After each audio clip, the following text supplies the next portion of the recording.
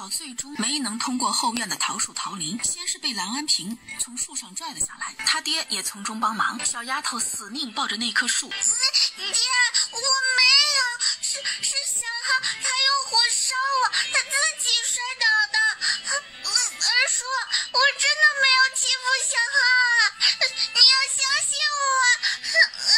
兰草见自己跑不掉了，焦急地跟两人解释，可是两人却是一声不吭，根本不理睬他的解释。爹，你相信我呀，我娘当时也在的，我没有干坏事啊。于是他越发用力抱着那棵桃树，然后那棵树就被他连根拔起，就连树上仅剩的几个桃子也被抖落了下来。兰家几个男人一阵惊呼，脸上全是不敢置信。这丫头的力气都这么大了吗？死丫头，你居然把我正在结果子的桃树给拔了，看老娘今天不打死你！兰草的双手双脚就被后面赶到的老太太绑了起来，扔在了院子里。娘，你知道的，我没有欺负小浩。娘。这会儿是真的慌了，他以前也常挨打，可是从来没有被绑住手脚过。这突然的变故让他心里毕竟只是一个4、5岁的小丫头。他双眼通红，盯着一脸木然的王氏，希望对方能替自己作证。只是这个亲娘最终让他失望了，一句话都没有说。娘，你说话呀！是小浩自己摔倒的，不是我。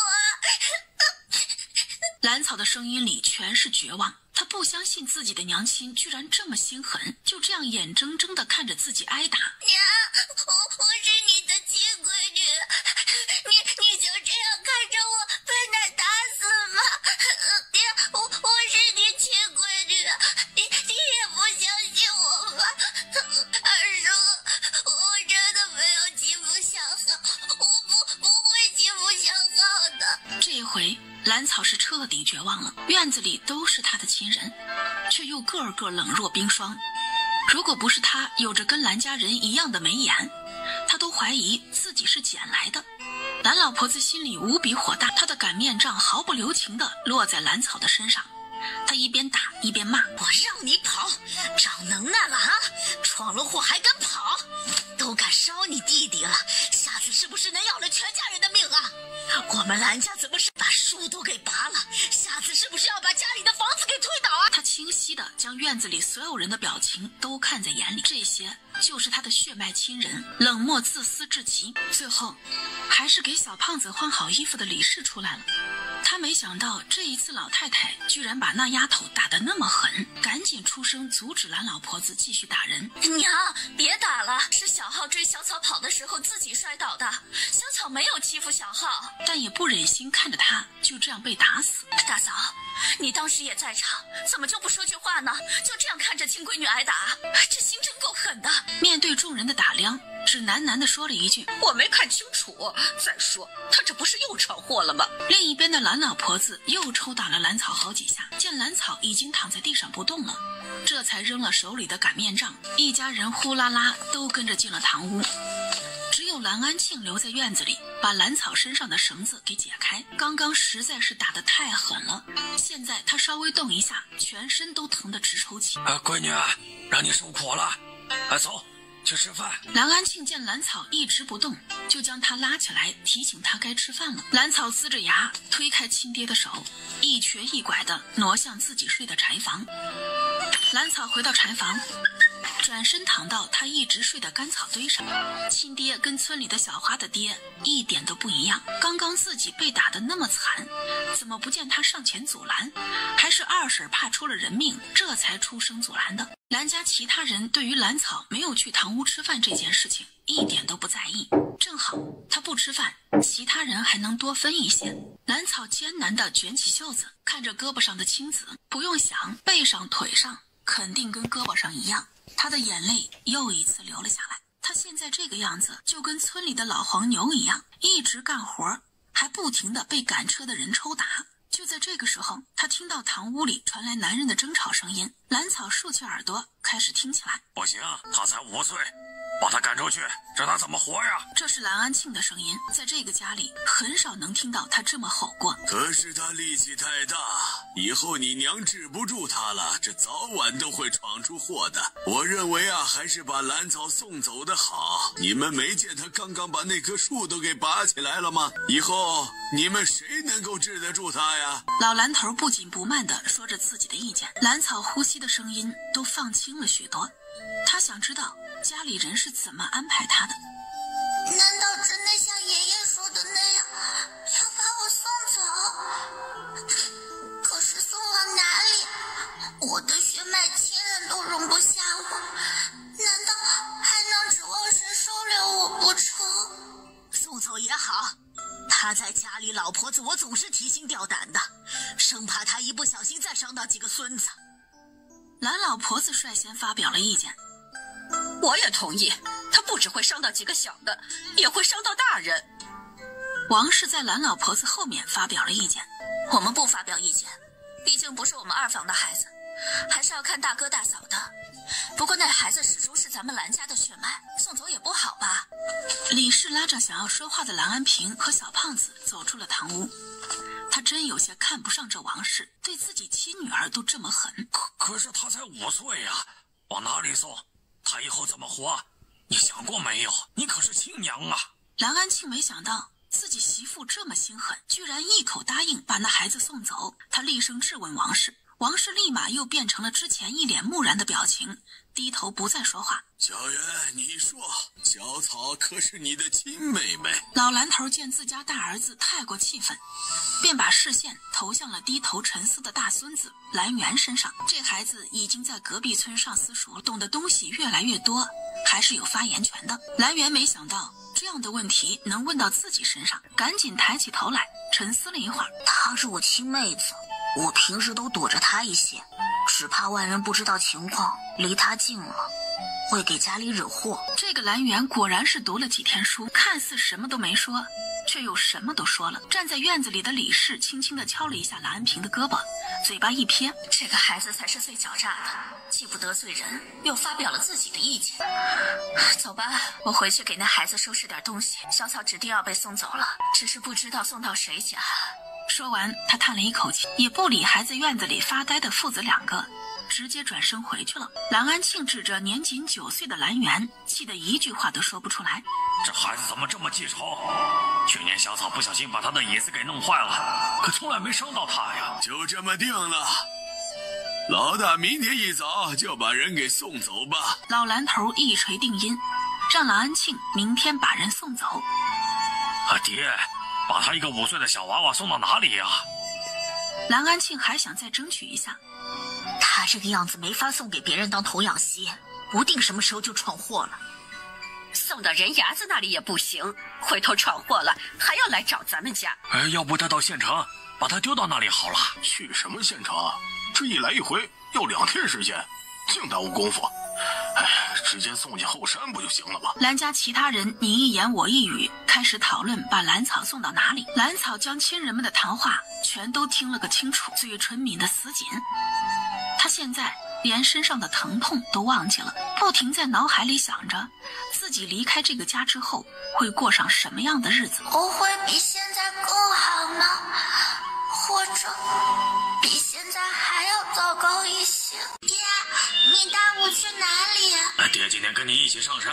这孩子都5岁了，背在背上却还是轻飘飘瘦巴巴的，一点肉都没有。这不是我平常上山的路呀。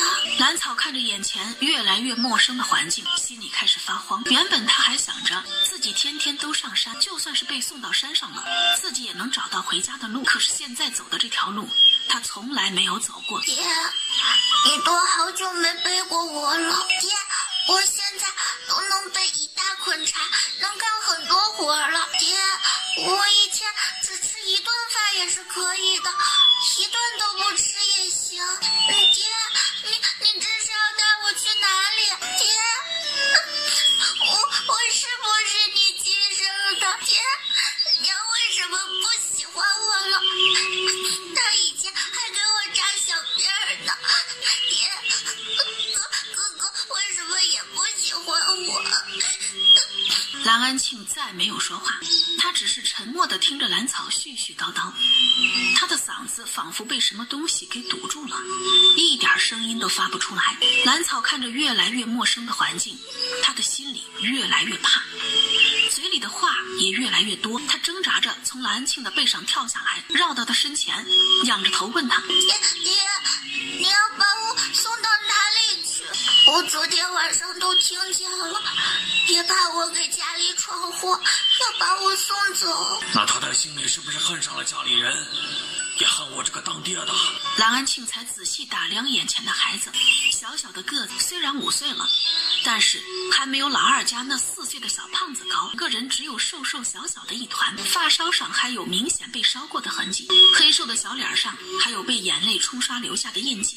小丫头的衣服都短了一截，手腕和裤腿都露了出来，露出来的地方还有一些青紫，还有那露着2个大脚趾的破鞋，那鞋子脚后跟的地方还有一个破洞。蓝安庆忽然觉得呼吸有些困难，这就是自己的亲闺女，家里的孩子可从来没有这个样子。小圆的夹袄早就穿上了，这孩子还是一身单衣。他再看看自己身上的夹袄，顿时有些羞愧。他以前怎么没有注意到家里人都穿上了厚实的衣服，这孩子还是一身满是破洞的单衣，而且这衣服早已经看不出颜色，并且短了这么多，还有那身上的伤。蓝安庆这才伸手拉过兰草的胳膊，他的袖子卷了起来，露出一只细小的胳膊，上面全是青青紫紫的伤痕。他再把兰草的裤腿卷起来，同样的青紫刺得他眼睛有些疼。这是什么时候弄的？他问话的声音有些抖。我奶打的呀，这段时间奶奶几乎天天打我，爹不是也看见了吗？奶奶打我的时候，爹不是知道吗？现在又这样问。兰草见到爹爹的眼里满是怜惜，便开心地咧开嘴笑了起来。爹，你是不是不送我离开了？我可以跟你回家了。被蓝安庆一把抱进怀里。闺女，你恨爹爹吗？兰草已经听明白了爹爹话里的意思，顺势紧紧抱住他的脖子，开始哭求着。爹，我听话，我不给家里惹火，我不吃家里的饭，我不靠近哥哥弟弟，你让我回家好不好？我怕。小花说山上有狼，有野猪，有老虎。爹，我在山上会死的。爹，我能干很多活，以后我跟你和二叔一起下地好不好？我能干力气活的。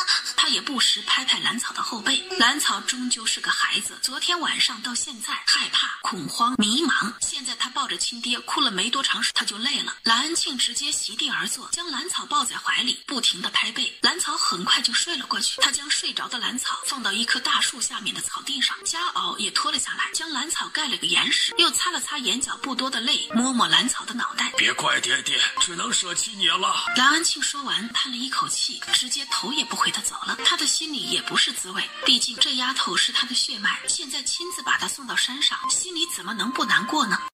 大哥，小草，你把小草送谁家了呀？蓝安庆知道自家兄弟想要问小草的事情，可是他现在心里堵得慌，现在什么也不想说。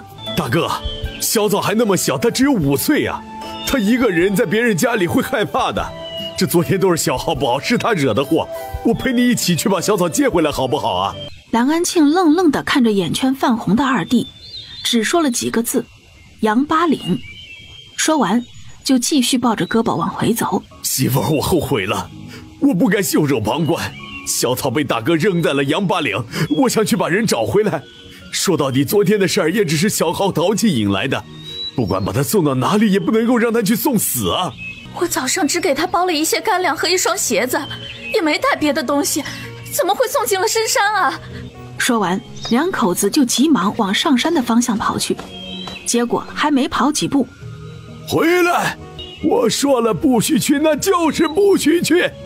那丫头出了咱们家门，那就不是咱家人了。爹，那孩子太小了，怎么不送到别人家里？扔山上会死的，你就让我们去吧。谁也不许去，谁要敢去找那丫头回来，别怪我把她赶出家门。蓝安庆已经回到家里，看见自家媳妇正笑吟吟地在逗怀里的小儿子，眼睛里尽是温柔和笑意，这是兰草很久没有见过的样子。他直直走到母子二人身边，蓝安庆抡起巴掌一下子甩到他的脸上。啊！那清脆的巴掌声让整个院子都安静了下来。你是开心你闺女终于去送死了吧？现在你满意了？她被送走了，你开心了？又踢了王氏几脚。还有你。蓝安庆盯着蓝老婆子问：你是怎么对一个5岁的孩子下那么重的手的？全身都是你打出来青青紫紫的印子，你早就想让他死，对不对？蓝安庆朝着蓝老婆子吼完最后一句，全身的力气都泄了下来，一下子瘫坐在院子里，两只手不停地捶打自己的脑袋，嘴里还在喃喃自语：我不是人，我是畜生，我不是人，我害了小草，我不配当爹呀！一向老实憨厚的大儿子冲自己吼了这么一句，老太太也是有些懵。反了，反了！你这个不孝子居然还敢吼我！我不孝，我都听你的话，把我亲生女儿给扔进了深山，还有什么不孝的？蓝安庆笑得讽刺，完全不在意自家老娘抡到身上的扫帚。正在山上的蓝草被饿醒了，蓝草猛地从草地上坐了起来，他被爹爹抛弃了，抛弃在这深山里。爹，蓝草这会儿跑了一会儿，早已经偏离了原地，他现在也找不到来时的路了。蓝草一边跑一边哭，想要找到来时的路，自己好趁着天色还亮回到家里。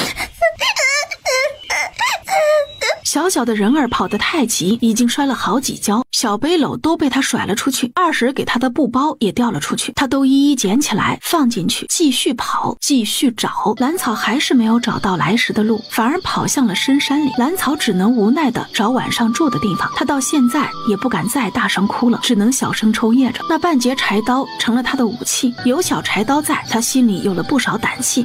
山里的夜来得格外迅速，蓝草原本想要找个山洞落脚的，结果他走了一路都没有见到一个山洞，无奈之下他只能找一棵树在上面躲一夜。他之前听过小花的爹说过，如果在山里找不到可以住宿的山洞，就爬到树上，那些猛兽大部分都不会爬树。蓝草终于在天黑之前找到了一棵粗壮的大树，蓝草很快就爬了上去，又用一直背柴的绳子将自己绑到树干上，他怕自己半夜会掉下去，然后就开始翻找二婶给他的布包，里面有几张干饼子，还有2个窝头，一双鞋，一个竹筒。蓝草的眼泪又开始吧嗒吧嗒往下掉，现在他已经明白了，家里人已经彻底放弃了自己，他也再也回不去了。蓝草赶紧喝了几口水，就开始啃起窝头，他不敢把2个窝头都吃完，只吃了1个。蓝草跑了这一路，早已经累得不行，吃过东西没多久，他看看越来越黑的天色，他害怕地瞪大了眼睛，仔细听着周围有没有野兽吼叫的声音。没过多久，他就直接在树上睡了过去。忽然感觉自己身边有动静，好像一只爪子在扒拉自己，小丫头一瞬间就醒了过来，她的身上惊出一身冷汗。难道有猛兽上树了？小花她爹不是说大部分猛兽都不会爬树的吗？蓝草顾不上害怕，只将眼睛睁开了一条缝，就见一只毛茸茸的尖爪子向自己伸出来。他已经想到现在身边有不止一只野兽，他想逃跑，却发现自己还被绳子捆着，一点都动不了。他想要去摸那半截砍刀，却被那只爪子一巴掌拍晕了过去。蹲在树上的2只猴子有些迷茫地看了一眼蓝草，只是拍了一下这个人类而已，怎么就死了呢？调皮的猴子在树下看看，最后将目光定格到了蓝草固定好的背篓上，里面的东西被小猴子翻了出来，窝头和干饼被2只猴子给分吃了，装干粮的布包没用扔了，还有那一双已经破得不成样的鞋子，那2只猴子还没使劲儿，鞋子就被撕成了碎片也扔了。2只猴子吃饱喝足，干完坏事直接溜了。没过多久，那个丢弃的布包和破烂到不成样子的鞋子就被风吹到了别的地方。老大，你把你闺女扔进深山了？都是我爹娘决定的。蓝安庆有些羞愧地低下头，他不敢把目光跟眼前的二叔对上。哼，难道不是你亲自把人送上山的？你说说你是怎么当爹的？那孩子多能干呢，咱们蓝家几辈子都没有出现过这样的事情，丢人呐！你以后怎么下去面对蓝家的列祖列宗啊？蓝桂山恨不得抽蓝安庆2巴掌，便抬脚往自家大哥家里走去。大哥，吃着呢。听说你把你家小草给送进后山了，你这是不打算让他活了？这不是那孩子一直给家里闯祸，总是伤人。他昨天傍晚啊，差点就把小浩给烧死了。再说了，这送到后山里哪里就会死呢？不可能，那么乖的一个孩子，怎么可能想着烧小浩？还发疯了，你骗鬼呢！蓝桂山在村里经常见到蓝草，对他的乖巧能干一印象很深。确实是这样的，他是真的发疯了，用火烧小号，把后院的树也砍了。大嫂，小草可是你的亲生女儿啊！二叔，你别听大嫂说，事情不是那样的。老二家的，你的饭都凉了，赶紧把饭吃了。小浩刚刚都哭得不行，要娘呢。兰桂山又深深地看了老大媳妇一眼，企图烧死堂弟，这样大的罪名，他一个当母亲是怀着怎样的心情扣到亲闺女头上的？大哥是怎么想的？真打算就这样把那孩子扔进山里喂狼？老大天不亮就把人送走了，现在都什么时辰了呀？就算是去上山去找，恐怕也是空手而归的。你这个爷爷当的可是真好啊，也不怕咱爹半夜来找你。兰桂山被老蓝头这个态度气得不行。老大老二，你们和村里人上山去找，活要见人，死要见尸。那孩子找回来以后，直接送到我那里。既然你兰桂川不稀罕这个孙女儿，那我来养，我这就回去改族谱。兰桂山早就将兰家众人的不情愿看在了眼里，尤其是那个兰园，小小年纪已经上了私塾，也是个心狠的。那刚刚一闪而过的不情愿，他可是看得清清楚楚。小草那孩子多乖呀，没想到居然被扔了。谁说不是呢？一个5岁的小娃娃能闯什么祸？我听小花说，这个小草已经在自家的柴房里睡了有差不多2年了。睡柴房？那不是牲口住的地方吗？兰家人的心可真够狠的。众人来到杨八岭的时候，纷纷停下了脚步。大哥，你把小草放在哪里了呀？就在西边那棵大树下。小草，小草！梁安庆开始着急地喊了起来，回应他的只有呼呼的风声以及深山里响起的兽吼。大哥，你看这个！哎呀，爹后悔了，爹错了，爹该带你回家的。众人看不上蓝安庆现在的惺惺作态，心里都在心疼那个乖巧能干的小女孩。途中还捡到了一块布，我和小浩他娘准备了一些干粮给他带着，谁成想他居然是被扔进山里啊！那丫头在家里也是遭罪啊，真是个苦命的丫头啊！你这都1天1夜没合眼了，你们昨天晚上找的咋样了？蓝安平回到家之后就一直没有说话，这会儿被媳妇问了，才沉闷地说：只找到了一只被撕碎的破鞋子，还有你包干粮的那块布。那是凶多吉少了，还是想办法分家吧。这个家的名声经过这次事件啊，已经坏了，我们得搬出去。兰草一句救命的话都喊不出来，直接就晕了过去。半夜时分，山里下起了大雨，他费力地睁开眼睛。今天晚上下大雨，所以那些野兽都不出来找吃的了。兰草的头还是有些疼，他一只手捂着脑袋。兰草一边往那石台上爬，兰草爬进棚子之后，这才发现石台上面还站着一个石像。兰草心里害怕极了，他怕自己冲撞了神明。他凑近那奇怪的石像，仔细观察，他的眼睛羡慕地看着眼前的石像。这位石像，你应该不冷吧？兰草穿着湿衣服，有些哆哆嗦嗦的伸出小爪子，好想穿这个。兰草又打了好几个喷嚏，他再也忍不住了，直接跪在原地，对着那石像磕了几个头。大慈大悲的神仙，可怜小孩吧！我再不换衣服，真的会被冻死的。冷得他又打了好几个喷嚏，他赶紧把石像上的衣服穿到身上。真舒服，果然不冷了。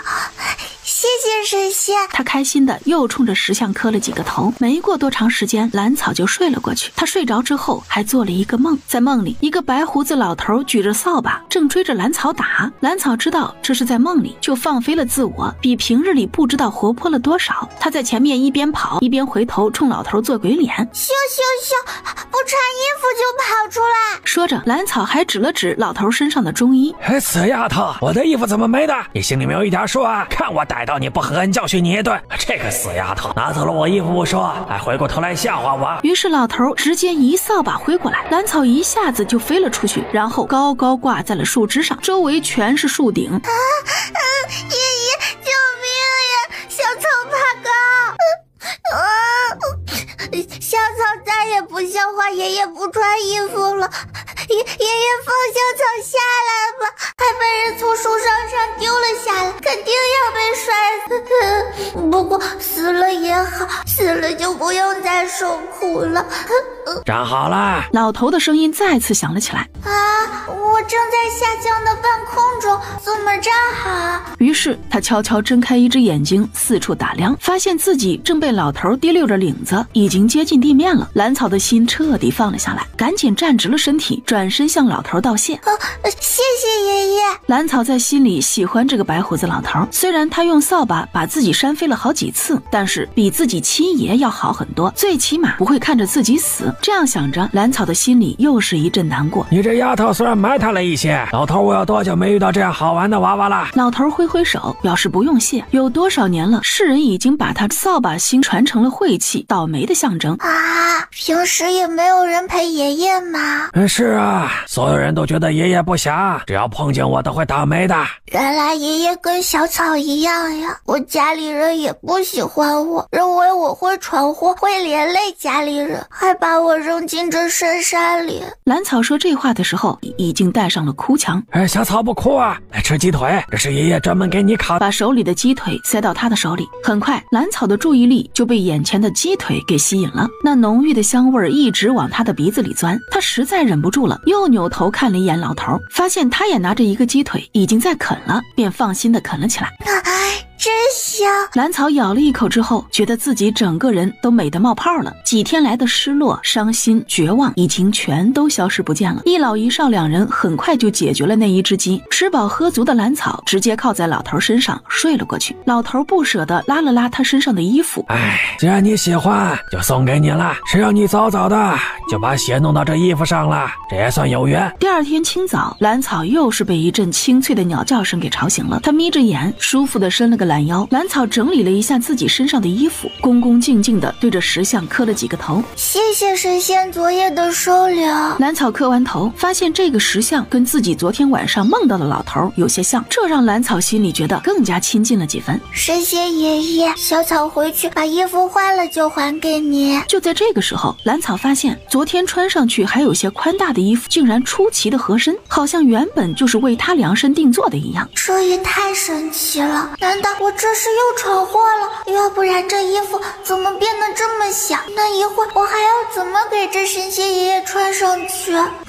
算了，总会有办法的。大不了我把弟弟留下来的那件衣服一起给神仙爷爷就行了。我还穿以前的大衣也是可以的。蓝草直接抱起那块石头，垒了一个简单的灶，把好不容易搬回来的石头放上去。蓝草摸着自己的小下巴，看着眼前有些歪歪扭扭的石头灶，满意的点点头。很快蓝草就生火烧水了。也幸亏我离开家的时候把自己一直用的打火石也带了出来，要不然还得麻烦。很快蓝草就开始了自己离开家之后的第一次正式做饭。烧火的同时，蓝草简单给自己用砍刀削出了一双筷子，干脆用身边的粗一点的树枝挖了个勺子。半个时辰之后，蓝草吃到鲜美的蘑菇，虽然没有盐味，但是他觉得这简直就是世间美味，跟昨天晚上吃的鸡腿一样香。心情很好的蓝草走路都带节奏，一蹦一跳，头上乱糟糟的头发跟着一晃一晃，虽然整个人看起来还是那样灰扑扑的，但是却感觉浑身透着快乐。蓝草身边又跟来了几个不速之客，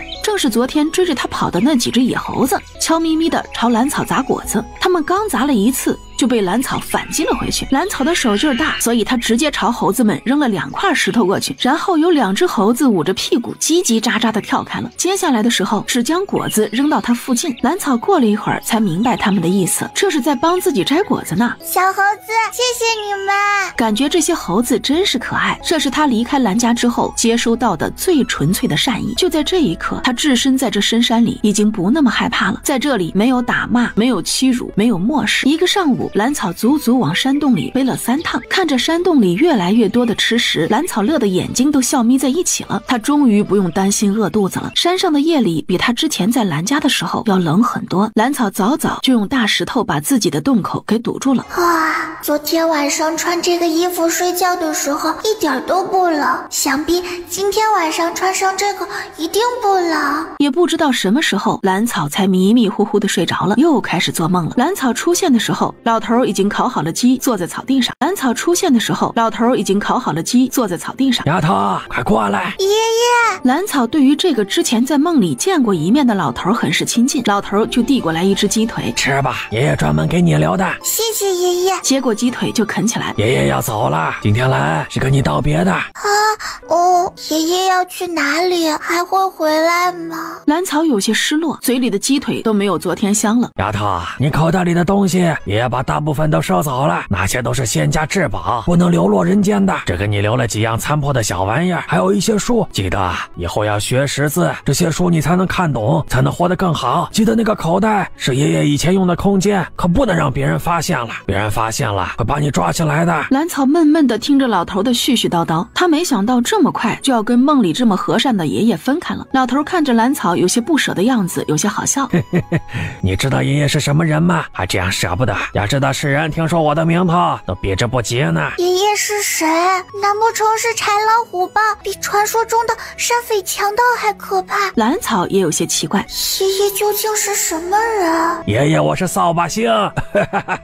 老头看见小丫头呆愣愣的表情非常傻，然后就开怀大笑起来。是村里老人嘴里说的扫把星吗？蓝草可是听过他奶奶和村里人骂仗的时候说对方是扫把星，现在在蓝草看来，扫把星挺好的呀。是啊，世人都觉得扫把星不祥，会带来霉运灾难。谁能想到老头我只是一个手艺人，专门修补被别人弄坏的仙器，因为时常要外出寻找收集修补材料，经常背着扫把打扫善后。时间长了，传说就变成了老头是专门打扫卫生了。老头说起这个也很是失落，他的手艺明明很好，是最厉害的炼器巨匠，在天庭人人巴结的存在，怎么到了下界就变成了晦气玩意儿？这可真是太糟心了。而最气人的是，就连供奉我的地方都在深山里面，幸亏老头不靠这个吃饭，要不然还不得把我给饿死了。爷爷，以后我常常给您供奉，走到哪里都给您供奉。他是真的喜欢这个爷爷，也不希望对方失望。好啊。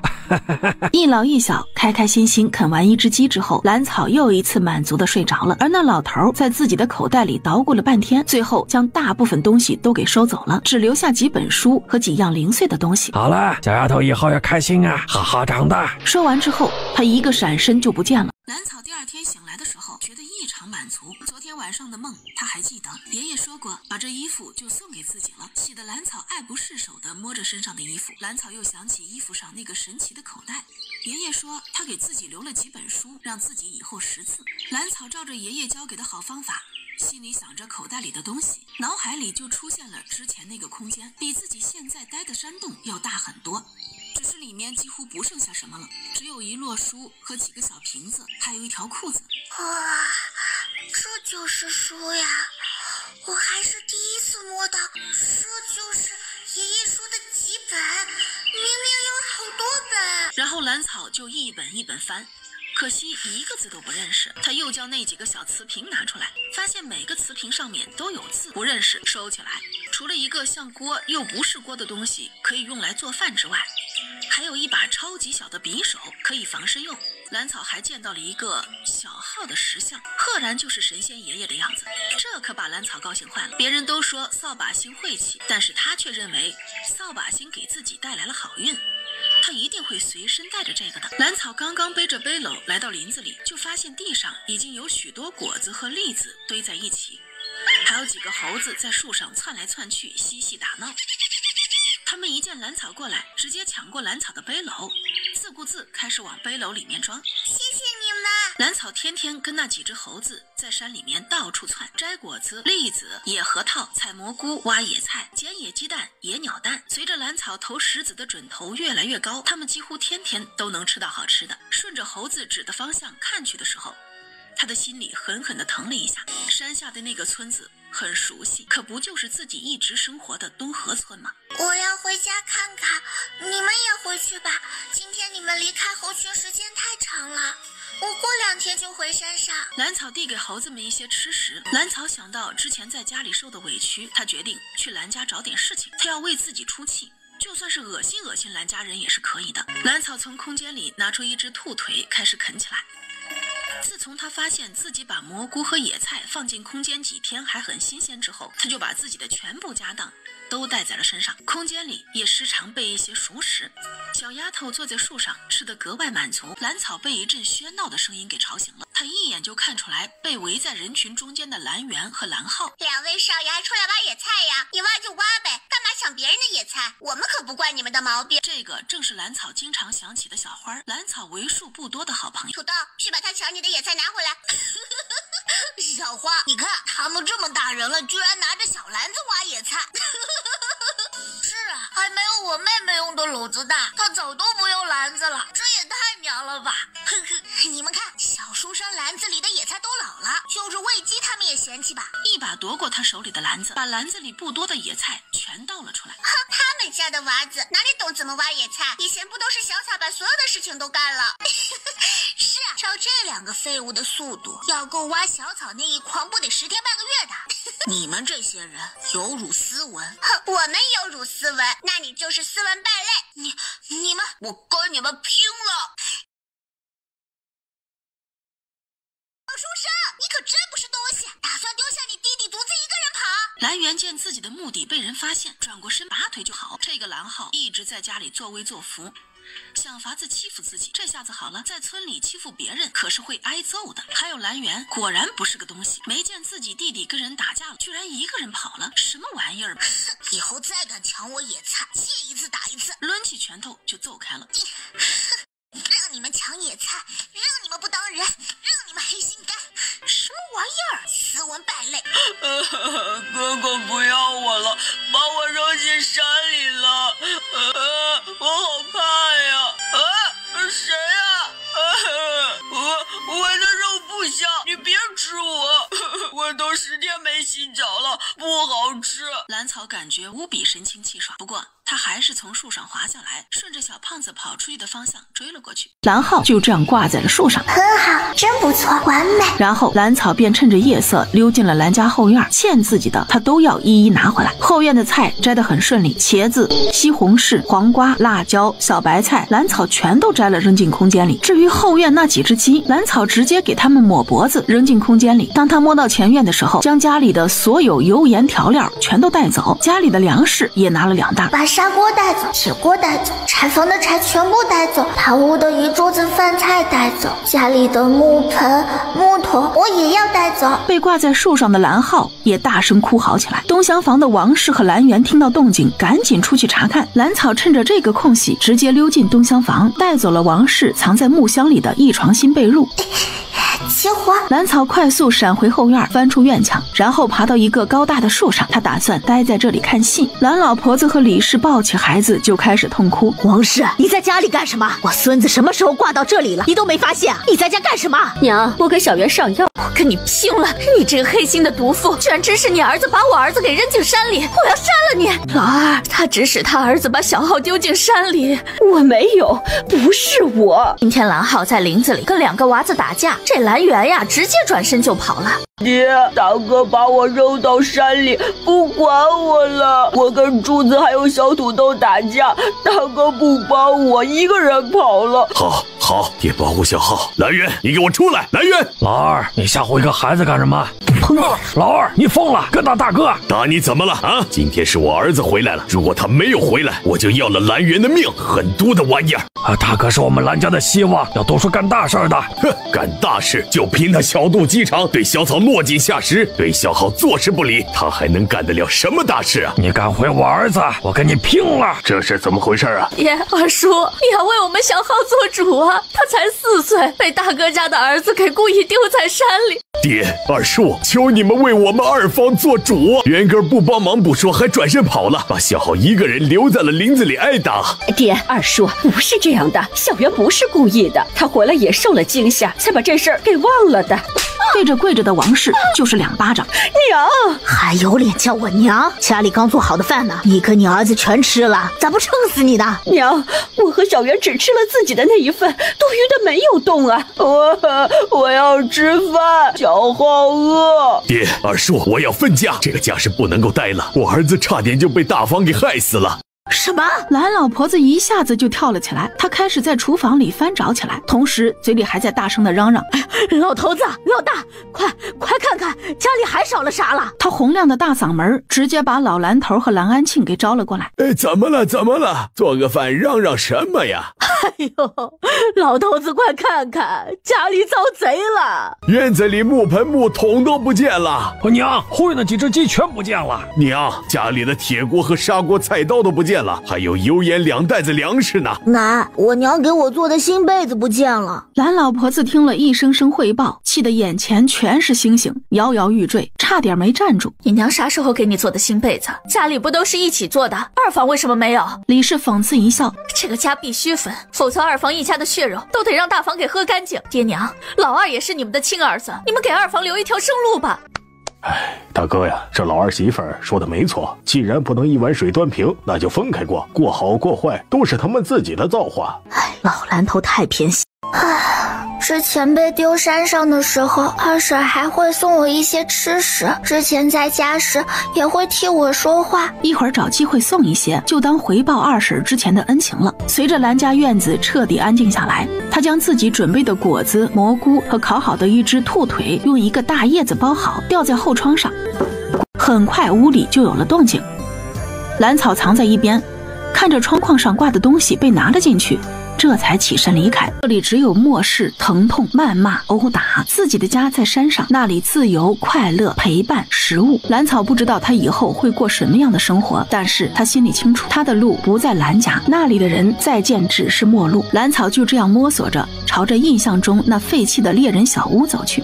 这段距离还挺远，可算是到了，累死了。然后来到专门供人休息的干草堆旁边，他将身上的背篓放到一旁，一屁股坐到干草堆上。真舒服，可算是能休息了。咕噜噜，蓝草一下子从干草堆上坐了起来。饿了。好吧，再吃一个窝头。哎呦，你压到我了！蓝草刚刚咬下的窝头还没有来得及嚼一下，就被刚刚的声音吓得噎住了。一只冰凉的手放在蓝草的后背上拍了几下，另一只手环在他的胸前使劲压了几下。很快，那块卡在中间的窝头一下子就被吐了出来。可惜了一块窝头。忽然他的身体僵硬起来，因为现在蓝草的后背还有一只手在轻轻地拍抚着他。蓝草猛地转过身来，不用怕，我也是来这里借住的，别怕，我是在山上采药的，赶不回去了，就在这里休息一晚，明早就走。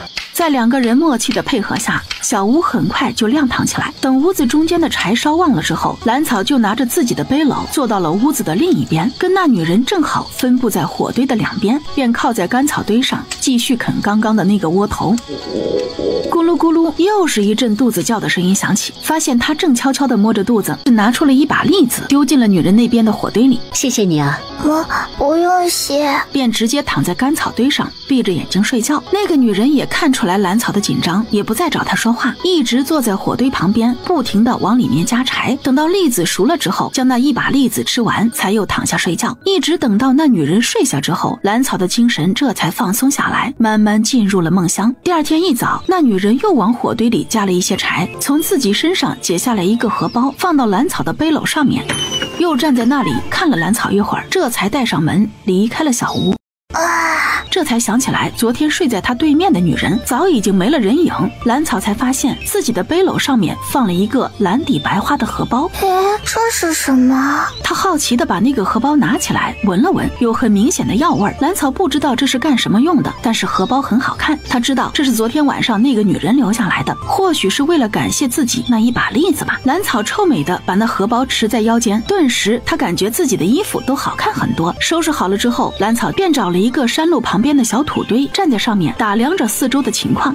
鬼呀！有鬼呀！别回来！别回来！这不是小草他娘吗？你这是干啥？跑啥？王氏一口气跑到自家地里，一把抓住郎安庆，直接瘫倒在他脚边。他爹，我见到鬼了！胡说八道！大白天的见到什么鬼了？娘，我没有看错，真的见鬼了！你到底看到什么了？烦躁地甩开王氏抓着自己裤腿的双手，不耐烦地问：那个丫头对于见鬼这种事儿，那可是让人又好奇又害怕。王氏还大白天见鬼了。你到底看到什么了？是小草，他回来了，站在自己的坟头上。村里人可都知道，那个所谓的坟里除了一只破鞋子什么都没有。没想到那丫头的鬼魂还真的在那里安家了。什么？小草回来了？哼，不做亏心事，不怕鬼叫门。切，这王氏啊，做了多少亏心事儿，为自家闺女吓成那样了。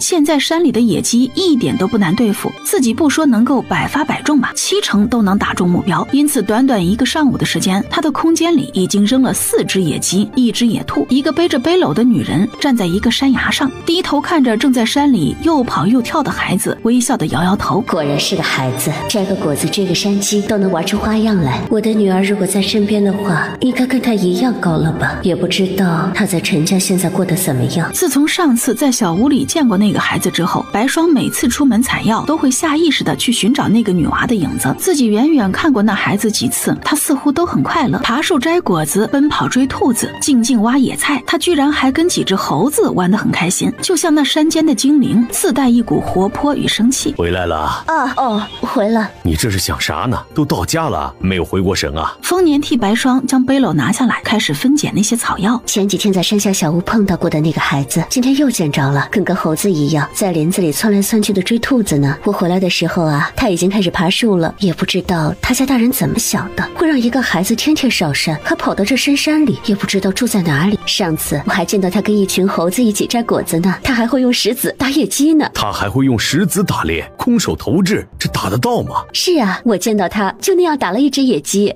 听你这样说，那丫头不错呀，回头打猎时也留心看看，说不准啥时候就碰到了。丰年这回是彻底好奇起来。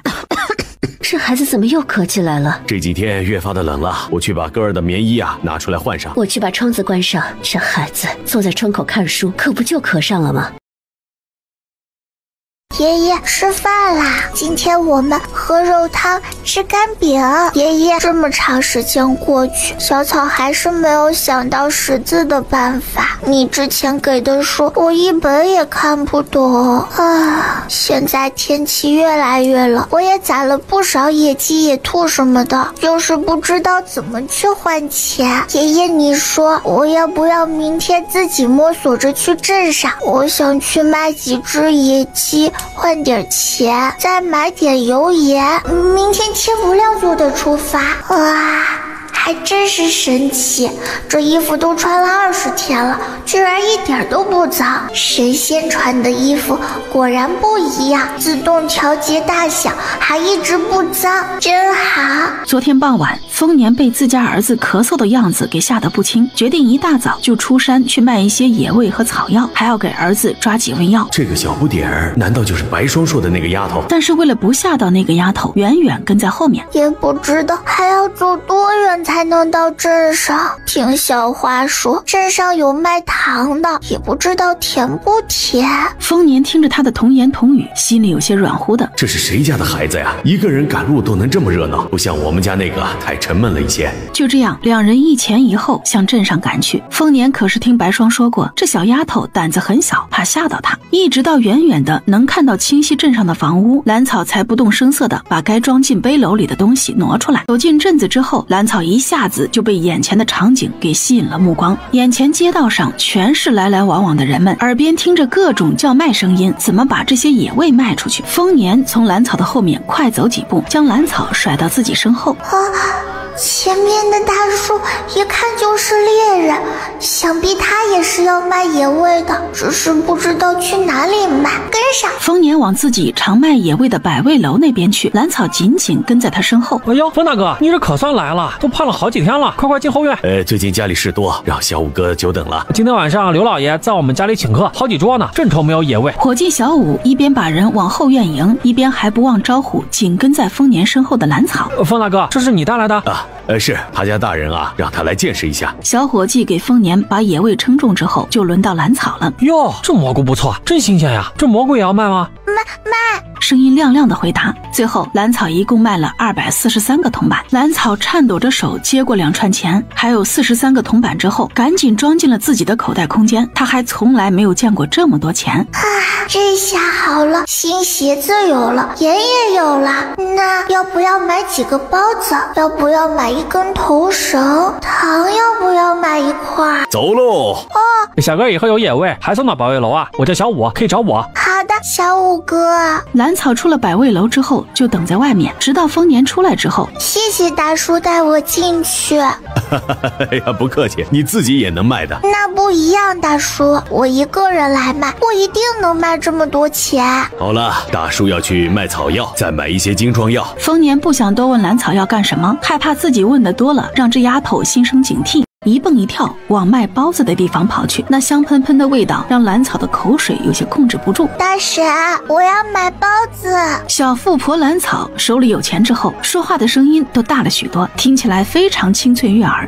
丫头要几个？她拿到包子之后，手里只留了2个，够自己吃就行了，其他的都被她放进空间，既能保鲜又能保温。直接拿出了1个包子，一边吃一边走，继续看街上新奇的事物。忽然她怀里一空，装包子的纸包被人给抢走了。这镇上的人真热情，还有人专门替我们扔垃圾。这个纸包是个空的，你们几个给我找。盐来一些，梳子来一把，鞋子来1双，不2双。兰草在杂货铺里挑选自己想要的东西。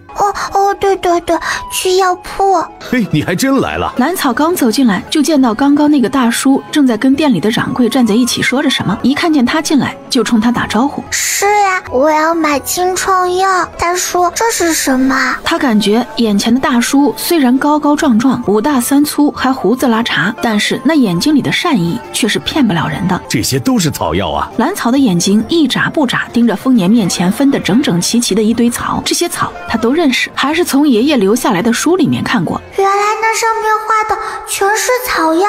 大叔，这些草药可以换钱？是啊，小丫头，你如果有的话可以送过来，我们药铺收的。真的？那太好了，那我在山里找一些，下次来镇上给带来。兰草听到齐大夫的话，眼睛里迸发出惊人的亮光，他感觉自己又打开了一个新世界的大门。老大，快看，出来了！走，我们去镇子外渡的，把绳子带上。从那包糖块里面取出一颗最小的，塞到嘴里。真甜，这世上没有比糖更好吃的东西了。肉也是好吃的。你们干嘛？哼，臭丫头，把你的包子身上的东西都交出来。交给你们，你们想要打劫我？废话少说，快交出来，要不然我们打你。死丫头，快点交出来，要不然我们不光打你，还把你卖了。听到他们说要卖了自己，兰草这才看到这几个人里面，一个人腰间还带着一卷绳子。兰草紧张的把嘴唇抿得紧紧的，悄无声息之间，兰草的手里已经多了一把石子。嗖嗖嗖3声之后，小马哥一方抱着腿直接倒了下去。于是兰草直接逮到机会，一把夺过对方手里的打狗棍，直接就开始跟他们对打了起来。又是一阵挥舞之后，兰草直接砸断了对方手里的3根棍子，又将几人抽趴下。此时的兰草心里有些紧张，腿也有些软。兰草又在几人身上补了2拳。想打劫我，想得美！便抽出那人腰间的绳子，将这几个人绑了个结实。姑奶奶，饶了我们吧，再也不敢了！饶命！疼死我了！哎呀，断了！兰草一根绳子就把这些人全都绑了起来，然后拖着往路边的林子里走去。兰草费了不少劲儿，才把这几个人全都吊在树上。如果不是我的力气大，身体又灵活，是不是已经被他们抢走了铜板？我再被他们给卖掉。他又看了一眼旁边，兰草伸出短短的胳膊，抱起旁边那棵碗口粗的枯树，稍微一使劲儿，那棵树直接就被他给拔了出来。被绑着手脚的几人一下子全都不敢发出一点声音，只是一脸恐惧地盯着兰草。也不知道是不是几个人被吓尿了，这味道也太难闻了。赶紧撤！那几人双目通红地盯着兰草的空背篓，心里又悔又恨。感情我们这些人忙活了半天，却是打劫了一个穷光蛋。最悲催的是，他们这么多人还打劫失败，反而被人绑着手脚，又被困在树上。已经回到家里的丰年翻来覆去，有些睡不着，索性又披上衣服，坐到堂屋里，开始保养自己打猎用的弓箭。你怎么了？今天去镇上跑了一来回，怎么还不睡啊？今天早上去镇上的时候，我跟你说的那个丫头一路，但是回来一路却没有见到人。我们应该是差不多时间出的镇子。早上你居然碰到她了？你不是出发挺早的吗？你在什么地方见到她的？我这刚出发没多久就见到她了，小小的人举着火把，一个人走在山里，可能是因为太害怕了，一直自言自语的壮胆子。丰年想起那个举着火把的小不点儿，心里也是一阵酸涩。谁家的孩子还不是个宝呀？他怎么会一个人在山里晃悠？他一直走在我前面，我们还一起卖的野味，也不知道是不是出了什么事儿了。他回来的时候啊，一路上没见到人。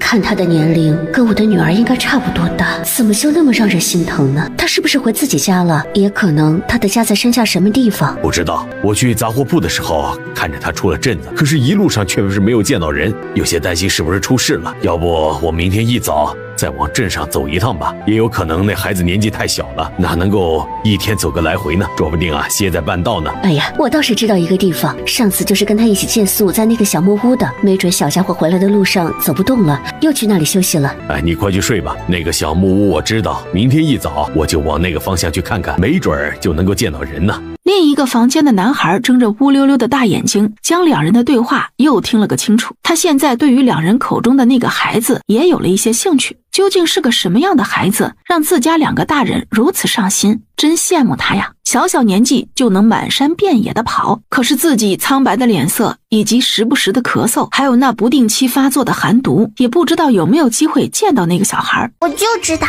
给你们带糖准没错，这是我认为最好吃的东西啦。几只猴子一直陪着兰草，他们帮忙摘果子、摘栗子、松子、核桃，兰草也不管他们，认真的找草药。丰年见到兰草的时候就是这样的场景，一身灰衣的小丫头被一群猴子围在中间，笑得很开心。这只往她背篓里扔个果子，那只给她扔个栗子，再来一只直接送一捧蘑菇。兰草手里的几个包子也渐渐变了颜色，变成很好看的金黄色。几个小猴子在兰草身后跳来跳去，想要伸手去抓那黄灿灿的包子，可是又怕被烫到。好啦好啦，一人半个哟。兰草就从那散开的土疙瘩里扒拉出用树叶包裹的野鸡来。兰草和几个猴子将那只野鸡分食干净，一个个挺着肚子躺在原地，不想动一下。最后还是大猴子抬头看天，感觉时间不早了，这才出声催促他们回去。大猴子直接来到他跟前，直接转过身将他背到背上，大猴子就开始奔跑跳跃起来。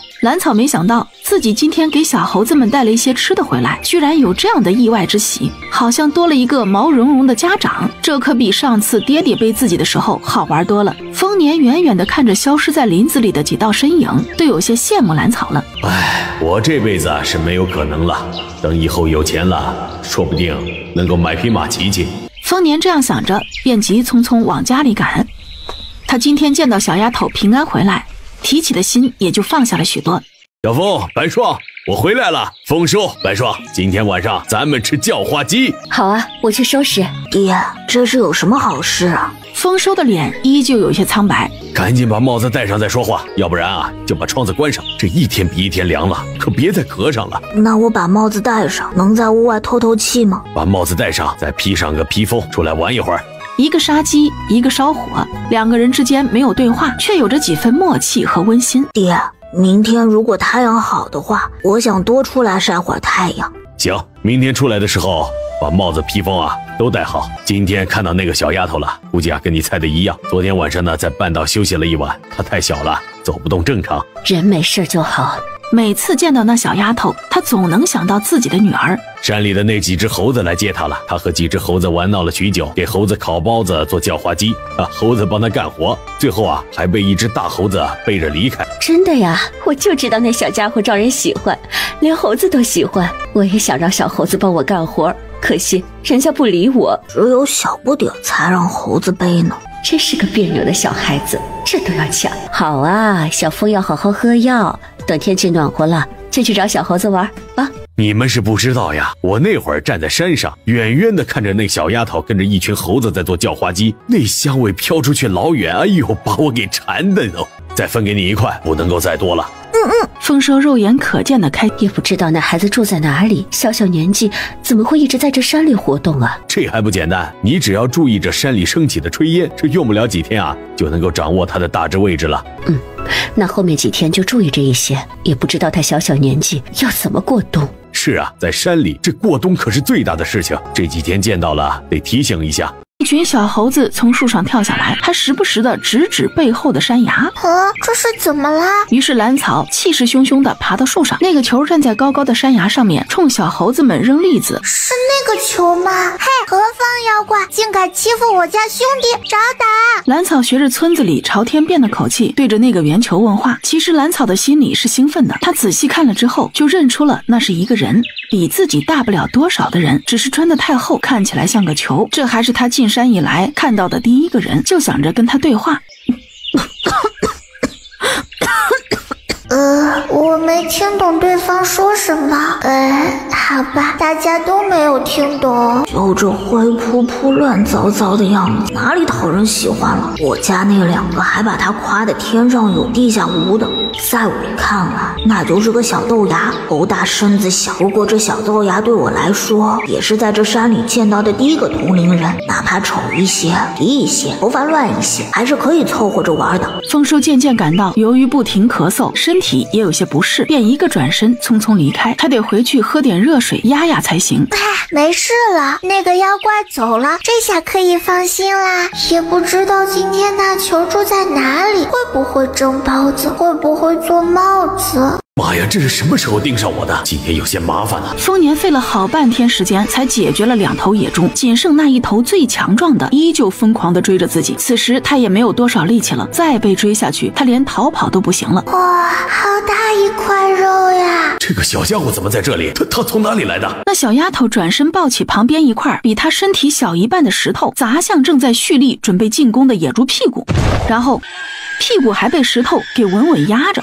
扑哧一声之后，那野猪没挣扎2下就咽了气。今天也多亏了那个小丫头，没想到她的力气还挺大的。他一抬头，只见对面的小丫头正呼哧呼哧的把压着野猪屁股的石头往前推，看她那样子是打算把石头压到的那部分分化成自己的。小家伙，别费劲推石头了，这些野猪啊都是你的。真的？当然是真的，小丫头的力气很大呀。大叔，是你呀？是啊，所以说这只野猪全是你的。大叔啊，还要谢谢小丫头的救命之恩呢。野猪全给了我，那大叔就没有了。放心吧，你大叔我那还有2头呢。今天啊，被3头野猪围攻，可是遭了罪了。谢谢大叔，好像我吃不了这么多，野猪比我大太多了，也不知道能不能卖半头野猪。小丫头，我明天一早去镇上卖野猪，你打算怎么处理它呀？能卖半头野猪吗？剩下的我想留着吃。可以，你住在哪里？我给你送回去。他怕这里的血腥味再引来别的猛兽来，还有林子里之前杀掉的2头野猪也得弄回来。大叔，我可以拖回去的。他怕眼前大叔一会儿会后悔，再把野猪给要回去。还是上次你出发的时间，明天我推板车去镇上，大叔帮你把野猪推着去镇上。大叔怎么知道我什么时候出发的？你不会是抓小孩的坏人吧？我也住在这山里，上次去镇上的时候就跟在你后面，要是坏人啊，你就回不到山上来了。这么说，眼前的大叔不是坏人了。不过我还是不能完全相信他。直到走出去很远，他回头看不见丰年之后，这才将野猪收进了空间里。睡着的蓝草并不知道，今天他和丰年击杀野猪的地方已经炸了锅，好些大型猛兽都聚集在那里，嗷嗷叫着，应该都是被那血腥味给引过去的。还有几只已经沿着蓝草回家走的路追了过去，一直到他将野猪收进空间的地方，夜里此起彼伏的兽吼声惊醒了同在山里的丰年。那里是今天击杀最后一只野猪的地方。糟了，之前那小丫头拖着野猪离开的时候，一路上也应该留下了不少痕迹，那些野兽会不会沿着小丫头回家的路找到那里呢？他听着外面那此起彼伏的兽吼声，足足有10几头之多。哎呀，这可怎么办？我真是害死了那丫头啊！丰年着急的在屋里走来走去，他想出去看看，但是他并不知道那丫头住在哪里。况且山里现在有那么多猛兽出没，他也不敢出去啊。只要想到那个丫头被外面的猛兽啃得渣儿都不剩，那丫头原本就活得很艰难，我只是想帮她，却没想到给她带来了灾难。你怎么了？这是出什么事了？是那个小丫头，也不知道她现在怎么样了。听到没有？那个方向就是我们报傍晚击杀野猪的地方，他们有可能顺着血迹找到了那丫头。啊，那现在怎么办了？那丫头会不会真的出事啊？晚饭的时候，他还想着那丫头开始寻摸着采草药，这个自己可以教她。就在睡觉前，他还替那丫头高兴，就算是卖出去半头野猪，剩下半头也够那丫头好好过个冬了。或许一切都是我想多了，也许那丫头并没有什么事情。丰年见白霜也跟着一起担心，便又出声安慰他，又像是安慰自己，说不定他明天出门时仍然能见到那个举着火把的小豆芽儿。而让两人担心不已的兰草，此时也被外面的兽吼声给惊醒了，一脸惊恐的盯着堵着山洞口的石头，也不知道那块石头能不能拦住外面的猛兽。兰草越想越害怕，他不知道外面吼叫的是什么野兽，也不知道那些野兽离自己有多远，更不知道自己将要面对什么。听着远远近近的兽吼声，心里想着自己的无数种死法，他的眼泪不自觉地流了下来。可是他又不敢哭出声来，害怕把野兽引来，只能死死咬着自己的嘴唇。兰草之前在村子里的时候，也听小花的哥哥说过，村里以前的老猎户就是被山里的猛兽攻击摔断了腿，村里的狗蛋儿也是被从山里出来的狼给咬死了。兰草越想越害怕，最后兰草还是没有忍住，小声哭了起来。渐渐的，外面的兽吼声低了下去，估计是那些野兽已经散开。现在的兰草想要赶紧离开这里，兰草深深地吸了一口气，推开堵着山洞口的那块大石头，快速离开。他只能听到呼呼的风声和砰砰的心跳声。兰草也不敢走得太急，生怕一个不小心就从山道上摔下去。就在他离开不久，已经有2只狼找了过去，把山洞里剩下的干草和石头皂扒拉得乱七八糟。临走时还不满地吼了2声，他们的吼声让兰草不仅起了一身鸡皮疙瘩，后背的汗毛都竖起来了，下山的脚步都不由得快了几分。也不知道走了多久，兰草的小胳膊小腿已经开始打颤，他也终于走下山了。兰草一屁股坐到地上，大口大口的喘气，一直到天快亮的时候，兰草才从空间里拿出分割好的野猪肉来。兰草顾不上看周围的早餐摊子，直接往百味楼那边过去。小孩，等一下。啊，大叔喊我。小孩，你这是什么肉啊？咦，这看着挺新鲜的。这是我爹打的野猪肉，昨天傍晚猎到的呢。怎么卖呀？不知道，我得问百味楼那边，也不知道他今天给我多少钱。哎，你这肉别送给百味楼了，送到我同福楼吧，我给的价格肯定比百味楼高。哦，你同福楼的？我是同福楼的佟掌柜，你别楼里的我全买了。这下子兰草也不再犹豫，跟着佟掌柜就往同福酒楼的方向走去。他也有自己的小心思，昨天那个大叔跟百味楼的人很熟悉，而百味楼未必会要2头野猪。哎，小孩啊，你这么小能背得动吗？我让店里的伙计帮你背啊。我爹给我送到镇子外，我才背了没2步，也确实背不动了。于是街上就出现了这样奇特的一幕，一个小豆丁背着跟他差不多大的背篓，背篓两边还有2个憋红了脸的小伙计抬着，直接把背篓抬到后院就开始称重，一共称了60斤，按照50文1斤的价格，佟掌柜一共给兰草结了2两半银子。下次有野味记得来同福楼啊，大叔给你个好价钱。兰草从同福楼出来的时候，已经将那2两半银子放进了口袋空间里，在镇子上逛了起来。街上已经飘出了各种香味，他直接买了10个肉包子，10个素包子。奶奶，我要1碗这个。小客人稍等啊，馄饨马上好。很快，1碗热气腾腾、散发着诱人香味的馄饨就放到了兰草面前。这碗馄饨太香了，兰草吃了第1口之后，就再也忍不住狼吞虎咽起来，完全顾不上烫不烫嘴。明天还是回山洞看一眼吧，如果那里已经被野兽找到，就不回去住了。今天睡在小木屋吧。还是算了，万一兰家人见到了，会不会抢我的东西？会不会再把我给卖了？唉，我好像又没有家了。他忽然有些迷茫，不知道自己要往哪里走，直接爬到路边的一棵树上开始睡觉。也不知道他现在怎么样了，会不会被那些野兽找到啊？这一路上，丰年心里无比懊悔，他一直在自责，昨天傍晚没有将杀野猪时留下的血迹给掩盖掉。哎呦，冯大哥，这猎到大家伙了！昨天侥幸猎到的。哎，对了，小五哥，今天还没有别人送来野味吗？今天还没有人来。等丰年从百味楼出来的时候，怀里已经多了5两银子和不少铜板，又到铺子里买了一些必需品。他还要赶紧回山上看看。匆忙走在路上的丰年忽然感觉自己脑门上一凉，好像是什么东西掉下来，抬头却看到正上方的树上露出了一个小脑袋来，乱糟糟的的头发下面是脏兮兮的小脸，让他感觉格外熟悉。丰年的心头猛地一跳，还好这个孩子逃过一劫，没有因为自己的失误而丧命。是你呀，大叔，你怎么在这里？看到蓝草从树上滑下来，你是什么时候下山的呀？昨天晚上你在哪里？有没有遇到野兽？哎呦，可担心死我了。蓝草还沉浸在刚刚被大叔摸头的奇异感觉中，同时他也想到了昨天晚上那种恐慌又绝望的感觉，真的好无助啊。算了，还是别问了吧。丰年干脆把人给抱起来，来了几下举高高，小丫头这才破涕为笑。蓝草有多久没有被人这样紧张的哄过了？看到蓝草不哭了，直接将她背在了背后。走，叔背你回山上去。丫头，你叫什么呀？我叫兰草。这个名字好，山里的兰草是一种很名贵的植物呢，可遇不可求呢。真的吗？难道不是小胖说的没人要的野草？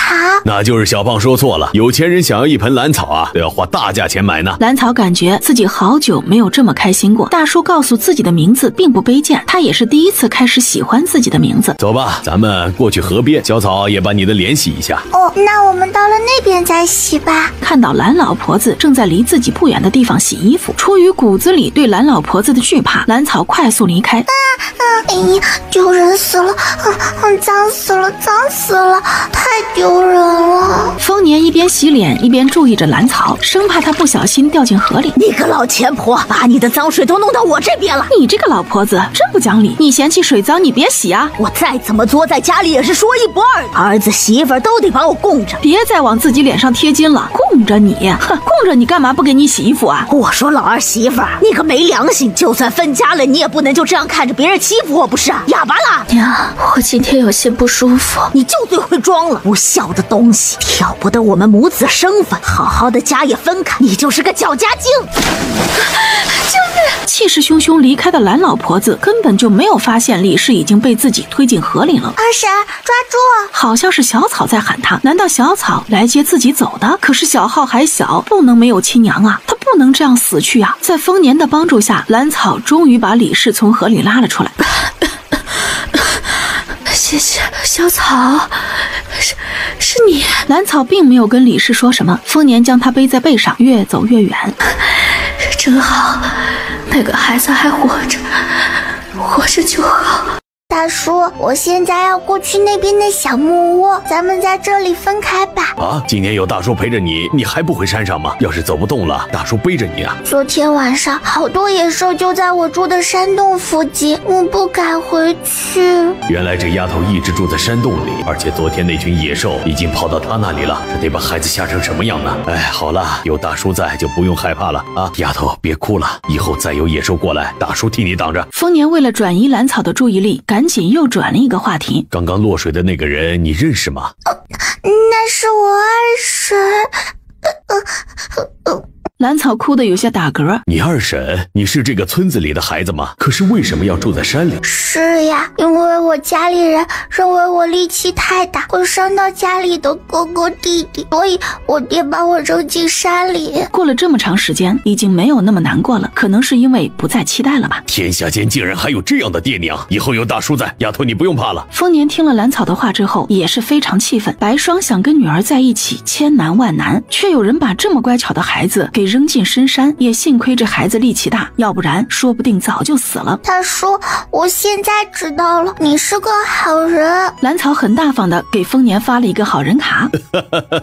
现在知道我是好人了，这以前是不是一直觉得我是坏人，还挺警惕的？他的笑声也吹散了蓝草之前的害怕和伤心。大叔，我今天晚上就住在那边的小木屋，明天回山洞看一下，如果那边不能住了，就选个离大叔稍微近一些的地方。丰年却是不愿意就这样把蓝草留在山下，他还是有些不放心。放心吧，大叔，我以前经常在那里过夜。在他的坚持下，丰年只能无奈地把蓝草送到小木屋，正将包子架在火堆上不停地翻转着。随着香味越来越浓，蓝草感觉自己已经饿得不行。爷爷，吃饭了。爷爷，昨天有好多野兽都快跑到我住的山洞里了，小草害怕极了。不过还好，那些野兽没没有闯进洞里。今天小草卖野猪了，还换了一把新柴刀，特别好用。唉，小草还是不识字，也不知道上哪里去找认识字的人。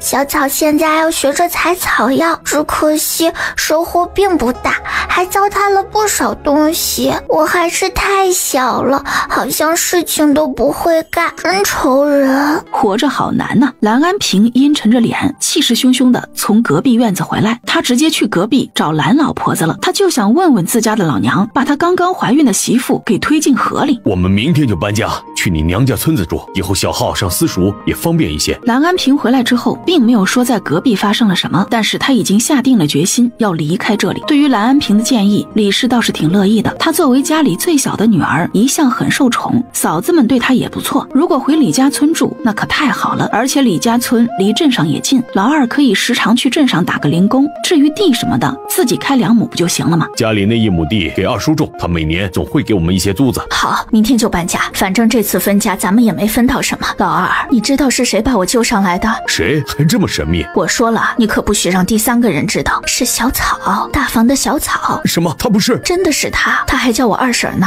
真的？那玩意儿还活着就好。放心吧，媳妇儿，我一定不会让第3个人知道，小浩都不告诉。蓝安平至今都记得爹娘和哥嫂丢掉小草时的嘴脸，还有那个小小的蓝园冷情的可怕。这还差不多，不能让隔壁知道，免得又缠上那孩子，万一再卖一次怎么办？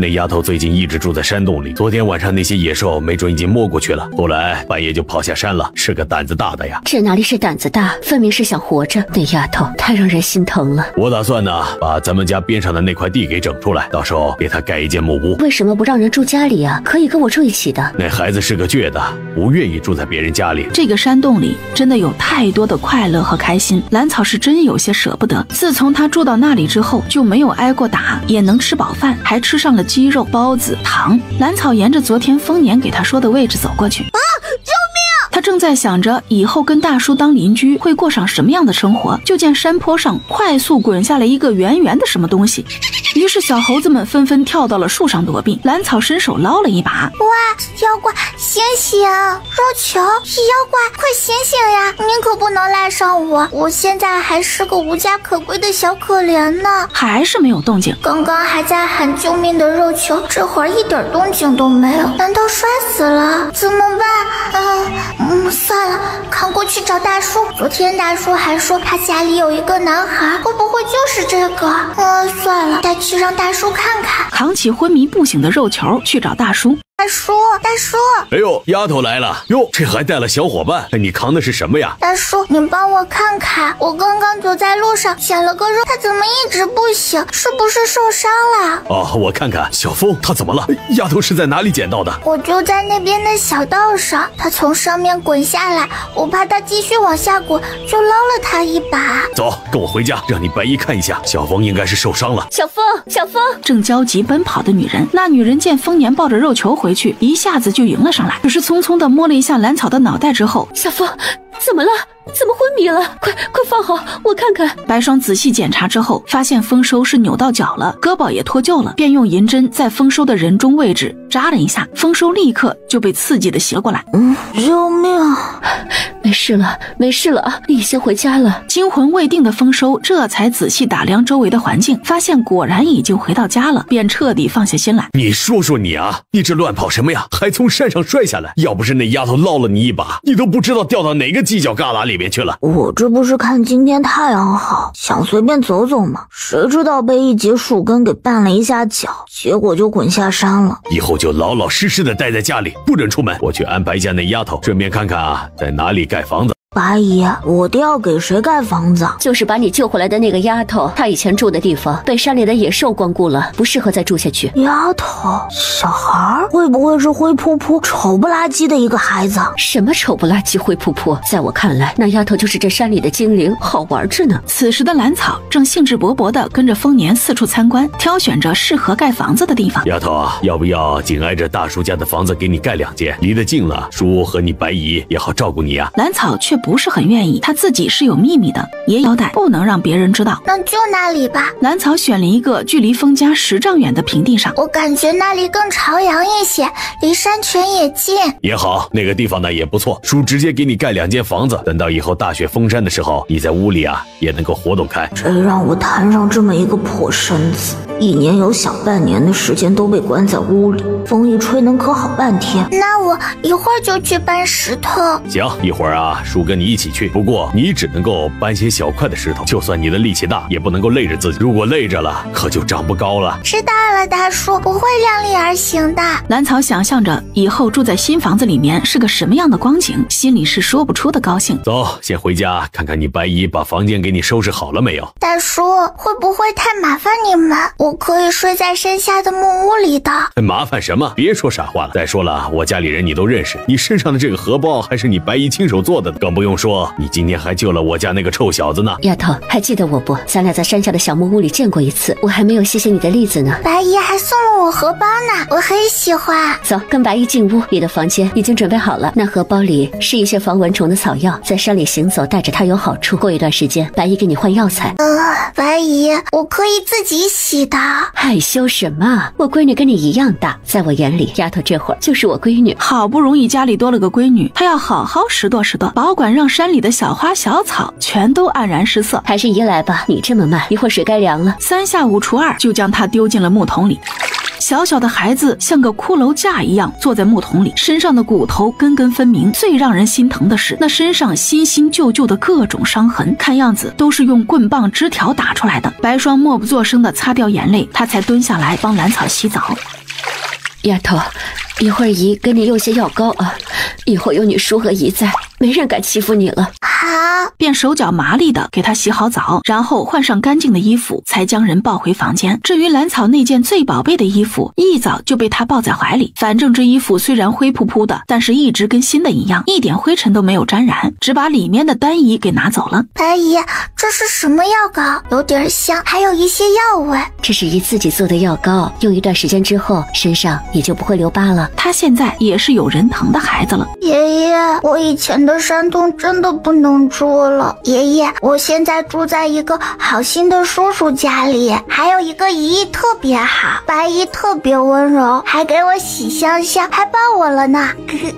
我要在大叔旁边给自己盖一间房子，是属于我自己的哦。哦，对了，大叔家里还有一个捂得特别严实的肉球哥哥，看起来不太聪明的样子。兰草兴奋地把今天发生的事情一点一滴讲给不知道在哪里的爷爷听。丫头，快过来吃饭啊！叔给你剥好了鸡蛋了。兰草刚坐到饭桌旁，手里就被塞进来一颗白白胖胖的鸡蛋。谢谢大叔，谢谢白姨。兰草手里捧着鸡蛋，对着两人笑得极为开心。忽然，他的手里多了一块杂粮饼。谢谢哥哥。还从来没有人给我叫过哥哥，难道这就是当哥哥的感觉？好像还不错。我今天在家里处理那野猪，做成肉肠和腌肉，今年冬天就不用愁了。中午给你们卤猪下水吃。我这几天啊都要忙着房子的事情，一会儿啊再拉上几趟石头，中午开始做泥砖。这房子的上半截还是要用一些泥砖的。我跟大叔一起干活，回来了跟着白姨学做饭。哥哥，你今天干什么？我在家看书练字。哇，哥哥识字。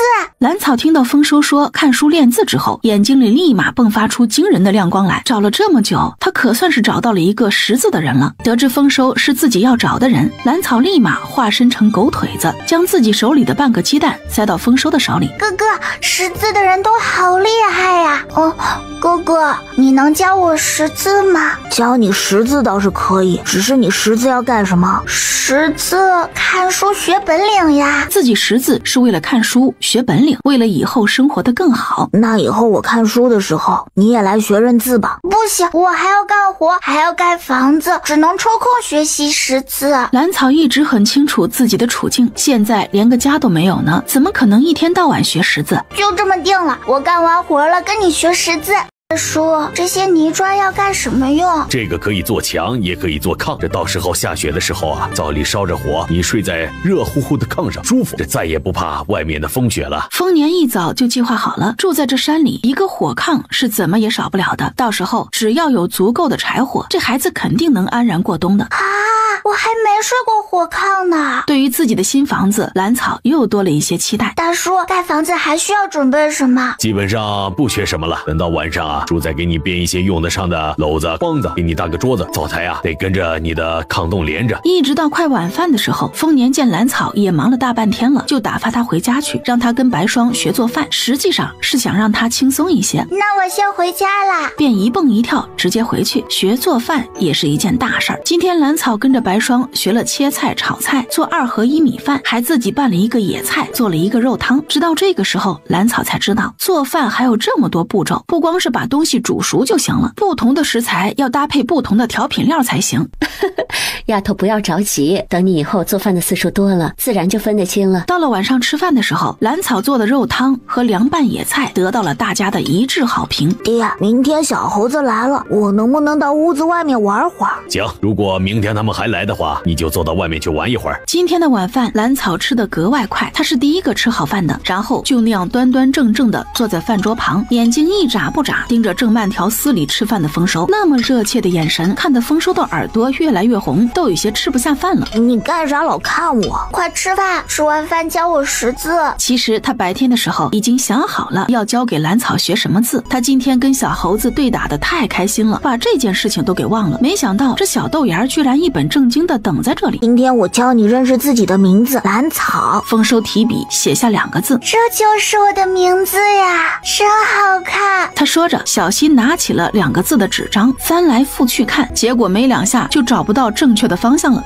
哥哥，这张纸是这样放的吗？丰收一脸黑线的把那张纸的方向重新调整了一下，指着一个字念兰草，认真的跟着丰收念，一共就2个字，他很快就记住了2个字各自的特点。丰收随意指一下，他都能念正确。好了，给你一根小棍子，来沙盘这边跟着我写吧。丰收见兰草能将这2个字分清楚了，便打算教他写。他所说的沙盘里面装的是细细的沙土，用一根小棍子在上面写字，照着丰收写的2个字在沙盘上开始比划起来。他从最开始的信心满满，到后来的无从下手，再接着是颤颤巍巍，最后是东拼西凑，总算写出了一个兰字。只是那个样子嘛，有些过于惨不忍睹。这个字的胳膊腿都全乎，就是长错位了。接下来咱俩一起写，你看着我一写，多写几遍就能写好了。兰草跟着丰收练了几次之后，渐渐掌握了一些技巧。明天往你的小房间里放一个沙盘，每天都要练习。白姨，你看，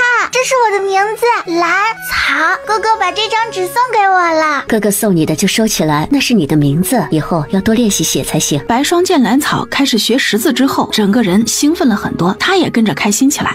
我以后会经常练习的。爷爷，我今天跟着哥哥学识字了，我已经认识我的名字，不久的将来我肯定能认识很多字，到时候我就能看懂你留下来的书了。大叔说以后会给我弄一个炕，冬天睡在上面是热的，我还没有睡过。钻进被窝的兰草又开始一天一次跟神仙爷爷的悄悄话，他说着说着就直接睡了过去。盖房子的东西已经全部准备好了，石头、木头、泥砖还有土。明天呢，再去镇上再买一些东西，后天就盖房，差不多2天就盖好了。太好了，后天盖房子。好啊，明天去镇上把晒干的草药带过去，再买一些棉花和布回来，我给丫头做身棉衣。我跟大叔一起去，下午我要去打猎，明天跟大叔一起卖猎物。丫头，你太小了，跑不动，你一天赶不回来的。难道明天晚上还要去那个小木屋借宿一晚？是啊，你这几天已经够累了，再跟着我跑1天，那得多遭罪呀！对啊，小豆芽，你有啥想买的，让我爹给你带回来。我想把猎物卖了，买一些粮食回来。兰草可是知道自己空间里的那2袋粮食现在不能拿出来，如果能买回来一些，他以后也方便一些不是？这事儿丫头放心，明天叔给你带回来。至于你下午猎到的猎物，叔给你卖了，把钱给你啊换成粮食。那我明天早上送你下山，下午在山下接大叔。第2天一早，兰草还没睡醒的时候，丰年已经将家里的草药和野味全都装好，举着火把出门往镇上赶去。他出门的动静很小，一点都没有惊动熟睡中的家里人。等到兰草醒来的时候，天色已经大亮。他在屋里屋外转了一大圈，都没有看到丰年，便想到他一早就离开了。他心里还有些遗憾，没能去送大叔下山，今天一定要早早下山，在山下等着大叔回来。就在附近的林子里，不要跑远了，也不要拿太重的东西，你还小。放心吧，白姨，这一片的山林我都熟悉了，不会乱跑的。他准备从林子里找2棵枯死的树回来，等以后劈好了放在家里，这样过冬的柴就不缺了。没走多久，就找到了一棵枯树，他直接上前环抱住跟自己大腿差不多一样粗的枯树，一个使劲儿往上一提，兰草又使了几次力，哗啦，枯树被兰草给直接放倒了，自己也因为重心不稳，一个屁股坐到地上。啊，那是什么啊？好可爱！他快走几步，蹲到小山羊面前，伸手在他湿漉漉的脑袋上摸了2下。这只小羊应该是刚刚出生，身上的毛还没有干透。兰草将它抱在怀里，然后又看了看已经感觉不到呼吸的母羊。兰草看着小家伙可怜又无助的样子，就想到了前一段时间的自己，这样无助。放心吧，跟我回家去，我养你。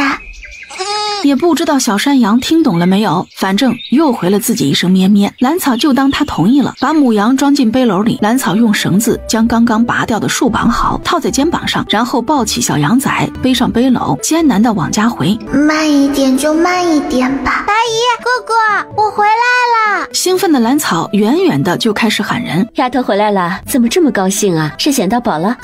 白姨，你咋知道我捡到宝啦？我捡到的。哎呀，还真是捡到宝了，这是刚出生的小羊吧？丫头的运气可真好，可爱吧？我要养着它。好，你想养就养吧。兰草一直守在杂物房里，不时摸摸母羊，又摸摸小羊，一副苦大仇深的样子。后来还是白霜实在看不下去了，他怕万一母羊死了，这丫头又该伤心难受了。丫头，你不是要下山见你大叔吗？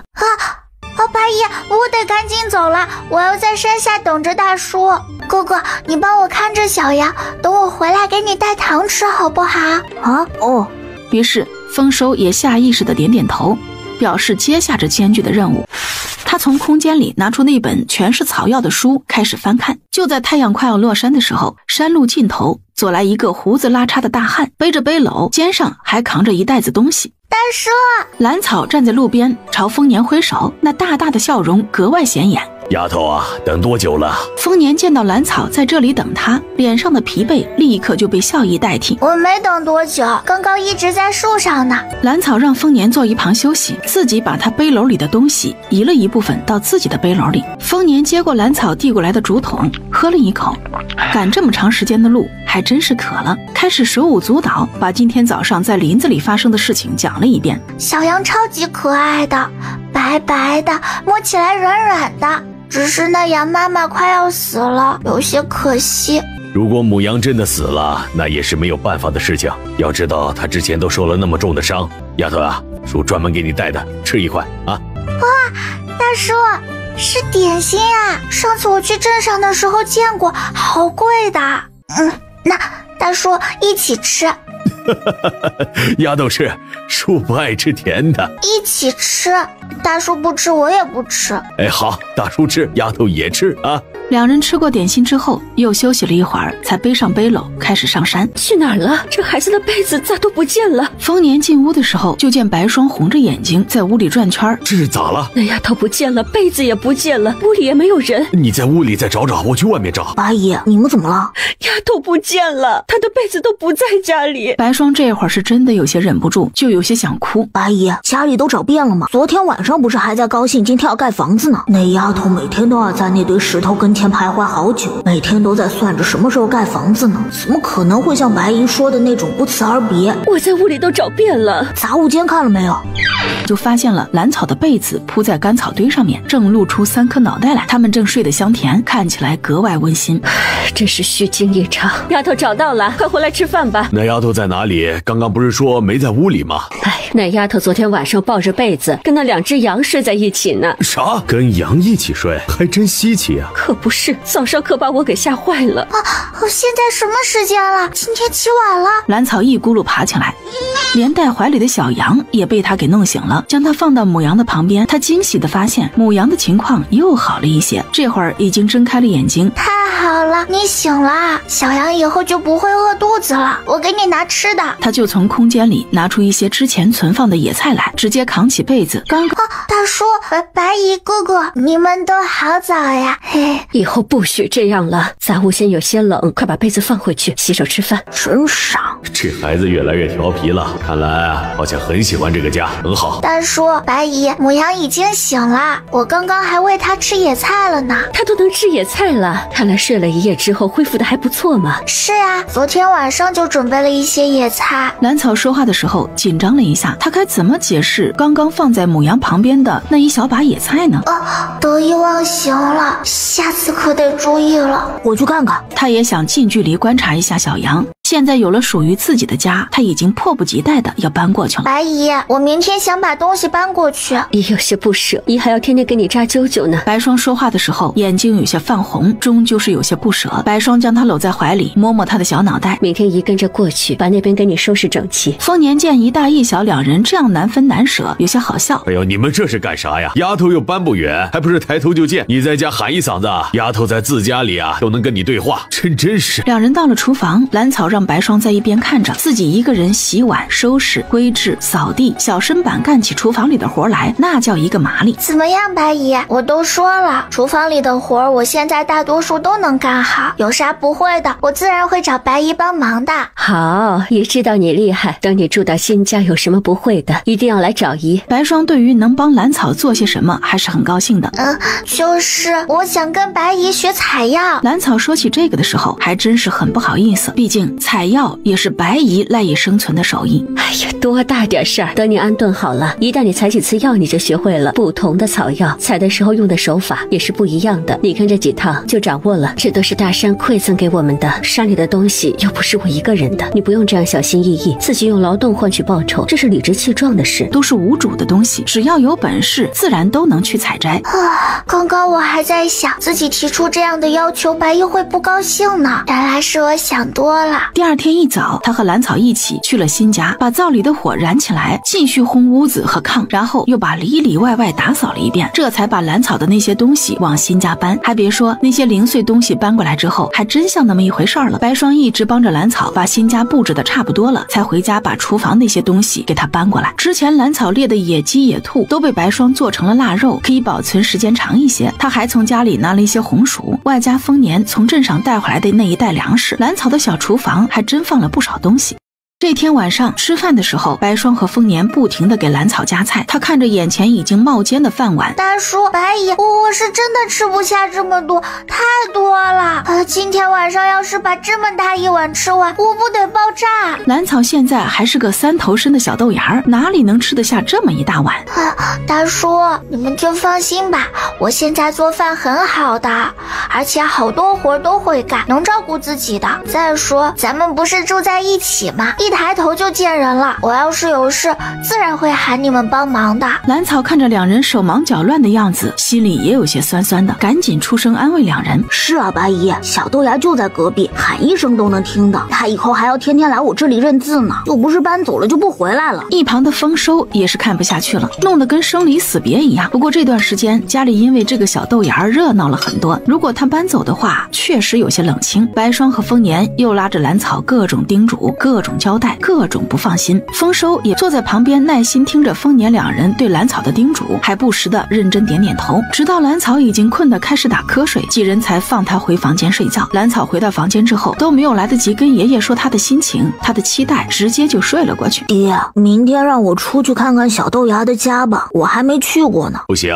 你忘了去年的这个时候你出门晒了一会儿太阳，这回来发热了多长时间呢？丰年想都没想就拒绝了他的要求，不是自己心狠非要拘着丰收，实在是这孩子身子底子太差，如果不是为了他的身体，他们几个也不会在这山里一待就是几年。那我不去了，明年春天了再去看看。好了，都别想太多了，都去睡吧啊！那丫头没准搬走之后啊，还天天的往这边跑呢，现在伤心个什么劲啊！最后还是丰年大手一挥，把家里两人全都打发去睡觉，几人这才散了。早呀，白姨。睡醒了，快去洗脸，马上就可以吃饭了。好。这一天的早饭，一家人的心情各有不同。兰草那大大的笑脸，可见他的好心情；白霜却是不舍多一些，而丰年却是感慨多一些，丰收则是羡慕更多一些。白霜和丰年扛着兰草的铺盖卷儿，把他送到新家。由于昨天烧了一天的炕，今天的屋里还挺暖和。等到白霜帮他把被褥铺好之后，兰草美的都想直接上去打2个滚儿。好了，以后就要单独住了，有事儿就喊我们。丰年说着，从口袋里摸出一个弹弓给兰草。我见你扔石子扔得挺好的，没事儿拿着耍。谢谢大叔。这是你那几张兔子皮，姨给你做了一顶帽子，还有一个毛背心，穿上暖和一些。喜得兰草赶紧把帽子戴到头上试试，真暖和，谢谢白姨。还有这个是小峰给你的，这个兰草认识，是他这段时间识字用的3字经。谢谢哥哥。兰草这一次是真心谢谢丰收的，虽然哥哥平时总爱端着架子板着脸，但是他确实是个好人。整个家里就只剩下兰草一个人，美滋滋的走来走去。应该让爷爷参观一下我的新家的。爷爷，看见没有？这里就是小草的新家了，是属于小草自己的哦。我带爷爷参观一下，这里是厨房，以后我会天天在这里做饭，当然也给爷爷做。这段时间我跟白姨学了好些东西，做的饭应该比以前好吃了。还有，这里是卧室，大叔给我订了个桌子，以后我可以在这里学习写字，这是我写字用的沙盘。哦，对了，爷爷，家里还有一间杂物间，我打算给母羊和小羊住，我带你去看看。哦，对了，爷爷，我打算在外面开一块地，春天的时候可以种些菜，就在那个位置。兰草抱着石像，又把家里的里里外外给他介绍了一遍。虽然他的空间里还有不少肉，但是他毕竟也只有5岁，吃太多的肉并不好，也不知道现在外面的野菜还多不多了，挖些红薯之类的也是可以的，或者冬笋、蘑菇，他得出去找找，给自己多找一些吃的，免得到时候大雪封山他没东西吃。兰草就决定出门去了，反正他空间里有吃的，之前在大叔家里的时候不好随便拿出来吃，现在自己住就方便多了。然后把小羊放进背篓里，再领着一群猴子浩浩荡荡地出门了。在屋外泉边洗衣服的白霜一直关注着兰草这边，见他领着一大群出门，便有些不放心地喊：丫头，你干嘛去啊？我去放羊，顺便找些吃的。白霜一脸宠溺地看着他远去的背影。这丫头在山里真的很快乐，很有朝气。如果今天不是丰年出门了，我都想跟这丫头一起呢。一会儿你多吃一些，早点把身体养好。等你彻底好了，你让我骑着你好不好？什么？你说好？那咱们说定了。等到以后我去镇上的时候，就能带着你了。等我走不动的时候，再骑着你走。什么？你不想去镇上？没事，镇上有好多好吃的，到时候我分你一些。也不知道那母羊听懂了没有，反正兰草是把自己的意思表达得很清楚了。在猴子们的带领下，兰草今天的收获还是挺大的。他找到了2棵枣树，好些红红的枣子掉在地上，树上还挂了不少。今天从家里出来，兰草很明显感觉到气温下降的厉害。这会儿山里并没有什么奇怪的声音，但是兰草心里还是有一些害怕的。他一边走路一边说话：爷爷，现在的天气是真的冷了不少。今天我去镇上换一些米面回来，再给大叔买一壶酒。爷爷，你爱喝酒吗？我把鸡蛋握在手里，热乎乎的，一会儿手都不冷了。快到镇上了，他趁着没人注意的时候，把要卖的东西全都放进了背篓里。兰草刚刚来到酒楼门口，哎呀，小姑娘，好久不见呢，你可算是来了。是啊，大叔，我爹这段时间有些忙。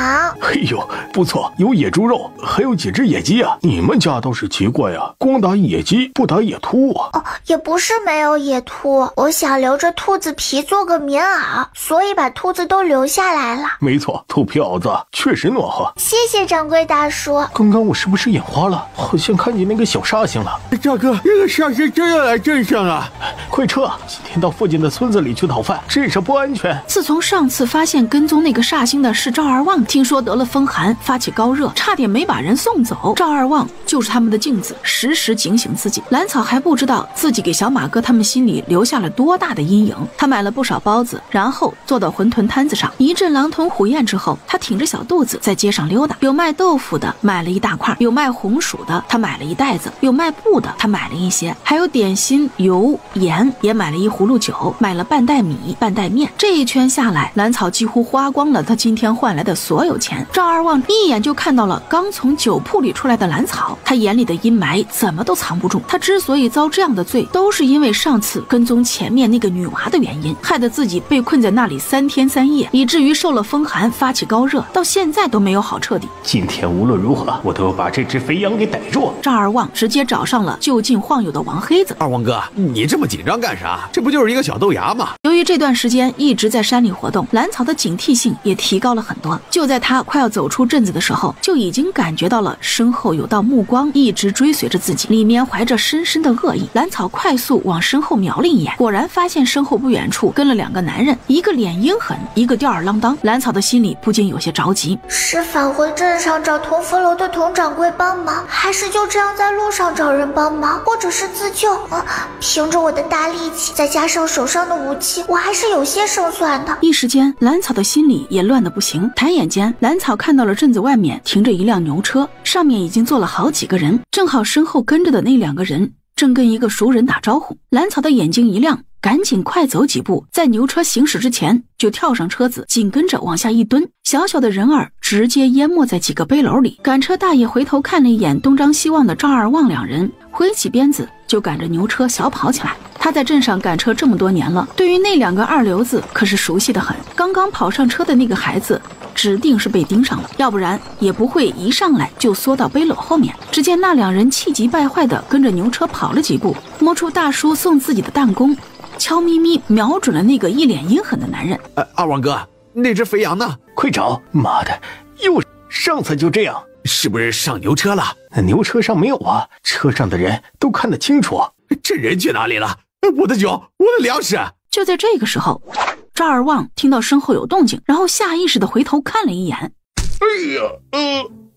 赵二旺捂着鼻子惨叫一声，整个人也跟着踉跄了一下，缓缓蜷缩倒在了地上。二旺哥，只见面前整张脸都已经被鲜血糊满了，手上也染了很多，最显眼的就要数那个已经歪掉的鼻子。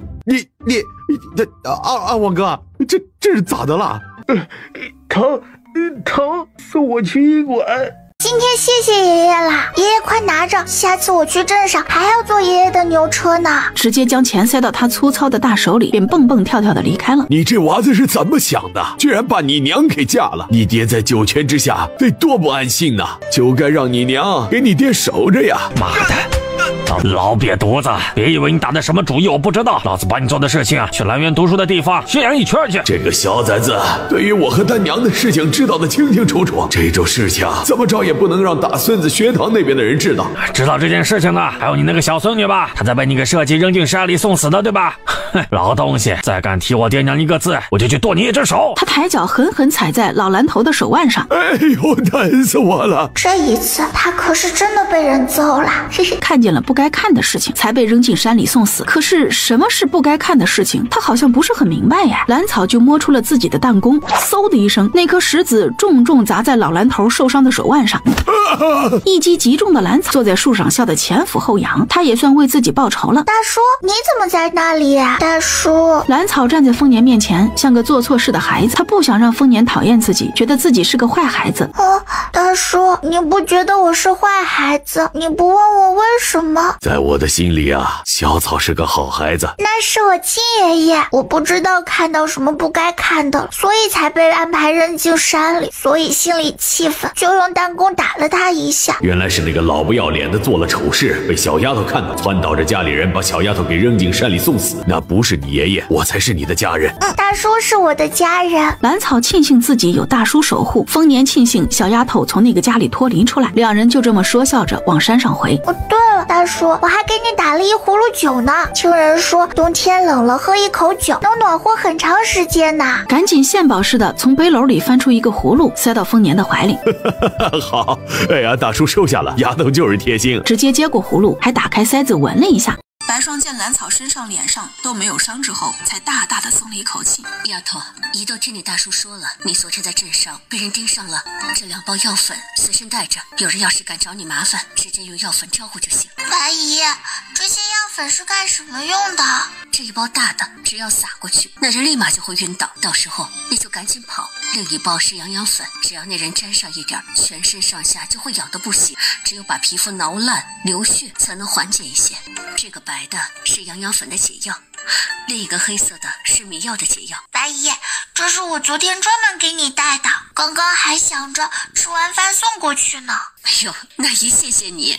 白霜并没有彻底拒绝蓝草的心意，而是从纸包里拿了一块点心，然后摸摸他的小啾啾，转身离开。蓝草小心地把白霜给的东西全都放到空间里。别跑呀，要不咱俩再商量，我就试一次好不好？我还没有骑过羊呢，就骑一下。你让不让骑？不让骑我就把小白送人。母羊烦躁地晃晃脑袋，如果不是为了自家的小崽子，他早就跑进山里逍遥去了。走喽！今天回去之后，可以向大叔和白姨吹吹牛，我也是个骑过羊的小娃了。尤其是哥哥，估计他听说我的壮举之后，一定会羡慕的要发疯。希望不会因为嫉妒罚我写字就行。那窝里有3只毛茸茸的小野鸡。哎呀，大神真的是很慷慨啊！然后就伸手去抓那3只毛茸茸的小野鸡。我要带回去养着，说不定以后天天能吃上鸡蛋呢。已经想象着每天早上他直接跑到鸡窝收鸡蛋的样子，现在想想都美。大叔，你们这是忙什么呢？哥哥这是不舒服？是啊，今天开窗的时间长了，又开始咳嗽。你白姨呢？正给他熬药呢。双年说起丰收的病，那是一脸的愁容。明明我们丰家的男子身体都很好，说他娘的身体也不错，怎么这个孩子的身体弱成这样？白姨在熬药，那我去帮忙。蓝草听着屋里那一声声咳嗽，看着丰年一脸的愁苦，他想做些什么。那我去给白姨烧火。一家人估计都忙着照顾丰收，到现在都还没有吃饭。白霜赶紧把汤药倒出来，给丰收端过来。白姨，饭好了，可以吃饭了。我去看看哥哥。哥哥，你生病了？早上开窗的时间有些长了。哥哥，你别说话了，听我说好了。如果喝药太苦的话，就吃糖甜甜嘴。这糖是我昨天去镇上的时候买的。如果你吃着还行，等我下次去镇上了再给你带啊。你就算是不能出屋，在屋子里多活动活动，身体总会好起来的。这几天你不舒服，我就不来识字了。那本《三字经》上面的字，我大部分都认识。等你好了再教我。要不要我背一遍《三字经》给你？回应他的只有丰收那惊讶的眼神和一连串的咳嗽声。哥哥，你赶紧休息吧，我先回去了。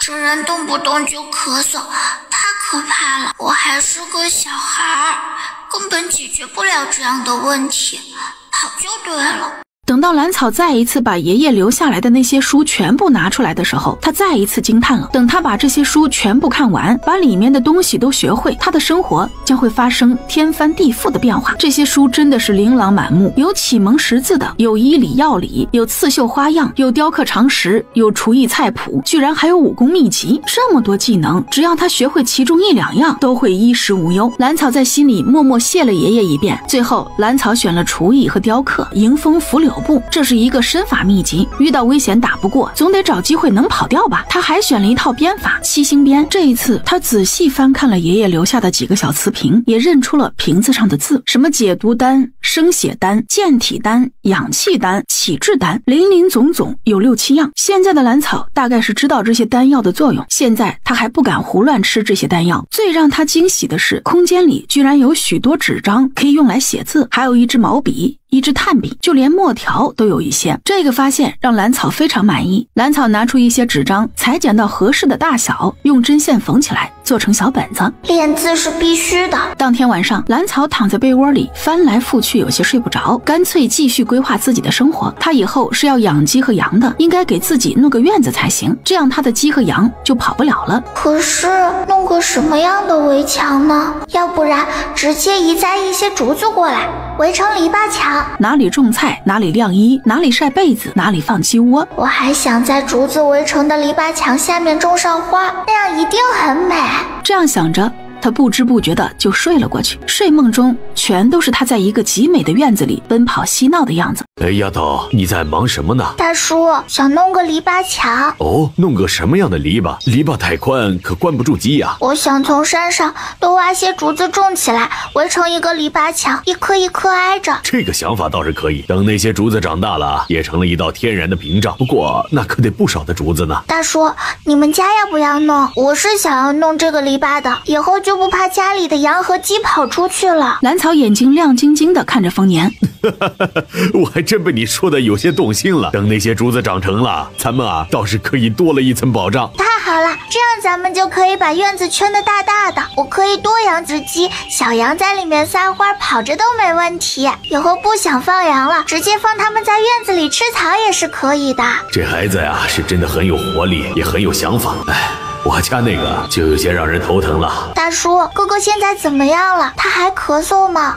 好多了，每年天一凉总是这个样，咳嗽个不停，吃了许多药，也泡了几年温泉，今年这个样子算是好了呢。大叔，温泉是什么？跟咱们平时用的山泉不一样吗？温泉就在这山上吗？是啊，要不然你以为我怎么会住在这山上好几年？如果不是为了小峰，你大叔我过的可不是这样的日子啊。丰年说起这个的时候，脸上多了一些兰草看不懂的东西，似怀念，似怅然。放心吧，大叔好着呢啊！下次让你白姨带你去泡泡温泉，对身体也好。兰草注意到，丰年虽然极力表现得自然一些，他还是发现大叔的眼眶有些红，也不知道他想到了什么事情。这样的大叔是他从来没有见过的。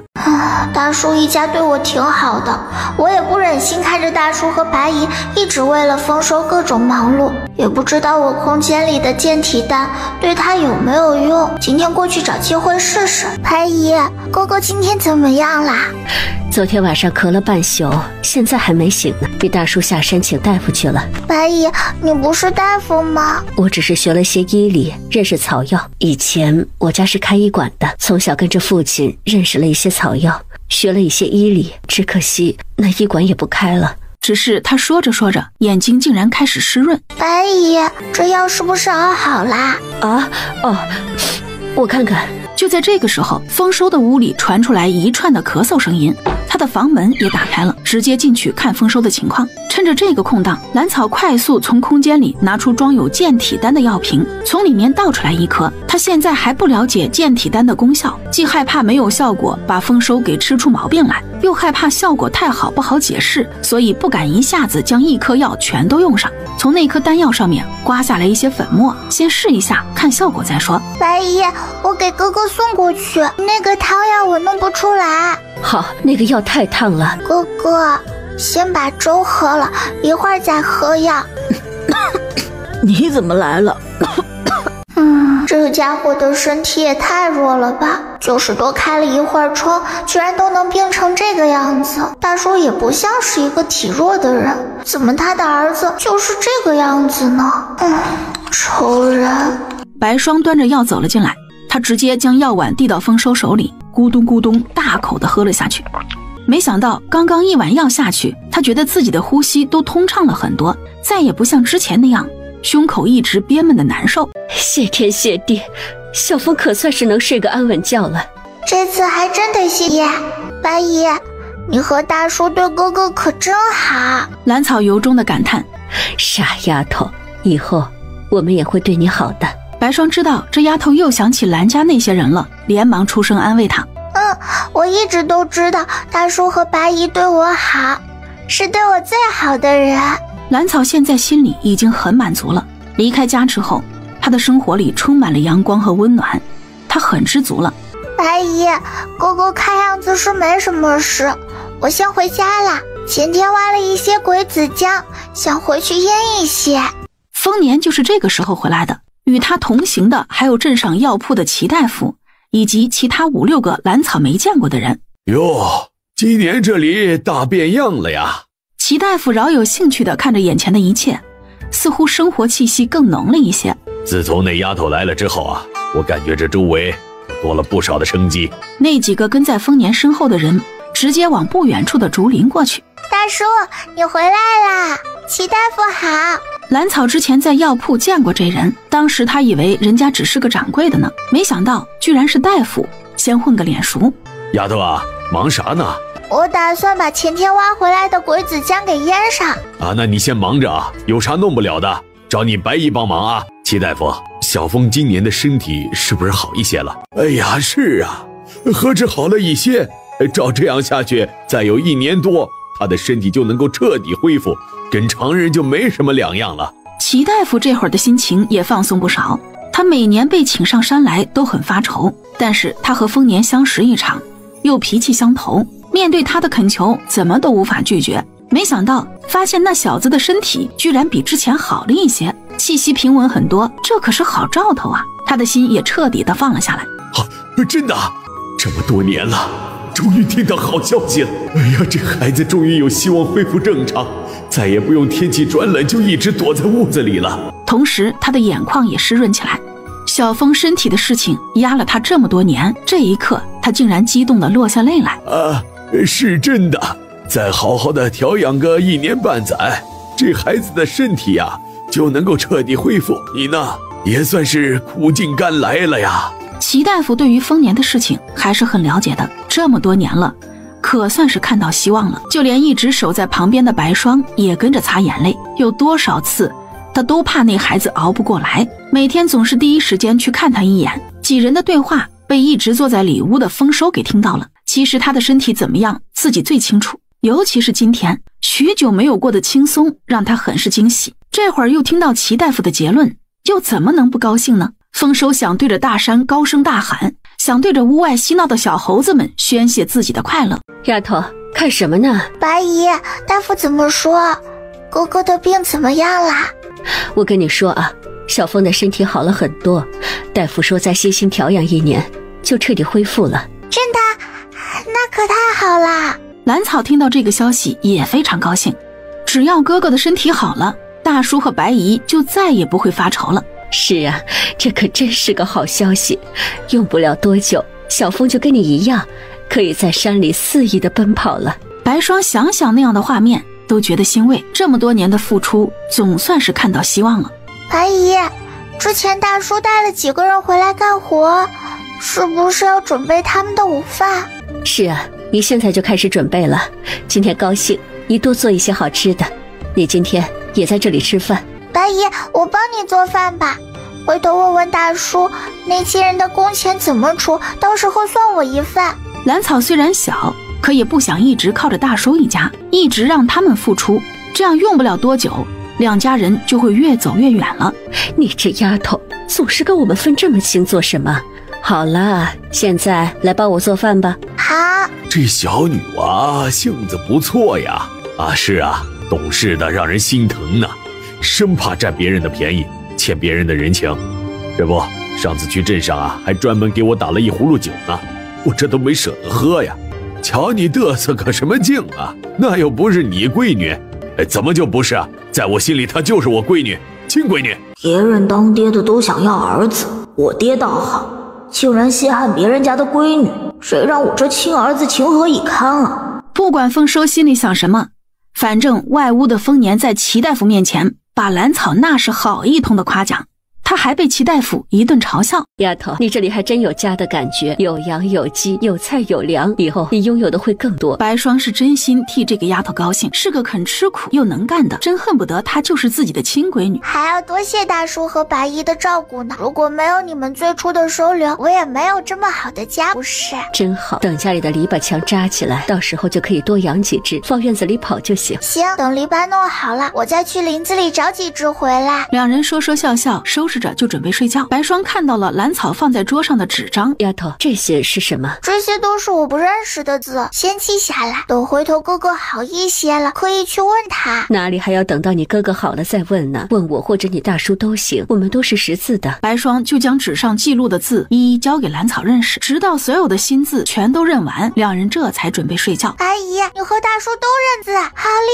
害呀！是啊，我是从小跟着父亲认的，你大叔我就不知道了，他比小凤要厉害很多。是吗？大叔比哥哥要厉害很多，一点都不像个读书人。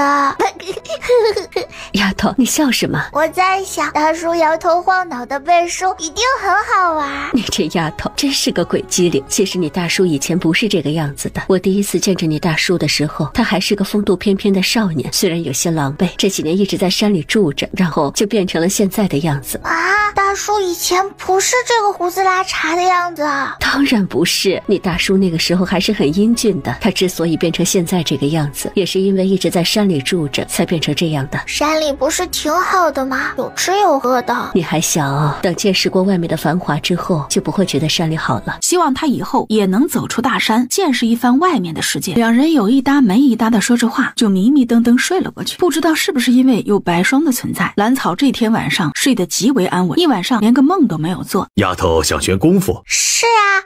这有什么难的？大叔就会功夫，可以教你啊。真的，大叔好厉害呀！会读书，会功夫，无所不能。你这小机灵，什么就无所不能了？又不是神。这小丫头也太会说话了吧？看把那丰年啊，给乐成个傻子了。丰年几人快步往医馆走去。说什么救死扶伤？这家医馆就是个心狠的，眼睁睁看着我侄子鼻子断了却不管。我可怜的侄子，这家医馆吃人不吐骨头啊，没有钱不给治病啊。不会吧？齐大夫一直对我们这些乡亲很照顾呀。哟，这不是赵二旺和他叔吗？一个二流子，一个老赖，这次是准备讹医馆了。就是，快起开，要不然我们可要报官了啊！几人刚刚走近一些，就听到人群中一个瘦小的老头正坐在地上撒泼打滚，他旁边的担架上还躺着一个鼻头红肿的男子。兰草对于这个人印象可太深了，便想着替齐大夫出气。他扭头一看，见自己身旁的两个男孩手里都拿着一只绿色的菜青虫，于是兰草便从空间里抓了一把小虫子，便一只一只往赵二旺的嘴里扔。不就是扔虫子吗？他们也会，他们的还是活的大的。哎呦，是哪个天杀的往老子嘴里扔虫子？你们两个今天居然都讹到我这里了，好得很呐！去算一下，他们两个一共欠了多少药钱？今天要一并还上，再腾出一个人去报官。齐大夫，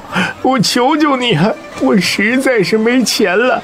现在知道求我了？刚刚不是恨不得从医馆撕下来一块肉吗？东家，赵二旺和赵德兴一共在咱们医馆欠了1两3钱药费。乡亲们看见没有？这两个人吃着我的药治病，回头又砸着我家的锅，这口气我是实在是忍不下去了。一会儿官差来了，大家伙都给做个证。周围的百姓对于赵二旺两人那可是深恶痛绝，当然乐意作证了。没有什么比看到二流子和老赖被收拾更让人舒坦的了。小马哥一行人听到兰草来到镇上的消息之后，全都撒丫子跑了出来，只留下一个新来的小豆子在镇子里打听消息。小豆子，快说，那个赵二旺怎么样了？赵二旺和那个老头一起被里长带的人给抓走了，说是要送去县衙。医馆的掌柜和好几个路人都跟了过去。赵二旺就那么被送走了，他就没出点别的事儿？那个煞星出现之后，和他作对的人必然会出些什么事儿才正常。小马哥，你可真厉害，这都能猜到。哎呀，快说，赵二旺他咋了？他呀是被拖着走的，一路走一路吐，胆汁儿都快吐出来了。那个赵二旺为了讹人，一直躺在地上张着嘴呼吸，还把眼睛给闭上，被几个倒霉孩子往他嘴里扔了好些死虫子，直到从他嘴里爬出2个菜青虫，他才装不下去，一蹦老高。那也不至于一直吐啊。问题是他吐出来的东西里有个屎壳郎的头。赵二旺这次看着没被打，但是似乎更遭罪一些。我让你之前盯着的那个女娃，她是不是做了什么？就是他在人群里趁人不注意的时候往赵二旺嘴里扔的，后来旁边2个小男孩也跟着扔，他溜出人群跑了。以后都记住了，离那那颗煞星远一些，就算是哪天真碰到了，当祖宗一样的供起来，可千万别招惹到他。最后，小马哥再次叮嘱身边的几人，而此时的蓝草已经把带的野鸡全都卖到了同福楼里。只是他才刚走出同福楼，就被街上一个男孩给吸引了目光。他要比自己大上4、5岁的样子，身上的衣服也比街上来往的这些人要好上一些。蓝草只觉得眼前这个男孩有些眼熟，但是却一时想不起来在哪里见过。想不起来就不想了，我还有事情要办呢。一个路人而已，还是不要想太多了。也不知道大叔还在不在医馆那边，也不知道那边的事处理的怎么样了。那个想骗钱的坏人受到惩罚了没有？还是先去医馆看看吧。大叔，齐大夫怎么样了？还有赵二旺那个坏人受到惩罚了没有？齐大夫没事，县令大人打了那2人20大板，让他们3天之内还清药费。大叔，你真的会教我功夫吗？那当然，大叔也希望丫头啊以后能够保护好自己。光有大力气这可不行，这丫头啊太缺乏安全感了。她想要学功夫也是可以的，加上她的大力气，不被人欺负就挺好。那太好啦，大叔吃烧饼。蓝草高兴地从口袋里掏出一个烧饼来递给丰年，现在也只有这个刚买的烧饼才能表达他的感激之情了吧。大叔收下这个烧饼就不能反悔了，这可是拜师礼呢。是不是这拜师礼有些单薄了些？那回去了再加一只兔子好了。丰年无奈只好收下那个烧饼。两人回到家的时候，天色早已经黑透。趁着这会儿饭还没好，他便先去把今天的大字给写了。当天晚上，蓝草躺在暖烘烘的被窝里，将今天发生的事情一件一件说给爷爷听，然后又背着3字经慢慢的睡着。第二天一早，看来是要变天了。昨天下了一夜的雨，今天的气温要比昨天低很多。蓝草先去杂物房给2只羊丢了一些青草和水，然后又给小鸡仔丢了一些虫子，放了些水，把家里几个小家伙安顿好。今天的早饭依然是烧饼加肉汤。蓝草很快就吃完饭，然后从家里拿了个竹筐顶在头上，小心的往丰年家走去。前几天因为齐大夫和丰年一直守着丰收，他一直没有机会再给丰收用健体丹，看看今天有没有机会再给他用一些。蓝丫头，下着雨你怎么过来了？快进来。白姨，哥哥今天怎么样了？好点没有？蓝草看着一边炭炉上的药罐问白霜。好一些了，不过这药不能断，还得再接着喝，今天有些冷，他还没起呢。就在这个时候，蓝草看到屋里出来一个男人，这人衣服头发收拾得很整齐，就连脸上的胡子也没有了。不错，知道天冷了戴帽子。然后在听到熟悉的声音之后，抬起脑袋仔细打量眼前的人。大叔？他疑惑地围着丰年转了一圈。真的是大叔？怎么了？大叔今天刮了胡子就不敢认了呀？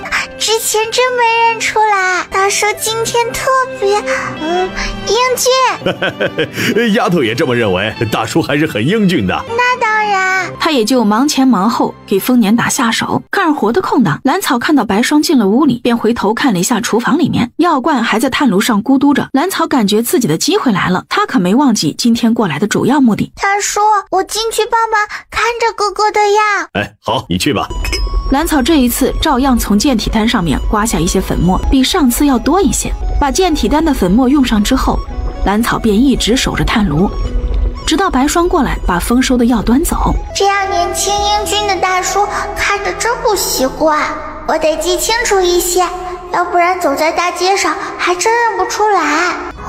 大街上那个男孩跟大叔长得很像，尤其是眉眼。大叔，我昨天在镇上看到一个哥哥，跟你长得挺像，特别是你现在刮掉了胡子，太像啦。真的？你在哪里碰到的？真有那么像吗？我从同福来出来时看到的，眉眼跟大叔很像，看着像是富贵人家的少爷，衣服比我们的鲜亮。丰年并没有停下手里的动作，当然也没有多在意蓝草的话，这天下间相似的人多了去了。阿姨，哥哥好些了吗？好了很多呢，丫头，今天没事，你带你去泡温泉吧。真的？好呀，我们什么时候去？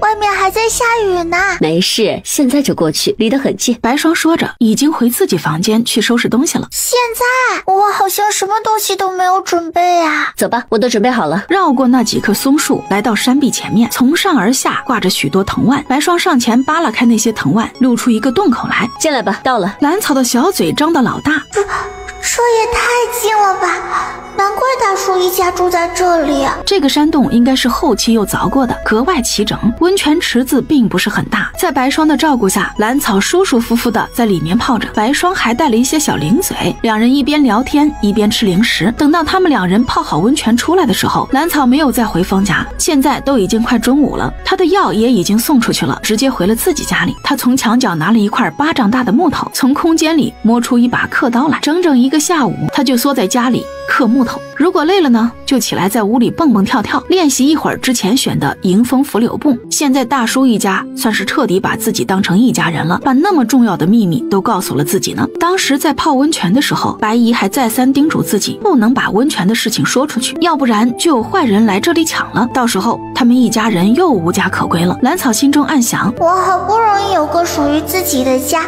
怎么可能让坏人给抢啦？温泉的事情我肯定不会说出去的，以后就算是有坏人来，我也能把对方给打跑。明明我有健体丹，为什么不自己用一颗？还有那个启智丹，是不是也可以用？他不敢一下子把2颗药都用了，便只用了1颗健体丹。也不知道那个丹药对我有什么用，应该是有好处的吧。下雪啦！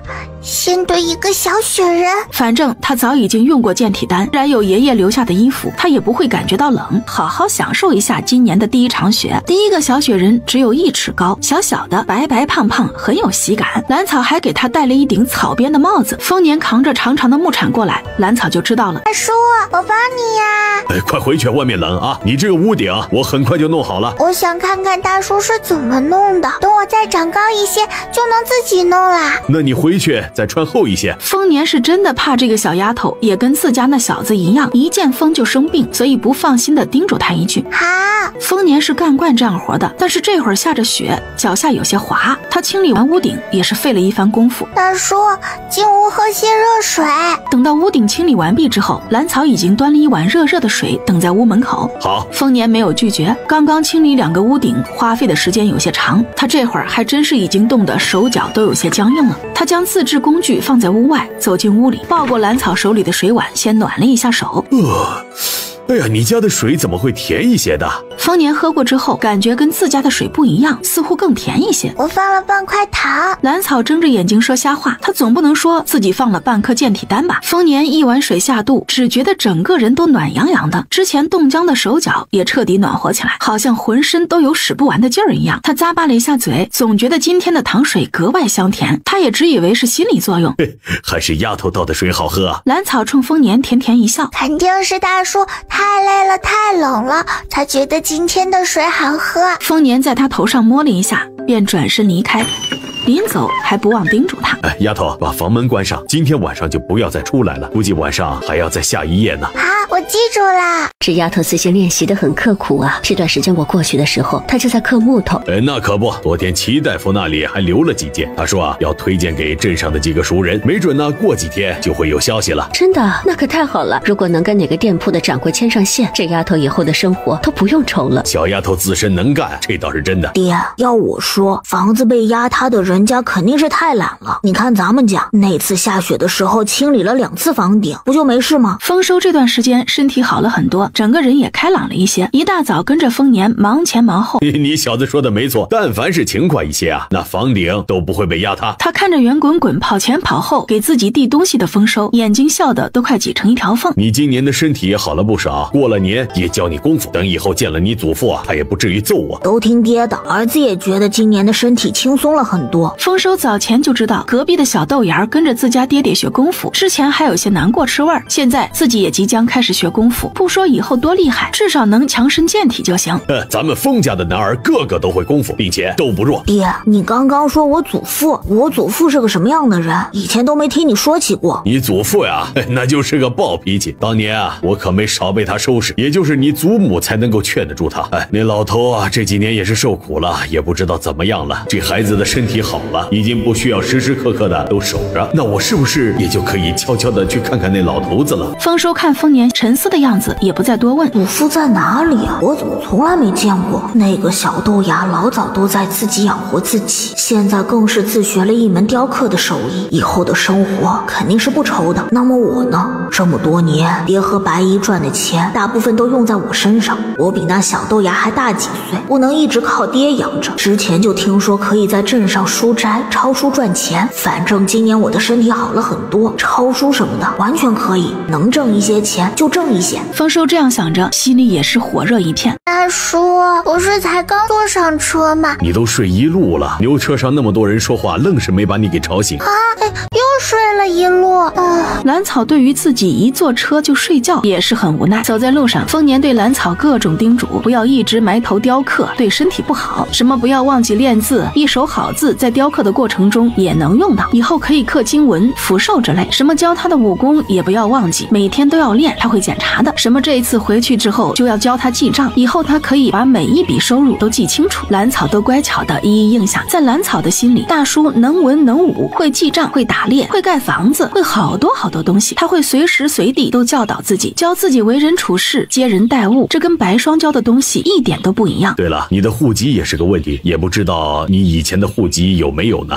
平时也没事，但是万一遇到事情，那可是还是有些麻烦的。丰年突然想到了，现在好些刻薄的乡下人都不给家里的女孩子上户籍，毕竟上户籍也是要花银子的。不知道，就算是有户籍，我在兰家也是个死人了。大叔，我以后怎么办？会不会很麻烦？那这事儿得赶快解决了，以后你用到户籍的地方会很多，而且万一让人发现你是黑户，会当成流民处理的。啊，当流民会怎么样？会被关起来吗？兰草被丰年的话给吓得不行，急得他眼泪都快出来了。放心吧，有大叔呢，回头啊找人花银子给你补一个户籍，到时候跟叔一样落户到镇上就行。大叔的户籍落在镇上，你不是住在山里吗？这山上啊没村没寨的，也没法落到那里。我和小峰的户籍呢都在镇上。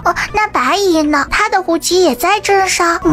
大叔怎么不提白姨呀？他呀，他不一样。丰年只说了这么一句话，就不再开口。兰草虽然不明白白姨有什么不一样的，但是大叔不说，他也不好刨根问底，这个分寸他一直都知道。两人回到家时，天还没有黑。怎么样？白霜的眼睛紧紧盯着刚刚走进院子的两人，一共商定了5个笔筒、笔架、15个摆件、20个把件。今天带来的木雕也被佟掌柜给全包了，收获颇丰。那可太好了，丫头熬出来了，以后的日子就好过了。走，你今天做了些好吃的，去家里吃饭，给丫头庆祝一下。当天晚上，一家人热热闹闹的围在一起吃了一顿饭，他们都为兰草感到高兴，就连一向有些小别扭的丰收也是一脸的笑意。接下来的日子，兰草的生活就一成不变了，天不亮就起来练武，大部分时间都是在家里雕刻，或者骑着大白去林子里晃悠晃悠。晚上呢，就是练字、看书、写日志、学习记账。最近往镇上送木雕的事情都是丰年去的。这段时间，兰草的小荷包又鼓了不少。之前拜托白姨给大叔和齐大叔做的衣服也好了，他亲手将衣服送给丰年，拜托他将齐大叔的带过去。丰年倒是喜滋滋的收下，这可是他闺女的心意不是？等到兰草把上次在镇上接的订单全部刻完之后，离过年也只剩下3天时间。他决定这3天就跟着白霜准备过年的事。明天是年前最后一次去镇上送木雕，兰草打算这一次自己去镇上，顺便采购一下年货。他从空间里掏出一颗健体丹，使劲一掰，分成好几份，拿出其中一块给大白吃，最小的那一块给了小白，然后又将剩下的几小块收进空间里。至于手上沾的粉末，直接被他用水冲进了那几只鸡喝水的小盆里。这个健体丹可是好东西，一点都不能浪费。正好那几只鸡开始下蛋了，喝了这水，说不定能多下一些蛋呢。等到明天早上，他就骑着肥壮的羊去镇上，想想都恐怕我是第一个骑羊去镇上的小娃呢。第二天一早，他打了一套丰年教的拳法，又练了一遍迎风拂柳步。哥哥，我今天带大白出去长见识，你可要帮我看好小白哦。我那杂物房里面给他准备有草料，小白会自己去吃的，你别让他乱跑就行。一只羊还要去见啥世面？行了，你走吧，我给你看着小白。今天都要离开，只有我一个人在山上，还好有小白陪我。小小的人旁边站着肥壮的白羊。你这是干啥？大叔，我今天带大白去见见世面。小丫头又有什么新想法了？该不会……来一瞧好吧？蓝草骄傲地翻身上扬，那动作异常灵活。天哪，丫头，你打算骑着去镇上？让他骑着吧，我们走慢点。丰年倒是挺支持蓝草这样做的，一路上大白都走得很稳，而且速度也比丰年两人快一些。不知道是不是大白第一次下山，从来没有走过这么宽的路，居然小跑了起来，急得白霜一直在后面喊蓝草，让他小心一些。两人愣是追不上大白。大白，你慢一些，看把我大叔和白姨累的。大白也顺势停了下来，回头不满地看了喘着粗气的两人一眼，那意思也太明显了一些。丰年被他的眼神给气得哭笑不得，他被一个羊给鄙视了。郭大爷赶着牛车从后面追上来，快看，前面有个小娃骑着羊呢。这是哪家的孩子？看背影怪可爱的。大兄弟，去镇上呀，上车！大兄弟，你家女娃呢？今天又没跟你在一起？那不在前面呢。哦呦，这离得远，我居然都没看清楚啊！有想法。爷爷，看看我这大白是不是很棒？哎呦，你这大白可不得了啊，壮得很。不过小女娃的这个想法也不错呀。走啦，大白。大兄弟，丫头骑那么快，你都不担心？没事的，那孩子厉害着呢，有分寸。到了蓝安平的院外面，他伸着脖子看了一眼，见那个小胖子一个人在院子里背对着这边扎马步。当初在蓝家的时候，这个小胖子可没少欺负他。大白，看见没有？冲进那个院子去吓吓那个小胖子。大白来到蓝浩背后，低头，脑袋猛地发力，直接顶到了他的屁股上。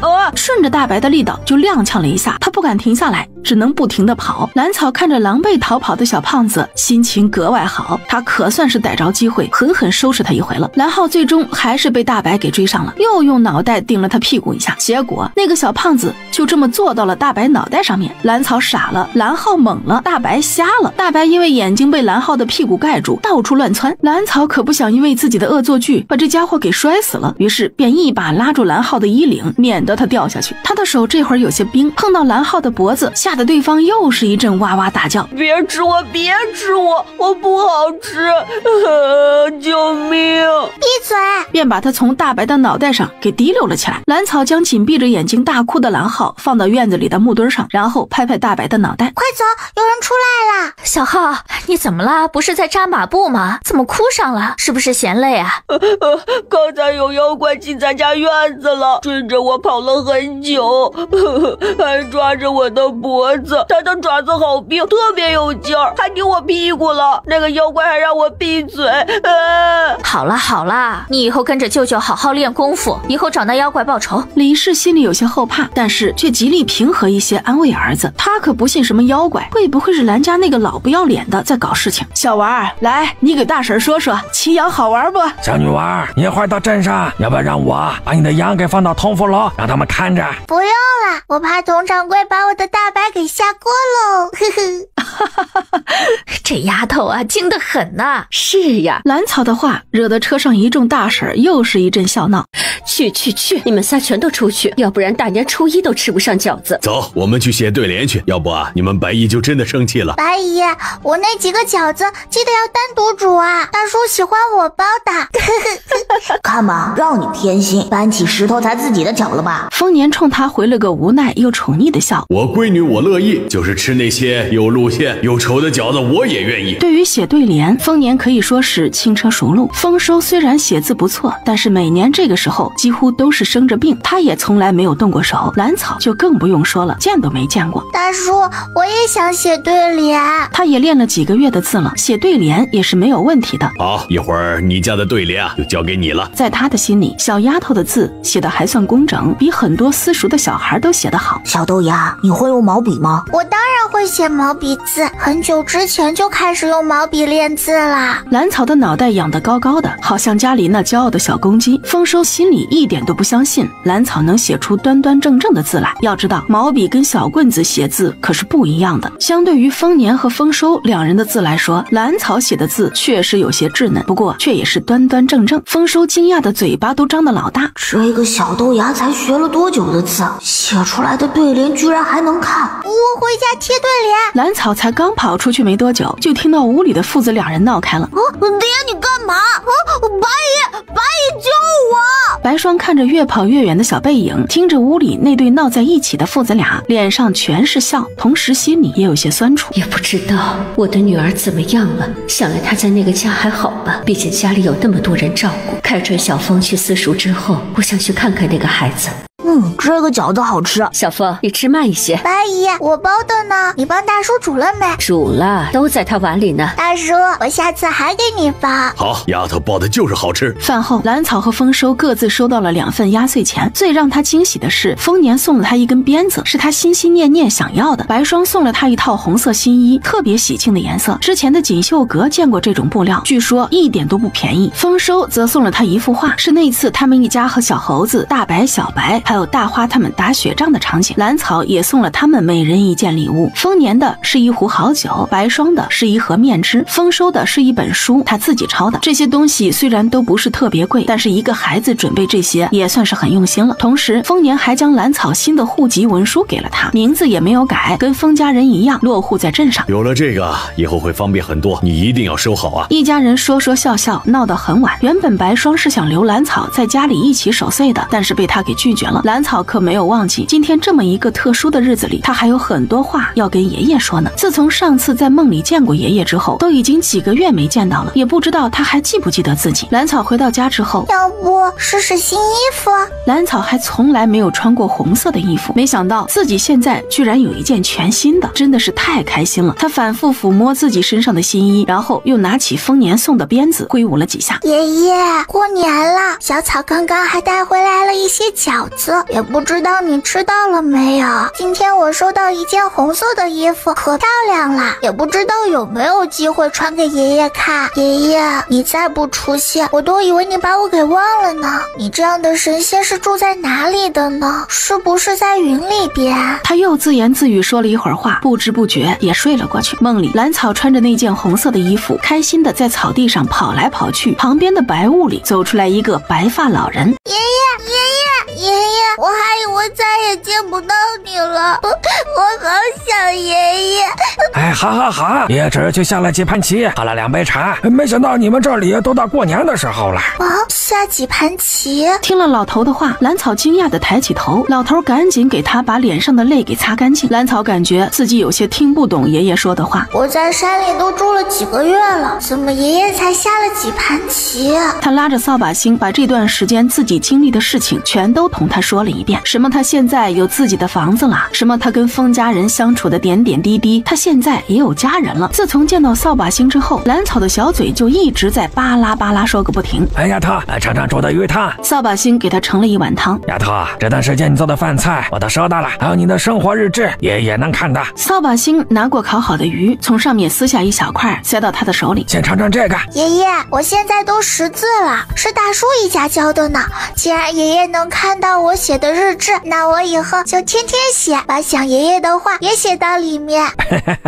好。扫把星宠溺地看着兰草，原本他以为这个小女娃一个人在山里，自己的温饱都解决不了，所以才稍微照顾一下。没想到这个小家伙每天都给自己做饭，不管食材好坏，味道如何，最起码他坚持做他当初承诺的，会一直供奉自己。如果不是他一直坚持，估计自己也不会再次出现这样一个赤诚的孩子，毕竟实在难得。同时他也没想到，这才几个月时间，这个坚强的孩子已经完全改变了自己的生活。孩子，快点吃，一会儿该凉了。爷爷你也吃，这可真好吃。爷爷你看，这些都是我雕的，现在我都开始用这些木雕换钱了呢。这是我和爷爷在吃鸡腿，这是大叔，这是白姨，这是哥哥。爷爷，这是早就想送给你的。好，爷爷收下了，一会儿爷爷再跟你一些书，记得要好好看，以后能保护自己，能过得更好。谢谢爷爷爷。兰草现在对于看书这件事情还是很期待的，他发现那里面有更广阔的天地，有更奇妙的世界。既然你们这里过年了，爷爷给你准备了压岁钱。谢谢爷爷，爷爷新年好，大吉大利。双手捧着银锁，兰草一下子跳起来，冲着扫把星拜年。好，大吉大利！你这孩子看这个真是个福娃呀。扫把星越看越欢喜，我本来就是福娃，要不然也不会遇到爷爷。兰草也吃饱喝足了，直接挺着个小肚皮开始睡觉。扫把星在兰草的身上打了好几个手势，他现在穿在里面那套灰扑扑的衣服一下子飞了出来，那衣服随着扫把星的手势不停地在空中翻飞，开始散发着各种不同的光芒。那衣服又回到兰草身上，又变成了之前的样子。丫头呀，以后不用再把这衣服穿到里面了，也不知道这孩子什么时候才能发现。随后他又用法术划破兰草的手指，将渗出来的血滴到刚刚送出去的银锁上面。小丫头，不管后面的路有多难，你都要好好长大哦。兰草醒来的时候已经天光大亮，他左右看看，还是在自己家里。他在枕头边上找到了一个红色的荷包。爷爷真的来过了。那里面是不是有个小银锁呢？果然，一个精致的小银锁掉了出来，喜滋滋的看了又看，最后才将它挂在自己脖子上。真好！新年第一天，兰草的心情极好。自从丰收的身体好了之后，丰家人的气氛显得格外轻松。听白姨说，每到元宵节，县城里会有花灯会，灯会上有许多各种各样好看的花灯，听说还能猜灯谜呢。丰收是从来没见过灯会，白霜则想去看一眼自己的女儿，这可把两个孩子给高兴坏了。都是没有见过世面的小孩，可不就特别期待了吗？这一次离开至少要4、5天时间，家里这么些大大小小可怎么办？也不知道他们等不见我回来，会不会一气之下跑回山里？到时候再被那些猛兽给吃了，可怎么办？如果能把他们也装进空间带走就好了。谁知道就在他刚刚这么想的时候，他的眼前出现了一个陌生又熟悉的地方，是因为这里分明就是自己的家，这山、这屋、这篱笆、这溪流、这菜地、这院门一模一样，只是这里少了丰家的房子，而且气温也比刚刚高了不少，空气也新鲜很多。我不是在想着怎么带走那几只的吗？怎么就来到这里？这又是哪里？那我的空间呢？难道我的空间没有了？不应该呀，我这几天一直都在用。难道我的空间升级了？可是爷爷没有告诉我呀。这样想着，兰草好奇地推开那扇门，那几块银子还有我的户籍，以前存的粮食都在呀。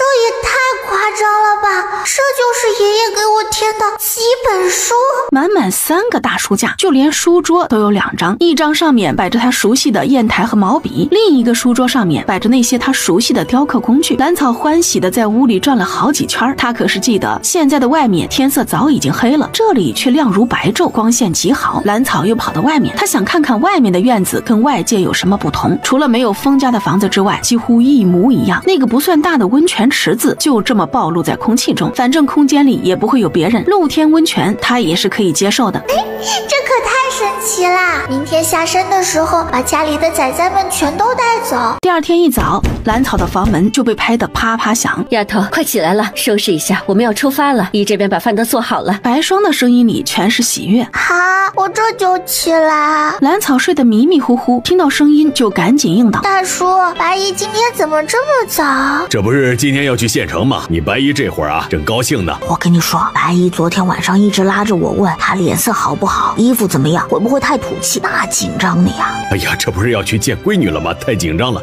咱们得理解。几人在白霜的催促下快速吃了早饭，又包了一些干粮，这才准备出发。丫头，家里那几只可怎么办？你给安排好了吗？咱们这次出门要4、5天呢。放心吧，大叔，我都安排好了。一家人说说笑笑往山下赶去。你小子是不知道呀，上次这丫头骑着大白去镇上，那叫一个威风，路上所有人都在看她呢。是啊，一个个恨不得把羊和人全都带回自己家，吓得小丫头骑着大白就跑了。我也想骑羊。那可不行，哥哥你都是大孩子了，大白背不动你。兰草立马跳出来反对，自家大白只能自己骑，哥哥会把大白压坏的。就那么一说，真让我骑的话，我还怕自己被摔着呢。兰草这一路却是一心二用，他小心试探着，想在脑海里看到空间里的情景，没想到居然能够够看到空间里面的情景。大白和小白悠闲地低头吃草，大花他们则是你追我赶，撒着欢地跑。大叔，你说我们今天能不能碰到郭大爷的牛车？不知道，估计郭大爷这会儿啊，正从镇上往回赶呢。不过我们今天不坐牛车，不坐牛车也没事，我歇一会儿，可以跟着大家一起走路。我这身体早就恢复好了。不坐牛车我们做什么？是不是要走着去镇上，然后还要走着去县城？大叔今天啊，带你们坐马车。真的？那可太好了。大叔，咱们去哪里坐马车？我还从来没有见过马车呢。是啊，爹爹，哪里来的马车？兰草和丰收争先恐后地问，两人兴奋得差点没扑到丰年身上。马车是我借的，你们在这里等着，我去赶车。丫头啊，一会儿要跟紧你大叔和小峰啊，姨还有别的事情，就不跟你们一起了。啊，大姨不跟我们一起吗？好可惜，这么好玩的时候，一家人居然少了一个。你白姨啊，好不容易来县城，她还有别的事儿呢。丰年很清楚白霜想做什么，便开口替他解释。因为临近元宵节，县城很多街道都开始挂上花灯。后来到了人多的地方，丰年直接把兰草背在背上，另一只手依然牵着丰收。哥哥，我看到了，那边有吹糖人的，还有那边有卖头花的，那个红色的真好看。大叔，我看到那个哥哥了，跟你长得很像的那一个。在哪呢？让我看看，让我看看。丰收顺着兰草手指的方向在原地跳了2下，丰年也顺着他手指的方向看过去。他这一看，还真的是愣了一下。那个孩子跟小峰差不多大，身后还跟着一个嬷嬷和几个下人，眉宇间的防备之色很重。那个少年眉眼间确实跟丰家人很像，丰年不由多看了几眼。大叔，我没说错吧？那个哥哥跟你确实长得很像，我们过去看看吧。兰草在丰年背上兴奋地大喊着，或许是兰草的声音太大，那个少年一行人也往他这边看过来，只是冲那个少年挥手表示善意。丰大叔，你们也出来了。齐大叔和齐白英还有一个年轻人。哎呀，白英，是你们呐！齐大叔好，齐哥哥好。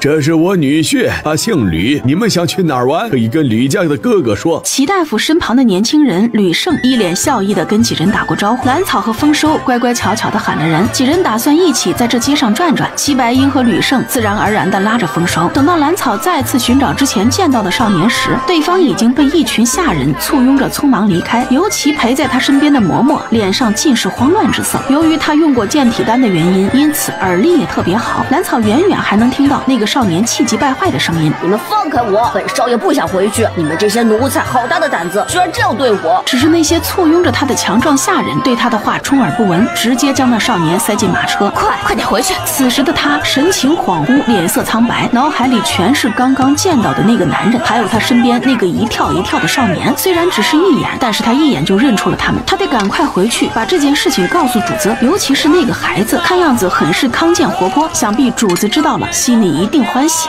这群狗奴才果然没把我当主子，一个个下手没点轻重，小爷的胳膊都被抓疼了。等着，等我再练一段时间武，一定要将这些小人打得满地找牙。尤其是身边这个老婆子才是最恶毒的，在院子里所有人都听她的。好可惜，刚刚我已经见到一个跟我长得很像的男人，他会不会是我的亲人啊？一会儿要不要再找机会溜出来？同一时间，白霜把自己包得严严实实，背着个小布包往县城东边陈家过去。自从离开这里之后，已经9年了，他再也没有回来过，也没有刻意打听过。白霜感觉自己快被冻僵的时候，终于见到以前跟自己有些交情的傅妈妈。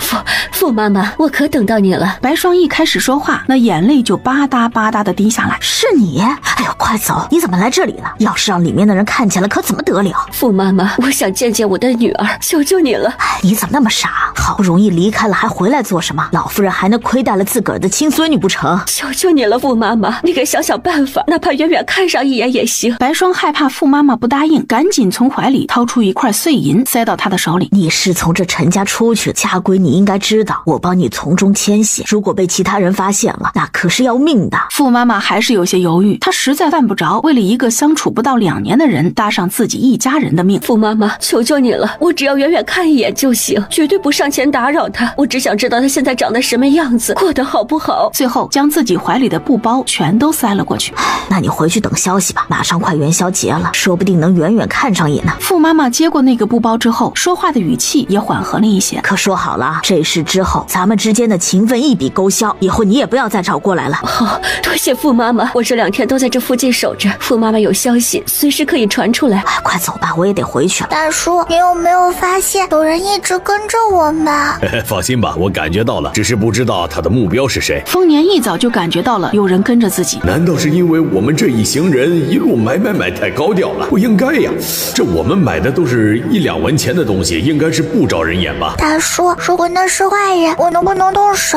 兰草这会儿已经有些跃跃欲试，自从他开始练武之后，还没有真正跟人动过手。丫头啊，你要记得在不了解敌人的实力之前，不要轻易动手，万一对方比你厉害很多，没准你就直接栽了进去了。一会儿看看对方的目标是谁，要不你一会儿和哥哥一起跟着齐大夫去吕家住1晚。他的心里还有一种不乐观的猜测，想要把2个孩子给打发走，免得被误伤。不要，你让哥哥跟着齐大叔走，我很厉害的，而且大叔送我的鞭子我都随身带着呢，能帮忙打坏人的。兰草好不容易碰到一个出手的机会，怎么可能就这样离开？便叮嘱齐白鹰要照顾好丰收，那个人还是跟在后面。丰年带着兰草进了客栈，其他人还要继续往前再走一段距离。兰草虽然年纪小，但是身形灵活，他怕速度太慢会错过看清楚那个跟踪的人，直接窜进后院，又快速翻上墙头跳到外面。这个时候丰年也翻墙来到兰草的旁边。大叔，这个人就是一直跟着我们的人，我记得他的气息，一股马粪味，他脸上还有一道疤。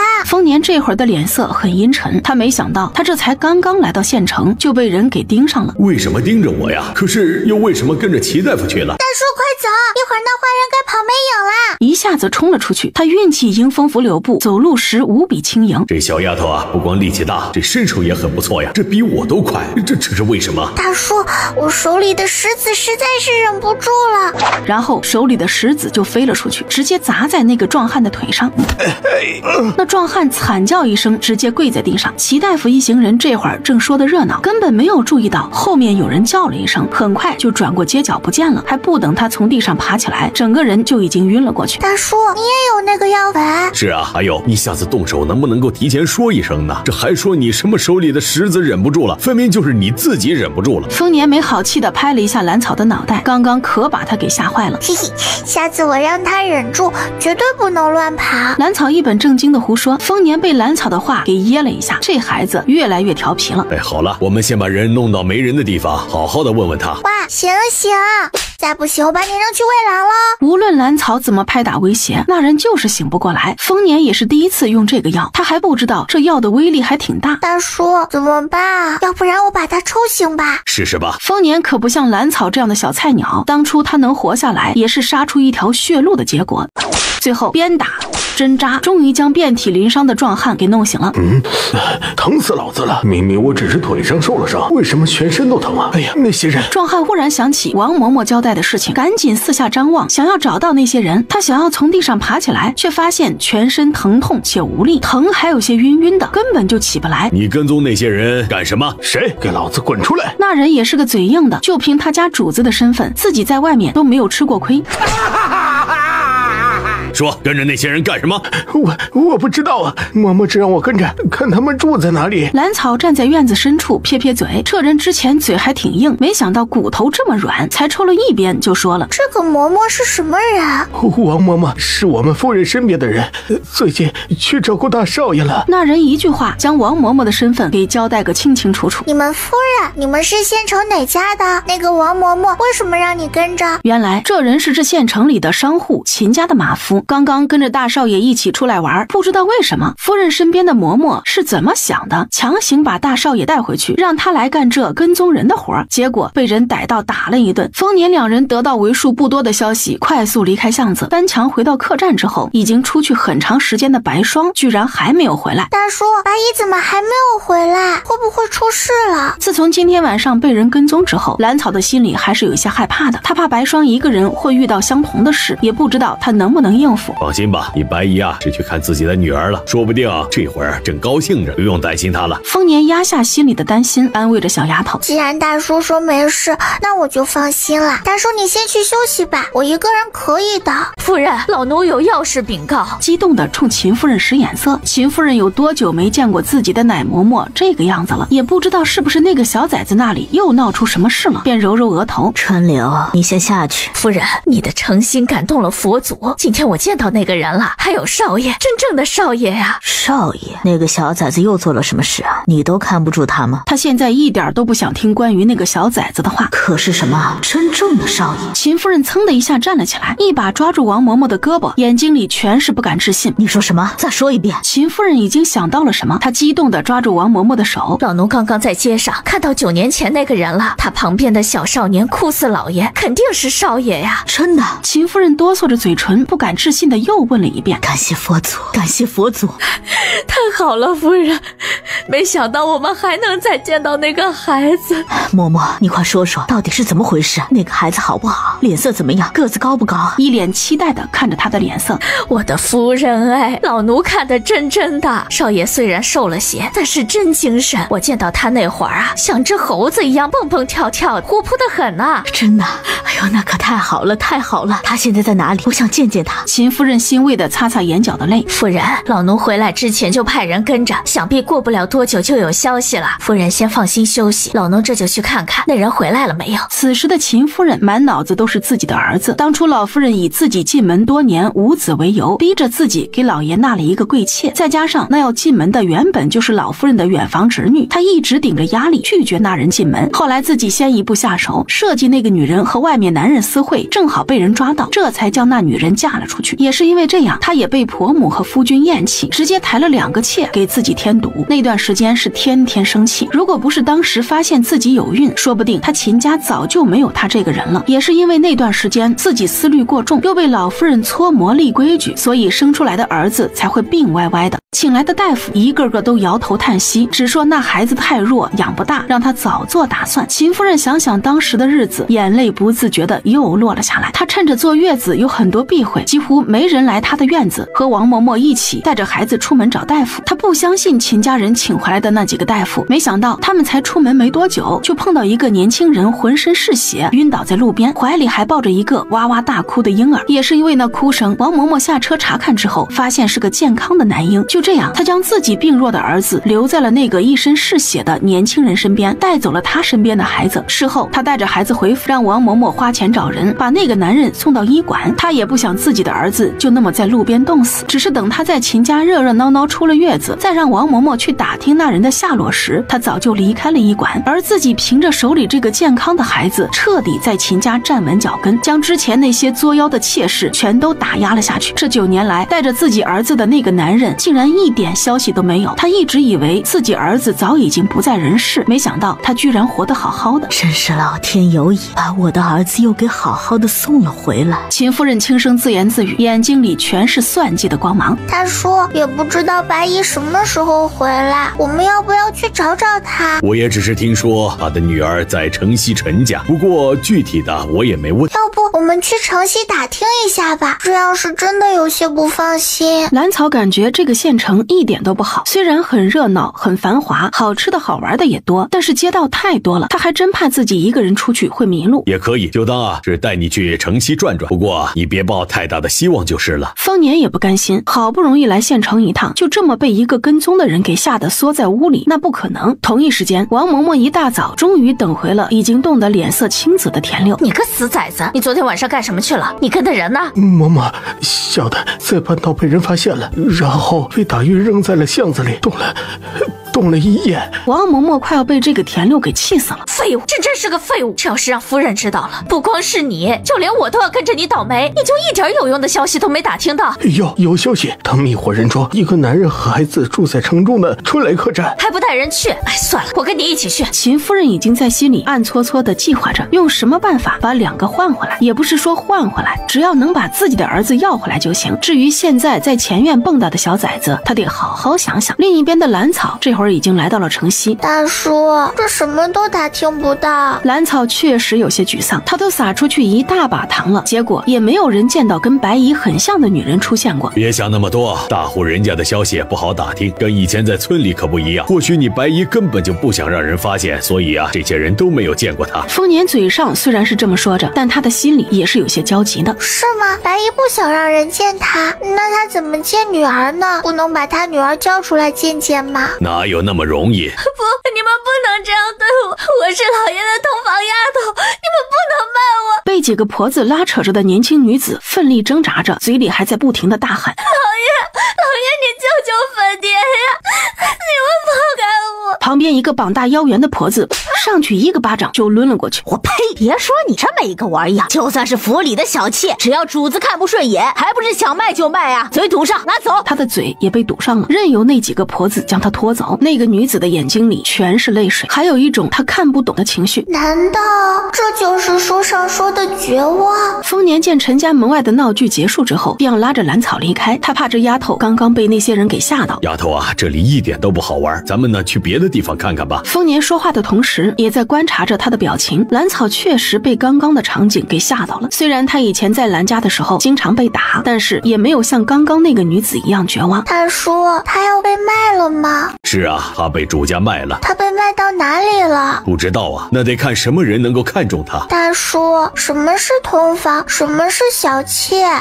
你长大一些就知道了。大叔，通房和小妾都会被卖掉吗？只要主家不喜欢，就可能会被卖。丰年压下心头的尴尬，耐心解答兰草的各种为什么。这丫头没有母亲教导，白霜估计不会提起这个话题，还是他一个大男人说几句吧，要不然真怕这孩子以后吃亏。丫头，你要记住啊，长大一定不能够做妾，就算是日子难过，也不会有你去年的日子更糟了。你要知道，一旦做了妾，你的命就掌握在了别人的手里，随时都有可能会被大杀发卖。丫头现在听不懂没有关系，但是你一定要记着大叔的话，等你长大一些，就会慢慢的懂了。丰年感觉自己能说的就这么多了，希望这孩子能记在心里。兰草虽然懵懂，听不懂丰年话里的意思，但是他一向听话，这会儿见丰年说的严肃，便重重点头。大叔，虽然我不懂什么是妾，但是大叔的话我记下了，以后一定不做妾。刚刚站在人群里将自己包裹得严严实实的白霜已经走到了两人的身后，这会儿白霜走在两人身后，耳边将丰年的话听了个清清楚楚。一时间白霜的情绪有些崩溃，竟然呜呜地哭了起来。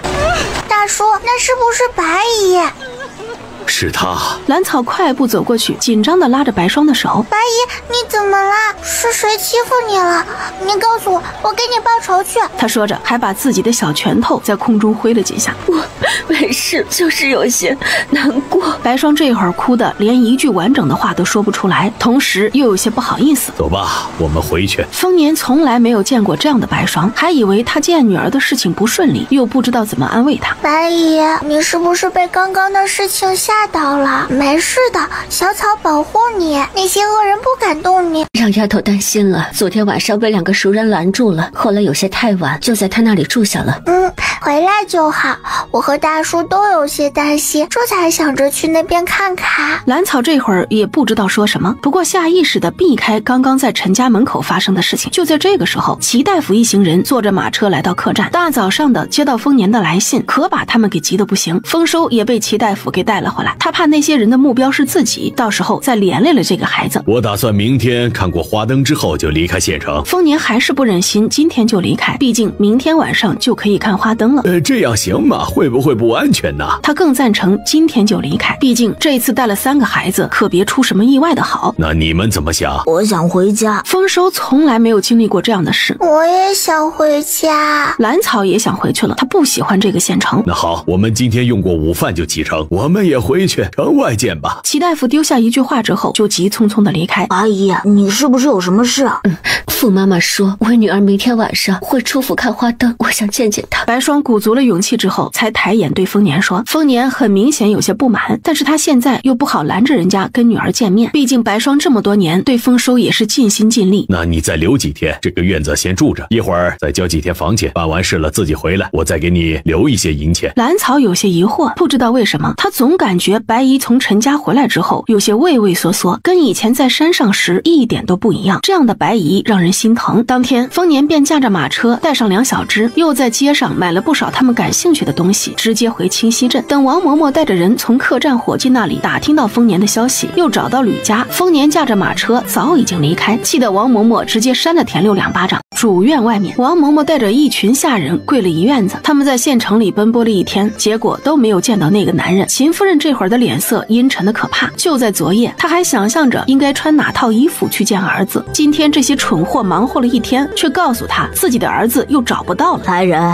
这些奴才办事不力，每人30大板。秦夫人这会儿什么都顾不上了，她只知道都是因为这些没用的奴才不好好办事，她好好的儿子在眼皮子底下又消失不见了。伴随着院子外面的此起彼伏的惨叫声，秦夫人目光紧紧盯着浑身发抖的王嬷嬷。王嬷嬷，你昨天晚上的承诺呢？老奴该死，老奴办事不力，请夫人责罚。罚倒是不必了，你该清楚，如果我不能见到我儿子，你也不必见你孙子了。秦夫人的一句让王嬷嬷的心一下子沉到谷底。她的儿孙全都在这府里做活，可以说一家人的小命都在夫人的手里。她知道夫人这是要逼自己了。夫人放心，老奴已经得到线索，这就带人去打他。这一次定将少爷请回来。之前在吕家下人那里已经得到了一些线索，他打算带人去清溪镇一趟。去吧，记住我刚刚说的话。秦夫人现在还不想惩罚王嬷嬷，现在认识那个男人的人也只有他了，先让他活一段时间，如果再办不好事情，那就不必活着了。王嬷嬷出了主院之后，这才敢抬手擦擦脑门上的冷汗。她得重新带一批人出门。回到镇子上就感觉熟悉多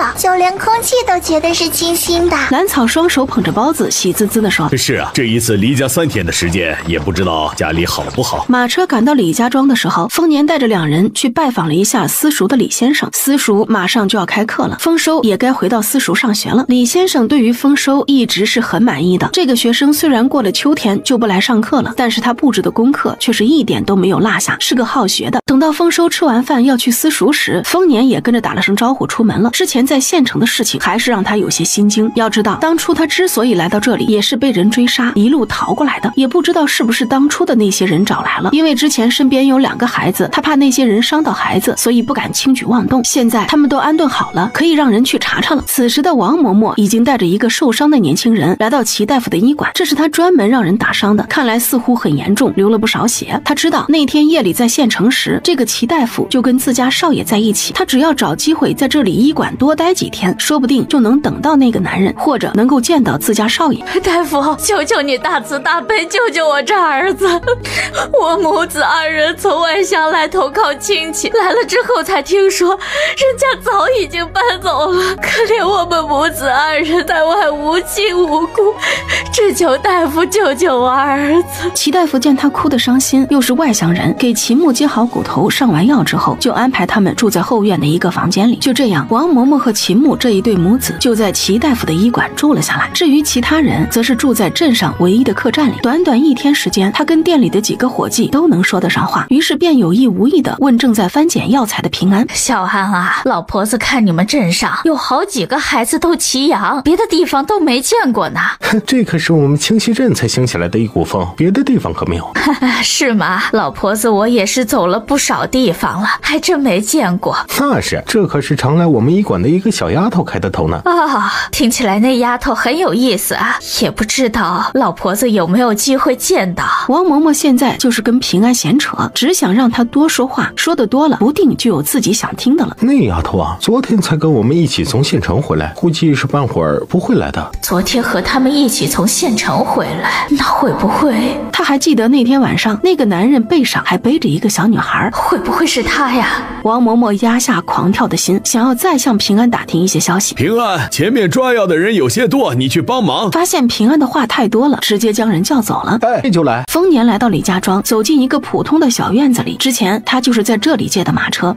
您怎么来了？进去说。如果兰草在这里的话，就会发现这几人正是之前上山干活的那几个。这次商队出去一趟辛苦了，昨天因为有别的事情，就没有等你们回来，只见到雅叔一个人。我有事要你们去查。这2天，丰年心里一直装着事情，他怕那是当年追杀他的人找了过来，也怕秦家要做什么，自己好有个防范。秦夫人将卧病在床的秦老爷气个半死之后，打发人叫来一脸倔强的秦继祖，一脸宠溺的理他的衣裳，上。你这孩子不是整天跑得不着家，就是关在院子里不出门，让来福来贵带你去外面松快松快。咱这样的人家不需要一直看书学习，家里的产业以后都是你的。秦继祖那天晚上从外面回来之后，并没有如计划的那样从家里逃出去，而是被院里的下人给看起来关在院子里。今天才被秦夫人给叫过来，他这会儿一心想着去见见那个小女孩，还有跟她一起的男人。对于秦夫人的话，他是一个字都不想回答。自从无意间知道自己是刻意换回来的之后，他知道秦夫人故意让人教坏自己，知道对方要毁了自己，只是可惜他院子里的下人全是魁梧有力的，自己摆脱不了。这会儿也只能顺从的行礼告退，跟着来福来贵出门溜达。大少爷，您看今天去哪里松快松快？南市今天有斗鸡斗蛐蛐，小的把你的大将军都带了呢。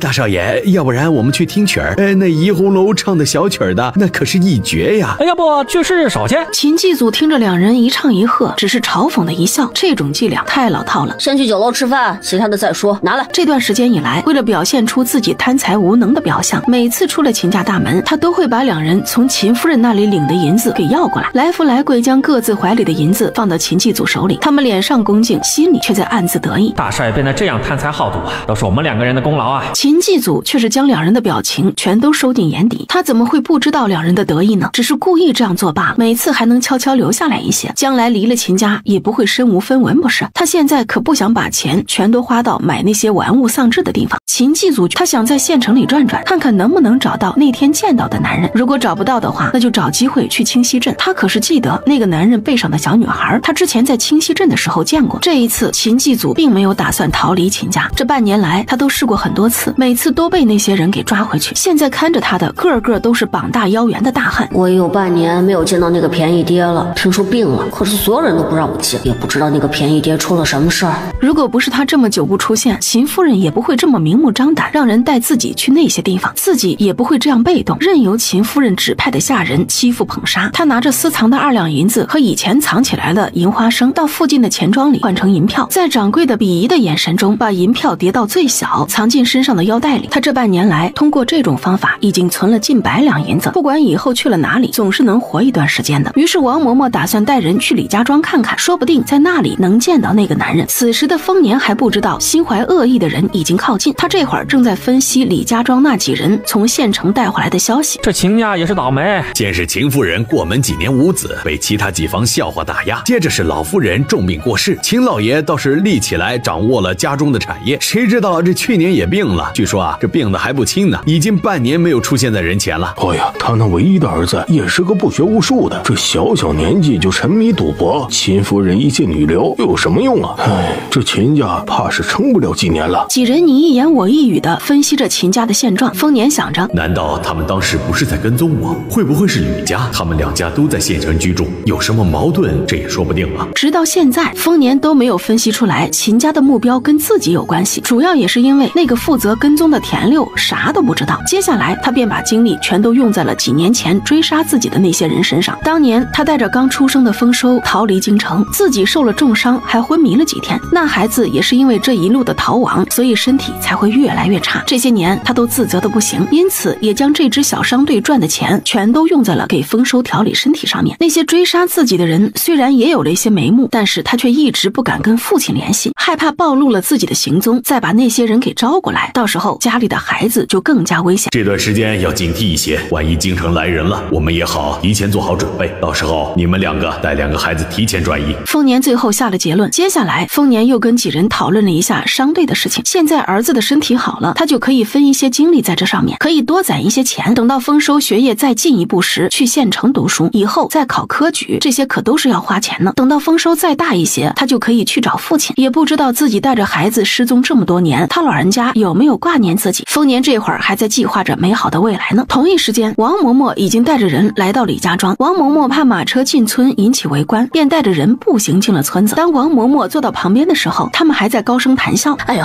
时间快到了，我得看看小孙子去。今天第1天上学堂，也不知道怎么样。这个村子里有私塾，那咱家少爷是不是在里面呀？我得过去看看，没准少爷就是在那里读书呢。王嬷嬷也跟在几人的身后，向私塾方向走过去。私塾那边刚刚散学，大大小小的孩子呼啦啦从院子里面跑出去。王嬷嬷远远就见到那个走在最后面的孩子，跟老爷长得很像，正是那天晚上见到的孩子。她压下激动的心，赶快往前走了几步，却见自家少爷没有跟村里的孩子走一个方向，而是朝另外一个方向过去，还越走越远。于是王嬷嬷跟了上去，同时还挥手招呼那些下人过来。也有人跑去通知村外的马车进来。丰收出了学堂之后，就直接往山上的方向过去。只是今天有些奇怪，自己身后怎么还跟着一个婆婆？难道她这个时间还要上山？丰收虽然感觉有些奇怪，但是却没有放在心上，别人去哪里跟自己没有关系。王嬷嬷一直跟着丰收，看着他开始上山，就赶紧挥手招呼身后的下人上前，快，先把人带回家再说。他现在可不会想着说好话劝少爷回家，那样只会浪费时间。他从一开始就打算把人绑回去，只要带到夫人面前，以后的事情再说。早有准备的几个下人一下子就扑了上去，在丰收完全没有反应过来的时候，直接将人给迷晕，抬进了马车，快速离开。此时的丰年有些懊恼的往家里赶，原本想着和丰收一起回山上的，私塾那边的院子早都已经上锁，天色也暗了下来，他得走快些，说不定在半道上就能追上儿子。这样想着，丰年上山的脚步又加快了许多。昨天我因为有事儿都没有和儿子一起回去，今天又是这样，真是太不应该了。也不知道那小子独自走山路会不会不习惯呢？兰草这会儿焦急地站在院子外面来回踱步，他的饭菜早已经做好，这会儿天都快黑了，哥哥还没有回来。他昨天可是老早都回到山上了，也不知道是不是出了什么事情。这样想着，兰草心里就更加不安。最后他直接叫上大白，骑着就下山去迎丰收。渐渐的天色彻底黑了下来，兰草已经急得不行，这会儿家里一个大人都没有，他也不知道丰收出了什么事。丰收，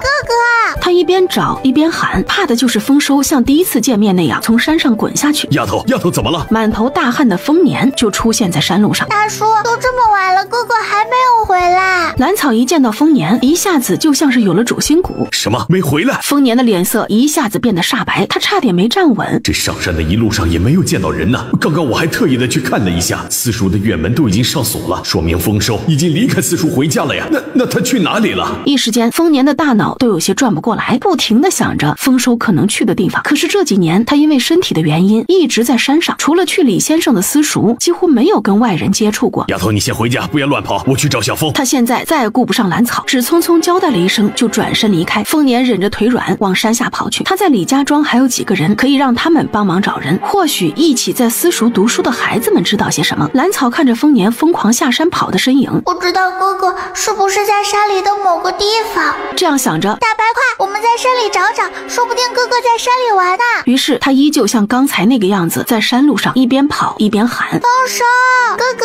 告别小猴子他们之后，兰草也不在山里找了，运起迎风拂柳步向山下跑去。也不知道丰年下山去了哪里，他也不知道能不能追上。就在这个时间，李先生家的房门也被敲响了。什么？丰收没有回去？散学之后，我看着他和其他孩子一起出了院子，往山上的方向去的。李先生听了丰年的话，也是一惊。哎呀，怎么会发生这样的事情啊？当时有几个村民来接孩子，也不知道他们看见了没有啊？先生能带我去那些人家问问不能？丰年颤抖着声音问李先生。走，我带你去问问。李先生也不想自己的得意弟子出意外，李家庄很多人家的院子都被敲开了，只是所有人都没见丰收最后去了哪里，只知道他散学时往山上去，也不知道是谁想起来了。散学之前，村子里进了几个陌生人，当时那个婆子还坐在村中间的晒谷场上一会儿，最后跟着村里人往私塾方向去了。还有人说，那另外几个人跟那婆子应该是一起的，他看到几人打眼色了，那几人好像还驾了一辆马车。众人你一言我一语的诉说着自己看到的。丰年很快就想明白了，是有人进了村子，尾随着丰收，在上山的路上把他给劫走了。打听清楚之后，丰年便骑马追出了村子。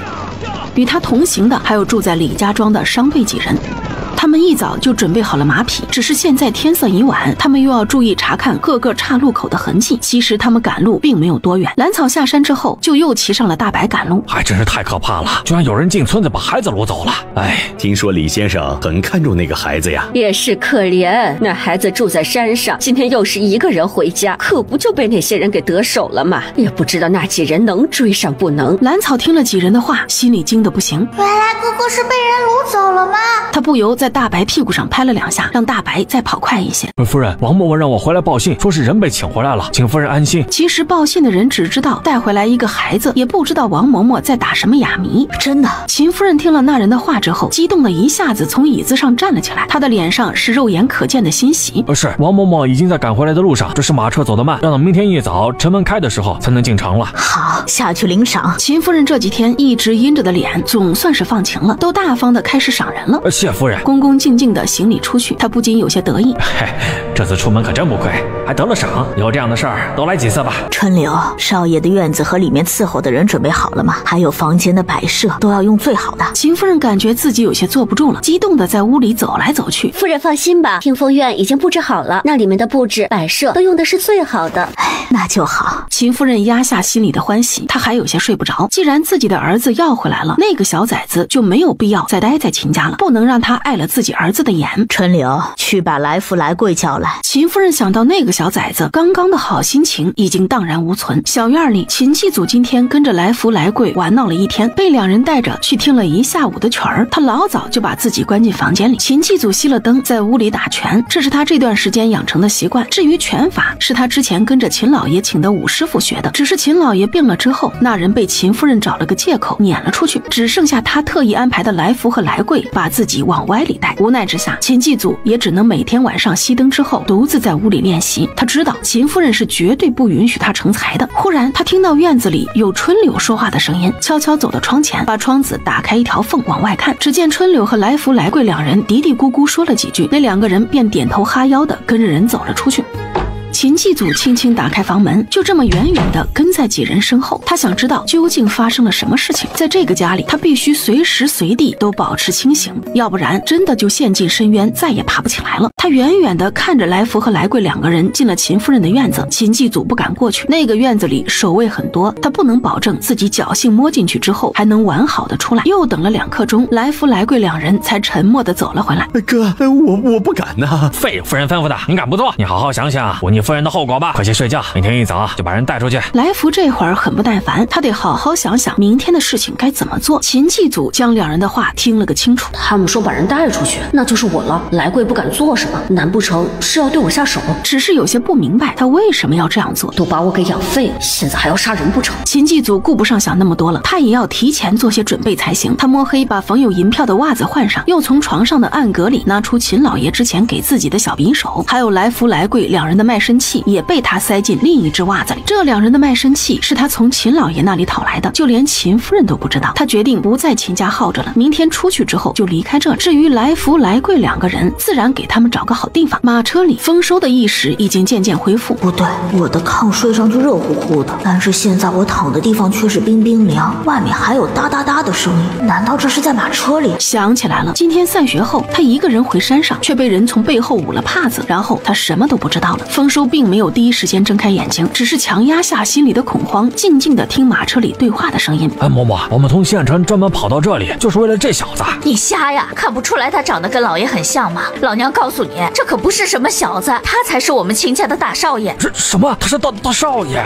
那眼前这个少年是大少爷，那现在的大少爷又是谁呢？多年前，大少爷被贼人给偷换掉了，夫人也是才发现没多久。王嬷嬷无耻地歪曲事实。什么人那么可恶，居然敢换掉我们秦家的少爷？哎呀，看看大少爷身上的衣服，这些年肯定吃了不少苦啊。丰收的心里却并不认同刚刚听到的话，自己爹爹得有多傻呀，才能去找别人换一个常年生病的累赘回来，然后把所有钱都用来给他看病养身体。丰收早就认定车上说话的2个人是坏人，他们说的话根本就没有可信度，还是找机会逃出去才行。他现在除了头晕浑身无力之外，并没有其他问题，胳膊腿都不疼，说明身上没有伤。明白现在并没有机会逃离马车，还是先保存体力的好，等到车上这2人困了放松警惕的时候再说。此时的丰年骑着马，心里无比焦急，每一个岔路口都要下马检查，仔细辨认马车走的方向，直到走到官道上才确定马车驶向县城的方向。后面的蓝草却是已经骑着羊追了上来，看来之前的健体丸也不是白吃的，他已经接连跑了这么长时间，速度一点都没有慢下来。蓝草一眼就看到在前面骑马的丰年几人，但是现在不能追上去，如果丰年在这个时候这个地方见到自己，那是肯肯定会想办法把他送回去的。可兰草不想就这样回去，他只想帮大叔早一点找到哥哥。这样子也好，大叔就在前面不远处，我也不会害怕。就这样，丰年几人追了整整一夜，总算在天亮的时候，远远的看到县城门口王嬷嬷几人坐的马车，马车里的丰收昨天晚上一直没有找到机会逃跑。原本他以为车上只有一个婆子一年轻人，没想到他们外面还有那么多人，居然轮流坐在马车里看着他。他一直没有找到逃跑的机会。到了后来，那些人为了省事，居然再一次把他给迷晕了过去。这会儿还没有睡醒。小白乖啊，你不要乱跑！兰草嘴上这么喊着，心里却在想着：小白快跑，咱们去看看哥哥在不在前面。小白，别跑啊！我不会让我爹把你下锅的。兰草顺着小白的力道，一路跟着他一直往前跑。丰年焦急的在队伍里四处张望，这一看不要紧，丫头和小白怎么会在这里？丫头、小白，你们站住！说着，他将马扔给旁边的人，跟着也冲出人群追了过去。谁知道前面一人一羊听到他的声音更加慌乱，小白的速度也越来越快。他对于丰收的气息简直不要太熟悉。小白快速的冲到最前面那辆马车跟前，围着那马车的车厢转了好几圈，还想着跳到马车上面去呢，却被正在马车上那马夫给挥鞭子打开了。等到兰草追过来的时候，小白已经试了好几次要跳上马车。小白这种反常的动作，兰草和丰年对于这辆马车也更加上心了一些，说不定丰收就在这里。兰草刚打算走近一些，往马车里面看看，小娃，走远些，把你的羊给看好了。兰草赶紧上前把小白抱住。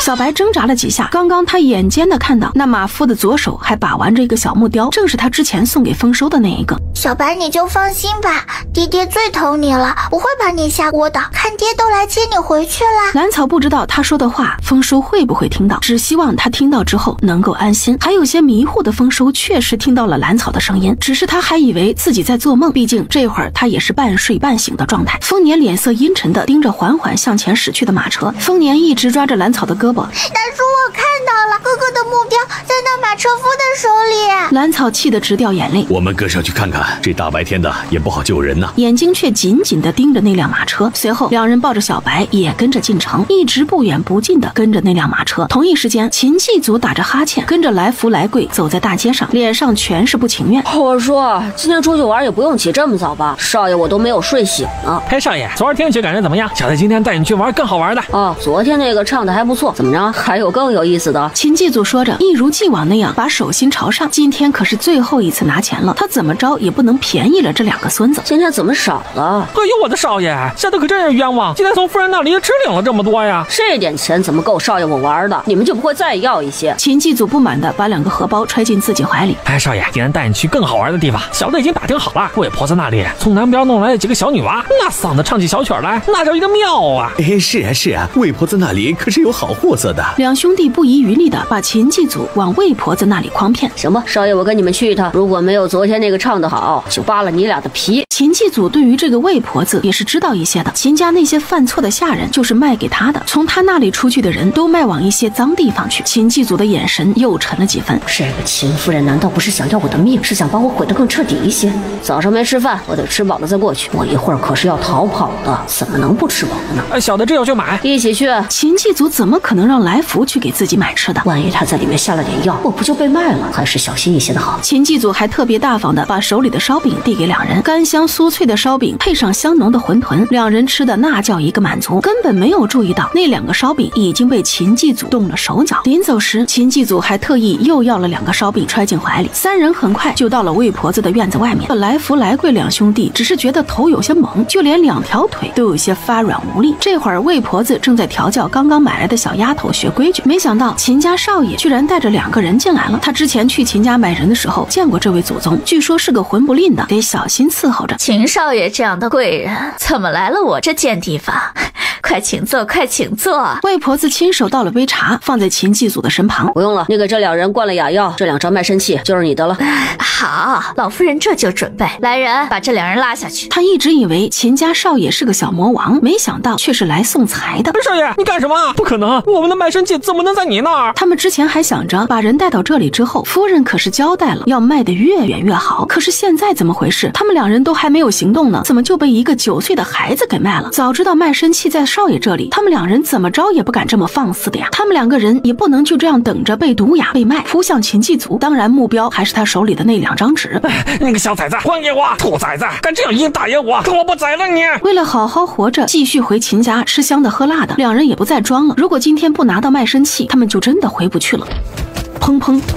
别看秦继祖年纪不大，但是身上的功夫却是没有落下。于是两人就这样结结实实的被踹飞了出去。都要死啊，还不赶紧把这2人给捆起来！秦继祖就这样淡定的看着2人被捆了起来，又被灌了哑药。魏婆子，这2人是你的了，我就一个要求，远远打发去挖矿就好。毕竟这种一心想要害自家主子的人是没人敢用，也省得给你惹祸。他可不想这2人再有机会翻身。魏婆子今天白得2个人，就算是卖到矿上，那也能赚10几两银子呢，这买卖划算。对于秦继祖的要求，他当然不会拒绝。等到秦继祖心满意足的直接来到一条小街的成衣铺子，用自己的一身锦衣换了2套平民的粗布棉衣。他要去清溪镇看看，当初第一次见到那个女娃的时候，就是在那里，还有那个跟自己长得很像的男人。秦继祖又在那条小街上买了一些干粮，搭了一个来县城送菜的牛车，义无反顾的离开了县城。他怕自己再不离开这里会被秦夫人的人察觉到，如果他们把自己抓回去，那就没有可能再逃出来了。至于从小一直细心培养自己的秦老爷，只能辜负他了。其实秦继祖也不知道秦老爷现在到底是什么样子，就连他是死是活都不知道。丰年和兰草跟着王嬷嬷的马车才刚刚走进城里没多远，迎面就见到一个管家模样的人骑着马。大管家，您这是要出城？这人正是秦家的大管家秦奋，笑眯眯的看着那马夫。夫人一大早就等在家里，盼着王嬷嬷回来呢，打发我来看看。别看秦奋的脸上笑眯眯的，他的心里这会儿却很是不平。哼，一个嬷嬷而已。马车里的王嬷嬷听到大管家的话，有劳大管家了，我们快些回去吧。哎呀，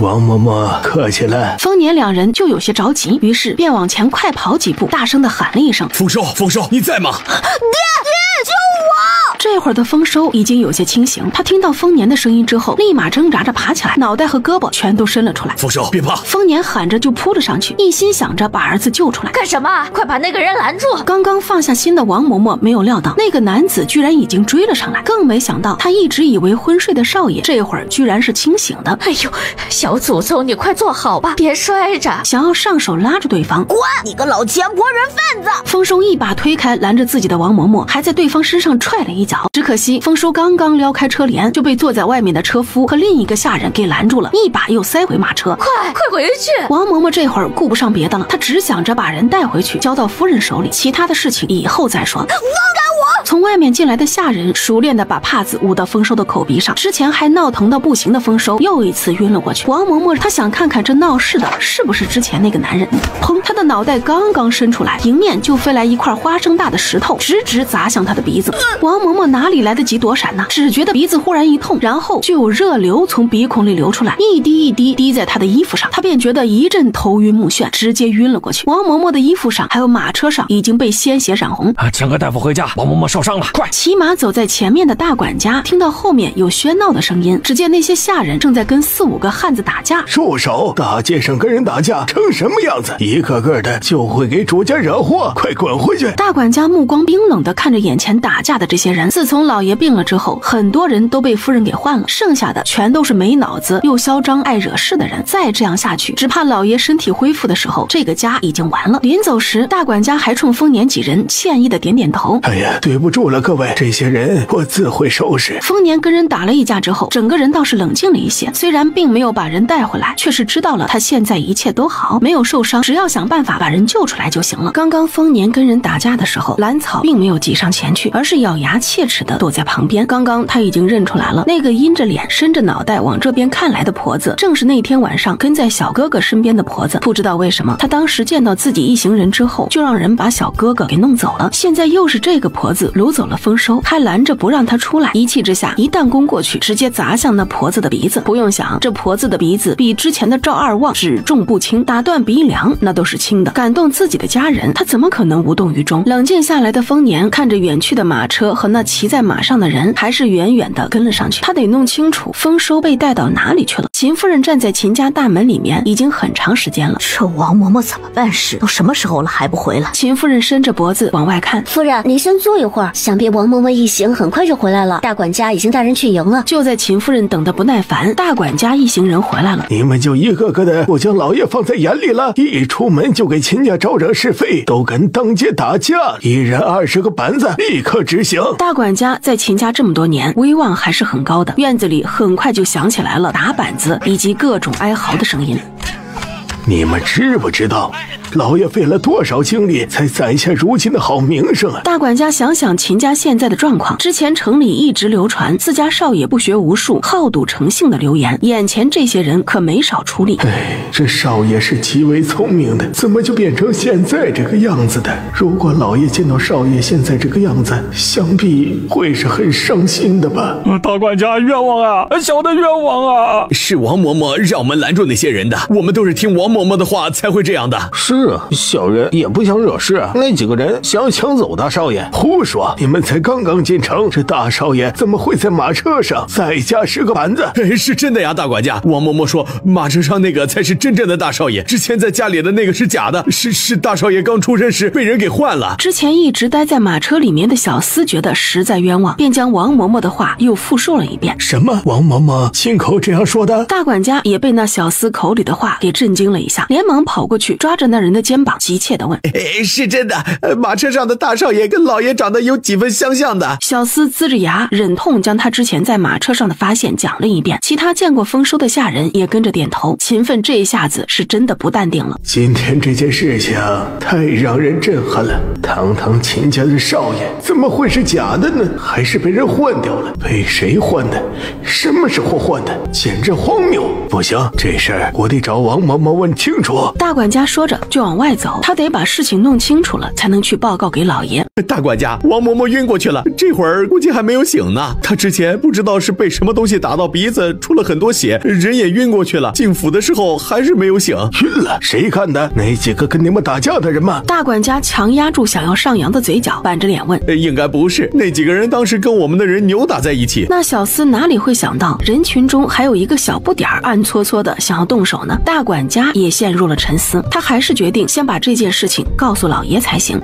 不知道夫人这次大张旗鼓的把人接回来是想干什么？大少爷一早就跟着来福来贵出门了，他们2个说少爷最近迷上了听曲儿，一大早就带着少爷去听曲儿去了。不管哪个是真正的少爷，你们都要当好自己的差。大管家再也坐不住了，他必须要第一时间去见老爷，哪怕闯院子，他这个大管家也有将近1个月没有见到老爷了。院子里的这些人都没有发现，他们所在的院子一角的墙头上多了一个毛茸茸的小脑袋。这会儿将几人的对话听了个清清楚楚。我的个乖乖啊，这叫什么事？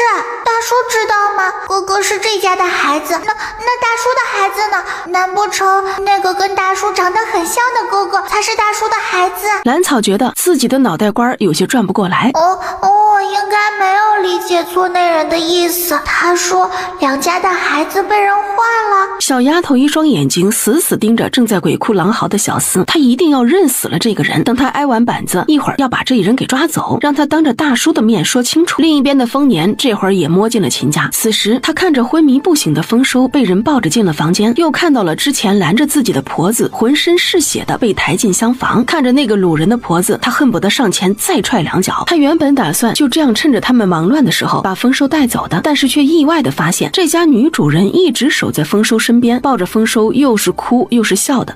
孩子，我的孩子，你可算是回来了，娘终于找到你了，感谢上苍，让你又回来我的身边。他说的话让丰收听得脸色越来越黑。这个女人什么意思？一直到大夫来了之后，说丰收没事，只是吸入了迷药，用不了多久就能醒来。秦夫人和窗外的丰年这才都放下心来。夫人，王嬷嬷出事了，她回来时浑身都是血，人也晕过去了。什么？怎么会晕过去？秦夫人惊了一下，她回头看了一眼熟睡的丰收，有些不舍得跟着春柳走了出去。屋里只剩下一个小丫头在照看。窗外的丰年看到秦夫人跟人出去，丝毫不犹豫，直接翻窗进去，一个手刀将那小丫头拍晕，抱着丰收又跳窗离开。兰草尾随着那个说话最多的小厮去了下人暂住的房间，他躲在旁边，确定屋里只有那个小厮一人的时候，直接将白霜之前给的迷药撒进了房间里，然后从房间里找了一截绳子，将那昏睡的小厮捆成一团，直接把人扛起来翻墙就跑。我说阿哥，那个小丫丫头去哪里了？怎么眨个眼就不见了？不知道，我也没有看见她去哪里了。那一会儿爷要是回来了，我们怎么交代啊？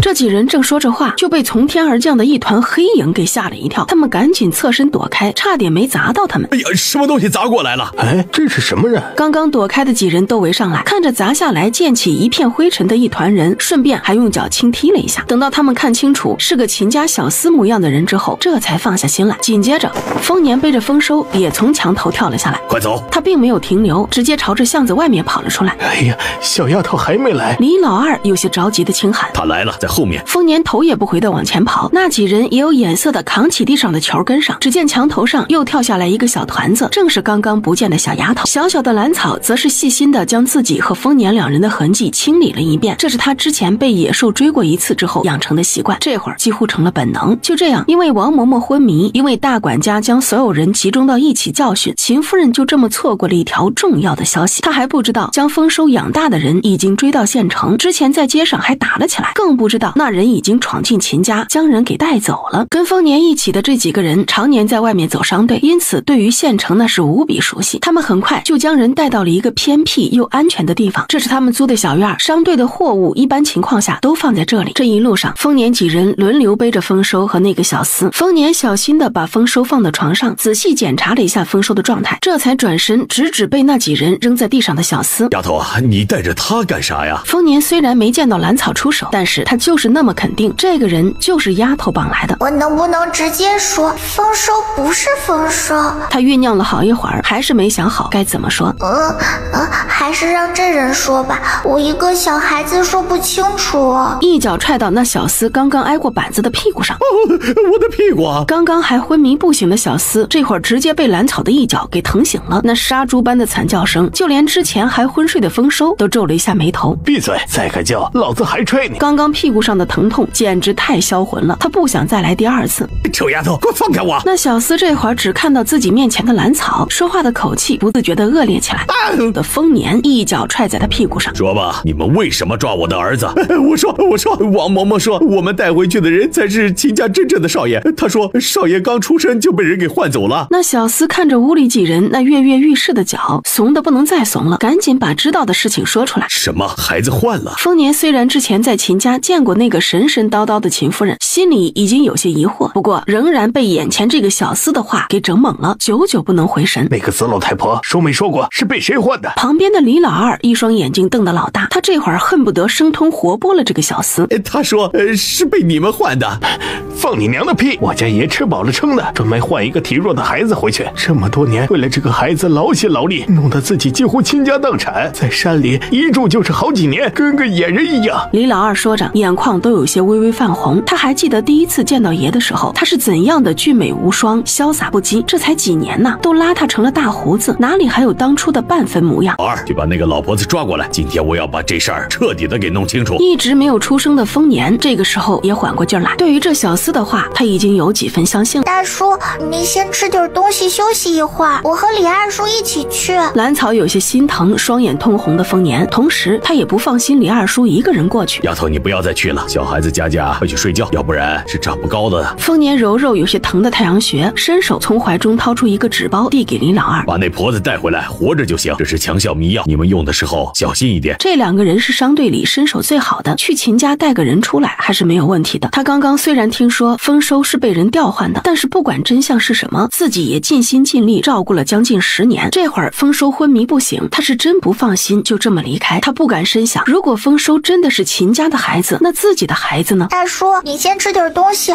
我看着哥哥就好。兰草一直心疼丰年，整整一夜没吃也没睡，这会儿又见他精神萎靡，便出声提醒他去吃饭休息。丰年用手使劲搓搓脸，让自己看起来精神一些，这才走到桌前开始吃饭。这些吃食都是兰草之前买的。丫头啊，你也去那边的床上睡上一会儿，你看你这眼睛都快睁不开了。好。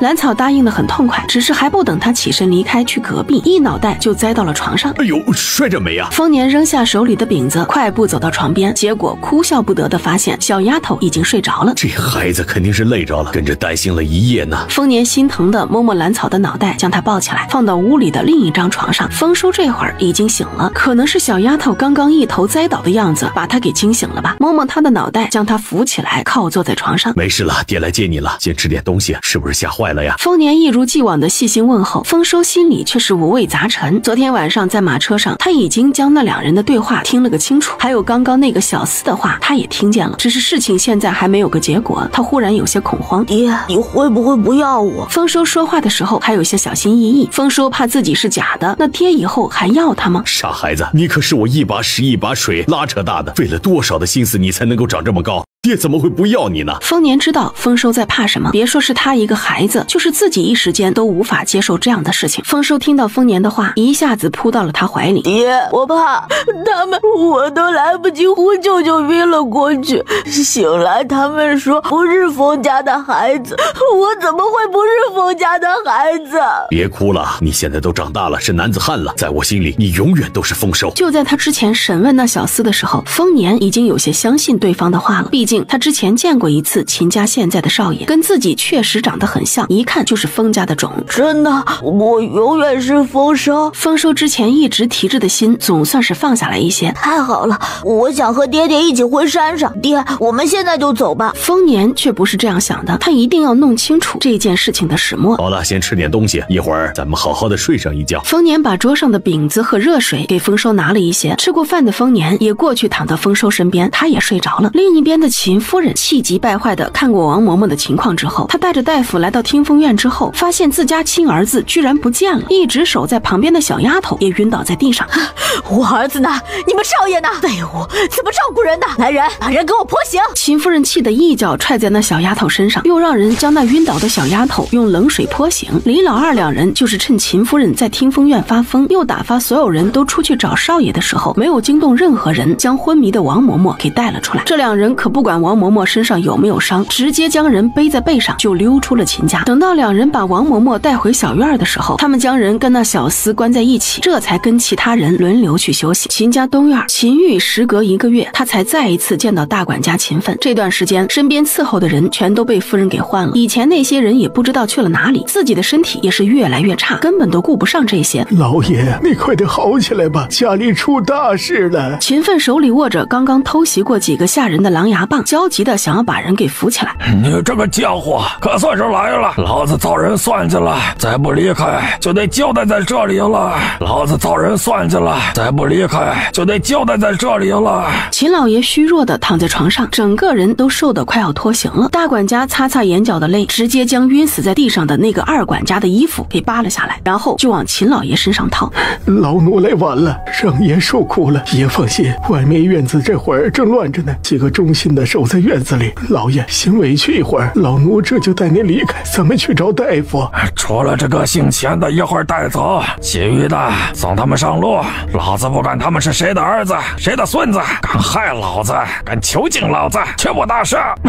至于他们的家人，等老子从阎王爷那里把命夺回来了，再好好算账。秦老爷当年也是个混不吝的，只是这些年为了秦家的名声收敛了很多，没想到这一时不察，居然遭人算计了去，自己也差点丢了小命。记住呢，他这段时间怎么样？老爷，大少爷一早带着来富来贵出门了，一会儿咱们离开之后，老奴就打发人去找。院子里那些被打晕的人全在昏迷中无声无息结束了自己的生命。好，我怕那孩子也跟我一样被人下毒手了。秦老爷对秦继祖还是很看好的，虽然顽皮了一些，却是极为聪明。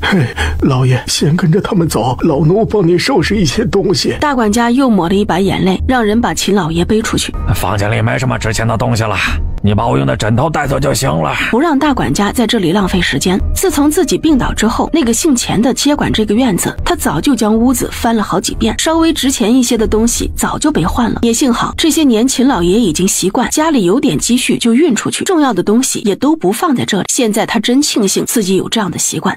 老爷放心吧。大管家趁乱将病重的秦老爷从角门带了出去，直接放到事先准备好的马车里疾驶而去。马车来到秦老爷私下里买的另一间院子时，马车里已经多了城里几名医术很不错的大夫。秦玉一直怀疑自己是被人下了毒，只是不知道是什么毒。丰年几人睡醒之后，就带着丰收和兰草来到关着王嬷嬷和小厮的房间里。李老二几人听到动静也跟了进来。啊，终于要对这个坏人下手了吗？能不能试试我的鞭法？手好痒。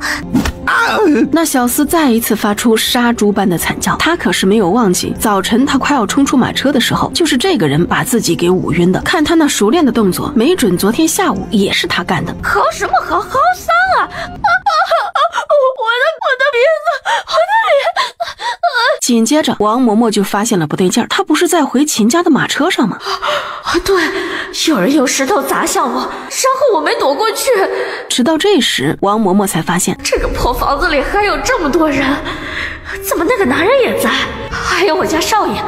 我不是把少爷带回家了吗？这会儿也顾不上鼻子上的疼，直接对着丰年几人破口大骂起来。你这个贱民，快把老娘放了，要不然我们秦家不会放过你。他要在气势上压倒对方，让对面这个脸色难看的男人不敢对自己动手。少爷，你离这个男人远一些，小心他伤到你。当年就是他把应该享受富贵的你给换走了，害得你在这贱民家里吃了那么多的苦。王嬷嬷见到丰收就站在丰年的旁边，就想着挑拨离间两人。老钱婆，我打死你！叫你胡说八道！此时的丰收是一点都听不得别人说他不是丰年的孩子。完蛋，你个胡说八道的老婆子，我抽烂你的嘴！可恶的人贩子，敢进村子抢人，我打死你！丰收这边发泄自己昨天下午到今天所有的恐慌。王嬷嬷原本还想再对着丰年骂什么，就被对方直接砸断了2条腿，嘴里想要骂人的话再也骂不出来了。他怕自己的胳膊也被砸断，自己就真的废了。抢别人孩子被抓还不知忏悔，不然还挑拨我们父子之间的关系。爹，你别听他的，这个老婆子坏得很。这位大爷，老婆子再也不敢胡说八道，求你饶了老婆子吧。老奴都是按照我家夫人的吩咐办事的，您大人大量，饶了老婆子吧。你问什么，老婆子全都说。你之前说我儿子是你家少爷，是怎么回事？丰年把玩着手里的棍子，大有一副你不说实话我就继续开揍的架势。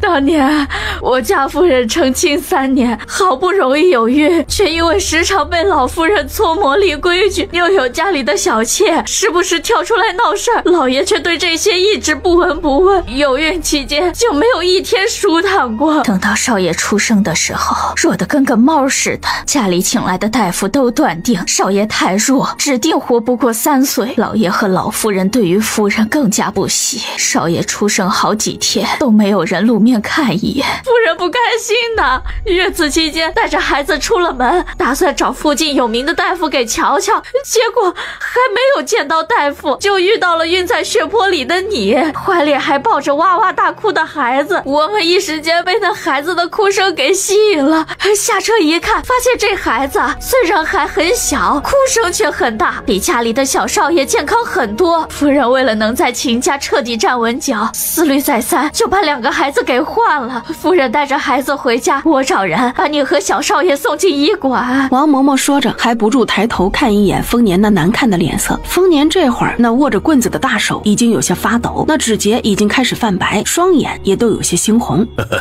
我一直以为是因为自己带着那孩子一路出行走得艰难，他又刚刚死了奶娘，是我做得不够好，才让那孩子的身体越来越差，还自责了这么多年。原来是你们趁我昏迷不醒将人给换了。李老二，你在旁边把这老钱婆的话全部都记下来，一会儿让他按手印。那你们夫人又怎么想着把人给要回去了？那天晚上在县城的街道上，老婆子一眼就认出了你，还有身边的小少爷，他跟老爷长得很像，没想到他的身体居然恢复得这么好。老婆子便把这件事告诉了夫人。哦，所以你家夫人让你们把丰收给抢回去？是，夫人听说了少爷身体好好的，便动了心思，让我们把人给请回去。听你这么说，那想必这秦夫人对我那孩子并不上心吧？这位爷放心，我家夫人对少爷挺好，吃穿用度都是家里最好的，小厮丫头一个都不少，照顾得极为周到。你胡说！县城的人都在说秦家少爷不学无术，好赌成性，整天招猫逗狗，名声差到了极点。这就是你家夫人所谓的对孩子极好吗？少爷的恶名。啪！丰年又是一棍子砸过去，王嬷嬷的右胳膊也被打断，她整个人疼得缩在地上，不停地抽泣。你家那个少爷呢？现在丰年已经证实两个孩子被对方恶意调换，他还是想第一时间见到那个所谓的不学无术的孩子。祭祖少爷每天都带着小厮出门斗鸡、斗蛐蛐儿、听曲儿，到晚上才能回来。王嬷嬷昨天晚上不在家里，她还不知道自家夫人已经吩咐来福来贵对秦祭祖下手。丰收的脸色越来越白，一屁股跌坐在地上。我果然不是冯家的孩子，生母还如此卑劣恶毒，我该怎么办？一时间，丰收都不敢抬头去看丰年的眼睛，他怕自己对上的是一双充满厌恶的眼睛。李老二，你们去守着秦家那边打探消息，晚上我去会会秦家那个夫人。丰年说话的时候没有再看丰收一眼，他也不知道自己该怎么面对丰收，他又不是圣人，面对秦夫人的所作所为，他怎么能不生气？秦老爷中的是常见的慢性毒，只需要慢慢解毒就好，7天时间就能把所有毒素给清出去，只是这段时间得好好养着。秦奋，去找少爷的人回来了没有？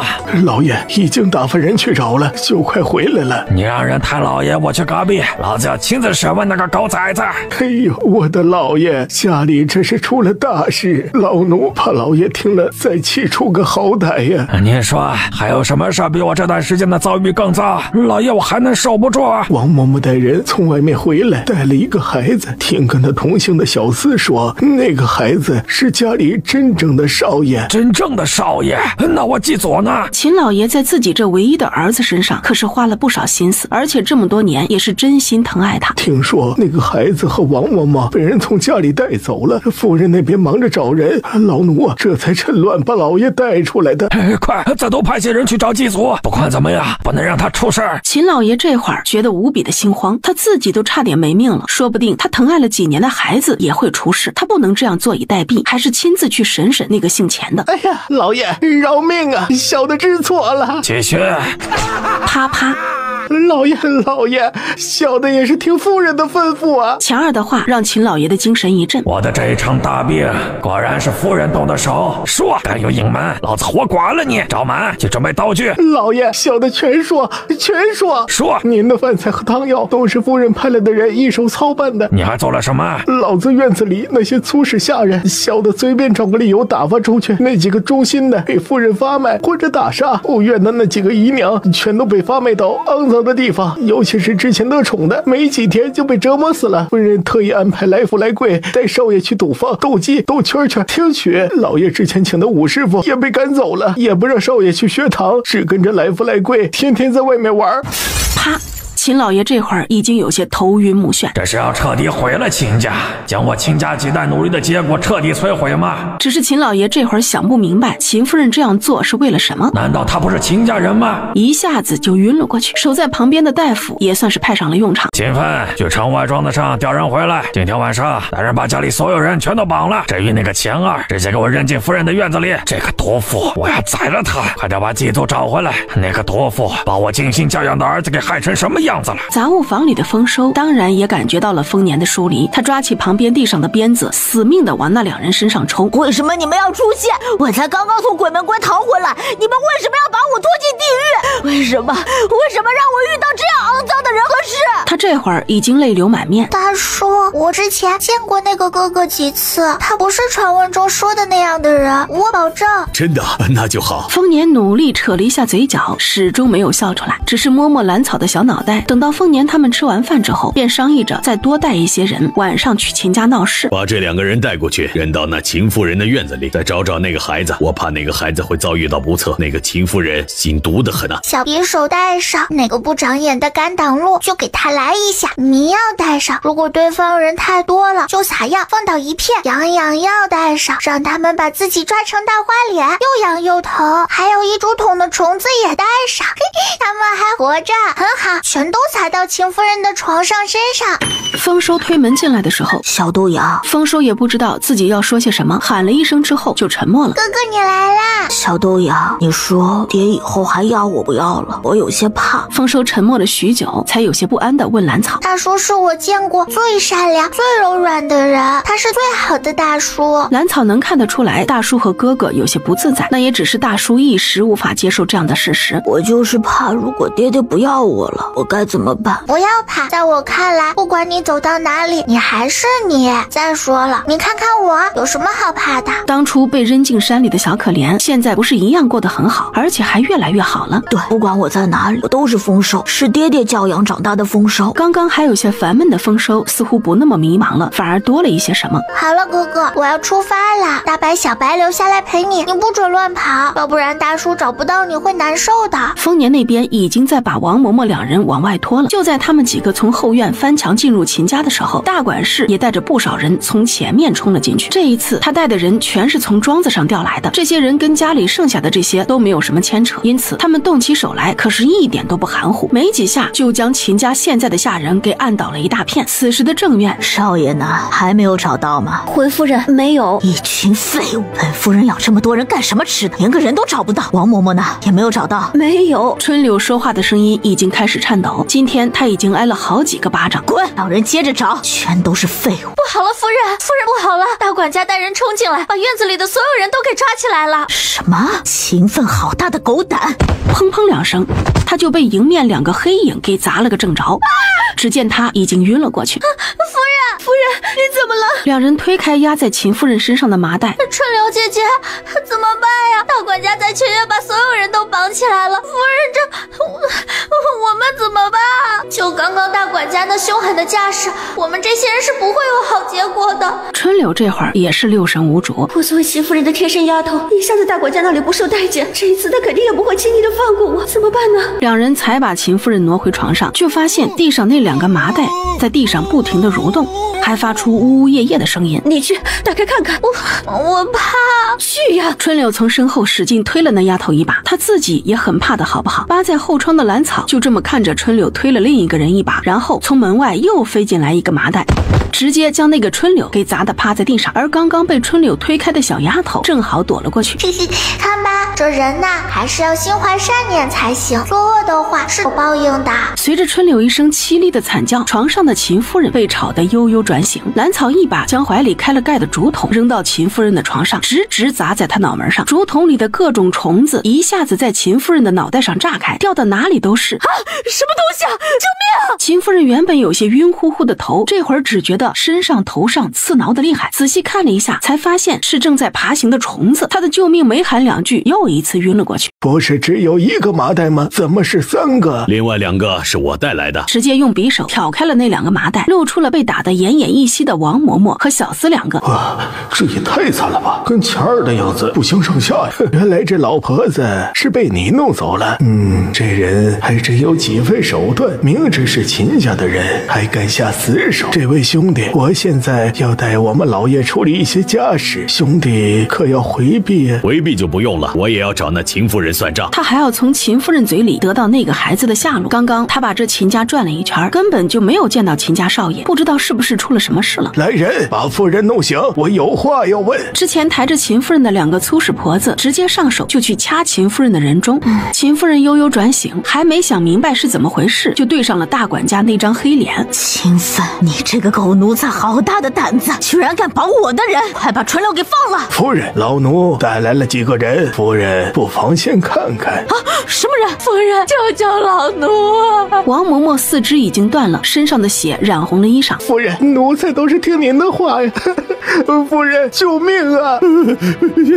小的就是一跑腿的，什么都不知道呀。秦夫人这才看明白，眼前的血人居然是王嬷嬷和钱二，这2个人可是自己的心腹，这几年没少替自己办些阴私的事情。秦奋，你居然敢把我的人折磨成这个样子，好大的狗胆！本夫人打杀了你！这秦家还是老爷的秦家，老奴自然是要听老爷的。什么老爷？你家老爷都半年没出过房门了，这秦家还是本夫人说了算。那个男人半死不活的躺在床上，也没几天好活了。这几个人就地杖毙！狗奴才，我看谁敢！秦奋，你这奴才眼里还有没有我这个当家夫人？老奴眼里有的自然是秦家的主人，你是个罪人而已。动手！顿时院子里响起了板子打在身体上的啪啪声。秦夫人被气得浑身颤抖。这个老东西，一个下人居然敢如此忤逆我，简直该死！或者你们谁来告诉我祭祖少爷去了哪里？我可以考虑放过你。我说，少爷他……快说！大管家咬牙切齿地瞪着春柳，旁边的丰年也不自觉往前走了2步。他现在最关心的就是这个问题了。少爷他被来福来贵带出去卖了。什么？被卖了？把话说清楚，快说，不然我现在就宰了你！昨天晚上，夫人交代来福来贵，让他们一早把人带出去，就不要让人再回来了，最好是卖远一点。卖了哪一家了？丰年这会儿脸上的表情已经无比狰狞，从牙缝里挤出几个字来：奴婢不知，夫人只让他们看着办，越远越好，最好回不来。自己这么多年掏心掏肺精心养着别人家的孩子，而人家呢，最后却想把人给卖掉，只因为他们抢回了亲生儿子。了你大胆！秦夫人这会儿疼得脸色发白，一脸不敢置信地盯着丰年。当初抱走他的孩子，就没想着还能见面。大胆！丰年不解气地将手里的匕首转了一下，秦夫人险些晕过去。你居然敢伤我！我可是秦家夫人，你一介贱民就不怕掉脑袋？秦夫人算个什么东西？如果我家的孩子有个万一，你猜猜你儿子会遭受什么？别忘了，你儿子还在我的手里。你不许动他，不准你动他！大管家在旁边也是有些傻眼，这个女人居然让人把祭祖少爷给卖了，这怎么着也是从小养到大的。快来人，把城中所有的人衙子那里全找一遍，一定要找回祭祖少爷。我们走去找人。大管家，告诉你们老爷，这事儿没完，如果找不到人，这位兄弟，怎么找人要紧，其他的容后再说。大管家擦擦额头上的汗，打发人快点出去找人。丰年离开之前，抽出自己的匕首，又在秦夫人的右臂上捅了一下，这才罢休。他这一次是真的气急了。刚刚躲在后窗那里的兰草，却见大管家一步步踱到还有几口气的王嬷嬷和钱二两人面前，蹲下来缓缓开口：你们说吧，夫人是怎么给老夫人下毒的？又是怎么毒害老爷的？秦奋，你这个狗奴才，居然敢胡说八道！秦夫人的脸色更白了。如果让外人知道我对婆母和夫君下毒，那我娘家的所有人都会受到牵连。不行，这事儿不能承认。老奴可不敢胡说八道，老奴手里可是有证词的。老爷已经开始解毒了。大管家笑得极为阴森。什么？他解毒了？难怪不得大管家今天如此跋扈，全然没有把我这个当家夫人看在眼里。原来是这样，都怪自己这2天的心神全都被即将回家的亲生儿子给占据了。是啊，老爷说了，毒害婆母，毒害夫君，暗害秦家多个子嗣，不管哪一条都够夫人暴毙，只是不知道夫人的娘家能不能承受得起老爷的报复。我替自己出气有什么错？我打杀了那个妖精有什么错？我想在秦家立足有什么错？我想要回我亲生儿子有什么错？秦夫人似乎是怕了，也似乎是绝望了，开始疯疯癫癫的大喊大叫起来。要怪就怪那个老钱婆心思恶毒，哪有新婚第2天就给儿子纳妾的？谁家会让正室给一个怀孕妾室端茶倒水？也不怕一个小妾受不住折了寿？看吧，她果然不长寿，就连她生的2个崽子都是个短命的。要怪就怪你家老爷宠妾灭妻，凭什么让我一个正室夫人处处让着他一个小妾？我为什么不能给自己报仇？反正儿子又不是亲生的，我为什么要留着这个肮脏的秦家？这里的一草一木都让我觉得恶心。秦夫人在院子里疯狂地叫骂着，院子里的人早就被大管家给打发出去了，这种话可不能传出去，太丢人了。院外坐在轿子里的秦老爷一直静静地坐着，沉默地将他瘦弱的身体紧紧包裹。他知道秦夫人没有说错，当年刚成亲那会儿，自己确实混蛋。新婚第2天就纳了表妹进门，也在母亲搓磨他的时候选择了视而不见。就连表妹恃宠而骄，处处找事，自己都选择了维护表妹。没想到这个女人记了这么多年，她是从什么时候一心就想着要彻底毁了秦家的？是从出了月子的时候吧？记得当时她生下孩子之后，自己一心守着表妹和大儿子，听说夫人只生了个病弱的孩子，还不一定能养大，所以整整1个月月，自己都没有去看过对方一次，一直到母亲病逝，表妹和2个孩子相继生病离开，自己这才把精力全都放在祭祖身上。他丝毫没有在意过那个女人这些年是怎么过来的。想想当初自己确实做错了。秦老爷这会儿虽然意识到自己亏待了妻子，但是却不能原谅对方。这些年来，秦家前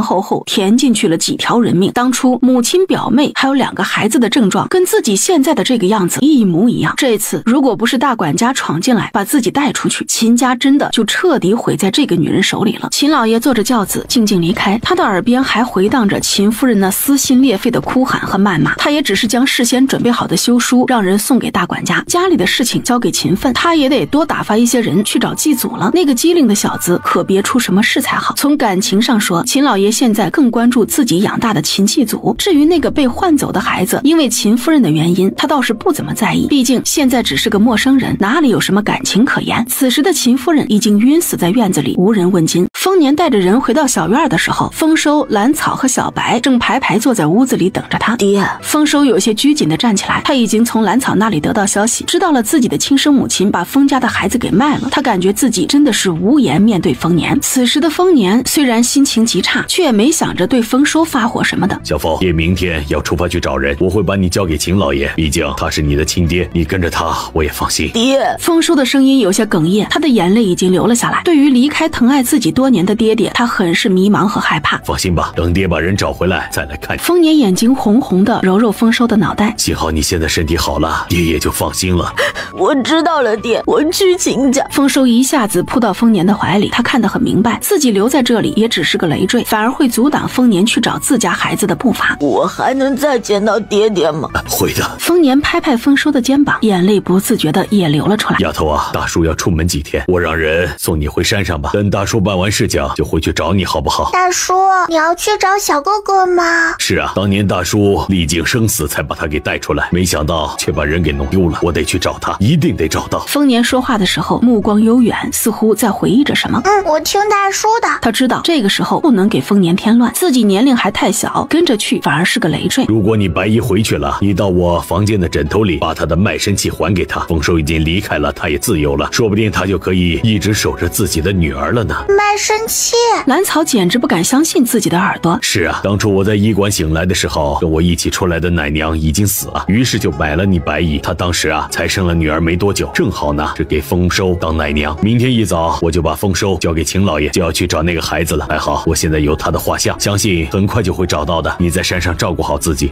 我记住了，我乖乖在山上等大叔带哥哥回来。小草现在能照顾好自己，说不定等我回去的时候，白衣也回去了呢。大叔不用担心我。兰草说话的时候一直忍着，不让眼泪掉下来。这封信交给齐大夫，有事就找他帮忙。这封信给李家庄小院里的看门人，你有事也可以给我写信，交给小院里的人就行，他们会找到我的。一个人不要进深山，平时警醒一些，院门要关着，不要去深水边，那里时常有猛兽出没喝水，也不要进河里，掉进去可就出不来了。每天都要练功，不准偷懒。大叔回来可是要检查的。但是这会儿看着还不到自己腰间的小女娃，是怎么也放心不下。大叔，我记下了。兰草抹了一把脸上的泪，乖乖巧巧的应下。接下来我又要一个人生活了。秦玉原本是被人搀扶着走进院子的，就深深的弯腰行礼，以示歉意。秦老爷不用行此大礼，还是解决眼前的事情要紧。是，还找到孩子要紧。在他看来，眼前这人明明只是山里人家的装扮，看着却是气度不凡。丰年扫了一眼跟丰收有6分相像的男人，哪里都看不顺眼。关于你家妇人故意的调换两家的孩子，这事儿没完，我不会就这么轻易的放过。等到我找到了人，自然会回来找他。还有，我现在要去找丰家的孩子，没有精力再照顾丰收了，请秦老爷多费心。这么多年，丰收也是我当成眼珠子看着长大的，我可不想他在你们家再受到什么委屈。放心吧，我一定不会让他受委屈。只是这么多年，我也是愧对了祭祖，让他在家里有了这样的遭遇，实在无言以对。这次我也派了人出来，让他们跟着你一起找人，也算是我尽一份心了。秦玉再次弯腰行礼，表达了自己的歉意。等到丰收从房间里出来的时候，爹，去吧，那是你亲爹。今天我要出发找人，把你交到他手上，爹也放心一些。你要记得回家以后学业不可放松，身体也要注意，毕竟你才刚刚恢复。说到这里，他再也说不下去了。爹，孩儿记住了。丰收扑通一声跪倒在丰年面前，重重的磕了几个头，已经是泣不成声，看得丰年心里一阵酸楚。傻小子，爹找到了人了，还会回来看你的，还要检查你的功课呢。为了缓和气氛，边，丰年用力抱了一把丰收，又在他脑门上揉了几下。丰收也流着泪，用力点头。冯兄，你放心吧，我会送他继续读书的。秦玉这会儿心里也不好受。小凤，小草这会睡着了，我已经安排人送他回家，你不用担心，跟着秦老爷就回家去吧。他一个人行吗？我想带他一起。放心吧，他比你强多了，山上更适合他。丰年对于小丫头的生存能力，那是一点都不怀疑。我听爹的。丰收站在秦老爷身边，不舍得目送他带人离开。孩子，我们回家吧。我想等小草睡醒了再说。如果他醒来发现所有人都走了，会害怕的。坏了，大叔走了没？小豆芽，你跑什么？哥哥，大叔呢？走了没？爹天刚亮就走了。小豆芽，你跟我一起吧。不了，大叔已经安排人送我回山上的，而且我还有很多事情要做，就不跟哥哥回去了。好吧。丰收看兰草拒绝的那么干脆，有些失望的低着头。那你照顾好自己，见到了白衣跟他说一声，我很好，有空我会回家看你们的。知道了，哥哥，你回去之后要多长个心眼，功夫不能落下，不要被那些人给欺负了。兰草这边跟丰收一一道别之后，坐在院子里的石凳上，眼泪一滴一滴，但是真的等到只剩下一个人的时候，眼泪还是忍不住往下流。可能也是因为拥有过，在失去的时候格外难受吧。什么？一直没有回来？兰草简直不敢相信自己的耳朵。白衣一直没有住在这里，那他去哪里了？不是说只是去见他女儿一面吗？难道他住到陈家了？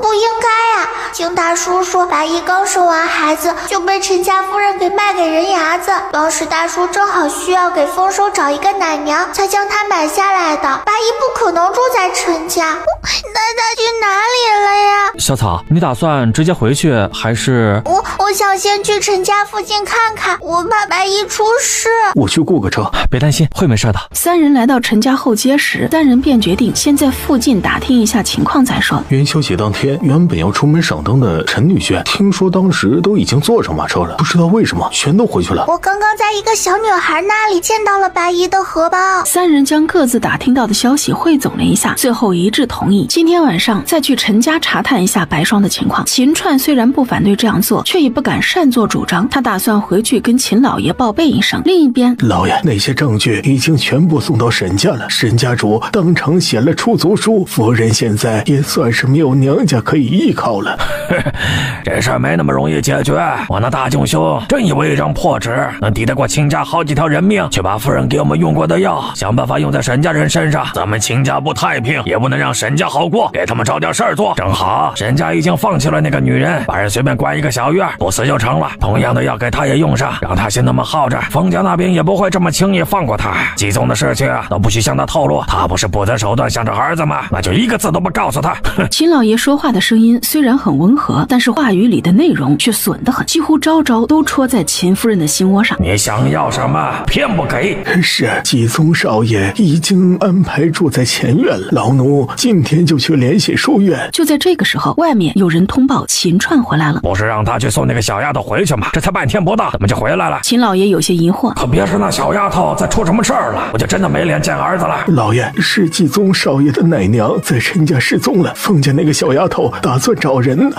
怎么会在陈家失踪了？在他看来，就算是自己儿子的奶娘，那也是个下人，没有必要跟陈家动什么干戈。秦老爷又想到刚刚回家的儿子，想了想，还是叮嘱了一声：“你让他看护好那丫头就行，陈家的事情别掺和，先弄清楚了再说。咱们两家也有来往，如果实在不好办，再来回我们再想办法。男人毕竟也照顾了季宗一场。”是。夜幕降临时，一个很体面且齐整的婆子一脸笑意地从角门走出来。走吧，小白，我们先去吃饭，等一会儿那些人都睡下了，再来找那个婆子。深夜，要不还是我进去吧。李小三看着已经窜上墙头的兰草，不用，我可以的。兰草直接用上了白霜之前准备的迷药，只用了一点儿，那一家人全都睡得死死的，直接找到那婆子的屋里，将人扛起来就离开。当那婆子被李小三用针给扎醒的时候，他差点没被吓尿。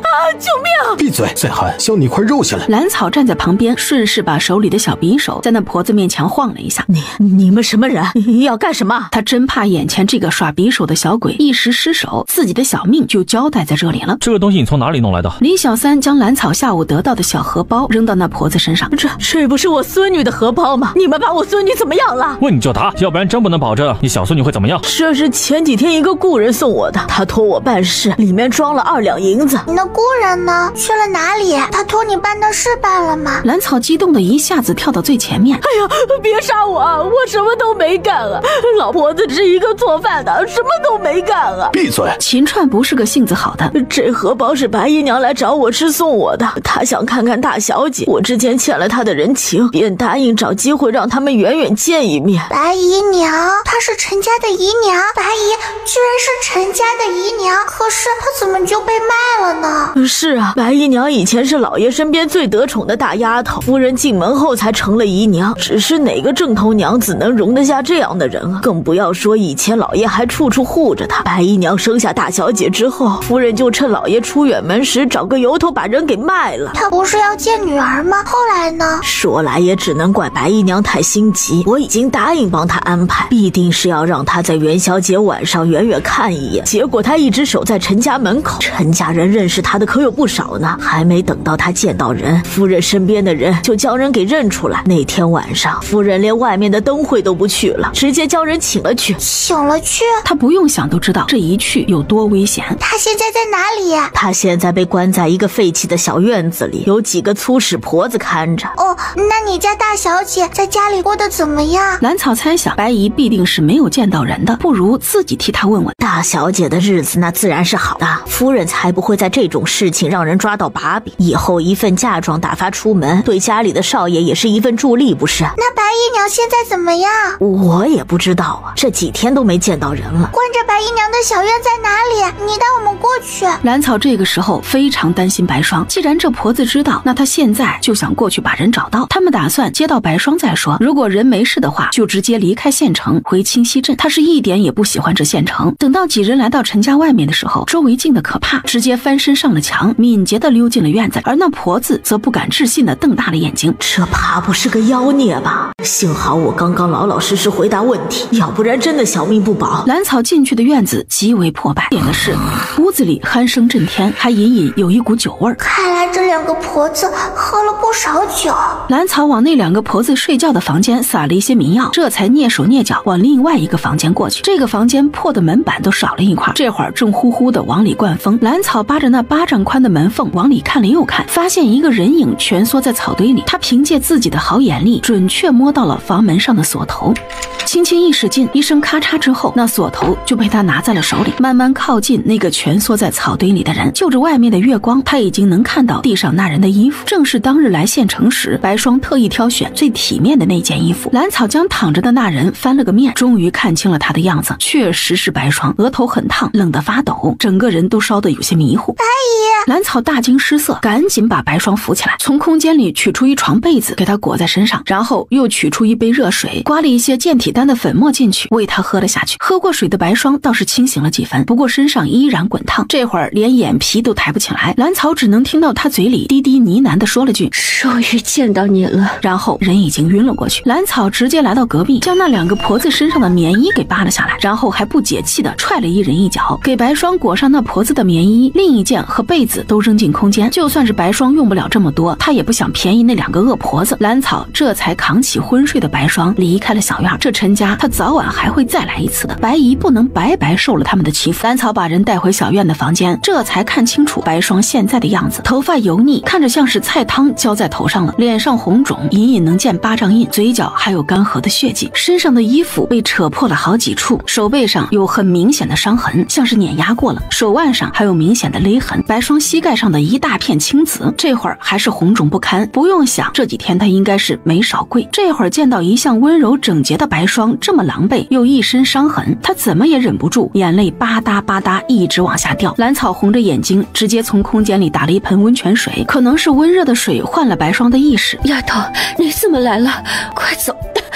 白姨，你别动，你已经回家了，安全了，别怕啊。白姨没事了，你已经回家了，这里不是陈家。兰草擦擦眼泪，让白霜躺回床上。你先喝点水，大夫一会儿就来。他起身去桌子旁边倒了一杯热水，顺便往里又加了一些健体丹的粉末。回来了。白霜闭上眼睛，轻声呢喃，声音里似有庆幸，似有遗憾，眼泪也缓缓地从眼角流出。之前他就知道要见女儿一面不容易，没想到自己经历了那么多，却连那孩子一面都没有见到。再一次喝过水之后，白霜又迷迷糊糊地睡了过去。等到秦川把大夫请来的时候，兰草已经把白霜给清理好了。这会儿白霜的额头已经不像之前那样滚烫，整个人也睡得很安稳。小草，你不是回家了吗？怎么在这里啊？背着药箱进门的年轻人，也就是齐大夫的女婿，另一个中年人则是吕大夫了。见到兰草之后，一脸的惊讶。家哥哥，我们遇到别的事情又回来了，快帮白姨看看，她发热了，还受了伤。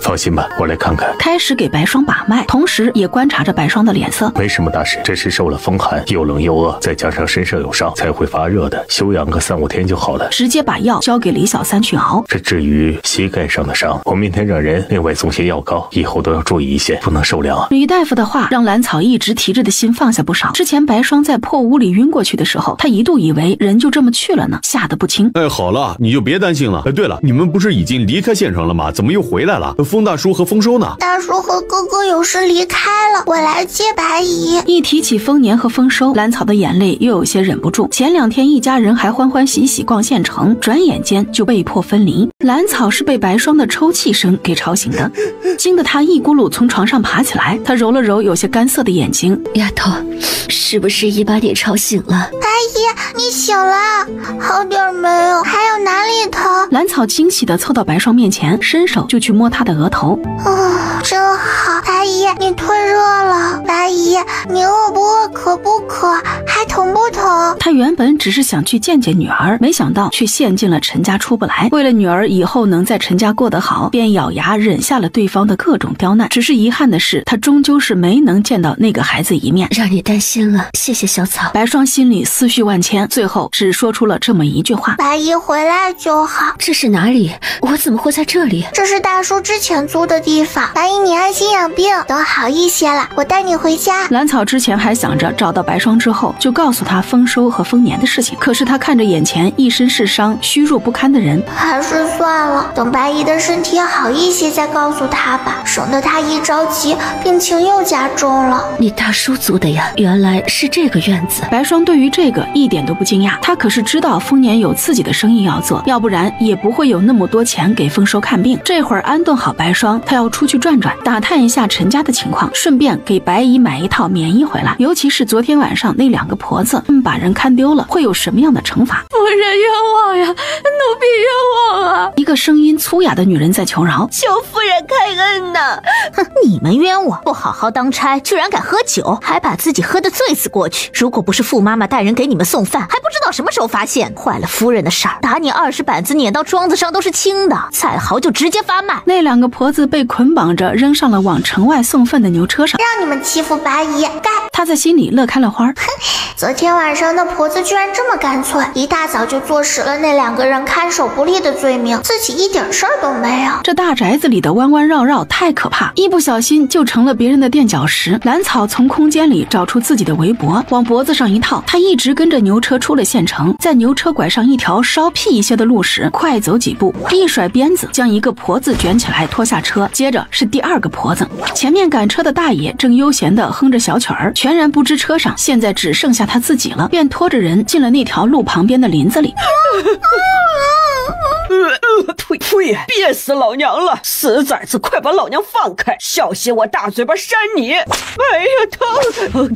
停下！哎呦，祖宗别打了，快停下，求求你了！能好好说话不能？能！小祖宗让我说什么？这几天你们看守的是什么人？是老爷以前的妾室，不知道为什么回来了。你们对他做了什么？我们也没做什么，就是按照夫人的吩咐，看着他罚跪，每天跪5个时辰，跪够7天就能见到大小姐。天跪5个时辰，还要跪够7天？陈夫人这是想要了白霜的2条腿啊！恶毒！那他脸上手上的伤？兰草的脸已经冷得不行。说实话。是我们两个打的。你们夫人还做了什么？她根本就不想让大小姐见到那个女人，只是为了羞辱对方。大小姐跟其他少爷小姐们早就去舅老爷家做客了，没个10天半个月是回不来的。夫人还找人传消息说外面铺子有事，老爷也出门了。这个陈夫人还真是有手段。瘦婆子的双手已经被抽得肿得老高，说是皮开肉绽，一点都不过分。接下来兰草又将两人重重扔回路边，他还清晰地听到咔嚓咔嚓2声响，似乎是那两人的骨头断裂的声音，赶紧往小院赶去。刚走进小院所在的小街，他就被眼前缓慢行走的一辆华丽马车给挡住了去路。让兰草感到奇怪的是，那马车居然在小院的门口停了下来。赶车的车夫在马车旁边放了矮凳，后面跟着的小厮也殷勤地跑上前，恭恭敬敬地弯腰伸手，看样子是要扶车上的人下来。只见车帘撩起之后，一个锦衣少年从马车上走了下来。哥哥穿这身衣服真好看。这衣服穿得太不自在了，刚刚差点被小白咬到衣摆，不方便。你这是买的什么？坏了，我得赶紧进去了，白姨还等着我呢。白姨回来了，那我去看看。丰收已经好几天没见到白霜了，而且又忽然经历了换子的事情，他其实也想看到白霜的。你说什么？白姨受伤了，严重吗？嘘，小点声，当然严重了。昨天晚上人可是晕着的，被我扛回来了。你扛回来的？说说到底是怎么回事？丰收这些年一直被丰年和白霜照顾得很好，是怎样的伤能把人给弄晕了？他想不出来。还能有什么？不就是在陈家被欺负了？那个陈夫人和她底下的人都不是好东西。我还没告诉她你回秦家的事情，一会儿你自己跟她说吧。如果白姨要跟着你去秦家，我就回山上去。丰收还是决定让白霜陪着兰草，毕竟兰草实在太小了，自己在秦家那么多人照顾，不会出事的。兰草却不这样想，她一个人完全能照顾自己。再说空间升级之后，她更愿意一个人待着。秦老爷给我重新起了名字，叫秦继宗，已经上了族谱。秦继宗还真没有丰收好听。并没有起身跟着进去房间，反而坐在院子里的草垫子上面，懒懒地靠在大白身上，怀里抱着凑过来的小白，惬意地晒太阳。至于白霜和丰收在屋里说了什么，他其实是不想知道的，无非就是2点：白霜以后留在丰收身边继续照顾他，白霜跟着自己回山上，毕竟他的卖身契还在丰年那里。这一次自己做的事情够多了，其他的就不管了。白姨，你放心吧，我在秦家会好好的，过几天就继续去读书。怎么能不担心你？从小到大你都没有离过家，现在你爹不在，我如果不陪着你怎么能行啊？只是不知道小丫头愿不愿意跟我一起留下来。白姨，我之前就留过，小丫头不喜欢待在县城，她想回山上。丰收有些低落，他也想让白姨和小豆芽留下来，可是那丫头当时拒绝得非常干脆，连考虑一下都没有。她才那么小，一个人在山上怎么行？不行，我再劝劝。白姨，不用劝了，我能保护自己。可是我担心你啊。白霜还在试图说服兰草。你知道吗，白姨，我今天早上出门，把昨天晚上那2个婆子暴揍了一顿，还问出了一些其他事情。你看，我都能替你报仇了，厉害着呢。是吗？白霜听了兰草的话，噌的一下子就站了起来。所以说，白姨，你完全不用担心我，安心在这里养伤，好好陪着哥哥就可以。我更喜欢在山里自由自在。兰草再次强调了一遍，他要回山上。我回来啦！兰草还是没忍住，站在半山大喊了一声：“少哥，你看这小丫头回家了就是不一样，整个人都鲜活了许多。”难怪少爷怎么留都留不住。县城再繁华热闹，总归不是自己家。这丫头怕是在山里自由惯了。李小三和秦川2人离开之后，兰草一如既往那样练字、写日志，扎马步的时候雕刻，睡前再看一会儿书，跟爷爷聊聊这几天发生的事情。清溪镇上唯一的一家书铺后院，昏黄的油灯下，秦继祖一边抄书一边叹气。哎呀，这都3天了，还没见到那个小丫头。他是2天前来到清溪镇的，因为在这里举目无亲，又不知道什么时候才能见到那个小丫头和那个酷似自己的男人。正好那个时候遇到书铺招活计，凭着一手好字，他从7、8个应招的男孩中脱颖而出，成了这书铺的唯一的活计。而此时的丰年带着人追了整整2天，堵到了打算卖人的魏婆子。他在人群里找了许久，都没见到那个和自己有几分相像的男孩。难道他不在你这里？那他去哪里了？我说你这人怎么回事啊？要卖人就赶紧挑，不要再这里捣乱。跟丰年同行的赵满是认识魏婆子的。哟，魏婆子，你这是冲谁发火呢？哎呦，是满爷呀！您怎么到这荒山野岭来了？魏婆子见到赵满，立马就换了一副笑面孔。人群里被捆绑着的来福和来贵疯了似的向这边扑过来，不知道赵满怎么会出现在这里，说不定能救自己一命呢。只可惜，只是两人被灌了哑药，嘴里喊不出声音，只能期望挣扎的激烈一些，动静闹大一些，好引起赵满的注意。魏婆子，他们两个人怎么在这里啊？我家少爷呢？你家少爷在哪里？怎么问我一个老婆子了呀？丰年原本正在打量那些将要发卖的人群，直接顺着他手指的方向看去，只见到两个疯狂扭动往这边扑过来的人，看样子是不会说话。他们是谁？他们两个就是来福和来贵，少爷身边的小厮。原来是他们，将两人从人群中拖了出来，直接将两人揍了个鼻青脸肿，还时不时伴随着骨头断裂的咔嚓声。说你们少爷呢？快说！哎呦，这位爷，你可饶了他们吧，把这两个打残了就不值钱了呀。他们两个被灌了药，哪里能开口说话了？老二给钱。丰年头也不回的喊了一声：哎，别好了，我们家爷还能少了你银子。魏婆子收到银子，直接开始从怀里去找那两个人的卖身契。我跟你说呀，这人你们买下不是不行，小少爷当日可是特别交代了，要把人啊远远的卖去矿场，反正是不能回去享福。你说什么？我们家少爷说的？难道他们俩是我家少爷卖的？赵满在旁边听了魏婆子的话，有些不敢相信自己的耳朵。我可不就是你们家少爷卖的吗？要说你家少爷啊，真是爽利，卖人的时候那叫一个干净利索，让我当场灌了哑药才肯给我卖身契。这种人不值钱的，老婆子心善，就收下这两个哑巴啦。还真是他卖的，也就是我家少爷，只有他才能干出这种事来，机灵啊！夫人安排人把他卖掉，结果他就把别人给卖了。那他家少爷现在在哪里？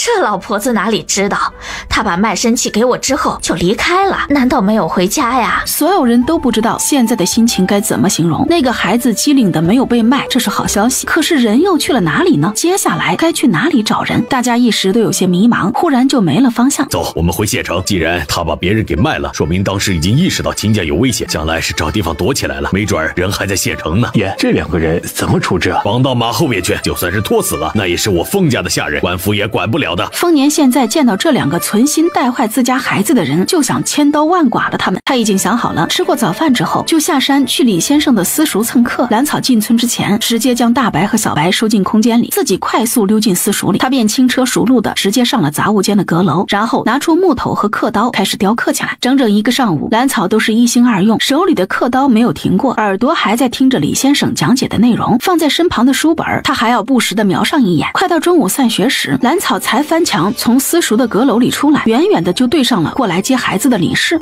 你怎么在这里啊？想着我刚一出来就能遇到熟人，怪难为情的。李氏快步走到兰草面前，这才拉着他离远一些。你怎么在这里？还从那么高的地方跳下来？我来听课。兰草并没有隐瞒自己来这里的目的。哎呀，你这孩子，墙头那么高，你摔断了腿可怎么办？还来听课？你听课？你识字了？这小丫头是来听课的。是呀，大叔教我识字了呢，我会写很多字，还能自己看书。兰草说话的时候无比自豪，自己现在懂得很多东西，就连以前兰家引以为傲的兰园都不如自己。大人对你真的很好。李氏也不得不承认，眼前这个侄女离开兰家之后过得越来越好了。周围这些村子里识字的女娃加起来都不超过5个。那是大叔把我当亲闺女养的，教了我好多好多东西呢，识字、功夫、打猎，很多很多。那就好，不过以后可不敢从这么高的地方跳下来了，万一摔着了怎么办呀？知道了，婶子，我以后会小心的。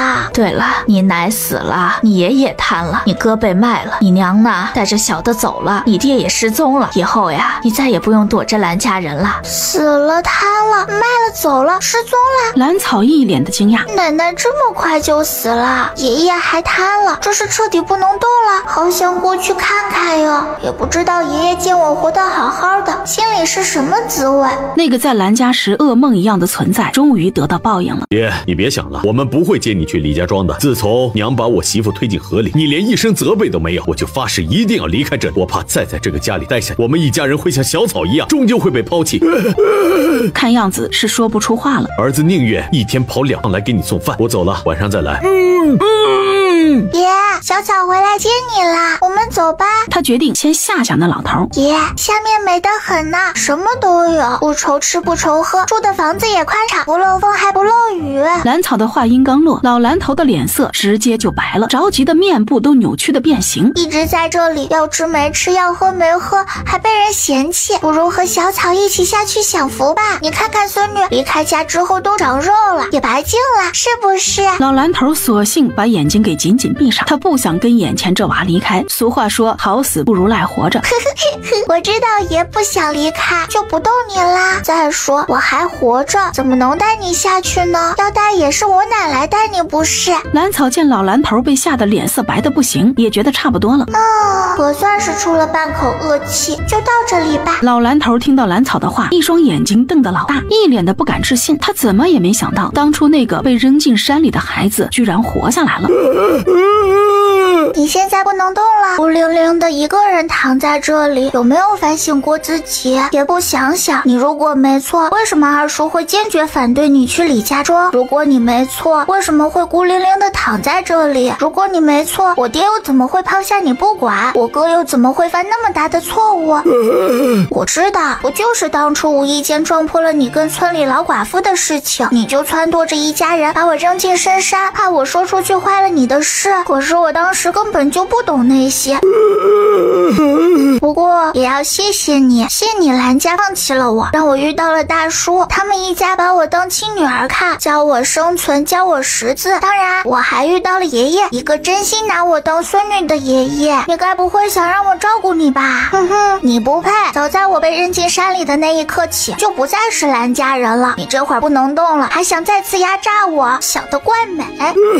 老蓝头气得额头的青筋都爆得老高，可是现在他拿兰草一点办法都没有，只能看着当初那个胆小懦弱的孩子在自己面前嚣张。其实我这次回来就是来看你笑话的，现在笑话看完啦，我该走了。爷，你要相信这个世上是有报应的，当初我那么求着你们，依然把我扔进深山，现在不管你要求什么，我都不会应下。兰草回头冲老蓝头嗤笑一声，直接抬脚走了出去。爸爸，我们去镇上送货，顺便带你去吃好吃的。我告诉你哦，镇上吴阿婆家的馄饨特别香，一会儿可以让你尝一个。还有同福楼那里的胖大厨做的饭可好吃了，是我吃过最美味的酒楼。只可惜你不能去，我悄悄告诉你哦，胖大厨那双眼睛毒得很，像你这样的好羊，如果被他见到了，是肯定要被他下锅的。大白听了兰草的话，脚下一个打滑，差点没把他从背上摔下来，整只羊都暴躁不安起来。放心吧，大白，我不会让胖大厨见你的。今天还把你放在医馆里，到时候你乖乖等我回去给你带好吃的哦。兰草进了镇子之后，直接来到了医馆的后门，开门的正是之前见过一次的齐白英。是你啊，快进来。白英哥哥好。同一时间，秦继祖趁着这会儿不忙，他便向掌柜请了一会儿假，抽空出了书斋。他今天是打算找镇上的乞丐打听一下关于兰草的消息，毕竟这些乞丐天天在街上，知道的事情是真的不少，说不定就知道那个丫头的消息呢。你这是干什么？天还没黑怎么就收工了？而且我刚刚找了好几个地方都没有见到人。只可惜我们不能在镇子里待了，得赶紧撤。哎，别急啊，你们为什么要撤啊？我找你有事情。还能为什么？还不是煞星进镇子了？哎，小马哥可是再三叮嘱过，只要见到那煞星进了镇子，我们所有人要立马避出去。嘿，这清溪镇竟然还有这号人物，有机会真想见识见识。还有比我这小霸王更厉害的煞星。秦继祖的思维立马被清溪镇的煞星给吸引了，连正事儿都还没说，直接扔给小乞丐一个铜板。那小乞丐拿到铜板，也顾不得眼前这少年还想再说什么，立马撒丫子往镇外跑去。秦继祖看着一溜烟跑得没影的小乞丐，暗骂自己手太快，就不知道把所有问题问完了再扔铜板。这下好了，我的正事儿一点没办，还花出去一个铜板。算了，明天吧，明天再来找这些人，还是回去上工要紧。书斋的宋掌柜人还不错，我在那里有吃有喝有住还有工钱呢，同时也不耽误我找人。这清溪镇的煞星是什么样的三头六臂，居然能有这样的威慑力，好生羡慕。我什么时候也能有这样的震撼力那就好了，所到之处所有小鬼全部避让。他已经送了同福楼和珍宝阁以及杂货铺的货，想着放在空间里鼓鼓的荷包，在心里盘算接下来的事情，就只剩下书斋那边了。兰草打算吃碗馄饨填饱肚子之后再过去。饭后他又沿街买了一些可以存放的包子、烧饼之类，打算以后放进空间里可以慢慢吃。兰草大概收拾了一下自己，便抬脚走进书斋。你怎么在这里？兰草没有想到自己会在这里见到那秦家的小哥哥。他不是被卖了吗？怎么会在这里啊？难道是这书斋的宋掌柜买了他？惊得他把刚刚抱进怀里的那个小竹筐都掉在了地上，这里面装的是要送到书斋的木雕，这会儿也顾不上捡地上散落的东西。哥哥，你怎么在这里？你不是被卖了吗？你认识我？你怎么知道他们要卖我？秦继祖也是没想到两人的见面这么突然，他刚刚还出去想找人打听这丫头的下落呢。真是太巧了，我来找你啊！还有跟你一起的人，就是那天晚上背着你的男人。秦继祖这会儿激动的手都有些颤抖，说到底也只是一个10岁的孩子，独自一人来到陌生的地方，害怕总是有一些的。小琴，出什么事儿了？却见到自家伙计和一个小女娃相对站着，地上还散落了一地的各种木雕。哎呀，小琴呐，快把那东西捡起来，可别摔坏了。这些木雕最近在这里卖的不错，已经有好几个读书人第2次来买了。赶紧和兰草一起蹲下，把那些东西全都捡起来放进竹筐里。小娃，今天怎么是你来送这些啊？哎呀，果然小孩子办事就是不牢靠，这才第1次送货就全给摔了。掌柜的，我找到要找的人了，就是这娃的家人，所以想告假一天，跟他回家看看。秦继祖说话的时候眼睛都有些红了，提心吊胆这么长时间，他终于要见到亲人了。什么？你没有找的人就是这女娃的家人？哎呀，你说这是闹的，以前呢就是她的家人来送货，这丫头还是第1次来呢。宋掌柜也没想到，这新来的小伙计要找的亲人居然是自己的熟人，这世间的缘分果然是妙不可言。行了，既然找到了亲人，那就先回去处理家事。你这也算是我的子侄辈，风兄弟啊是个好人，你见了就知道了。宋掌柜很大方的让秦继祖先去处理家事，秦继祖感激的冲宋掌柜道谢告别，然后便拉着他还有些呆萌的兰草出了书斋。兰草自从见到秦继祖之后就有些懵，脑子完全不知道在想什么。哥哥，你是秦家的少爷吗？兰草决定还是先确定对方的身份才行。是啊，你怎么知道的？秦继祖的心里更加疑惑了，这么个小丫头怎么会对我一个陌生人的事情知道得这么清楚？这可糟糕了，大叔以为你被卖了，然后追出县城去找你了。对了，大叔就是那天背着我的人，我得想办法通知大叔才行。是我跑一趟县城，还是找人送信过去？他怎么会知道我被卖了？秦继祖听说那个男人听说自己出事，已经追出县城之后，心里的忐忑已经去了几分。至少那个人是关心我的，这就够了。快说说到底是怎么回事？你怎么会知道我是秦家少爷？怎么会知道我被卖了？还有你大叔怎么就去找我了呢？秦继祖迫不及待地问兰草，他的心里这会儿无比激动。难道我的亲人也在找我？那天秦夫人身边的王嬷嬷带人到村子里，趁丰收哥哥散学回家时，把人给明云带走了。我和大叔追到县城，跟到秦家。提起之前丰收被劫时的惊心动魄，兰草这会儿鼻子还是有些酸的。当时他一个人骑着大白从山上找到山下，从李家庄追到镇上，又从镇上找到县城，整整追了1夜。当我们抓了王嬷嬷逼问的时候，才知道当年那对主仆悄悄把你和丰收哥哥给换了。等到问起你的下落的时候，才知道那秦夫人先一步让人把你带出去，要卖掉。我半年前无意中听王嬷嬷说起，知道自己并不是秦夫人的亲生儿子，以前想不明白的事情都明白了，知道她是故意要养废了我，一直想着找自己的亲人。秦继祖了然的点点头，看来我的亲人很看重那个叫丰收的，也不知道以后对我怎么样。现在我要赶紧通知大叔才行，有些拿不定主意，是该送信出去，还是去县城找人？我怕去了县城还找不到人呢。兰草有些着急，还是送信过去吧。你可别去县城跑了，万一跑丢了，我到时候怎么交代啊？也好，就算是我去了县城，也不知道接下来去哪里找大叔。还是送信过去吧。大叔说李家庄那边的人可以找到他。好啦，要不我们先回李家庄，找那里的人给送信，然后哥哥你再跟我一起回家。既然已经决定找人送信，那当然是越快越好。兰草决定现在就回李家庄。好，那我们现在就走，有什么话路上也可以说。秦祭祖也没有意见，他有些迫不及待的想跟着兰草去看看。两人出了14之后，直接往医馆赶去。兰草带着秦祭祖刚一进门，齐大夫就发现了，正好这会儿没有病人，他便快步迎上来。你这丫头呀，这几天在家里过得怎么样？有没有难处啊？齐大夫，我在家一切都好，你看我找到哥哥了。兰草说着，拉过旁边站着的秦祭祖。真的？你是在哪里找到的呀？齐大夫有些惊讶，他不是说人在县城丢了，丰年都跑到远处找了，怎么人会在镇上，还被兰草给找到了？齐大夫好，我这几天在镇上的书斋那边当伙计呢。秦祭祖很有礼貌地上前问好。好，找回来就好。一看这相貌，这跟风兄弟就是一家。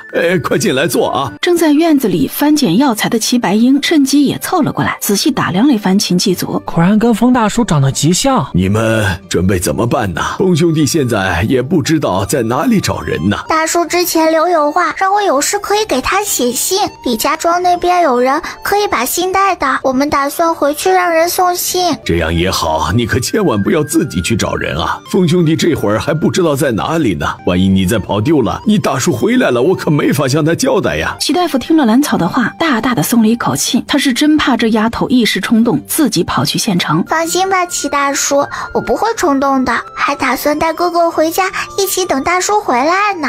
那就好，你就在这里写信吧，我这里有笔墨。说着，齐大夫就把笔墨铺好，示意兰草在这里写信。兰草也没有推辞，直接拿起笔就开始写信。兰草写完之后，齐大夫怕他太小写不清楚，也跟着写了一封，然后装在一起交给兰草。好了，到时候你让人把信送出去就行了。谢谢齐大叔，那我们就先回家啦。兰草着急去送信，便不在医馆逗留，而是向齐大夫告别。行，快回去让人把信送出去就行。你们两个有困难呢就来找我，我答应过丰年会好好的照顾你们，必然不会食言。尤其是你这小子，可不要见外啊。知道了，齐大叔，我有事就来找你。秦祭祖也高兴的应下，心里对于和自己亲人相逢又多了一些期待。你这羊养的真不错，少有的见状，就是不知道这肉好不好吃。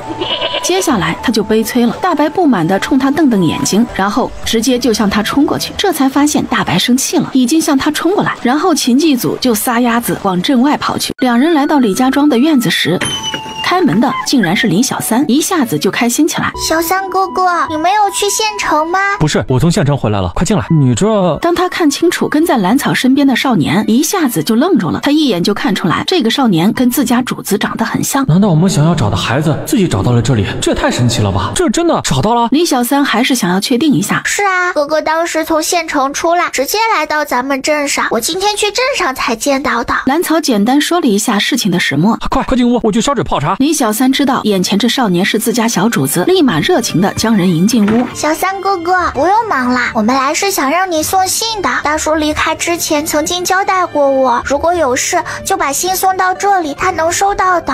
那是自然，这信我会亲自送过去的。李小三拍拍自己的胸膛。那你上次去县城见到大叔没有？他现在好不好？是不是都瘦了？你这次见到人，让他安心。我和哥哥会在山上等他回来。好，我去装些吃的，这就出发，骑上快马，说不定能在关城门之前到县城呢。李小三没有犹豫，就准备去灶房装些吃的出门。不用那么赶，还是安全为重。反正我已经到家了，又不会去别的地方，你们还是要以身体为重，不用那么赶。秦祭祖其实是想关心一下丰年的，只是不知道该怎么说。来，都听少爷的。李小三听了秦祭祖这么说，已经明白他的意思，不禁在心里暗叹：这个少爷真不错。不过他嘴上答应着，却一点都没有放缓收拾东西的速度。今天我就不送你们上山了，你们小心一些，我先去县城。说完，他便骑着马一阵风的跑跑远了。这人还真是急性子，他应该是知道大叔在外面找人有多着急，所以才会第一时间把信送出去的。他之前跟着大叔去过2次秦家，知道大叔心里有多着急。当时为了找丰收，后来又因为2个孩子被换的事情，再后来是因为自家的孩子被那2个下人给卖了，那是3天都没好好睡觉，人也肉眼可见的憔悴下来。秦祭祖沉默了，我是不是做错了？不该自己跑掉。他有些怀疑自己当初的决定对不对了。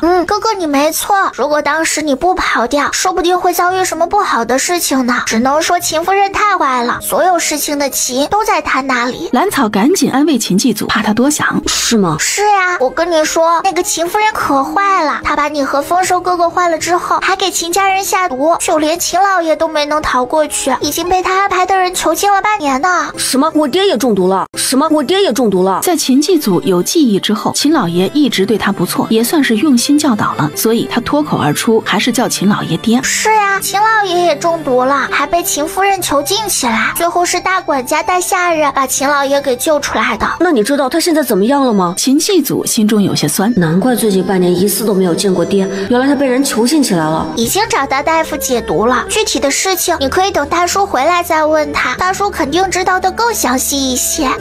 秦祭祖现在还没见过丰年，对他不了解，也不想在兰草面前过多的提起以前的家人，整个人也沉默了下来。兰草当然发现了秦祭祖的低落，他便想着说些什么让他的心情好一些。我告诉你哦，当时大叔用鞭子把王嬷嬷抽了个半死，还有那个钱儿，就是囚禁秦老爷的那个，也差点被大叔给打死。像他们2个这样的恶人就应该受到惩罚。还有秦家那些不听话的下人，凡是跟秦夫人身边作恶的全都发卖了，现在秦家清净了很多，就连秦夫人都被关了起来，这些都是秦川哥哥从秦家打听到的。兰草知道秦祭祖其实是关心秦老爷的，便把自己知道的关于秦家的事情全说了一遍。我的乖乖，你一个小孩怎么什么都知道啊？你还认识秦川？秦祭祖在兰草喋喋不休的话语里听到了许多想知道的事情，同时也惊叹眼前这个小女娃咋什么都知道。这有什么？那王嬷嬷还是我从秦家扛出来的呢。兰草无比骄傲地瞥了秦祭祖一眼，你把王嬷嬷从秦家扛出来？秦祭祖感觉自己以往的认知是不是出了问题？怎么眼前这女娃说的我有些没明白过来？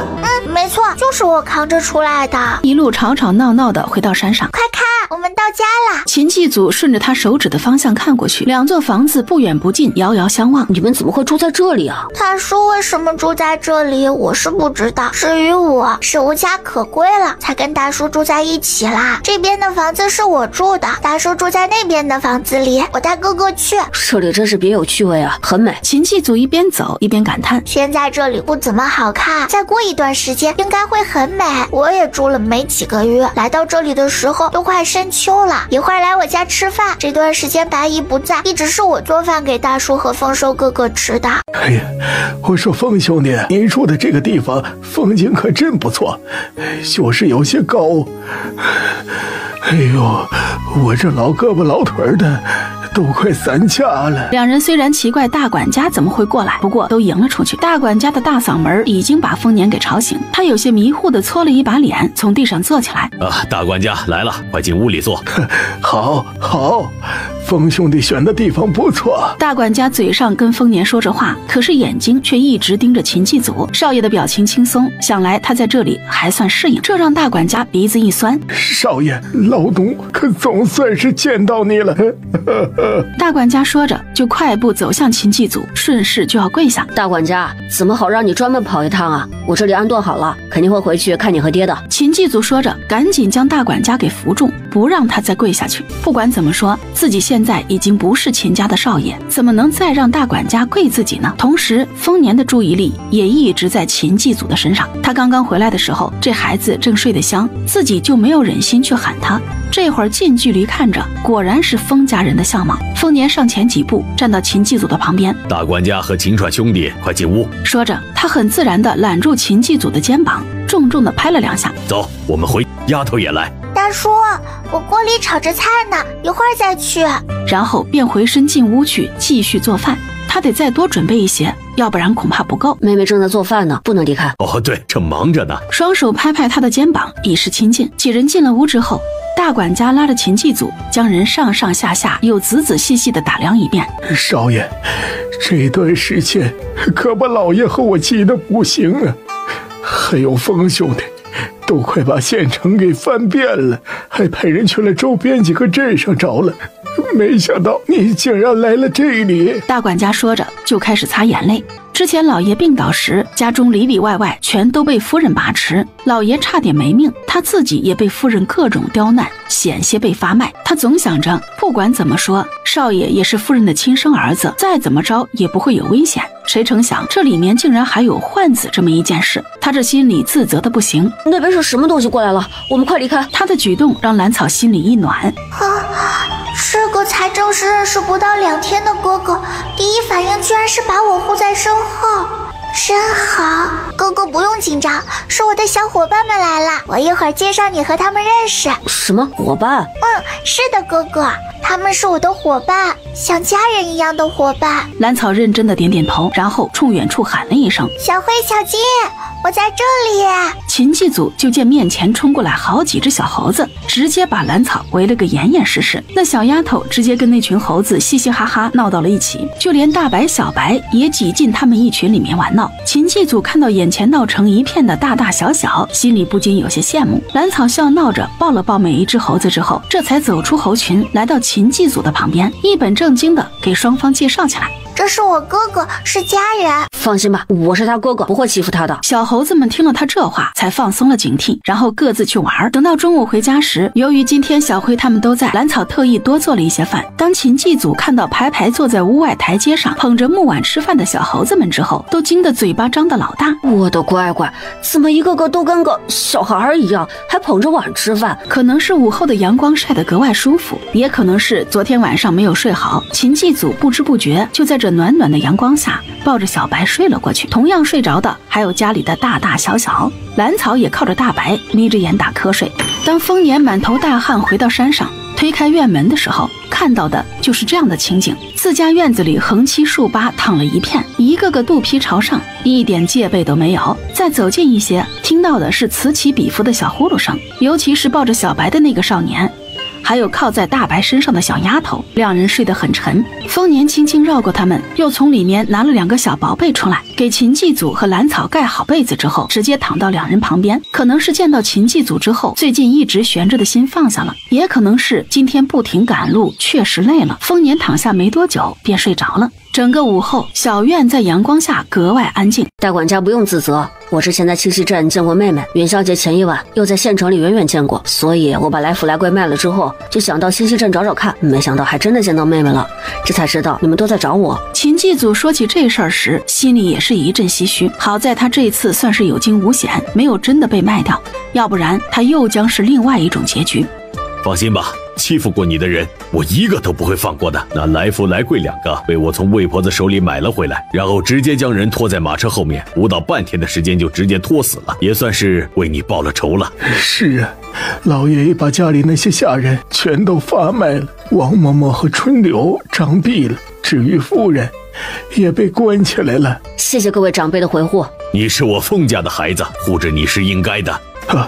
对了，丰兄弟，这次我来还想问清楚，我们少爷在丰家是个什么章程啊？大管家这次可是带着任务来的，他最起码得知道少爷家在哪里，在丰家族谱上叫什么，以后有什么安排，问清楚这些才好回去跟老爷交差。目前丰家的人口简单，我已经给他想好了名字，族谱上就叫丰盛，接下来也就该安排他进学堂了。丰家的男儿自小都是要习武的，这个我会教他。至于丰收这些年是因为身体的原因，这才没有教他。年前他的身体好了一些，也只是刚刚开始扎马步。丰年安排丰盛的同时，还讲了一下丰收没有习武的原因，免得秦老爷多想。嘿呀，丰兄弟哪里的话呀，季宗少爷的身体我们都是很清楚的，之前呢确实不适合习武，我们老爷说了，季祖少爷在秦家的名字依然保留，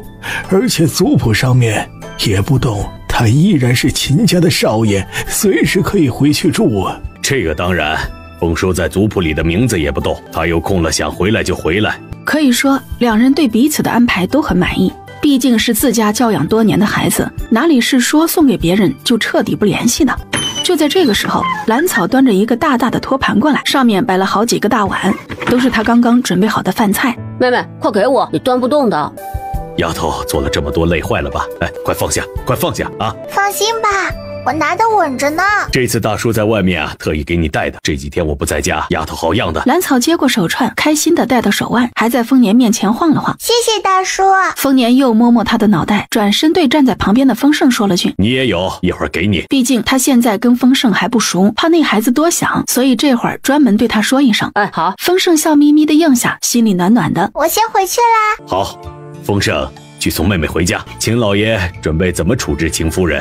为了差点被卖的丰盛，为了这些年傻傻付出的自己，他势必要找秦夫人报仇的。即使丰年从来没后悔对丰收好。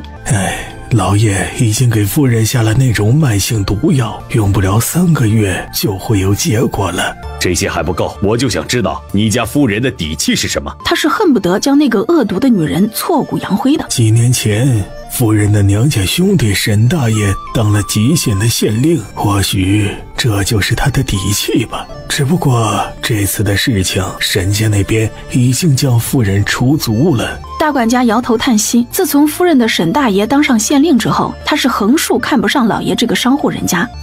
除族？沈县令舍得你们家这个钱袋子？毕竟秦夫人手里握着的可是秦家的这个钱袋子，也不知道秦家有多少钱财被划拉到了沈家。老管家被说的心里一惊，我得赶紧回去跟老爷商量一下，我们得早做打算，不能让沈家人讹上啊！大管家回去之后提醒一下秦老爷，3个月的时间太长了，足够沈家做很多事儿，比如做了秦夫人想做的事情。到时候你们秦家还能够剩下什么呢？大管家的脸色立刻凝重起来。似乎我和老爷把事情讲简单了一些，不行，明天一早就回去，我们得早做打算。快来吃饭，尝尝小草的手艺。你也吃，之前还是我烧的火呢，以后等我学会做饭了，就做给你和妹妹吃。丰盛也夹了一筷子菜放到丰年的碗里。好，我等着你以后做的饭。丰年笑眯眯地端起碗吃饭。两人虽然才相处了不到1个时辰，但是都小心翼翼地接近对方，努力表达自己的善意。大管家见自家少爷跟丰兄弟相处的融洽，总算是彻底放下心来。这也是他这一次过来的一项任务，看看两人相处的怎么样。丫头啊，这几天一个人在山上，有没有害怕呀？大叔来啦，快坐，哥哥也坐。丰盛从来没见过这样的操作，直接惊呼出声：妹妹，你这是扎马步和雕刻，了不耽误啊！这有什么大惊小怪的？你妹妹一直这样，你以后啊也可以这样，扎马步的时候背书。丰年笑着瞥了丰盛一眼：扎马步背书？丰盛表示自己操作起来恐怕有些难度，可是看着眼前绷着小脸认真雕刻的兰草，决定把自己快要到嘴边的抗议咽下去。没道理一个小丫头都能办到，自己年长几岁却做不到。丰年见丰盛没有抗议，便欣慰的点点头，是个知道上进不服输的，像他丰家人的性子。丫头还要多久才能够结束啊？兰草知道丰年有话要说，将手里的木头和刻刀放到旁边的桌子上。这几天丫头一个人在山里，我很不放心，只是这次不得已才这样安排，还好是把人给找到了。丫头很聪明很乖，丰盛也很机灵，都很好，都是好孩子。丰盛是我丰家的孩子，这一点毋庸置疑，不过你却不是我儿子。丰年的第2句话无疑是往2个孩子身上扔了一个炸雷。扑通，丰盛刚刚扎好的马步随着丰年扔下的炸雷一屁股坐到地上。兰草稍微好一些，不过小小的身体也晃了好几下。两人全都一脸不敢置信地盯着丰年，想要听听他的解释。尤其是丰盛，他的眼睛都已经开始红了。他原以为自己找到了亲人，没想到眼前这人却不是自己的爹。哎呀，你这小子马步扎得不行，还没有小丫头稳呢，以后每天加半个时辰。丰盛现在心乱如麻，哪里有心思管什么马步扎得稳不稳，就想知道自己到底和丰年是什么关系，是不是一家人。旁边的兰草也是一样的着急。大叔今天是故意吊我们2个的胃口吧？丰年见坐在地上的丰盛都快哭出来了，也不再逗他。丰盛是我同父异母的弟弟。什么？屋里2人不约而同的惊叫出声。他们怎么也没想到丰盛居然会是丰年的弟弟。这么说哥哥变小叔啦？这下子轮到兰草不淡定了，他都叫了2天哥哥了，结果变成了小叔叔。丰年看着兰草皱巴成一团的小脸儿，有些好笑。是啊，以后要叫小叔才行了。那丰收哥哥呢？我不用给他叫小叔的吧？不用，你还是叫哥哥就行。他一直是我的儿子。丰盛这会儿已经缓过来了，再次从地上爬起来，开始扎马步。莫名其妙，自己就变成了那个丫头的长辈，那以后更不能不如她，那得多打脸呢。还好你是我大哥，刚刚我一度还以为自己找错了人了呢，吓死我了。还好还好，这我不都说了吗？你是封家人没错。大叔，您这次回到县城见到白姨了吗？没有，他一直没消息吧？那你也没见到丰收哥哥吧？白姨受伤了，跟哥哥一起去了秦家。没有，丰收去了书院读书，1个月回来一次。白霜怎么会受伤？他不是去见女儿去了吗？白姨还没见到人，就被陈家夫人的人发现了，然后将白姨关了起来折磨。你带人离开那天，我和小三哥哥一起去陈家把人救出来的。我知道了，他原本就是我当时给丰收买的奶娘，跟到秦家也没错。毕竟丰收在秦家人生地不熟的，谁知道会出什么事儿？有个人照应着也好。丰年的脸色虽然不好，不过也没反对白霜去秦家。那白姨还会回来吗？兰草心里其实有些舍不得白霜离开。或许会吧，回头我把卖身契给丰收，让他自己看着办。好吧，卖身契我没有动。我知道了，下次去县城我重新买个婆子回来，家里面做饭和清洗这些杂事不能够让你一个孩子来做。以后还是给家里找个人做粗活吧。他们一家的生活也要步入正轨，不用把精力全部放在请医问药上面，两个孩子也要多学一些东西，以后才好应对风雨。大哥，听说当年你是被人追杀到县城的，还带着未满月的我。是啊，当年你刚出生，你母亲便遭人暗算，父亲也出了事情，我只能够带着你和奶娘逃出来，奶娘还死在了半道。我昏迷了几天，醒来之后发现孩子的身体变得极差，还以为是因为这一路颠簸的原因，哪里想到是被人给换了。丰年被问起当年的事情，情绪立马低落了下来，只简单提了一下家里出事了，我们的仇人呢？丰盛没想到事情会是这样，竟然是家里出事，大哥带自己逃了出来。他正高居庙堂，俯瞰众生。丰年的表情极为讽刺，这一刻他努力平静多年的心也乱了，忽然不想在这屋里待下去。他伸手从怀里掏出一串黑色手串，放到桌子上。这是专门给你戴的，马步扎好之后自己回去睡觉。你们两个要快些长大，努力强大起来。封家的仇人可是很厉害的，我不求你们能够报仇，只求平安。丫头也是，让自己强大起来。他扔下这句话之后，直接大步离开。呸！累死老子了！看你们一家能嘚瑟多长时间，让你们见死不救，上你们黑心肝！听他说的那话，这是报复哪家了？只是没有摸清楚情况，丰盛也不好轻举妄动，毕竟这人再怎么坏，也没有伤害到自己，不是？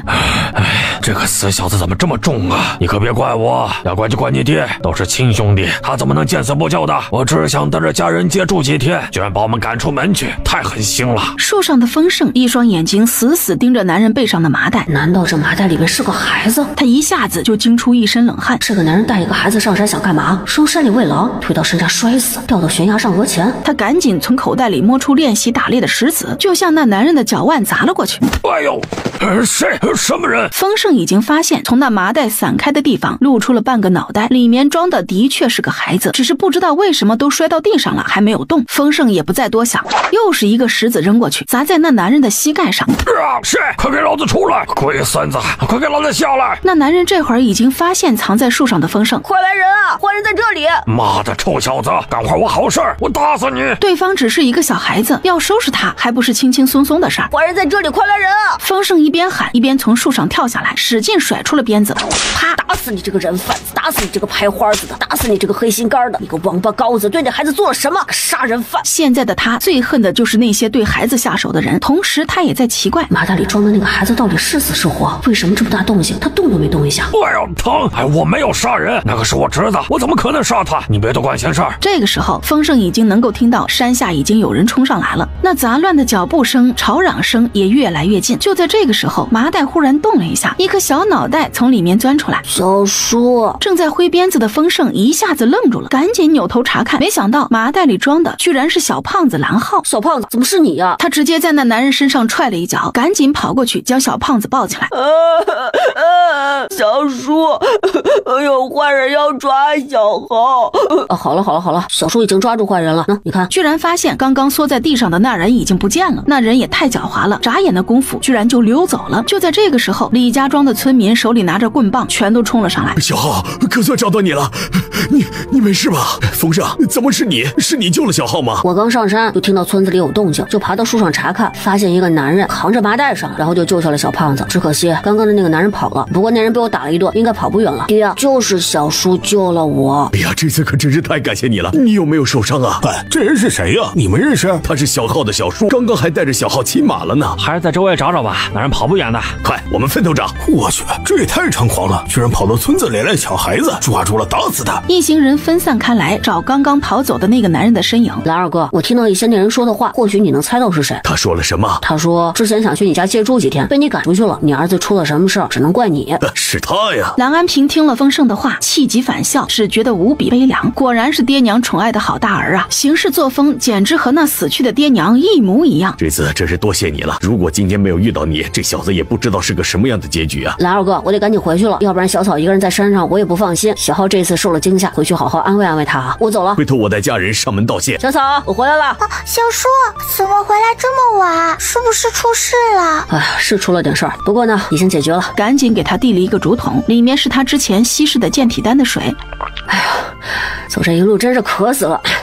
谢谢小草，这水喝起来有点甜啊，真爽。小叔肯定是赶路太累了，觉得水好喝。到底出什么事了？我送小胖子回家后不，他被人掳走了，正好被我救下来，我还打了那人一顿，只可惜最后被人跑了。丰盛有些含糊地说了一下刚刚发生的事，只是他没有想好自己要不要说掳人的那个有可能是小胖子的亲人，毕竟小胖子的亲人很可能就是兰草的亲人。他可是从丰年那里听说了这小丫头以前的事，过得太苦了。什么被掳走了？那人为什么往山里跑？总之小胖子被我救下来，已经交给你二叔他们了。那小子没事就行，并且第一时间带他去看小猴子他们摆得整整齐齐的柴。丰盛看着灶房那高高的一摞柴，心里不禁感叹，有些人真的是连畜生都不如啊，比畜生可差太远了。兰草喜滋滋的开始摆饭，同时又把自己的小伙伴夸了一遍。要不我们明天下山看看吧？我离开的时候劫走蓝浩的人并没有找到，而且……说到这里，丰盛有些犹豫，他不知道接下来该怎么说。而且什么？而且那个人，我听他说蓝浩是他的侄子。丰盛犹豫再三，还是说了出来，是那人的侄子。兰草脸上的笑意渐渐散去，眉头也皱了起来，他心里已经有了一些猜测。那人还说什么了？哦，对了，他还说什么亲兄弟的。咔嚓，手里的筷子也因为太过用力直接被折断，已经100%的肯定了，那个劫走蓝浩的人就是他的亲爹蓝安庆。难不成想把人也扔进深山？小草，你没事吧？丰盛关切地问。谢谢小叔，我没事，只是听说干坏事的人是我的亲人，一时有些接受不了。明天我想再下山去看看究竟是个什么情况。兰草冲丰盛笑了笑，让他放心。当天夜里，兰草翻来覆去怎么都睡不着，一直在回忆自己当初被扔进山里的事情。两人出门的时候天还没亮。小草，你不要着急啊，路上慢些，别摔着了。小叔放心吧，我的视力很好的，能看清楚路。那你小心一些，要不然让大白背着你，我该背书了，万一照顾不到你怎么办？丰盛每天早上都会默默背书，这会儿也不例外，只要多注意脚下就行。听小叔的。就这样，两人一边背书一边下山，一路上除了小白偶尔叫一声，都是静悄悄的。忽然，怎么了，小草？嘘，有声音，你仔细听。真是个废，这么简单的事情都做不好，还想挣大钱，老娘真是瞎了眼了，才会听那窝囊废的话，来到这破地方。呸！蓝安庆，你个废物，这次回去老娘就把你给踹，一个崽子都弄不来，害得老娘在山里等一夜，差点没被山里那些畜生给吓死。那个女人骂骂咧咧的声音越来越清晰，丰盛也听得很清楚，他的眉头越皱越紧，兰草的手已经放在腰间的鞭子上。不管那骂骂咧咧的女人是谁，光听她说出来的话就知道不是好人。哪里跑出来一只傻羊啊？老娘有口福了，过来，小畜生，老娘带你回去把你煮了。见到小白之后，哎呀，好你个死崽子，还敢踢我，看我不扒了你的皮！小白这会儿一改往日的精神，走起路来有些东倒西歪的。兰草两人怕小白出什么事儿，直接拿出石子砸向那个妇人。哎呀！哎呀！那妇人手上一疼，手里的绳子也掉到地上，就见到兰草和丰盛朝自己这边过来。乖乖，这破地方还有这么好的货色，还一下子就见到2个，哎呦，赚了赚了！兰草看着跌跌撞撞向自己这边走来的小白，他那走一步摔一跤的样子让人心疼的不行。小白，你怎么样了？被兰草抱起来的时候，小白已经晕了过去。看着没有动静的小白，他都快哭出来了。这个女人真是可恶！丰盛的鞭子已经招呼到了那妇人身上。小兔崽子敢跟我动手，老娘宰了你！那个妇人就那么趴在地上，面目狰狞的朝丰盛挥出一包粉末，然后丰盛一头栽倒在地上，一动不动。兔崽子敢跟我动手，以后一定给你找个好去处！他从地上爬起来，狞笑着往兰草这边来。丰盛倒下的那一瞬间，让兰草立马就警惕起来。那妇人手中肯定有迷药，要不然小白和丰盛不会这样毫无征兆的倒下去。因此他也警惕起来，直接屏住呼吸，一双眼睛死死盯着眼前的妇人。不等他再次扬起迷药，直接一鞭子狠狠地抽了过去。哎呦他那握着迷药的手赶紧抬起来护住自己的肩膀。这死丫头下手这么狠，白瞎了这白净的脸蛋，以后得好好调教。只觉得眼前有些模糊，身体也特别无力，摇摇欲坠。就在刚刚，那个妇人抬手护住自己肩膀的时候，直接将手里的迷药弄到自己身上，倒下去是早晚的事儿。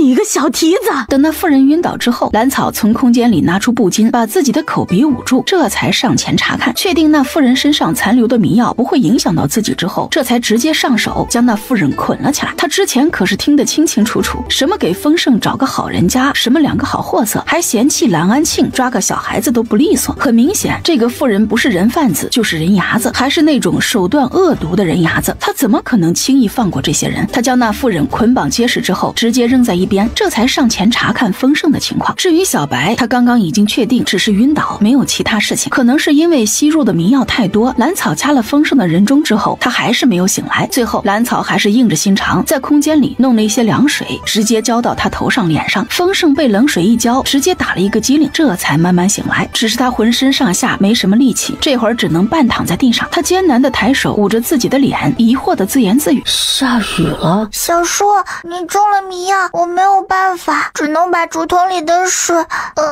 把你浇醒。兰草看着有些狼狈的丰盛，还是有些心虚的。哦，对，那个女人手里有迷药，你没事吧？还有小白呢，我刚看见她都快晕倒了。小白晕倒了，我抱着就行。这个女人也拖下山吧，这人应该跟小胖子的事情有关系。兰草又递了一个竹筒给丰盛，这里面他还放了小半颗解毒丹，也不知道管不管用。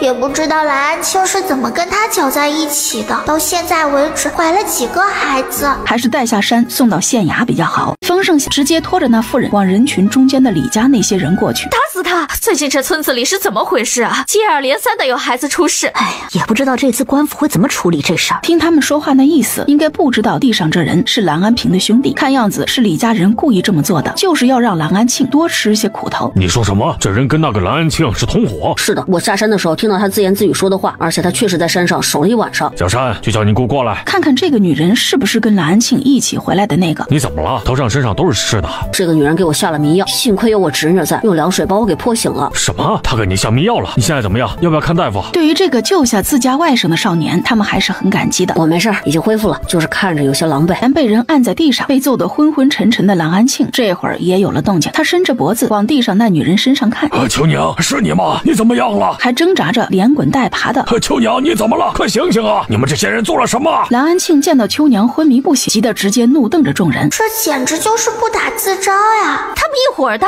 都是人贩子，给我打！秋娘也在各种疼痛中醒了过来。她刚一醒来，就跟围着她的大娘们撕扯了起来。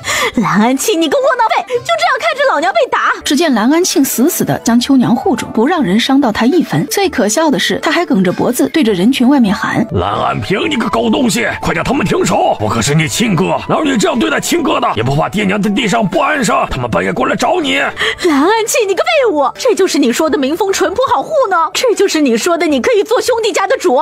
你你个窝囊废，我看你就是糊弄老娘的。蓝安庆，你跟老娘等着，等这次回去一定扒了你的皮。回应秋娘的只有众人的议论、谩骂的声音。里长过来之后，板着脸，这是怎么回事？你们这里出现了人贩子，在哪里啊？在这里，这一男一女就是人贩子，他们两人身上还带了不少迷药呢。李老大作为李家的当家人，直接站出来跟里长交涉。至于蓝安平，他将搜出来的几包迷药全都送到里长面前。里长大人小心一点，我那侄子刚刚打开了这药包，这会儿正晕吐着呢。一会儿把人带上去县衙，村里出现了人贩子，那可是大事。带走去县衙。里长大人，冤枉啊！我不是人贩子，我是那孩子的亲大伯，怎么会害他呢？全是误会啊！二叔，你救救侄儿啊！侄儿真的是冤枉啊！二弟，大哥错了，元哥不在家，大哥只是想接孩子回家住几天，没有坏心的呀。蓝安平和李家兄弟还有兰桂山全都坐了上去。风声，上车呀！蓝安平回头看了一眼还站在原地的丰盛，便出声招呼他：“蓝二哥先走一步，我有马车。”丰盛笑着拒绝了他的提议，自家侄女还在树上猫着呢，他肯定是不愿意跟兰桂山坐一辆车的。哎，那行，你跟上啊。小草，丰收昨天也回来了，没准一会儿就能见到人了。你不会见到他就忘了小叔了吧？小叔，你这也想太多了吧？在我心里，你就是我独一无二的小叔，是长辈，是亲人，是伙伴，没有人可以代替的。兰草一向敏感，他一下子就明白过来丰盛在意的是什么。如果从秦家算，我是丰收的大哥，压他一头；如果从丰家算，我是他的小叔，又压他一头。嘿嘿。也不知道我这个父亲的身体恢复的怎么样了。马车很快就来到了秦家大门外面。大少爷，老奴扶您下车。姑娘请。不用了，我自己跳下去就行。丰盛深知自己在秦家的身份有些尴尬，哪里能真的让大管家扶自己，直接从马车上跳了下来。好嘛，大少爷的性子还跟以前一样跳脱，看来在丰家过得很是舒心呢。那就赶快过去吧，我也想念父亲了。走进熟悉的秦家，丰盛的心里还是有一些动容的，毕竟他在这里生活了快10年，怎么会没有一点感情呢？凤叔，让小草住我院子就行了吧，不用重新安排地方住。丰盛害怕兰草到一个陌生的地方会害怕，就提议让他住到自己的院子里。好，都听大少爷的。父亲，孩儿给您请安。多年的养育之恩值得这一跪。祭祖呀，可算是回来了。好，快起来，快起来！依旧喊着他在秦家的名字，眼里已经蓄了不少泪花。兰草站在身后，也跟着礼貌地行了一礼。秦老爷好。他实在有些不知道该怎么称呼秦老爷，跟着丰收那边排他是父辈，该叫伯伯的；如果跟着丰盛排，那就是祖辈。可愁坏了才6岁的兰草，只能叫秦老爷了。好，小丫头是叫兰草吧？听季宗提起过你，还要多谢你救了季宗呢。在秦老爷面前，兰草也是挂得上号的。单大管家就把这丫头夸得不行。秦老爷说着，直接从怀里掏出一个荷包递给兰草，这是给你的见面礼，这里跟家里一样，需要什么让那2个小子给你安排。谢谢秦老爷。来，季宗，快来见过你大哥。秦老爷的眼睛都眯成了一条缝了。这样多好，秦家有2个儿子。见过大哥。这下可把丰盛给乐坏了。二弟不用客气，大哥经常在外，以后在家里照顾好父亲。大哥放心吧，我会用心的。秦老爷这会儿是笑眯眯的看着几个孩子，顺便让人把提前准备好的饭菜都端上来。刚刚他可是听到衙役说了，丰盛这次之所以来县城，全是因为抓到了人贩子。这小子可真不赖，长进了，好啊！饭桌上，2个少年忙得不行，争着给兰草夹菜，争着给秦老爷盛汤，说着各自这段时间的见闻。父子3人好不热闹，只有兰草埋头苦干眼前的饭。秦家的事情，他一个外人就不掺和了。小叔和丰盛2人也真是的，咋的事都爱比那么一下，也不怕秦老爷心里烦。说真的，秦老爷一点都不烦，2个儿子争着孝敬自己，他反而有些乐在其中。饭后，秦老爷将丰盛叫到书房去说话。父亲，你的身体怎么样了？听份叔说你之前是中了毒。都已经解了，身体也恢复的差不多了，最近天天早上起来还打一套拳呢，你就放心吧。面对和颜悦色的秦老爷，丰盛又想起之前在这里生活时的情景，不禁有些动容。秦老爷这些年对自己还挺上心，习武、学文、看账，他都让自己见过学过，只是后来因为秦夫人作怪就中断了。放心吧，你弟我在家里一切都好，你在丰家怎么样？过得好不好啊？秦老爷盯着丰盛的脸看了又看，黑了，长高了，气质也变了。我很好的，现在在家里跟着先生读书，功夫也没有落下，天天都有在练。父亲，夫人现在在哪里？关在后院呢，没几天日子了，年轻时候也是我对不住他，只是没想到他的心居然那么狠。你祖母和2个姨娘、2个孩子都被他毒害了。提起这个话题，秦老爷整个人都没了精神。我明天想去见见他，不知道行不行？丰盛对于那个调换自己又想养废自己，最后还想卖自己的女人，心里是恨的。他很想去看看对方的结局。去吧，多余的事情不要做，免得脏了你的手。他没多长时间了，沈家也因为他掉了面子，坏了名声，将他逐出家族了。秦老爷并没有阻拦丰盛去见秦夫人，他知道这孩子心里有怨，总要出一口气的。多谢父亲。丰盛真心向他道谢。不用，是我对不住你，没有照顾好你，让你受了这么大的委屈。以后有时间常回家看看。由于咱们家这个情况特殊，过几年跟你和季宗分家，家产你占3成。这事儿我跟你二弟说过，在我心里你就是我秦家大少爷。父亲，这个孩儿不能要，留给二弟吧。丰盛愣了一下，他赶紧起身拒绝。在他心里，自己只是秦家的假儿子，说是大少爷，那也只是为了面子好看，怎么还能要家产呢？你不用拒绝，安心收着。这事儿你大哥也知道，他也给季宗留了东西，只是你大哥这次来县城时我们商量好的。好吧，既然是大哥知道的事情，那他就安心受着就行。白霜抱着丰收的衣服和被子走进了院子，迎面就对上正朝着自己这边跑过来的丰收和小白。小白，你怎么还是这个样子呀？见到他就追。小草呢？他以前可没少在人家手里蹭吃的，这会儿见到对方冲自己打招呼，直接热情地迎了上去。兰草在屋里也听到了白霜说话的声音，一下子就从屋里冲了出来。白姨，打算和白霜来一个拥抱，只可惜白霜怀里抱着东西，只能任由兰草过来抱着自己的腰。丫头，可算是又见到你了。然后一大一小2个女人就说笑着走向西厢房，她们要把丰收的被褥放在那里铺好。丫头，这段时间过得好吗？好想你呀。白姨，我在家里很好呀，你看我都长高了一点了呢，脸上的肉也多了一些。好，你过得好，姨就放心了。上一次你独自从县城离开，姨心里一直放不下。白霜也跟着捏了一下兰草的脸蛋，确实肉肉的，比刚上山时白嫩了好多。放心吧，我回到镇上没2天就遇到了小叔，他和大叔一样很照顾我。兰草抬手擦掉白霜掉出来的眼泪，安慰他。白姨在这里过得怎么样？身体现在恢复了没有？身体早就好了，只是二少爷去读书之后，也是我一个人在这里，感觉闲得慌，就做些针线打发时间。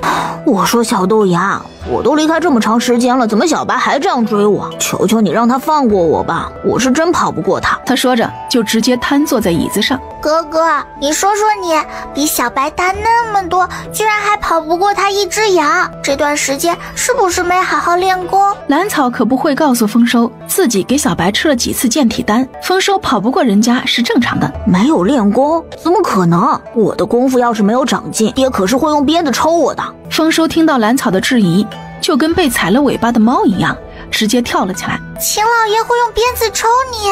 不能吧？兰草表示自己有些不相信。是我爹，不是你说的秦老爷。原来是大叔抽你呀。他毫不掩饰自己的幸灾乐祸，反正被丰年挨过的又不止丰收一个。丰盛被大管家带到一个极为偏僻的小院子外面。大少爷，人就在里面，要不要老奴陪您进去？不用了，分叔，我自己进去就行。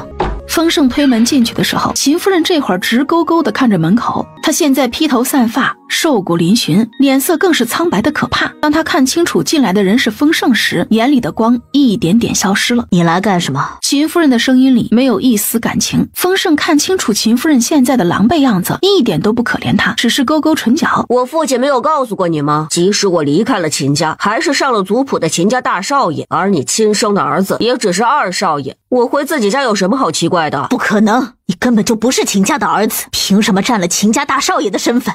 这不公平，不公平！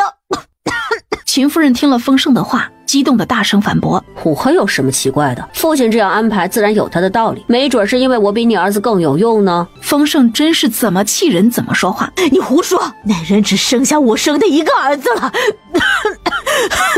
他怎么可以这样？对了，还要多谢夫人以前的照顾，每天让那来福来贵两个废物带我出去玩，才让我存下了不少银钱，让我逃离县城之后生活无忧。丰盛见秦夫人气得胸口起伏的厉害，又出言气他。秦夫人已经气得一句话都说不出来了。其实我早就知道你不是我亲娘，这还要多谢王嬷嬷。如果不是她口无遮拦，我也不会听到这些，更不会起了防备之心，不是？你这个小畜生！秦夫人的嘴唇都抖个不停，她就不该想着把这个小畜生养歪，直接淹死、摔死都比现在让人觉得舒心。好了，我走了。这次回来只是想看看你，现在知道你过得不好，我就舒心了。哼，滚！秦夫人伸出苍白不见一丝血色的手指向门外，声音嘶哑地低吼了一声：“这个院子我可一刻都不想待。哦，对了，你那个亲儿子是不是也不愿意过来看你啊？他应该是跟我一样的想法吧？恨你之前的所作所为吧。”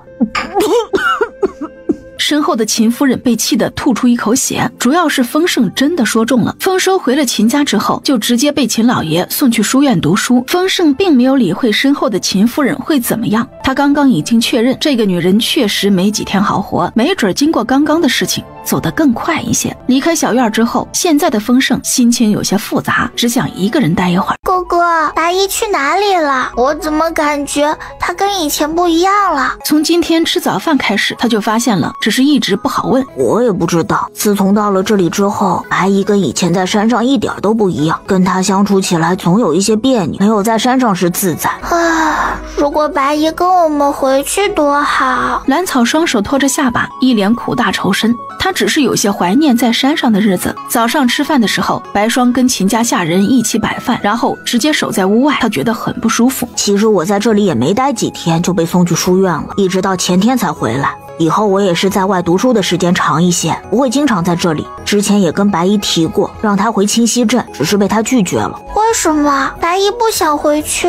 兰草想不明白这究竟是为了什么。上次我爹过来的时候，把白姨的卖身契也带来了。前天我问过白姨，如果她想离开，就把卖身契还给她，只是白姨又拒绝了。哥哥，你说白姨会不会还想着去见她女儿？这也不是没有可能。一时间两人都有些犯愁，毕竟因为陈家的事情，上次白霜可是受了不轻的伤，差点丢掉半条命。难道还没有放弃？就在两人愁眉不展的时候，丰盛终于调整好自己的心情，返回院子里。走吧，我带你们出去玩，中午请你们去酒楼吃饭。真的？快走快走！大哥等我一下。丰收在县城也没怎么逛过，一听到丰盛的建议，立马响应。很快三人就收拾好了，溜溜达达的出了门。原本大管家是要给他们安排马车的，但是被几人给拒绝了。坐马车还逛什么街呀？不过三人身后还是多了几个小尾巴。他们几个从前门离开的同时，之前在花园跟人说话的女人也悄咪咪从秦家后门离开。他还特意将自己改扮了一番，基本看不出之前的样子。你带人过去问问门口的衙役，去东河村的人回来了没有？你就说你是秦家的，县衙的人会告诉你实话的。那大少爷先找个地方休息一下，小的这就去打听。你去吧，我就在这里等着，一会儿去旁边那条街看看。旁边这条街，兰草和丰收都没有来过，还没过去就闻到各种浓郁的香味儿。那边全是卖吃的吗？兰草耸动着小鼻子，闭着眼睛仔细分辨飘散在空气中的香味儿。是啊，以前我常在那条街上买吃的，有几家味道很不错，我带你们过去。秦川一会儿自己就找来了，他知道了。丰盛兴致勃勃带着几人往那条街走去。哥哥，你看，几人还没拐进处处飘香的街道，就见到一个熟悉的身影从他们面前经过，样子很着急。那不是白姨吗？她早上说回院子翻草药，怎么会在这里啊？只是他现在要去哪里，还特意装扮了一下。丰盛不是第一次听兰草提起白姨，只是他从来没见过，也并没有放在心上。原来那个女人就是白霜吗？她要去哪里啊？兰草看着白霜越来越远的背影，扭头问旁边皱着眉头的丰收：哥哥，我们要跟着白姨吗？她这匆匆忙忙的样子，会不会出事？他想起白霜上次在陈家的遭遇，一颗心就提了起来。还是先看看他干什么吧，万一不是我们猜测的那样呢？说着，他招手让自己的小厮来宝凑近一些，在他耳边低声说了一句。那小厮连忙顺着白霜离开的方向追了上去。还是先让来宝跟着，万一白姨只是想出门逛逛，我们这么多人跟上去，总归是不好。丰收现在也怕白霜一直往陈家跑，总有一天会出事的。那陈夫人可是个很有手段的，偏偏在外面的名声还特别好。接下来几人便在这条处处飘着饭菜香味的街上闲逛起来。这个桂花糕好吃，小叔你看，这个糖葫芦上面有芝麻，比我们之前吃的香一些啊。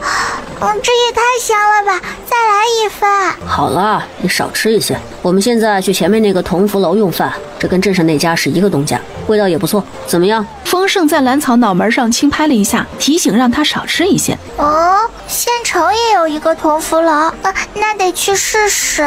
蓝草一下子就来了兴致，也不愿在街上闲逛，直接催促丰盛一起去吃饭。县城的同福楼比镇上那家要大上许多，里面的摆设也更气派一些，只是不知道这里大厨的水平怎么样，有没有胖大厨更厉害一些。这会儿同福楼里吃饭的人还不少，几人直接跟着小二上了2楼，就在2楼大堂找了个靠窗的位置坐了下来。这里挺好，敞亮又热闹。几人还没等到小二把菜送上来，就见到秦串着急忙慌地赶了回来。怎么样，县衙那边有什么消息啊？去东河村的那2个衙役刚刚赶回来，那边的几个孩子救出来了，只是有2个身体弱一些的病得厉害，昨天晚上就发了高烧。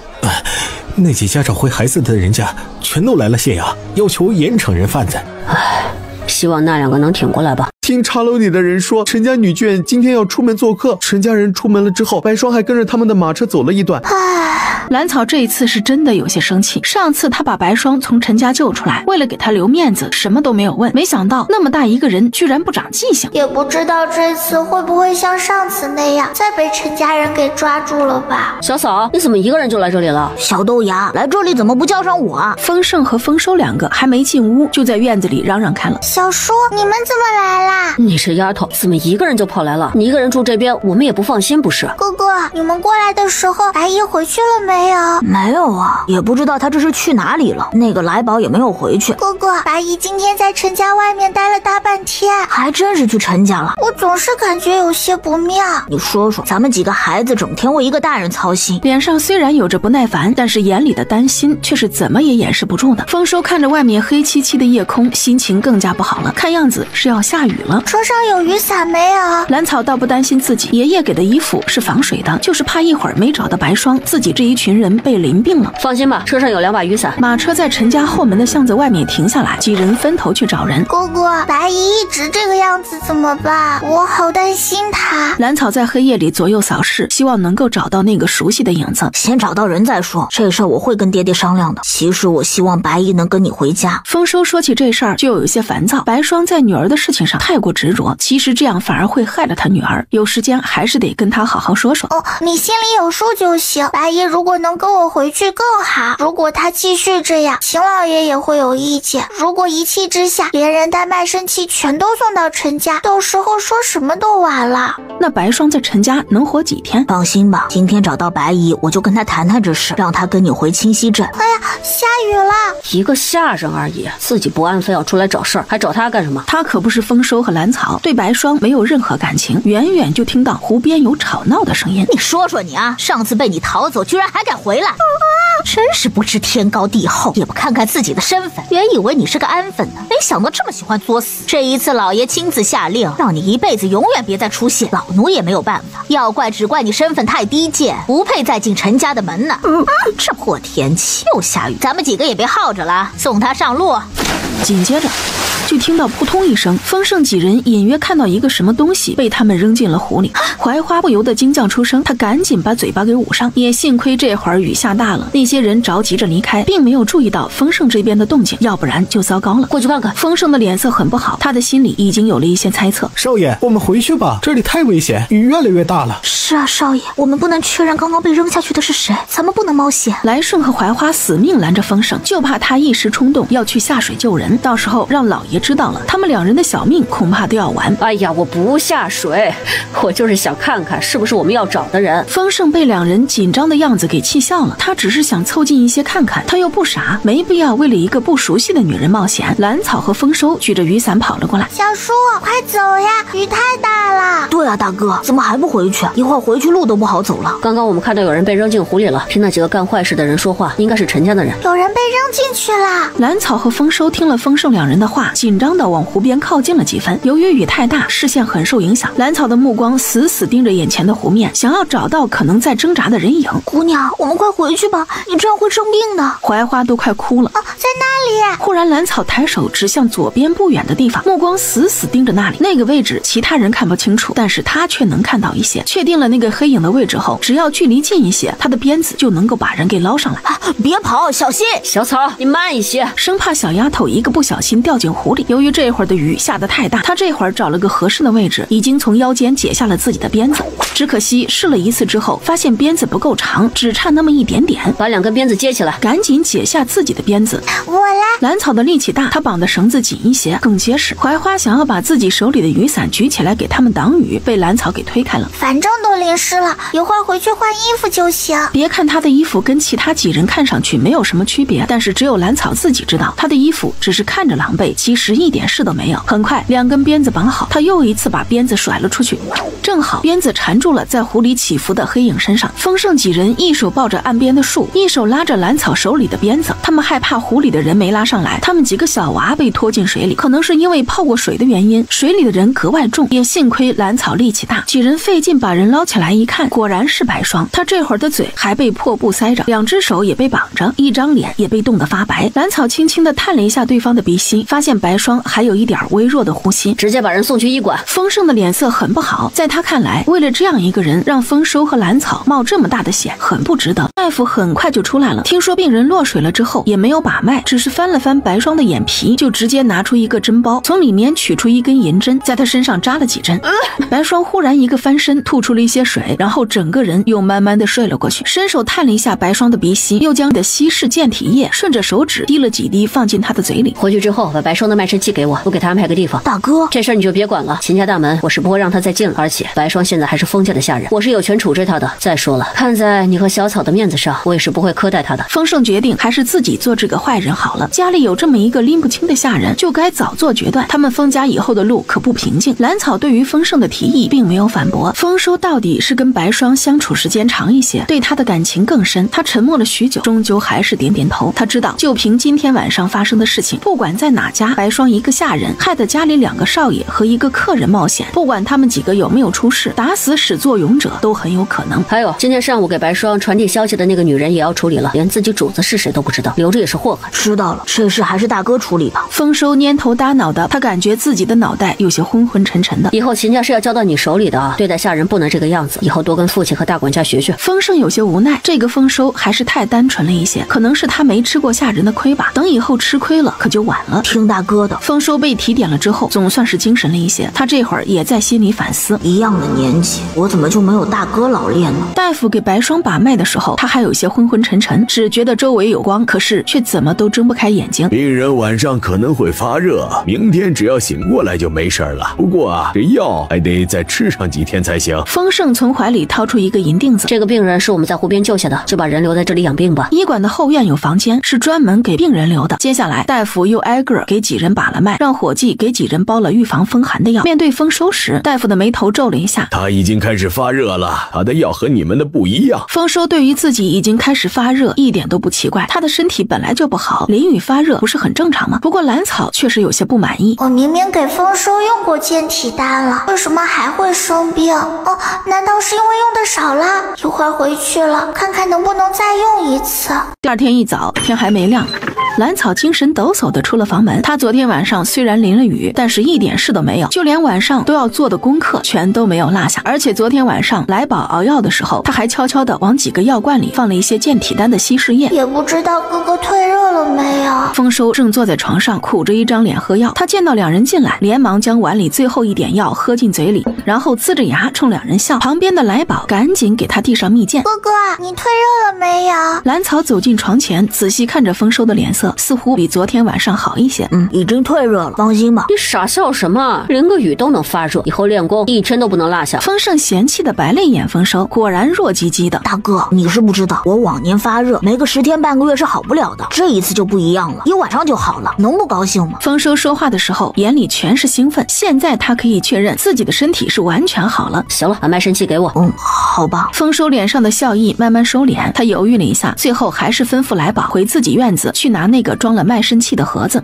哥哥放心吧，卖身契给小叔对谁都好。兰草见丰收有些不舍的样子，忍不住出声安慰他。我知道，就是心里有些酸。你说白姨以前在山上好好的，怎么到了县城就变成这个样子了？他怎么就想不明白，这样下去会害了自己，害了他女儿。丰收说着，鼻头有些酸，眼睛也有些湿润。好了，别想那么多了。我知道你自小就被白霜照顾着长大，对他的感情不一样，我会给他安排好的。你别忘了，父亲还在等着我们呢。一会儿我拿到卖身契，咱们就过去。大哥，一会儿父亲训我的时候，你可得替我说好话。放心吧，咱俩肯定一起挨训。兰草见到兄弟两个商量着怎么在秦老爷跟前蒙混过关。小叔，我想去医馆看看。去吧，我让秦川送你过去。丰盛大概能猜到兰草的想法，一口应了下来。小豆芽不跟我们去中院书房？丰收一副被抛弃的样子。可以这样，3个人一起干坏事，要去挨骂，怎么只有2个人？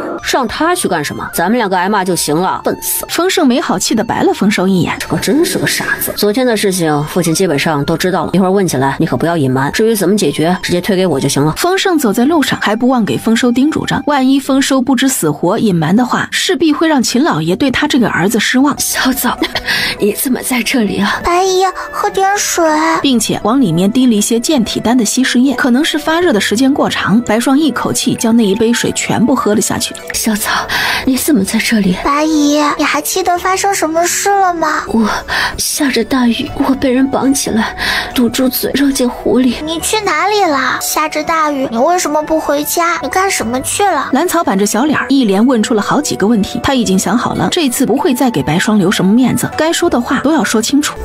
我只是想见见女儿。白霜抿着嘴，一脸的倔强。你又去了陈家是不是？昨天我和哥哥在街上见到你了。兰草提起这个就来气，连自己都保护不好，还要一次次出去惹事。白姨，我知道你想见你女儿，可是见了又能怎么样？你有没有想过，自从上次之后，你女儿在陈夫人面前要吃多少苦头？你有没有想过，因为你的出现会让陈夫人厌恶你的女儿，给她穿小鞋怎么办？让人欺负她怎么办？你能怎么办？你能保护她吗？你一次次的去看她，只会让陈夫人更加厌恶你女儿，让你女儿活得更艰难，让她恨你。这个道理我和哥哥都能想明白，为什么你想不清楚？你会害了你女儿的。难道你想让她跟你一样被扔进湖里？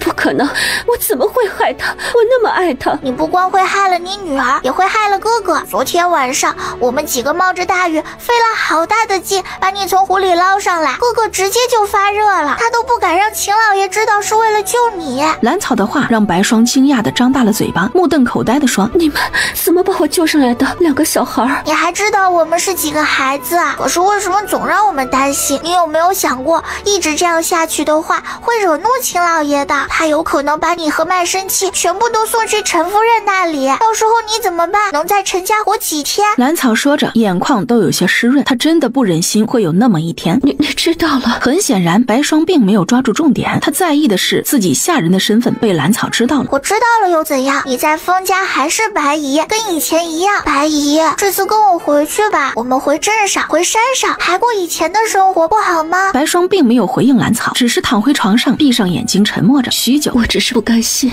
为什么和女儿分别的是我？白姨，你有没有想过，你的女儿其实不希望你出现，你的出现会让她的生活更艰难，让她过得更苦。过几天我回清溪镇，你这几天考虑一下，要不要跟我们一起回去？如果不回去的话，可能真的就没家了。秦家书房里，秦老爷恨铁不成钢的冲着对面站着的2个少年拍桌子：蠢货！一个下人的命，有你们2个的命金贵，居然冒着大雨去找人，还去湖边那危险的地方，还从湖里把人捞上来。那个白霜，老子早就注意他了，一点下人的自觉都没有，整天出门打听消息。如果不是看着他这几年尽心照顾你的份上，老子早就把他赶出去了。什么东西？还有你，秦继祖，你二爹不懂，难道你也不知轻重？不管你们2个谁出事了，我怎么办？秦家怎么办？封家怎么办？我怎么向丰年交代？秦老爷喘着粗气，指着2人的鼻子，一副恨铁不成钢的样子。这段时间，因为你们2个被调换的事情，我们家跟沈家已经交恶。那个当县令的沈家二郎，正愁没机会找我们秦家麻烦呢。老爷，我真的分不出精力处理一个下人。哎呦，我们家已经和沈家交恶，不能同时和陈家闹掰，要不然我们家腹背受敌就太危险了。所所以说2天之内把那个女人赶紧给我处理掉。如果你们不忍心处理的话，把卖身契给我，我给陈家送过去。父亲，我们自己处理，一定不让他再出现在县城里。最后还是丰盛做了保证，秦老爷的脸色才稍微好一些，给他赔个罪。父亲，还有昨天上午给白霜传递消息的那个女人也要处理掉。丰盛想到他昨天遇到的那个女人，放心吧，他已经被大管家给卖了。如果不是因为白霜是丰家人，老子早把他给打发到矿上了，拎不清的东西。父亲，你消消气，这事儿就交给儿子好了。丰盛嘴上给秦老爷顺气儿，心里却在腹诽：这老头的脾气怎么越来越暴躁，动不动就老子的。交给你了，处理不好，你俩一起挨板子。将2个儿子骂了一通之后，秦老爷的气才顺了一些，这才摆摆手放2人离开。你醒了，醒了就走吧。去哪里啊？白霜被这少年的话给弄懵了。这就看你怎么选了。第一条路送你去陈家，连同卖身契一起交到陈夫人的手里。第2条送你去魏婆子那里，她那里的人几乎全被卖去挖矿了，那里也是需要女人的。你没有权利这样做。白霜被眼前的少年给吓得不行，这2条路都是死路，他不能选。笑话，本少爷为什么不能处置你？不过区一个下人而已，真以为伺候了丰收几年就忘了自己的身份了？不，你没有权利这样处置我，我是丰收的奶娘，是丰年买回来的。作为丰家二爷，我处理你一个小小的下人，根本就不用跟我大哥打招呼。别把自己看得太重要，安安分分的还能活命，像你这样一直不安分的，分分钟送你上路。直接将白霜给捆起来，拖到外面，塞进了马车。小叔，白姨呢？我让人带她到魏婆子那里洗洗脑去。你干了什么？没什么，就是让人带着她去最近的矿场见识一下，让她看看别人是怎么挖矿，先学着些。晚上再带她去看看她女儿过着什么样的日子。这一次就是让她长长见识，如果老实了就送回清溪镇，如果还不老实，那就交给魏婆子好了。我已经尽力了。有些人就是这样，不撞南墙不回头，让他亲身体验过一次就老实了。小叔，我打算在他斩首之前去见一见他。你不难过？不，我只是想让他看看曾经那个被他扔进山里的孩子，现在过得比谁都好，有亲人，有手艺，有钱，我就想气一气他。丰盛被兰草的话给惊了一下，不过却在意料之中。行，到时候我陪你去。不过今天我们先解决白霜的事情吧。如果不是看在你们的份上，我早就将那个女人给卖了。今天就给她一次机会。好，我们晚上怎么做？等那几个人把白霜带回来之后，我们一起去陈家，让她亲眼看一看，看看她女儿现在过的是什么日子。丰盛早就让李小三打听了，自从上次元宵节白霜被陈夫人发现之后，陈家大姑姑的日子就开始艰难起来。好呀，我也想去陈家看看。他感觉自己更能跟丰盛玩到一起去，很多想法都不谋而合。放心吧，这种事儿不会忘了你的。夜幕降临，一辆马车停在城西小院门口，车上坐着几个5大3粗的婆子，还有瘫软在车上脸色苍白的白霜，整个人趴在车厢里，坐都坐不住，身体还不住的颤抖，任由那几个婆子将白霜抬进屋子里。等到天色彻底黑下来，丰盛这才过来。走了，我们去陈家。至于白霜，并且把手脚给捆上，就连嘴上还给塞上了布团。兰草只看了一眼，就有些不忍的扭过头去。只是他不能阻止丰盛这样的安排，万一白霜在陈家不老实，弄出什么动静，那样就更难收场了。陈家大姑娘的院子是丰盛让人事先就打听好的，在陈家后院的其中一个小院，位置并不算好，院子也不算大。2人扛着白霜直接爬到院子里的大树上，因为这里没几个下人，所以他们一路上都没有惊动任何人。房间里，一个嬷嬷正心疼的给一个小姑娘按摩手腕。姑娘别哭了，仔细眼睛哭肿了，明天夫人见了又不高兴。那嬷嬷说着，抬起手背擦擦自己的眼泪。嬷嬷，为什么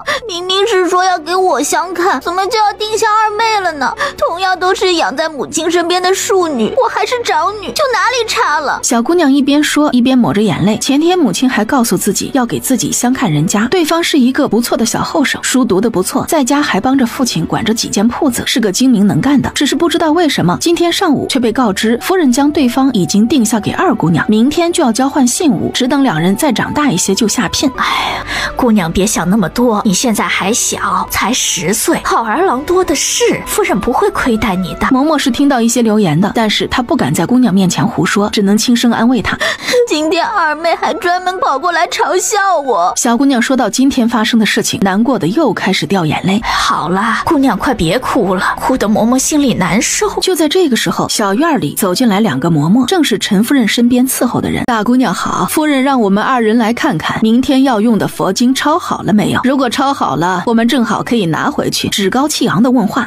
我还没有抄完，我马上开始。小姑娘紧张地低下头。那我们二人就不等了，只是还请大姑娘快一些，不要误了夫人的事情。抄完了直接送去正院就行。两人说完，也不再看唯唯诺诺的主仆二人，直接转身离开。嬷嬷，那么多佛经要抄到什么时候？我晚上都不能睡了吗？小姑娘撇着嘴，又快哭出来了。大姑娘，还是快些抄吧，嬷嬷陪着你。嬷嬷，你知道这究竟是为什么吗？以前母亲对我们几个姐妹都是一样好的，从来不让我抄这么长时间的佛经。大厨房的下人也不敢拿剩菜剩饭搪塞我。嬷嬷，我饿，他厨房送来的晚饭都馊了，我吃不下。小姑娘摸摸自己咕咕叫的肚子，脸上委屈的不行。好，姑娘先抄着啊，老奴这就去大厨房看看有什么吃的。嬷嬷心疼的说完，赶紧转身离开。她快步走出屋子，这才抬手擦擦眼角的泪。该死的白姨娘！被兰草放在树上的白霜，这会儿脸色已经扭曲的可怕，她挣扎着想要下去。你可想好了，要下去也可以，我们是不会再救你出来的。你说你落到陈夫人手里会怎么样？丰盛冷声威胁，他只是想看女儿，可不想落到陈夫人手里，立马老实下来，也不再挣扎着要下去。唉，也不知道嬷嬷能不能弄来吃的，不光大姑娘饿，我也饿了。唉，谁说不是呀？这2天大厨房专门为难我们院子，这啥时候是个头呢？我听说是白姨娘找回来了，夫人这才恼了我们院子。哎，你说那个白姨娘她回来干什么呀？这不是害了姑娘吗？瞧瞧姑娘现在过的什么日子，再想想之前的日子，恐怕姑娘不是白姨娘生的吧？那谁知道大姑娘以前多风光，在家里几位姑娘里可是拔尖的。瞧瞧现在，整天有抄不完的经，什么东西都得让着其他几位姑娘。两个小丫头你来我往的对话，屋里的女孩和树上的白霜听得清清楚楚。她一脸不敢置信地对上兰草的眼睛，似乎在问她，他们说的是不是真的？白姨，你也见到了，你女儿并没有因为你的出现得到什么好处，反而因为你过得更加艰难，这是你想要的吗？白霜急忙摇头，她只是想见自己的女儿，并不想害了她呀。书桌前，陈家大姑娘的表情极为难看，直到现在她才知道，自己这2天之所以面临这么多变故，竟然是因为自己的亲生母亲回来了。那个她从来没见过的女人为什么要回来呀？虽然她也很想念亲娘，但是转念又一想，这个亲娘除了留给她一个庶女的身份，其他什么都没有。对于亲娘，她还没有陈夫人来的熟悉。这些年她的生活还算顺心，母亲并没有苛待她，也就是这几天自己的生活才艰难起来。你回来干什么？小姑娘拿着笔的手久久没有写出一个字，轻轻地说了这么一句，似埋怨似怀念。姑娘先忍一会儿，大厨房那边已经没有吃食了，老奴让守门的锅子去外头买了。嬷嬷，你说是不是因为我姨娘回来了，所以夫人才这样对我的？哎呦，我的大姑娘哟，你这是听哪个贱蹄子说的？她回来干什么？回来干什么？把我害成这个样子，她还回来干什么？给自己留一条活路，给我也留条活路，她不好吗？姑娘啊，这事儿你就当做不知道，咱们度过眼前的难关才是最重要的。等夫人的气消了，一切都会好起来的。这么多年，夫人不是也没苛待过大姑娘，估计这次呀是被白姨娘给气到了。听嬷嬷的，我这就接着抄佛经，只要乖乖的，母亲总会见到我的孝心。树上的白霜早在听到屋里那女孩的质问时就已经懵了，她的眼泪不自觉地流了下来。在女儿心里，自己这个从来没见过面的亲娘只给她带来了麻烦，根本就没有陈夫人重要，自己的出现是真的害了她。丰盛两人没有再继续待下去，直接扛着白霜回到马车上。这会儿亲眼见到被他连累的女儿也该死心了。至于白霜，要么拿了卖身契走人，要么发卖，总之不能再留在封家。你也知道，封家以后的路不好走，这样拎不清的人要放远一些。丰盛说话的时候丝毫不掩饰他对白霜的厌恶。兰草这时也想起来，丰年之前是被一路追杀到县城的，他们兄弟2个以后肯定会找自己的仇人，白霜这样确实不行。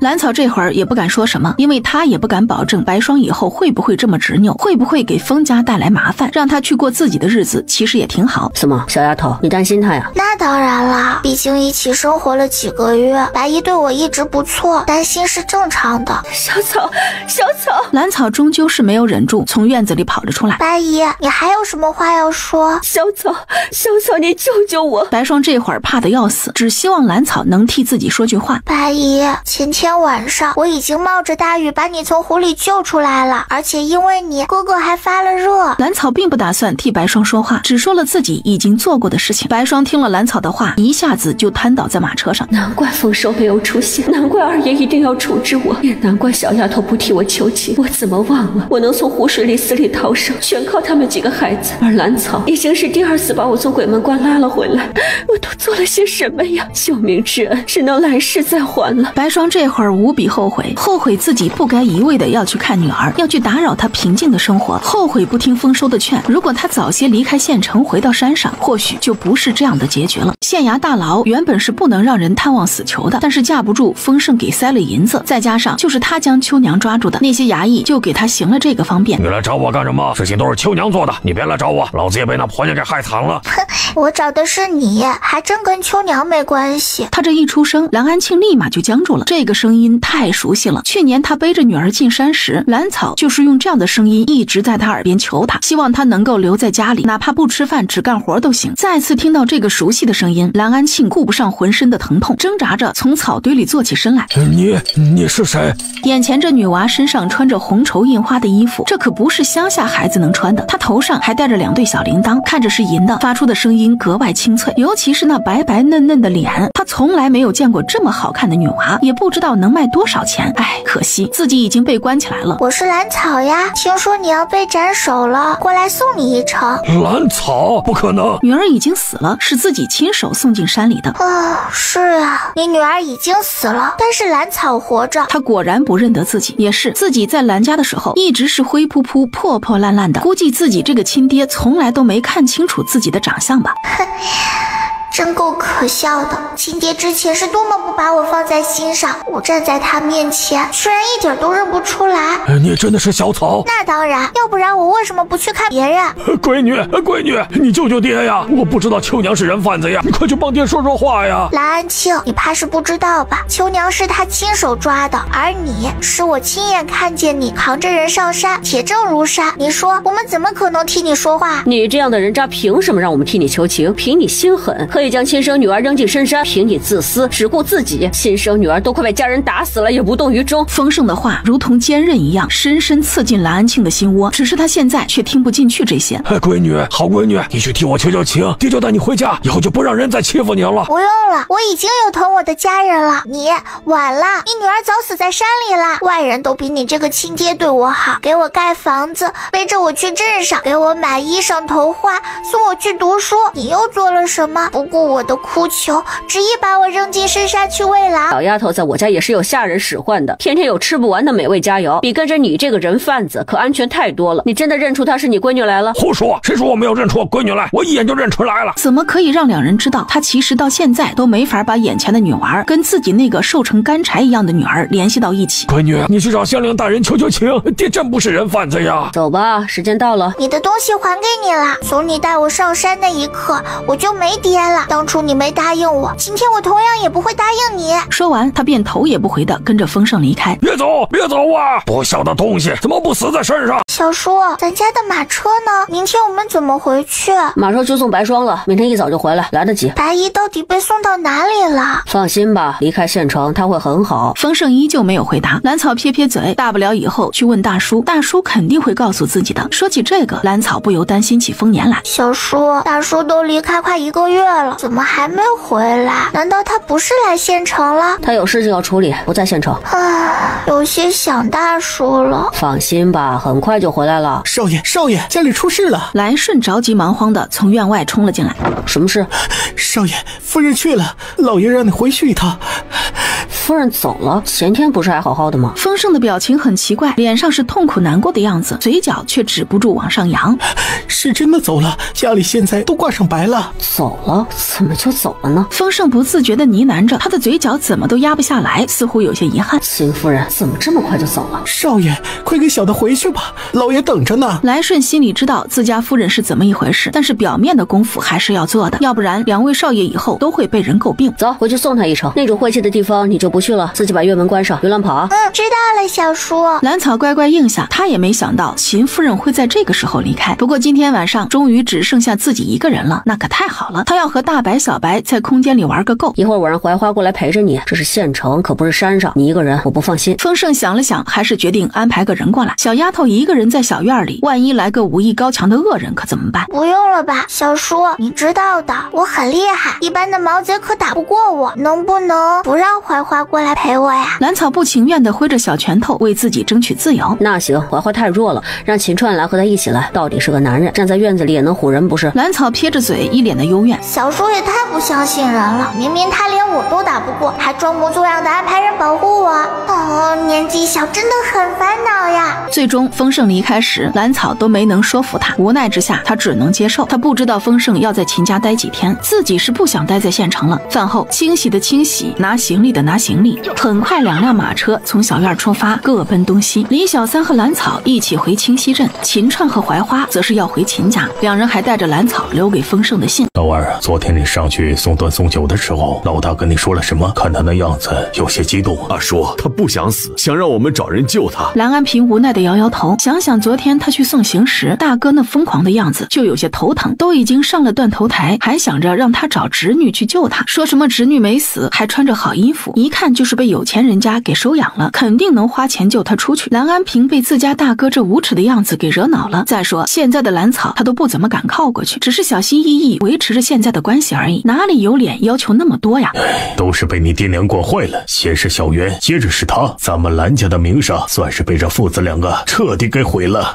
二叔，小草究竟是不是大哥的女儿，是不是我们家的孩子呀？蓝安平一直有这个疑问，就大哥和王氏这些年对小草的态度太过敷衍，早已经到了冷情冷心的地步。那孩子他是兰家的孩子，是不是你大哥的，我也不能肯定，这事儿只有王氏最清楚了。你怎么想起问这个了？那孩子不是已经走了很久了吗？听二叔的意思，小草有可能不是大哥的孩子。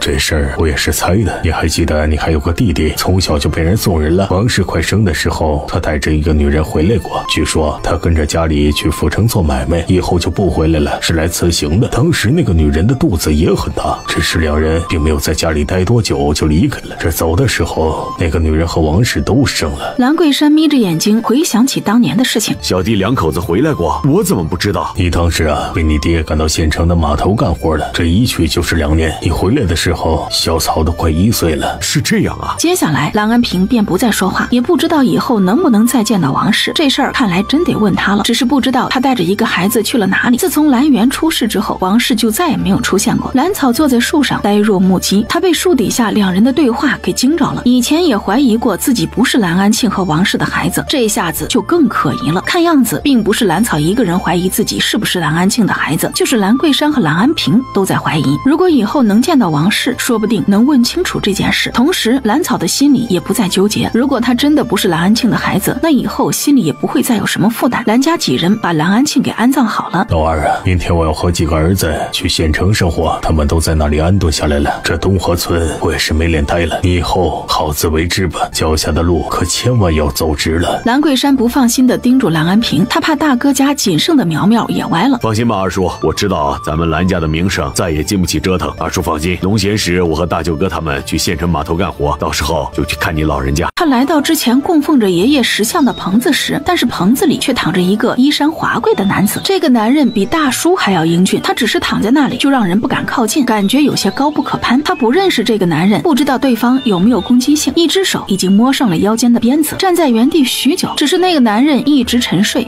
还是先回家吧，明天再来。今天出来玩1天了，还有功课要做。再次带着一众伙伴来到山坡上，他随意向下看了一眼，猛然发现刚刚还在原地的石台和棚子，以及棚子里睡觉的男人全都不见了。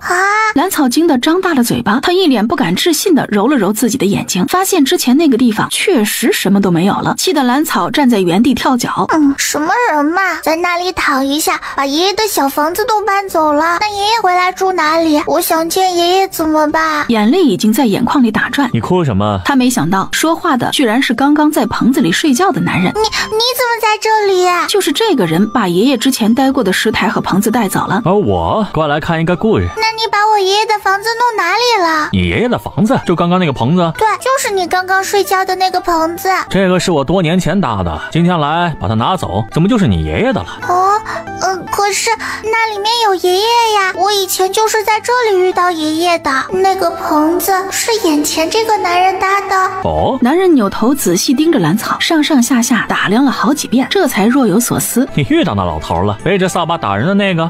爷爷才不打人呢，他给小草烤肉吃。那是对你，我以前可没少被揍。自从知道眼前这个男人也是见过爷爷之后，他也没有最初那么怕这个男人了。好了，小丫头，我知道你想什么，不过那个棚子没用了，你堂里面也见不到人的。那我怎么才能见到爷爷了？都几个月没见过了。他一盘棋的功夫，你都能长大1岁，凡事还得靠自己。你又是谁？我是谁？以后你到了京城就知道了。你在老头那儿学了什么？说说看。我学了雕刻，还有一个步法。兰草不知道为什么自己从爷爷那里学的东西就脱口而出，他的心里吓得不行。知道了，那我给你几本书，好好学，只要研究透了，日后必定成为一代大师。这是什么？为什么送给我？都是你能用得到的东西，还有那块令牌，你以后到了京城可以去找我。等到了京城，看到那老头的面上，我也会照顾你几分的。只是他还来不及道谢，对方就一个闪身不见了。真是一个奇怪的人。大叔，你是谁呀？他在原地转了好几个圈，发现周围并没有那个男人的身影，最后只能无奈地对着大山喊了一声谢谢。他相信那个男人一定听得见。令牌上面黑漆漆的一片，上面刻了精美的祥云图案，中间只有一个林字，背面则是3个小字国师府。这是什么意思？难道是国师府的令牌？只是国师府是什么地方？看来这个东西只能到京城才有用了。只是京城在哪里呀？我长大也真的能去京城吗？忽然远处传来咩咩咩的叫声，同时还有非常急促的蹄子哒哒声。大白，这是出什么事了？大白跑过来的速度极快，是兰草从来没见过的快，他的声音也很急促。大白，出什么事了？他赶紧跑向大白，只是兰草一见到大白现在的样子，眼泪一下子就涌了出来。大白，你怎么了？发生了什么？你烧到哪里了？双手不停地扒拉着大白身上的黑灰和血迹，就连身上的毛也有被烧焦的痕迹，这让兰草心疼的不行。还好他身上并没有伤口。此时的大白看起来很疲惫。大白，你疼不疼？谁欺负你了？我去抽他。从空间里拿出一些水给他喝，里面加了稀释的健体液。兰草一边抚摸着大白，让他安心喝水，一边问他是不是家里出事了。正低头喝水的大白抬头点了一下，还叫了一声咩咩。兰草的心咯噔一下，也不知道家里出了什么事情，他想过去看一下。大白，我把水放在空间里，你在那里面休息一会儿，我去镇上看看。大白直接用嘴叼着他的衣服，似乎不想让他过去。乖啊，我想去看看，刘叔还在那里，也不知道他怎么样了。放心吧，你进去和小白玩一会儿，我回来了给你洗澡，你知道的，我很厉害的。兰草说完，直接将大白送进空间，他运起迎风拂柳步往镇上赶过去。与此同时，他身上的衣服也跟随着自己的心意变成了绿色，跟周围树叶草差不多的颜色。这还是他第一次在外面让衣服随自己的心意变化。他很快就到了镇子外面，远远就闻到一股浓浓的烟味儿。傻青，不是，风眼小姑娘，你不能进去。龅牙，为什么？龅牙不好意思地抓着脑袋，刚刚习惯性喊了对方一声煞星。你家出事了，你不能回去。大哥让我专门等在这里，就是为了拦你啊。我家到底出了什么事情？你为什么拦着我？你快说，我家到底出了什么事？昨天下午有几个人在镇上打听你家那位少爷，我们派小豆子给你们报信，结果你家里没人啊。今天凌晨你家的房子就着火了，周围邻居上前救火，只可惜这火根本就扑不灭呢。龅牙说起他们昨天晚上见到的那场火，心里还是怕怕的。昨天就为了给你报信，小豆子往你家都跑了好几趟，后来那小子就一直守在你家附近，一晚上都不回来，今早也没有见到人呢。小豆子一直守在我家附近，他一直没回去。兰草的心砰砰直跳。那刘叔呢？刘叔留在家里会不会也出事了？大白身上的血又是谁的？龅牙哥，家里的事情我都知道了，不会乱跑的。兰草很快就有了决断，他还是先去齐大夫那里看看。看，或许齐大夫知道的更多一些。那你也装扮一下自己，别刚进镇子就被人给盯上了。齐大叔，你知不知道我家现在怎么样了？昨天啊，有一群陌生人来到镇上，拿着丰盛的画像找人，几乎是碰到街上的人挨个的问，这大街上肯定有见到他的人，也就自然问到了你家的地址了。说到这里，齐大夫叹了一口气，知道他们是什么人吗？兰草现在就想知道那些人是不是沈家人派来的。有人听得出来，其中2人有些许的唐县的口音。他们是从唐县来的，还真是。他以前听丰年说过，沈家的三爷正是隔壁唐县的县令，看来自家的变故正是因为沈家人。那我家现在怎么样了？我们回山上之后，刘叔一直守在家里。齐大叔，你知不知道刘叔在哪里？现在已经确定自家的变故是沈家人干的，兰草现在就是担心刘叔。至于刘大，他确实出事了。据你家救火的人从你家院子里将人给救出来了，只是当时他已经被折磨得不成人形，浑身是血，只剩下一口气了。什么？他伤得很重？刘叔他现在在哪里？他猜到刘叔出事，却没想到居然会只剩下一口气。你还是别去看他了，他这会儿还没醒呢。我之前给他包扎着伤口，也熬了药，剩下的就看他的命了。我怕这医馆也被那些恶人盯着，你去看了反而会害了你啊。丰盛知道兰草这会儿在镇子上，心里也没那么着急了。行，你说。李小三看着这附近还算清静，便放心的开始说起他知道的所有事情。沈家那些人疯了，秦夫人下葬之后，他们接着来祭拜秦夫人，直接闯进秦家，打伤了许多人，秦老爷爷受伤了，现在家里是大管家拖着病体在管着呢。什么？他们竟然闯进秦家了，还打伤了人？这是什么时候的事儿啊？那沈家人果然不是好东西。前天晚上的事儿，你晓得是昨天中午他打听到的消息。沈家人做的还不止这些呢。昨天下午，有人拿着二爷你的画像在镇子上四处打听，然后昨天晚上镇子上的小院就被烧了，刘叔也被那些人折磨得不成样子，现在算是捡了一条命，正在齐大夫那里疗伤呢。什么？房子都烧了？2人不约而同从地上跳起来。李小三，你再说一遍。丰盛不自觉地伸手抓住李小三的胳膊，别看他平时很有主见，也很有想法，但是毕竟只有10岁，还是第一次听到这种明目张胆杀人放火的事情发生。就算以前秦夫人对我下手，也是偷偷摸摸耍手段的。沈家人现在都这么猖狂了吗？感情秦夫人以前对我出手，已经算是手下留情的了。家里着火，镇上很多人都知道，那火根本就扑不灭。邻居们只救出剩了一口气的刘叔。姑娘早上让大白去镇上送东西，结果大白沾了一身血和黑灰，姑娘不放心，这才跑到镇上。胡闹！明知道镇上有坏人，他怎么就一个人跑过去了？不行，我得去把他弄回来。先生，您别急，那些人还在镇子上没有离开，现在每一个接近废墟和医馆的人，他们都盯着。可是小草一个人在镇上，可怎么办呢？2人还是很担心兰草的。沈家那些人心狠手辣，万一那丫头落到那些人手里，那还有命活没有？姑娘现在是赶车的郭大爷家的孙女，扭到脚伤到了骨头，被齐大夫重新接骨，安排在医馆后院休养。她现在安全的很，就是不知道要搞什么事情。李小三一口气把兰草现在的安排都说了一遍，他还是了解自家姑娘的，费那么大功夫住进那些人的眼皮子底下，肯定是要搞事情的。丰盛执意要去镇上把兰草接回来，再看看刘叔被伤成什么样子，顺便会沈家那些狗腿子。你这个时候发什么疯？难道不知道那些人就是冲着你来的？没听到李小三说的话吗？那些人可是杀人放火不眨眼的东西，你凑上去是要送死吗？冯先生指着丰盛的鼻子狠狠地骂了他一顿，将丰盛给拦了下来。可是大哥将小草交给我照顾，我却什么都没有做好。这会儿听说他在那些恶人的眼皮子底下，就有些不放心。丰盛耷拉着脑袋，弱弱地为自己辩解。行了，这不是逞强的时候，那丫头的武力比你强多少，你心里就没一点数吗？你现在就是去了，也是添乱。冯先生早就想好了，自己去镇上总比丰盛过去要安全许多。毕竟在镇上那些人眼里，自己也只是丰家的邻居。二爷，你就听先生的吧，我这就回镇上，有什么也能帮姑娘盯着些，有什么消息也会及时传回来的。丰盛知道大家都是为了自己好，也没有再坚持，而是垂头丧气地跟着冯先生回去。他感觉是自己给家里带来了祸端。季大哥，我回来了。哎呀，冯先生回来了，那丫头刚离开，我去追。平安是真的担心兰草，如果不是为了医馆不受牵连，那丫头也不会冒险赶着马车带着那2个恶人离开。回来，小草赶着马车，你跑着去能够追上吗？你说说你啊，不是说出门只要2个月就回来吗？这次怎么离开了这么久呢？最近家里发生了那么大的事情，可把那小丫头给吓坏了。虽然她一直没哭，但是这谁看了不心疼呢？丰年也知道自己这次耽误了时间。小丫头刚离开，他们都回山上去了。之前刚回到镇上的时候，他就知道家里的房子被烧了，只不过那些人没有找到家里人，他就已经猜到家里人回山上了。这会儿才想到齐大夫这里确认一下，你家里人没事儿，都在山上呢。小丫头刚刚离开，你起码过去还能够追上。齐大夫这一次是怎么看丰年都不顺眼，这人怎么关键时刻不靠谱了？家里出了事儿才赶回来，幸亏兰草几人都没事儿，要不然不是白忙活了。那我先去追那丫头，回来再来看你们。那些作恶的人都已经被抓起来了，齐大哥先把医馆的损失记一下，回头抄了他们的家给你赔上。丰年难不出齐大夫对自己有意见，可是这会儿没时间跟对方细说刚刚发生的事情，便快步走了出去。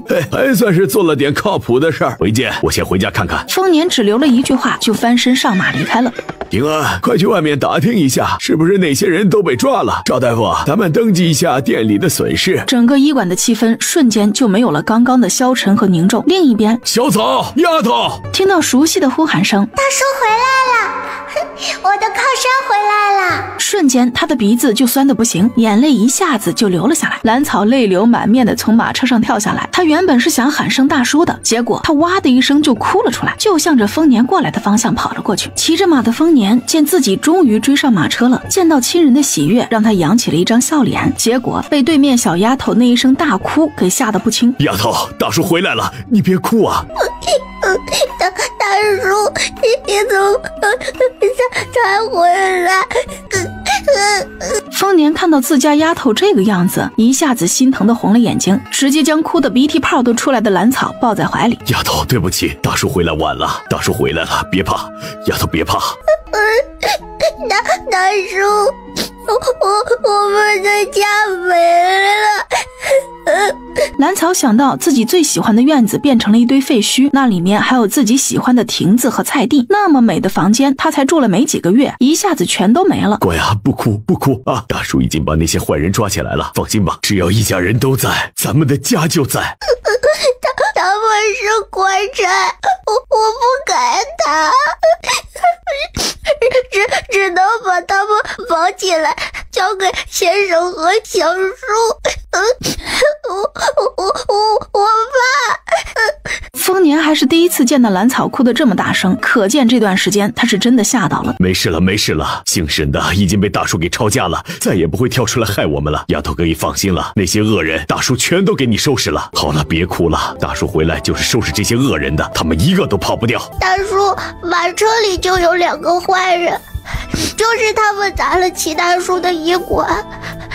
他们2个还想通过刘叔找到我们，刘叔他们也在里面。丰年听了兰草的话，安抚地拍拍他的脑袋，然后快步走向马车，撩起车帘往里看。好家伙，马车里满满当当装了5个人，一个用纱布包成的粽子平稳地躺在马车的最里面，他的身边是个小孩，正是给自家送柴的小豆子。刘婶则躺在马车的另一边，整个人的气色还算正常。另外2个男人被绳子捆得结结实实，其中一人的身上还有一些血迹，是镇上的混子陈麻子，另一人的身上穿着官差的衣服。不用想，这人和他之前抓起来的人是一伙的。丰年没有犹豫，直接将那官差和麻子从马车上拖了下来。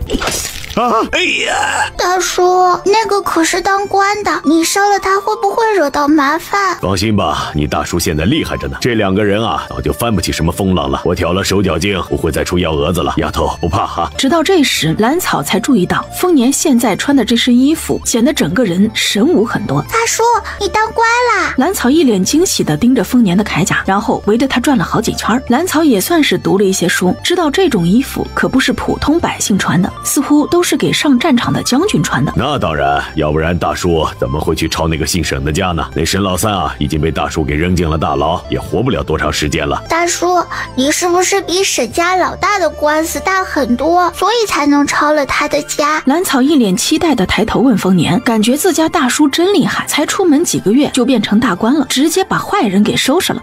那是自然。丰年笑得格外畅快，他这次出门好几个月，总算是把沈家给解决了，只不过还是耽误了一些时间。等他带人抄完沈家，又赶到县城时，秦家已经出事，那些人还跑到这里烧了自家房子。那也不用害怕了，我要赶快回去告诉小叔和先生。兰草是知道抄家是什么意思的，他听说沈家被收拾，一下子蹦得老高。行，你先回山上告诉他们，让大家也放心。我等人人来把这2人弄走关起来。他刚刚已经发了信号，李老二很快就能赶过来，他总不能带着这2个杂碎回山上见家人不是？大叔，山上还关了5个人，就是他们烧了咱家的房子，还把刘叔折磨得这么惨。什么？原来他们被你们给抓起来了？丰年之前审问县城那些人的时候，是知道有5个人先一步来到了清溪镇，只是没想到竟然被抓起来了。正好这些人一起收拾。是啊，小叔和先生都审问过了，有2个官差，另外3个是山贼，他们居然是一伙的。沈老三下面的小喽啰一个都跑不掉，这些人跟着沈老三可是没少干伤天害理的事儿。丫头放心吧，大叔把他们全抓起来，送他们去砍头。丰年在之前调查沈家事情的时候，是知道沈老三和山贼勾结害人这事儿的，没想到他们这一次对自家出手也用的是这一招。那我先把刘婶他们送到李家庄的小院里，然后回山上通知小叔，我们把人送下来。行，按你说的办。你现在个子小，这柄短一些的软剑你先拿着用，等以后长大了个子再高一些，大叔啊给你换一柄长剑。兰草一脸惊喜地接过丰年递过来的软剑，翻来覆去的看了又看，然后喜滋滋地缠到腰间。谢谢大叔。对着丰年扬起大大的笑脸。去吧，路上小心一些。哦，对了，大叔房间床底下的东西我收起来了，你回家了我再给你。行，就先放你那里，等这事儿处理完了再说。好。望着离开的马车和那马车上小小的身影，丰年的眼泪再也忍不住，差点夺眶而出。他目光悠悠地盯着远处，低喃出声：姓沈的害封家烧成灰烬，害我闺女哭成那样，你们这群人休想有个善终。小叔先生。还没进院子，兰草欢快的声音就响了起来：小叔先生，好消息。怎么了小草？什么好消息？快说。丰盛和冯先生2人一脸紧张地盯着一脸喜庆的兰草。大叔回来了，他带人把镇上那些作恶的人全都抓了起来，只剩下这里面5个。大叔让我们把人带到山下去。兰草一口气把丰年回来的消息跟2人说了一下，直接一屁股坐到旁边的大石头上喘着粗气。刚刚那一趟他跑得太快了。太好了，大哥回来了。可算是回来了，再不回来这几个人就咽气了。大爷回来了。小三哥，我大叔回来了，他把那些坏人全都抓起来了。兰草开心地坐在石头上，晃着自己的2条小短腿。大爷为我。李小三直接咧着嘴开心地笑了起来。走，我们去把那些人弄到山下去。好嘞。大哥现在在哪里？他还好吗？有没有受伤啊？大叔就在山下，他很好，没有受伤。大叔现在可威武了，当了大官，穿着将军才能穿的铠甲呢。山脚下，丰年神情疲惫地坐在马匹上，他的身后是10多个身穿铠甲的大头兵，领头的正是李老二。这一行人中最显眼的就是一个超大的囚车，只不过这囚车周围被黑布围着，在外面看不到里面车里的情形。村民之前看到这么一大群人进村，他们这些小老百姓可不敢主动招惹这些当官的。蓝安平也在这些远远观望的人群里，心里砰砰乱跳，脸色也越来越凝重。刚刚才看到自家侄女着急忙慌跑回山上，这会儿山下就有这么多官兵围了过来，不知道是不是过来抓那孩子家人的？怎么办？怎么办？哎，我说这么多官兵是要干啥啊？这谁知道？想来不是来找咱村里人麻烦的。还有那个车是不是囚车？那里面是什么人？还用布蒙着？不知道，咱们也没有见过这样的囚车呀。蓝安平焦躁地站在人群里，耳边听着众人的各种猜测，心里更加不安了。最终他还是下定了决心，打算上山去给兰草报信。虽然他不知道侄女住在哪里，但是顺着上山这条路走，总会找到的。自己总不能看着唯一的侄女被人抓去吧。大哥直接扑向了丰年，他的鼻子也是说不出的酸。我回来了，让你担心了，辛苦冯大哥了。丰年抬手揉揉丰盛的脑袋，又在他的肩膀上拍了几下，这才冲冯先生打招呼：你回来我就放心了，家里人一切都好。大爷为我。李小三笑得傻里傻气。小三啊，一会儿回去领赏。小的谢大爷。那丫头是个靠谱的，你也不错，没有冲动把自己送到这些人面前。丰年表示很欣慰。其实我当时是想冲下山跟那些人拼命的，我们好不容易把镇上的家给布置好，才住了2、3个月就化成灰烬。听说刘叔被他们抓住，折磨的只剩下一口气，怎么都不肯告诉他们我的下落。丰盛说着，眼睛开始泛红。这几天他都没有睡好，梦里不是漫天大火，就是刀光剑影。一会儿我们去看看他。小草把人安顿在村里的小院子里。好，大哥，这些人怎么处理？沈家那些人怎么样了？都解决了，我把沈家给抄了。山上这几个只是小喽啰而已，相信我不会给他们一个好结局的。大哥，你是不是还要离开啊？丰盛可不像兰草那样单纯，只想着丰年当了大官，威风得很。在他看来，一个平头百姓怎么可能一跃而成可以抄了县令家的官员？就算是丰家之前在京城有人脉，也不大可能。丰年没想到这个10岁大的弟弟这么敏锐，一下子就说到了点子上。他一时间竟然不知道该怎么么回答他。是啊，以后不在家的时间会长一些，毕竟我们封家路不好走，我已经等不及你成长起来了。风神，你会自己追上我的，对不对？丰年的表情很沉重，得到跟付出是对等的。当他抓住机会把沈家拉下马时，就意味着今后留在家里的日子少了很多。大哥，我会努力长大，尽快让自己强大起来，站在你身边。好样的！离开之前，我会重新给你安排功课。丰年忍着眼里的酸意，重重拍了拍丰盛的肩膀。这个弟弟还是不错的。自从得知丰年不久之后还要离开，丰盛的兴致就不是很高了。丰盛，你在想什么？丰年感觉到了他的低落，关切地问：我在想，等我单独面临危机时，会不会还像今天这样无措？放心吧，我也不是一直不在，时不时的可以回来看看的。你要做得不好，我这个大哥对你下手可不会留情啊。再说了，龙先生和小丫头不是在这吗？两人来到小院时，小豆子在房间里给刘叔讲他在镇上的趣事儿。风大爷，风二爷，小豆子机灵地给两人行礼，给封家送了几个月的柴。他对两人已经很熟悉。小豆子，你没事儿就太好了。丰盛这2天一直很自责，他总觉得是自己的原因才使得家里的房子被烧掉，刘叔还受了那么重的伤，小豆子也被关在地窖里那么长时间。风二爷，我没事的，嘿嘿。丰年不免对小豆子多看几眼，发现这孩子眼睛很亮，透着一股机灵劲儿，就是脸色有些苍白。大爷回来了！激动的想要坐起来。你快躺着，哪那么多力啊？这次受了这么重的伤，要好好养养才行。大爷，您这……刘叔被丰年这一身衣裳给惊呆了，果然还得是自家大爷，出了一趟门，直接就当官了。不用担心，那些事情都已经解决了。这次你受苦了，等身体养好了，也给你换个好差事。丰年心里早已经有了打算，对于刘叔可是要重赏才行。谢大爷。他知道这次事情之后，主家不会亏待自己。那个小豆子之前家里出事时，也是为了给咱们报信儿，一直守在院子外面，后来被那些人给堵在家里，也遭了一些罪。老奴想让他留在这里多养几天，银钱从老奴月钱里扣。刘叔是真的心疼小豆子。好，先留着吧。这又不是什么大事，丰年直接答应了下来。哇，烤肉呀，太好了！好像已经很久没有这么多人一起吃烤肉了，想想都有意思。大叔，我好想你。兰草乖巧地坐到丰年旁边，歪头看着丰年。大叔也想你了，丫头辛苦了，你把丰盛照顾得很好，真厉害，吃吧。拍拍兰草的脑袋，亲昵地揉了2下。谢谢大叔。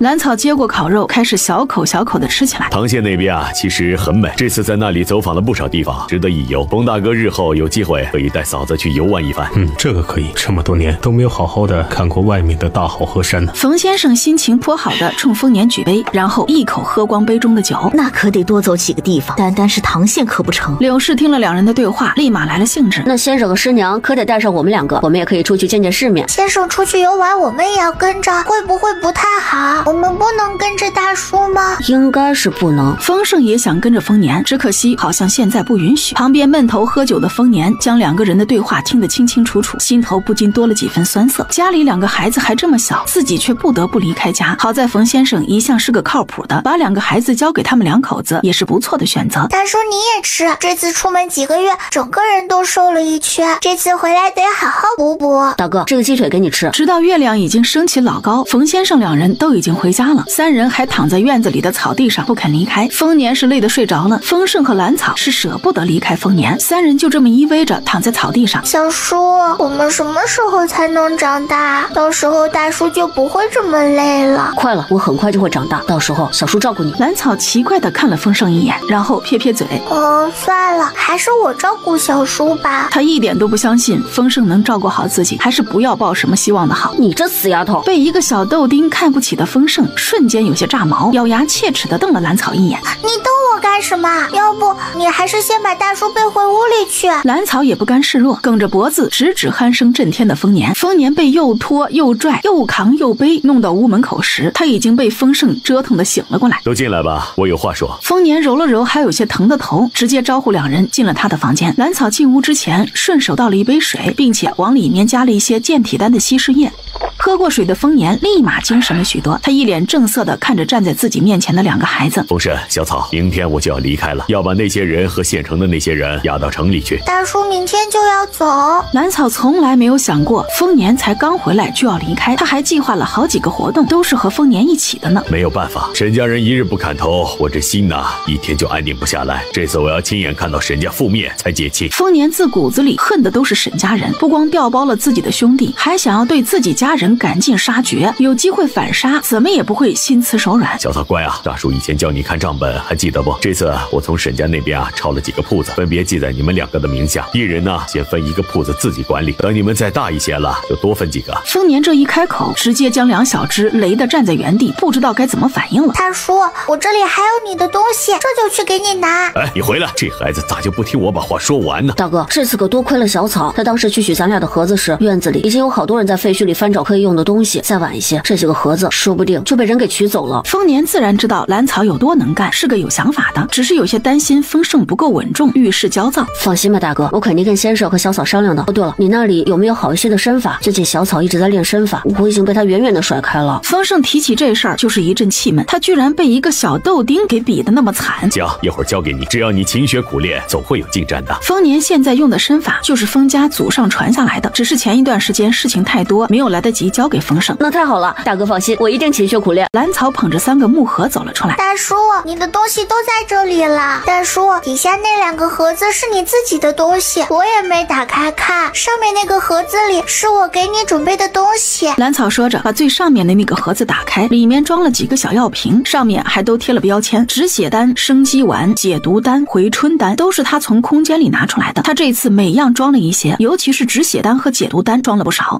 赶紧把手里的盒子往回推。这些东西你赶紧收起来，太贵重了，以后不要往外拿，让人看见了你可就麻烦了。大叔，看见你身上的铠甲就知道你以后的生活很危险，这些东西都是能用得上的，大叔就收着吧。兰草看了许多书，是认识丰年身上的铠甲的，那都是上战场的人才穿的，说不定大叔以后就会上战场，不定哪一日就用上了。丰年推拒再三，发觉实在推不掉，便将东西收了起来。他又从怀里掏出2个信封来，连同之前的2个盒子全都塞到兰草的手里。这些东西啊，你收起来，这些都已经过户好了，丰盛的我另外给他，还有我这2个盒子全部都交给你来保管，这可是咱们家的全部家当了。以后啊，每个月都会有人来汇报这些店铺的收入情况。大叔，这些东西……兰草有些疑惑，怎么家里一下子就多了这么多的铺子和房子？这些铺子一部分是我之前经营的，也有一些是从沈家抄来的，我悄悄的留了几个，现在啊，全部都交给你，别忘了看账查账啊。丰年揉了一把兰草的头发，那我有件事想要跟大叔商量。你说。这次家里出事之后，镇上的小马哥、龅牙和小豆子他们都出手帮过我们，特意给我们传消息，因此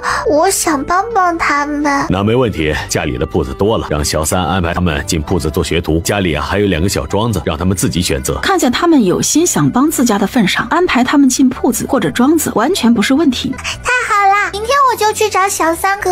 兰草没想到丰年答应的这么快，喜得他在原地转了2个圈。好了，时间不早了，你赶紧去睡觉吧。可是我舍不得去睡，我怕边醒来大叔就离开了。去吧，我明天跟你先生说一声，让你俩送我一程。丰年也舍不得家里2个孩子，但是为了以后的路能够顺一些，他不得不抓住这次机会，现在就离开家。好，都听大叔的。兰草听丰年说明天早上还能再见面，他欣然答应下来，抱着2个木盒转身回屋。睡梦中，兰草再次来到熟悉的大树和草地上，依旧是一个火堆，上面架着一只烤得焦黄滴油的大肥鸡，瞬间浓郁的肉香味四散开来。爷爷，兰草不自觉地咽了一下口水，眼睛偷偷瞄了一眼放在旁边的烤鸡。瞧你那馋样，吃吧，那可是老头我专门给你准备的。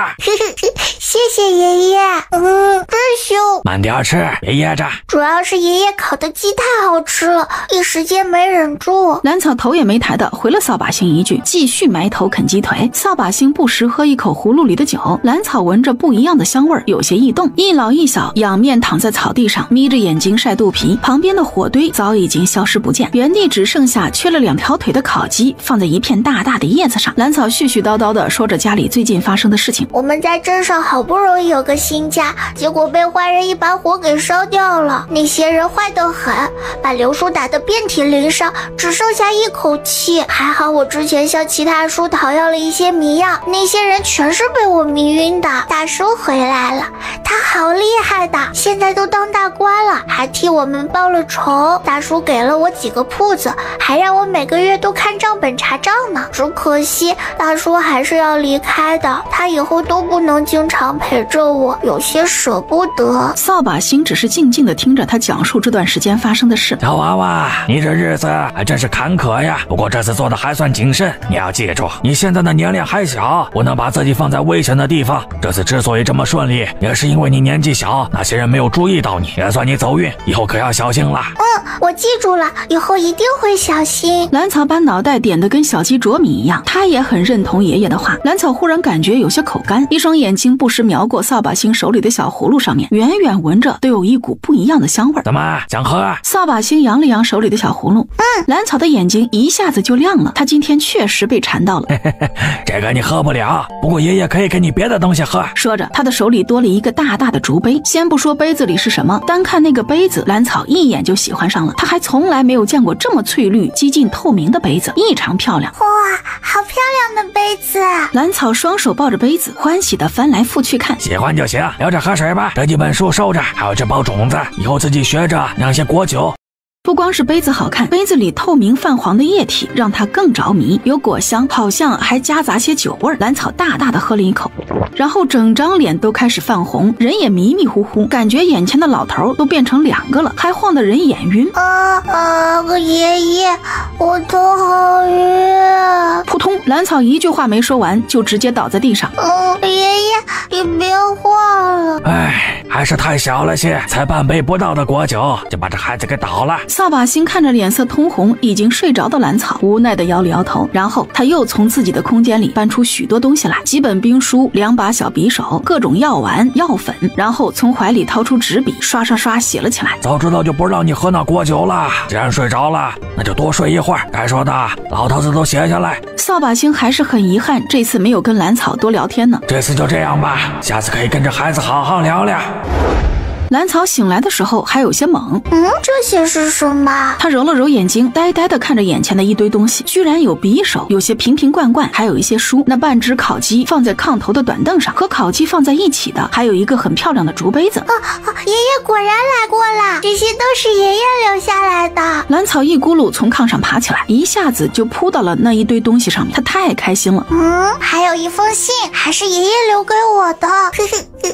爷爷真好，爷爷对小草太好了，谢谢爷爷。丰年昨天晚上喝过2次健体丹的稀释液，兰草这边才刚有些动静，他就被吵醒了，听着小丫头在隔壁笑得欢快。小丫头，起这么早坐在这里干什么呀？丰年有些奇怪地问，他可是知道兰草平时有多刻苦，每天都是天不亮就起床练功。我在等大叔哦。兰草歪着脑袋，把手里的书和匕首往丰年的方向推了又推，丰年一下子就被眼前的匕首给吸引了，这可比自己现在用的好太多了。你这是从哪里弄来的呀？这么好的匕首，也就是我也是第一次见呐。是爷爷给我的，还有这本兵书，全都送给大叔，爷爷是同意的。兵书送给我，你爷爷还同意了？拿起了那本兵书，开始翻看起来。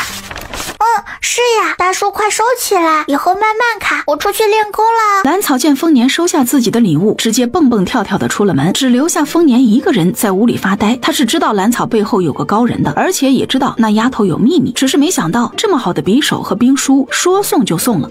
我能为他做的好像很少，这么长时间一直都是这个小丫头在帮助我们一家，遇到她果然是我的福气啊。既然是这样，那我离开也就放心一些，有这丫头看着，丰盛至少不会走歪路，说不定会成长得更好呢。也幸好府城离开清溪镇只有7、8天的路程，一年还是可以回来2、3次的。二爷确实应该先去秦家一趟，秦老爷这会儿正受着伤呢，也不知道究竟怎么样了。之前因为宋大爷离开，几个人心里的不舍几乎占据了所有。那行，我跟小叔一起去。小叔，你说哥哥这次有没有事情？丰收可是沈家的血脉，沈家人不可能对他下手。有些担心哥哥，也不知道等会儿能不能见到他。好了，我们一会儿到了秦家就能知道他的消息了，别担心。丰盛无奈的伸手揉揉兰草的脑袋，出声安慰他。小叔，你为什么不让来顺一直跟着你？你这次回镇上把他打发到哪里了？不是我不想带着来顺，实在是被以前那个小厮给弄恶心了。再说咱们家的情况特殊，不是特别忠心的，我还真不敢往家里带，咱家的秘密有些多。丰盛从小也是用惯下人的，他太知道那些下人用不好会有大麻烦的。的，比如来福来贵，比如找不准自己位置的白霜。哦，也是，家里进来的每一个人都要谨慎。兰草有些心虚的缩缩脑袋，貌似自己就是有秘密的人，以后家里人多了可得注意一些。小叔，你把白衣到底送到哪里了？放心吧，把它安顿在一个桩子上，那里种着许多草药，山上也有不少草药，正好他潜心研究药性。丰盛对于白霜也是怒其不争，明明一个挺有本事的人，怎么碰到自家女儿的事情就开始犯糊涂了？是不？现在送到桩子上种药材，脑子一下子就清醒了。有些人就是欠敲打。秦家今天的气氛格外紧张，并没有因为沈家人落网，家里多了几个铺子，增添什么喜气。我说老七呀，不是四叔说你还留着这小子在家里做什么？沈家这次都打上门来了，你还留着沈家的血脉在家里，不嫌膈应啊？是啊，听你四叔的，这小子赶出家门，从族谱上除名，咱们秦家不能留这种人在家里。老七啊，你得长记性，不要因为这小子跟我们几个叔伯生分了，我们大家都是为了你好，为了家族好啊！你看他这会儿还瞪着我这个长辈呢，赶紧把他打发出去，咱们秦家可不敢要这种人。要不然我们就按照族规处理，开祠堂请家法。什么玩意儿，还想一直赖在我们秦家？混账！开祠堂是你给黄口小儿说了算的吗？二伯，你这孙子有什么资格站在这里大言不惭？我秦家的议事厅是什么阿猫阿狗都能进来叫嚣的吗？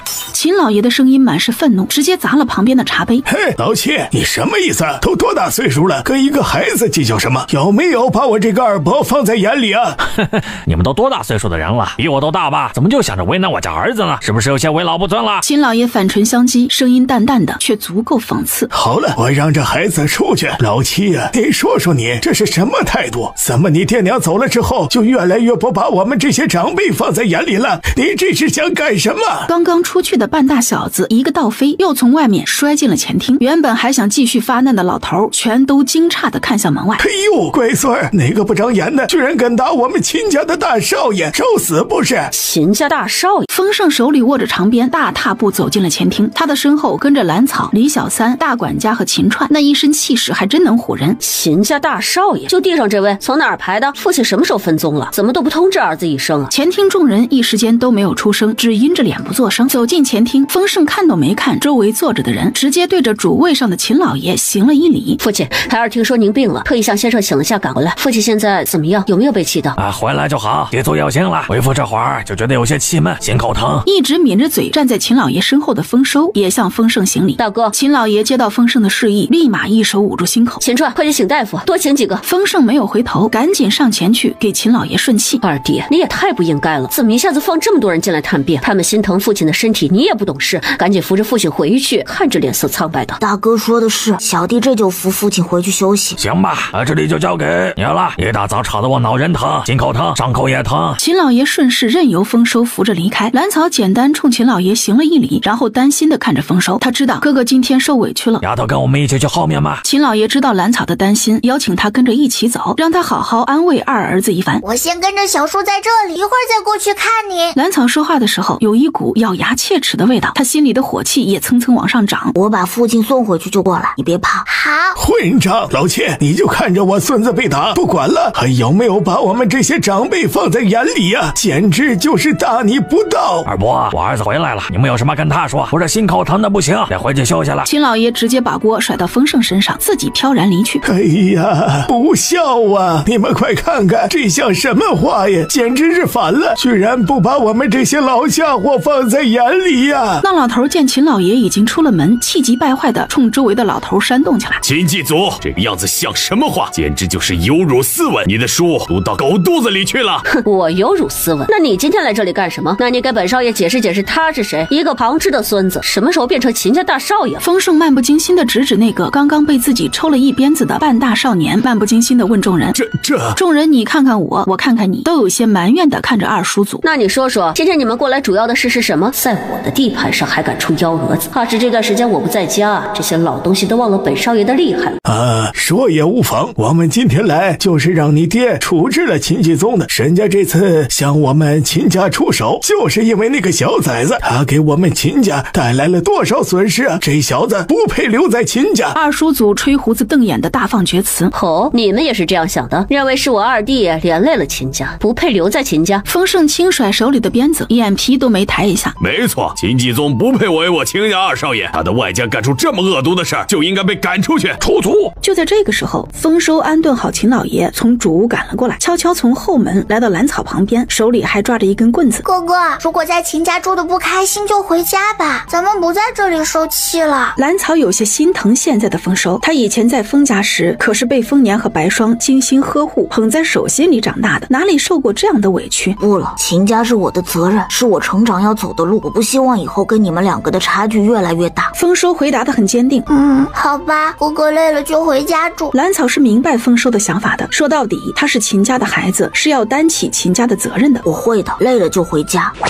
丰盛那边已经挥起鞭子，将旁支二叔祖旁边的茶杯给抽到他脸上，茶水顺着他的脑袋浇下来，掉到地上，摔了个粉碎。呸！缺德冒烟的老东西，真拿自己当根葱了。黄土都埋到天灵盖了，还不老老实实在家里待着，整天想着算计这个算计那个，什么玩意儿？啪！又一个茶杯被抽到地上。怎么着？一个个的还真把自己当祖宗了，都忘记这几年你们几家是吃着谁的饭够活的？秦二牛，如果不是我祖父在县城安家开了铺子，你死皮赖脸的带着家人来投奔，只怕现在还在地里刨食吧。秦大头，一个无父无母的孤儿，如果不是我祖父怕你被族人给欺负死，接你到县城读书，你怕不是早就被旁边这些老家伙把骨头都给拆了吧？今天来干什么啊？这就是读书人该做的事情，那回头得跟县令大人唠唠呀。这种忘恩负义的白眼狼，配不配拥有头上功名？秦四牛，咋了？你忘了当年你家房子被暴雪压塌，是活下来你一个人，是谁跪求我祖父收留的？难不成你当年跪求时就怀恨在心？秦狗蛋，你往后缩什么缩呀？是不是许多年没有听人叫过你们的小名，真以为就是秦家的老祖宗了？不过一群八竿子打不着的路人而已，在这里抽什么大尾巴狼呢？不得不说，丰盛的这张嘴是真的很毒，被他点名的那些个旁支全都涨红着一张老脸，整个人都被气得颤抖不已，却又无法反驳。听得旁边的丰收双眼放光，他都不知道在场的老家伙们还有这样的经历，现在听起来好解气啊！秦继祖，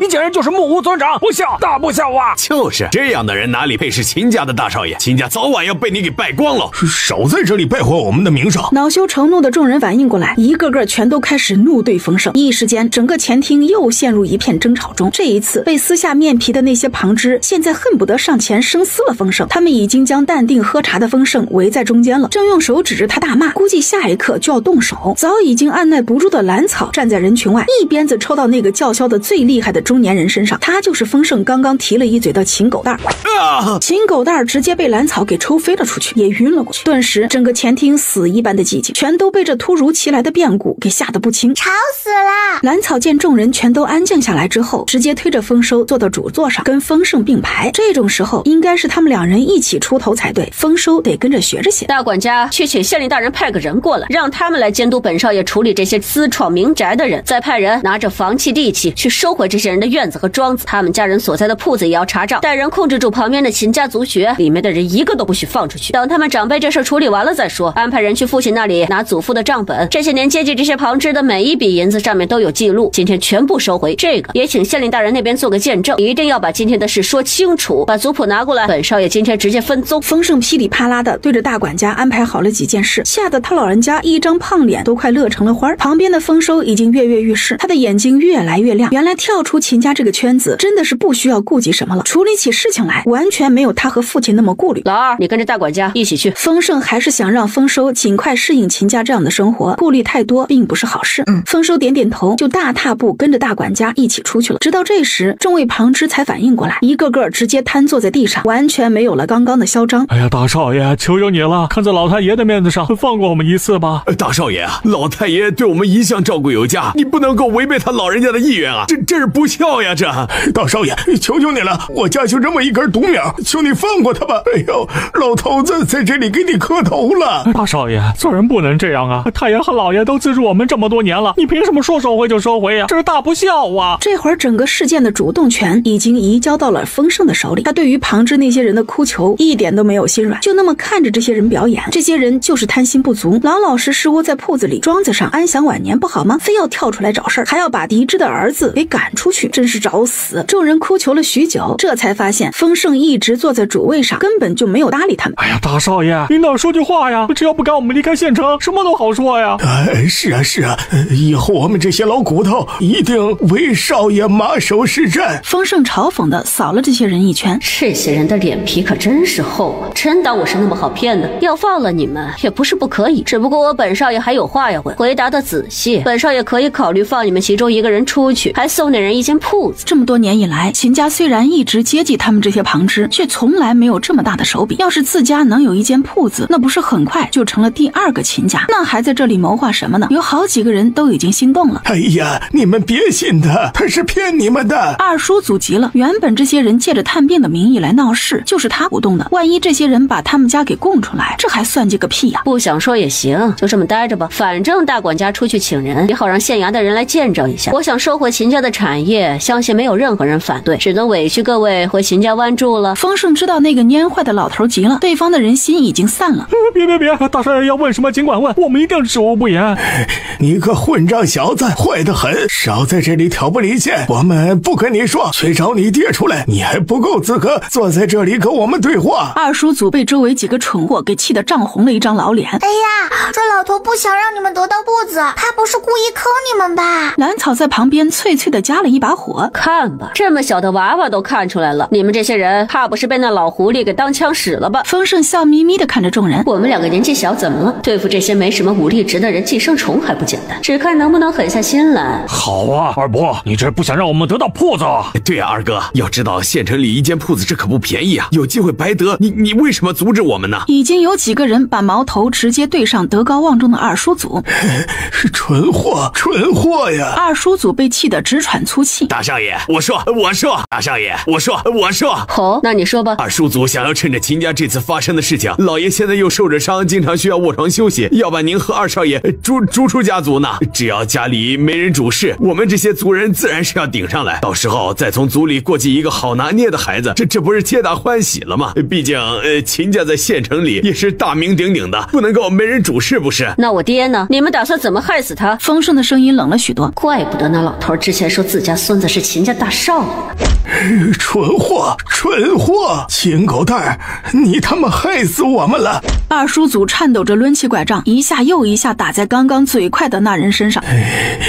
一场谋划终究被这个蠢货给彻底毁了。我当时是有多瞎呀，才把这人给拉来凑数的。这个时候，所有人都反应过来了，他们这些老东西被一个毛都没长齐的小娃给耍了。他们一行人的所有计划都被一个目光短浅的家伙给全部抖了出来。这个大少爷确实狡猾。来人，把他们绑起来，一会儿县衙的人来了，一并交给他们。罪名就是私闯民宅，谋害家主，企图侵占秦家家产。丰盛在前厅忙着收拾这些贪心不足的旁支，丰收跟着大管家安排人查账、抄家、处置在铺子里上供的旁支。等到县令大人带衙役过来的时候，秦家人已经把这些旁支企图谋害家主、赶走2位少爷、想要侵占家产的条条证据全都摆了出来。而之前还趾高气昂的一众旁支，这会儿全都吓得跪在地上瑟瑟发抖。在县令大人的监督下，秦家正式分宗，丰收带人收院子、庄子，收回这些年被旁支昧下的各种钱财，并且将他们的家眷赶回秦家湾。秦家的事情结束之后，兰草迫不及待的要离开秦家，他还没有去看自己的铺子呢，到时候可以好好计划一下铺子里要经营什么。丰盛见也没有自己什么事儿了，又确定秦老爷身体没有大碍之后，就跟着兰草一起离开了。秦老爷倒是想多留他们住几天，只不过丰盛并没有答应。兰草3人把丰家在县城新得的店铺全都转了一遍，然后都满足的开始畅想以后美好的生活。丰年给兰草的是一个绣庄、一个田庄、一个玉器铺子，当然玉器铺子里面几乎没什么东西，只有一个空铺子。他给丰盛的是一个书铺、一个酒楼，另外还有丰年自留的几个铺子，什么杂货铺、茶楼、脂粉铺子、田庄。总之，兰草几人看过那些铺子之后，所有人的心情都好了很多，对于未来也是充满了希望。尤其是兰草和丰盛已经凑在一起商量着怎么安排自己的铺子呢。你有个绣庄，以后想穿什么好看的衣裳都可以。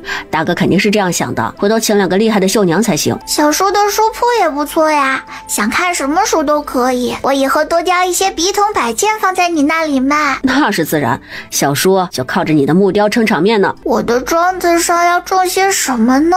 粮食、瓜果、蔬菜、鲜花。当天晚上，兰草和丰盛都兴奋得有些睡不着，两人都在规划着以后美好的生活。李小三这会儿已经有些晕头转向，他还是第一次单独负责处理这些事情。这么多铺子要想正常营业，前期要准备的事情有很多，他一时间竟然有些焦头烂额。在县城待了几天的兰草几人就打算返程了。李小三是需要留在这里的，他要在最短的时间里让这几个铺子开始营业。兰草给他留了50两银子和一些小巧可爱的木雕，这些都是要用在绣庄里的。绣庄的仓库里还有不少布料，只要再请几个绣娘就可以慢慢运作起来了。李小三原本是坚决不收的，但是兰草却不想这样，这铺子自己就没有出钱，总不能让大叔一直垫钱吧。在兰草的坚持下，李小三只能拿了50两银子，收拾铺子和请绣娘这些钱足够了。回程的一路上，兰草的兴致很高，心里想着好看的衣裳和帕子，想着每个月查账，同时也期待见到清溪镇外面的田庄是什么样子，他可以在那里种粮食、瓜果、蔬菜，养鸡、鸭、鹅、牛、羊、猪，这样的日子真好，不愁吃不愁穿，美滋滋。丰盛只是笑呵呵的跟兰草一起讨论他那铺子和田庄的未来。平安一路上也很活跃，他在心里为兰草高兴。这才短短大半年的时间，这个小丫头就从一个灰扑扑无人依靠的小可爱，到了现在拥有2个铺子、1个田庄的有钱人了，他是真心羡慕。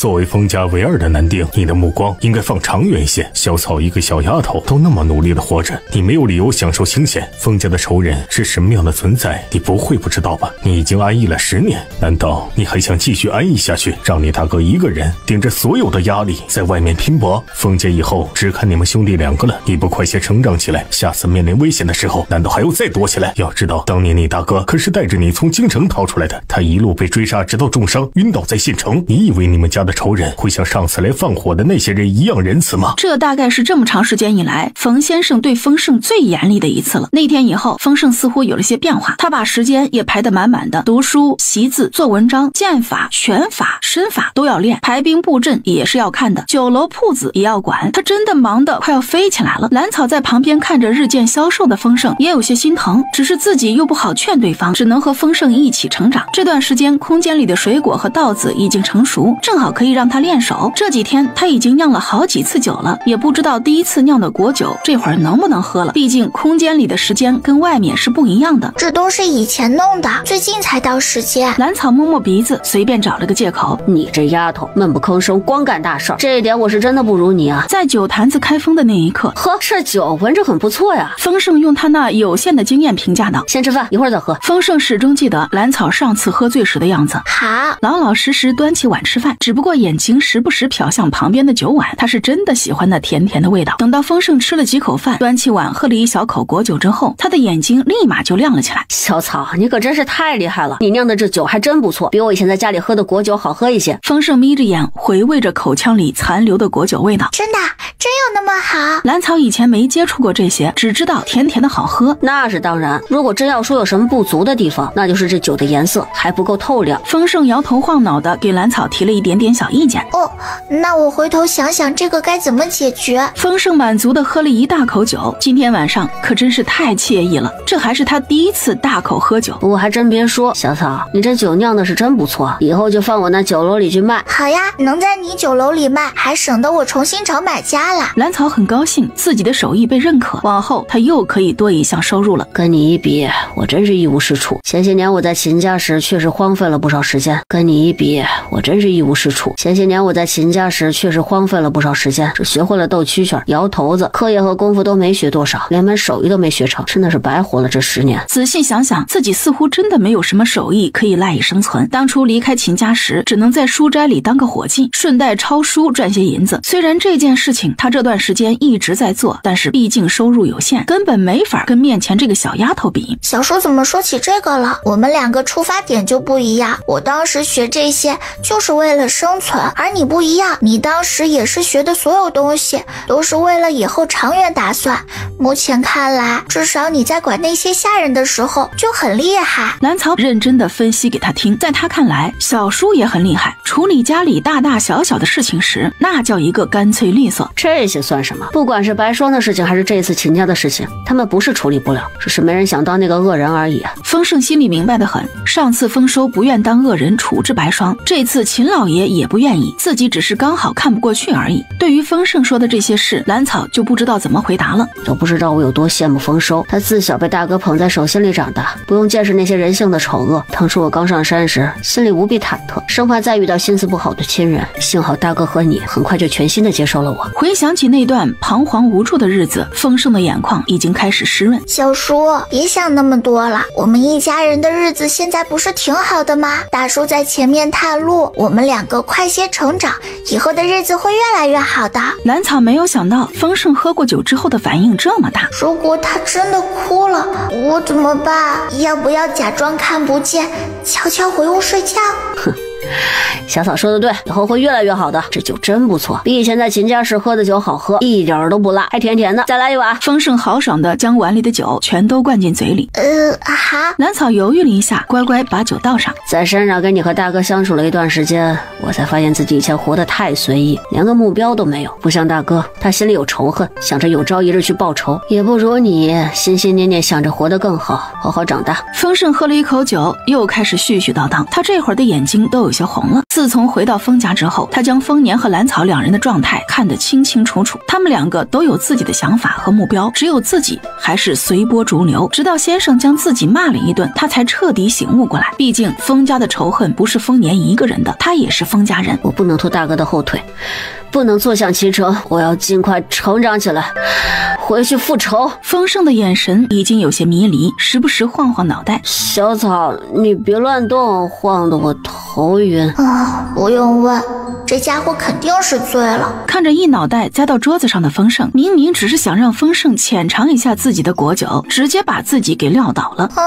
蓝草甩甩有些晕的脑袋，直接扛着丰盛就把他送回房间。真的？我和小叔可以跟着先生一起吗？蓝草简直不敢相信自己的耳朵。我可以跟着一起去府城，那不是有机会见到大叔啦？虽然大叔也才离开不到1个月，我这会儿居然非常想念。那是当然，读万卷书不如行万里路。我和你师娘这次出门就是为了给她瞧病的，正好她现在不光之前的病好了，这会儿还怀了身子，正好回去报个喜。那可太好了，我要去。小叔，先生说要带着我们一起去府城。府城呀！一起去府城？先生回府城带上我们两个，会不会给您和师娘添麻烦呀？毕竟师娘现在很需要人照顾的。不把你们两个放到眼皮子底下，我可不放心。万一你俩再像昨晚那样的喝酒，万一出了什么事情，我怎么向丰年交代？更何况你俩到了府城，说不定还能见到丰年呢。难道你们两个不想他？再说了，读书不能一直闭门造车，还是要出去走走的。蓝草这会儿已经想了很多，有他的健体丹的稀释液在，师娘的身体完全没问题。那么这一趟回府城之行，带上自己也是可以的，说不定还能帮上师娘忙呢。既然是这样，那我们都听先生的安排。先生，这是送您的酒，我自己酿的。蓝草一脸期待地盯着冯先生，希望从对方嘴里听到夸奖的话语来。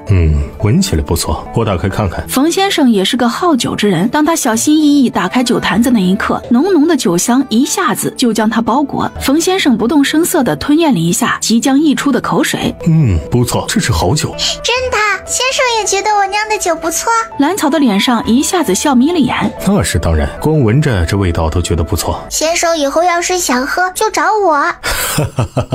那感情好，我以后啊可算是有口福了。你别拉我听到大叔的声音了。蓝草扭了一下身体，想要挣脱相离的拉扯。不行，姑娘，这样太危险了，就算是见到大爷也不能这样。就在这时，前面又响起丰盛那惊喜的声音。大哥，见到我们是不是很意外？有没有特别惊喜？好小子，咱家丫头呢？丰年见到丰盛一行人平安到达了府城，怎能不开心？大叔，我在这里，大叔。他挥舞着手臂，开心地喊着，眼睛里满满的都是惊喜。原本他是要突然出现在丰年面前，给他一个惊喜呢，没想到他才刚下船，大叔就等在码头了，太意外了。小丫头，原来你在这里啊？怎么没有骑着大白在外面看风景啊？大叔，我好想你。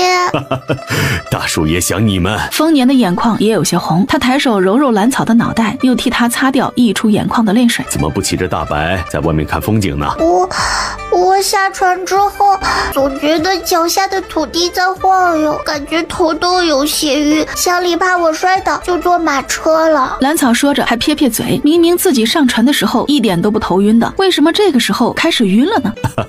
你这是坐船的时间长了，一时有些不习惯，休息一晚上就好了。一大一小隔着马车开心的聊天，不远处冯先生和丰盛也在说话。瞧见没有，你大哥那样子还真像一对父女。冯先生说话的同时看了一眼自己身后的马车，心里想象，我以后跟孩子相处会不会就像眼前这两人一样温馨？谁说不是呢？我们家就是女娃金贵受宠一些。丰盛认同的点点头，他虽然比兰草大不了几岁，但是一点都不嫉妒对方的受宠，毕竟自己平时也乐意护着他。我看他俩呀，一时半会儿也说不完，这就先回去了。你师娘的身体可受不住。哦，那好，先生慢走，回头我和小草去府上拜访。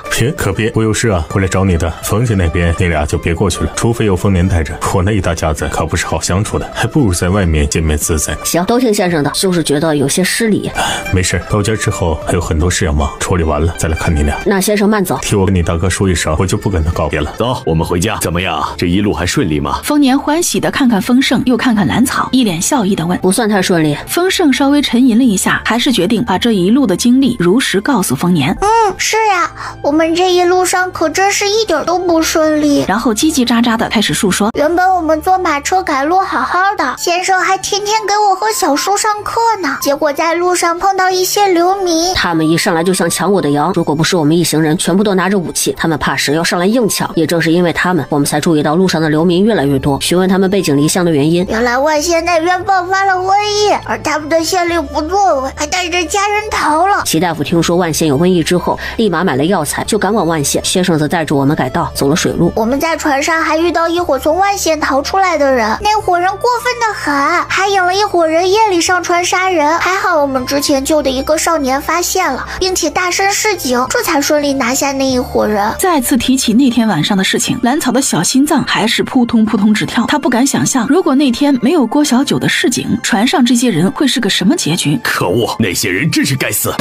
哗啦，那窗户直接被他给锤坏了，吓得跟在马车旁边的李老二和大河一大跳。大爷，出什么事了？没事，继续走。大叔，你别气了，我们这不是没事吗？而且那些坏人都被我们扔进河里了，他们的船也被烧了。是啊，大哥，你别为这事生气，看看要不要出面给这事善后吧，毕竟这次可是死了不少人。这事儿你们不用惦记，我来处理。哎，对了，齐大夫一个人去了万县，他有没有让你们带什么信啊？他带着平安哥一起去的，带了整整1车药材。兰草说着，从怀里掏出齐大夫特意写给丰年的信。经过这段时间的相处，丰盛已经认同了丰年的话，他也觉得小丫头保管物品最是靠谱。还有一封是给白银哥的，我们下午就给他送过去。丰年皱着眉头看信，还不时扭头打量了一眼正在啃点心的兰草，表情也从刚刚的凝重慢慢放松下来。不用过去送信了，白英跟着他的师傅去了万县，昨天才出发。齐大夫他们父子说不定在万县就能够碰到。大叔，我跟你说，之前我们救上来的那个少年，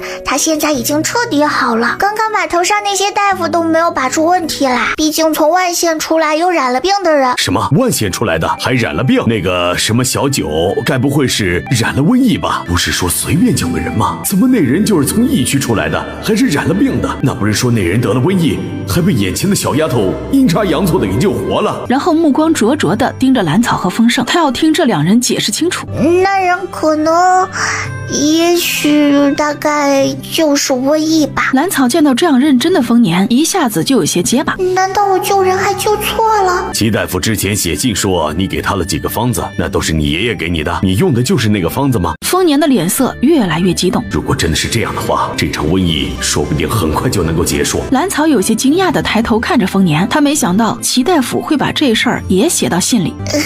齐大叔把这事给你说了？齐大夫是什么样的人我最知道，他不会瞒下这件事儿的。丰年轻轻地叹了一口气，这孩子还是太善良了，也幸亏遇到了齐大夫，如果换成了其他人，说不定就被杀人灭口，抢了全部的功劳了。毕竟能治瘟疫的方子那可是万金难求的呀，就算是有，那也都被那些姓林世家当作是传家宝的一样的捂着，很少有能够外传的。旁边的丰盛目瞪口呆地看着两人。他是听说过兰草有很厉害的爷爷，一向是来无影去无踪，这么长时间他就从来没有见过那人。没想到小草居然可以把医治瘟疫的方子送给齐大夫救人，如果是自己的话，恐怕根本做不到。大叔，既然说到这事，我有一个想法，打算在府城收集一些药材送到万县去。让我想一下，这事儿得好好的谋划一下。丰年是有自己的想法的，他在考虑家人安全的同时，也想着把这事儿委婉的给报上去，要不然小草就这么把药方送出去也太亏了。丰年拧着眉低头沉思，咱们这样吧，咱们先不回家，直接去府衙，把那个什么小九也带上。既然你拿出了药方，这份功劳也不能够全部都送给齐大夫，他给我写信说明这件事情也是为了这个。现在就去，不回家整理一下？丰盛有些意外，这样风尘仆仆的赶去府衙，会不会不太好啊？放心吧，因为万县的瘟疫，知府大人的头发都快抽白了。这边也是前天才得到消息，昨天才派了一些大夫带着药材过去，这会儿啊，不知道怎么筹呢。丰年这会儿极为自信，他现在之所以还在府城，就是为了等待第二批大夫和药材集齐了，好一起送往万县。如果不是为了等他们一行人来府城，说不定昨天就跟着第一批人去了万县。小丫头那傻呆呆的样子，也不知道去了府衙会不会被吓到，万一遭人算计了，可怎么办？丰年安慰地拍拍丰盛的脑袋，放心吧，知府大人这会儿啊，求神拜佛都想要一张能够治疗瘟疫的方子，你们也算是解了他的燃眉之急了。那行，我们听大叔的，反正我还是个孩子，身手又不差，还有空间帮式，就算是有人起了坏心，我也是能保住自己的。只要那药方子能救更多的人，其他都不重要。快来见过知府李大人。拜见李大人。哎呀，好孩子，快起来，快起来，不用行这么大的礼。李知府和颜悦色的把两人扶起来。哎呀，冯副将，你家的儿郎都很不错呀，也有一个好女儿，跟你一样深明大义，可敬可叹呐。这小小年纪就在那种情况下就能想着先救人，真是让我们这些为官者都自愧不如啊。李大人过奖了，能够多救几个人是我们每一个大周子民应该做的。丰年见两小侄乖巧的站在身旁，自豪地说，哎呀，好好好，这事啊一定会报上去的。冯副将放心吧，那个已经被医好的病人来了没有啊？知府大人的话音刚落，几位大夫就簇拥着郭小九走了进来。好，郭小九到前面来，让我好好的看看。李知府这会儿看起来是真没什么架子，目光紧紧盯着被几位大夫簇拥着的少年。拜见知府大人。起来吧，你就是郭小九，看起来气色不错。众人看得出来，李知府这会儿虽然神色疲惫，但是心情却是很好，再也不像昨天那阴云密布的样子了。周大夫，几位刚刚已经给郭小九把过了脉，他是个什么情况？之前感染的疫情可是已经好了？这可是他最关心的问题。回大人，从脉象上看，这位少年之前确实染了疫病，不过这会儿身体已经大好。真的这么说，万县的瘟疫是真的有希望了？李知府听了老大夫的话，一下子就从椅子上坐了起来。回大人，万县有救了。老大夫笑着回了一礼。好，万县终于有希望了。李知府听了老大夫的话之后，笑得那叫一个开怀。是啊，可算是见到希望了。嘿，苍天有眼呐，真恨不得现在就到万县去，能救一个是一个呀。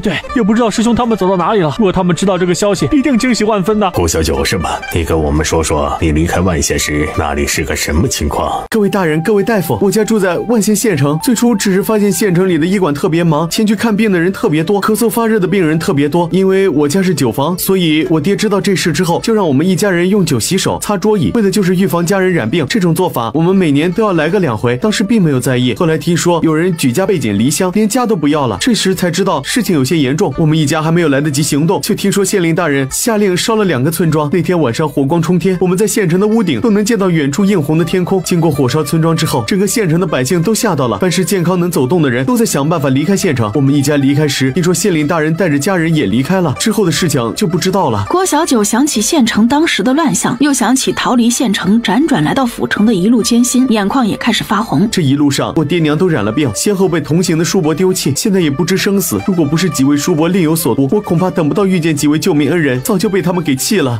扑通通一声，郭小九再一次跪倒在厅中，求求知府大人，救救万县百姓吧！求求大人了，求求大人了！磕完头，郭小九直接趴在地上痛哭了起来。只有他知道那天晚上城外几个村子的火光有多刺眼，只有他知道他逃出县城时城里已经死了多少人，只有他知道这一路上经历了多少生死。所有人的心情都变得格外沉重。李知府走下主位，亲手将郭小九扶了起来。本官向你保证，一定会全力救治万县的百姓。看见没有，他们就是第二批派往万县的大夫。我们还收起了整整20车的药材，直到明天中午全部到齐了之后就出发。县令大人，万县百姓，县令大人活命之恩。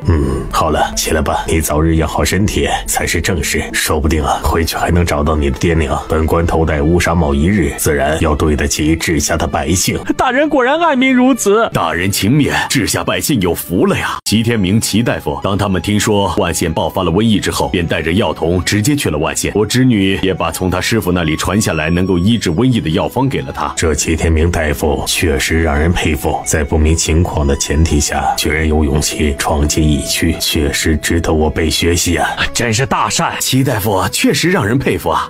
如果是我的话，怕是不一定有他这份勇气呀。在座的大夫们全都被齐大夫的做法给震惊了。当时只是知道那里爆发瘟疫，居然就这么带着一个药童闯了进去，这是多少医者终生都做不到的事情。李知府非常满意花厅中众人的反应，他又转头对丰年说：关于齐大夫的事迹，本官同样会向上报，相信京城对于齐大夫这样大义的人也会有所表示。那就替齐大夫多谢大人了。丰年冲着李知府拱拱手：我可以跟冯先生说，等万县的事情过去之后，你们再回府城待一段时间，等到你们师娘生完孩子之后再回清溪镇。他站在门外好笑地看着有些蔫头耷脑的梁小芝。真的吗，大叔？我还能到了万县之后再返回府城？大哥，你说的是真的？我们可以从万县再回到府城来？放心吧，冯先生那里啊肯定是没有问题的，他是打算等冯夫人生产之后再出门的，你们自然要多等上几个月了。走，回家。丰年大手一挥，带着两人就往外走。李知府见到三人出来，又笑着跟兰草和丰盛说了几句话，分别递给两人一个锦盒当见面礼，这才目送三人离开。大叔，知府大人怎么还给我们见面礼？丰年笑着摸摸他的脑袋。我与李知府先前就认识，再加上这几个月同在府城，来往呢就多一些，给你2见面礼，也是因为我和他私下里有来往，把你们当成后辈来看。大叔可真厉害，知府大人也是看在你的面子上才这样的。兰草一脸崇拜地盯着丰年，眼睛很亮。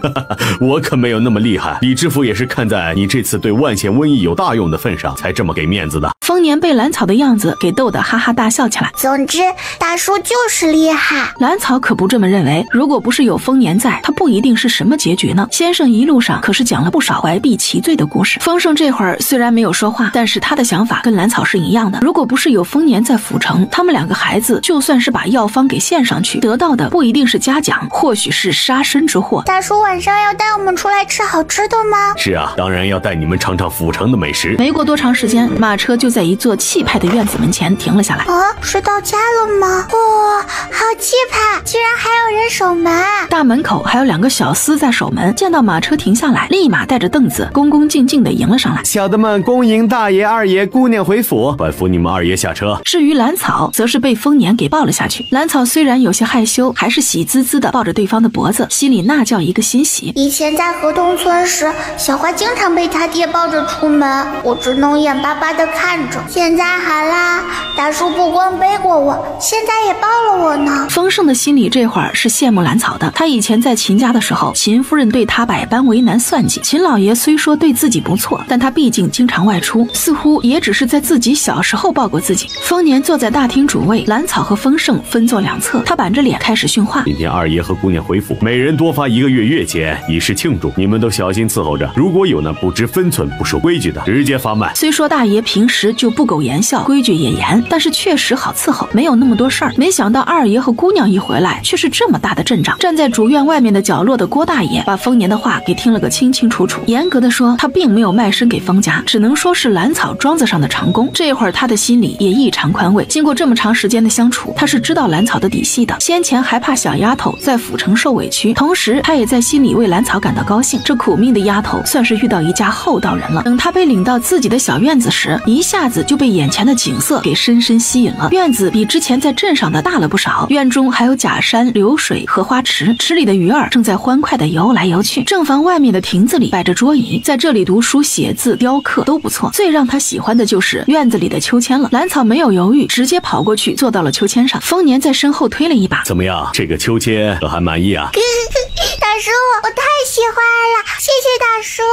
兰草随着被推动的秋千晃啊晃，时不时发出咯咯咯的笑声。丰盛也在旁边看得一阵眼热。大哥，我院子里有没有秋千啊？那倒没有，你院子里有个光秃秃的练武场。丰年笑着白了丰盛一眼，他就知道这小子眼红了。大哥，我院子就光秃秃的，难道连个亭子都没有？丰盛一下子就急得跳起来，这区别对待也太严重了吧？等你什么时候能打过小丫头了，再给你安排其他的东西。如果一直打不过，那就只有个光秃秃的练武场了。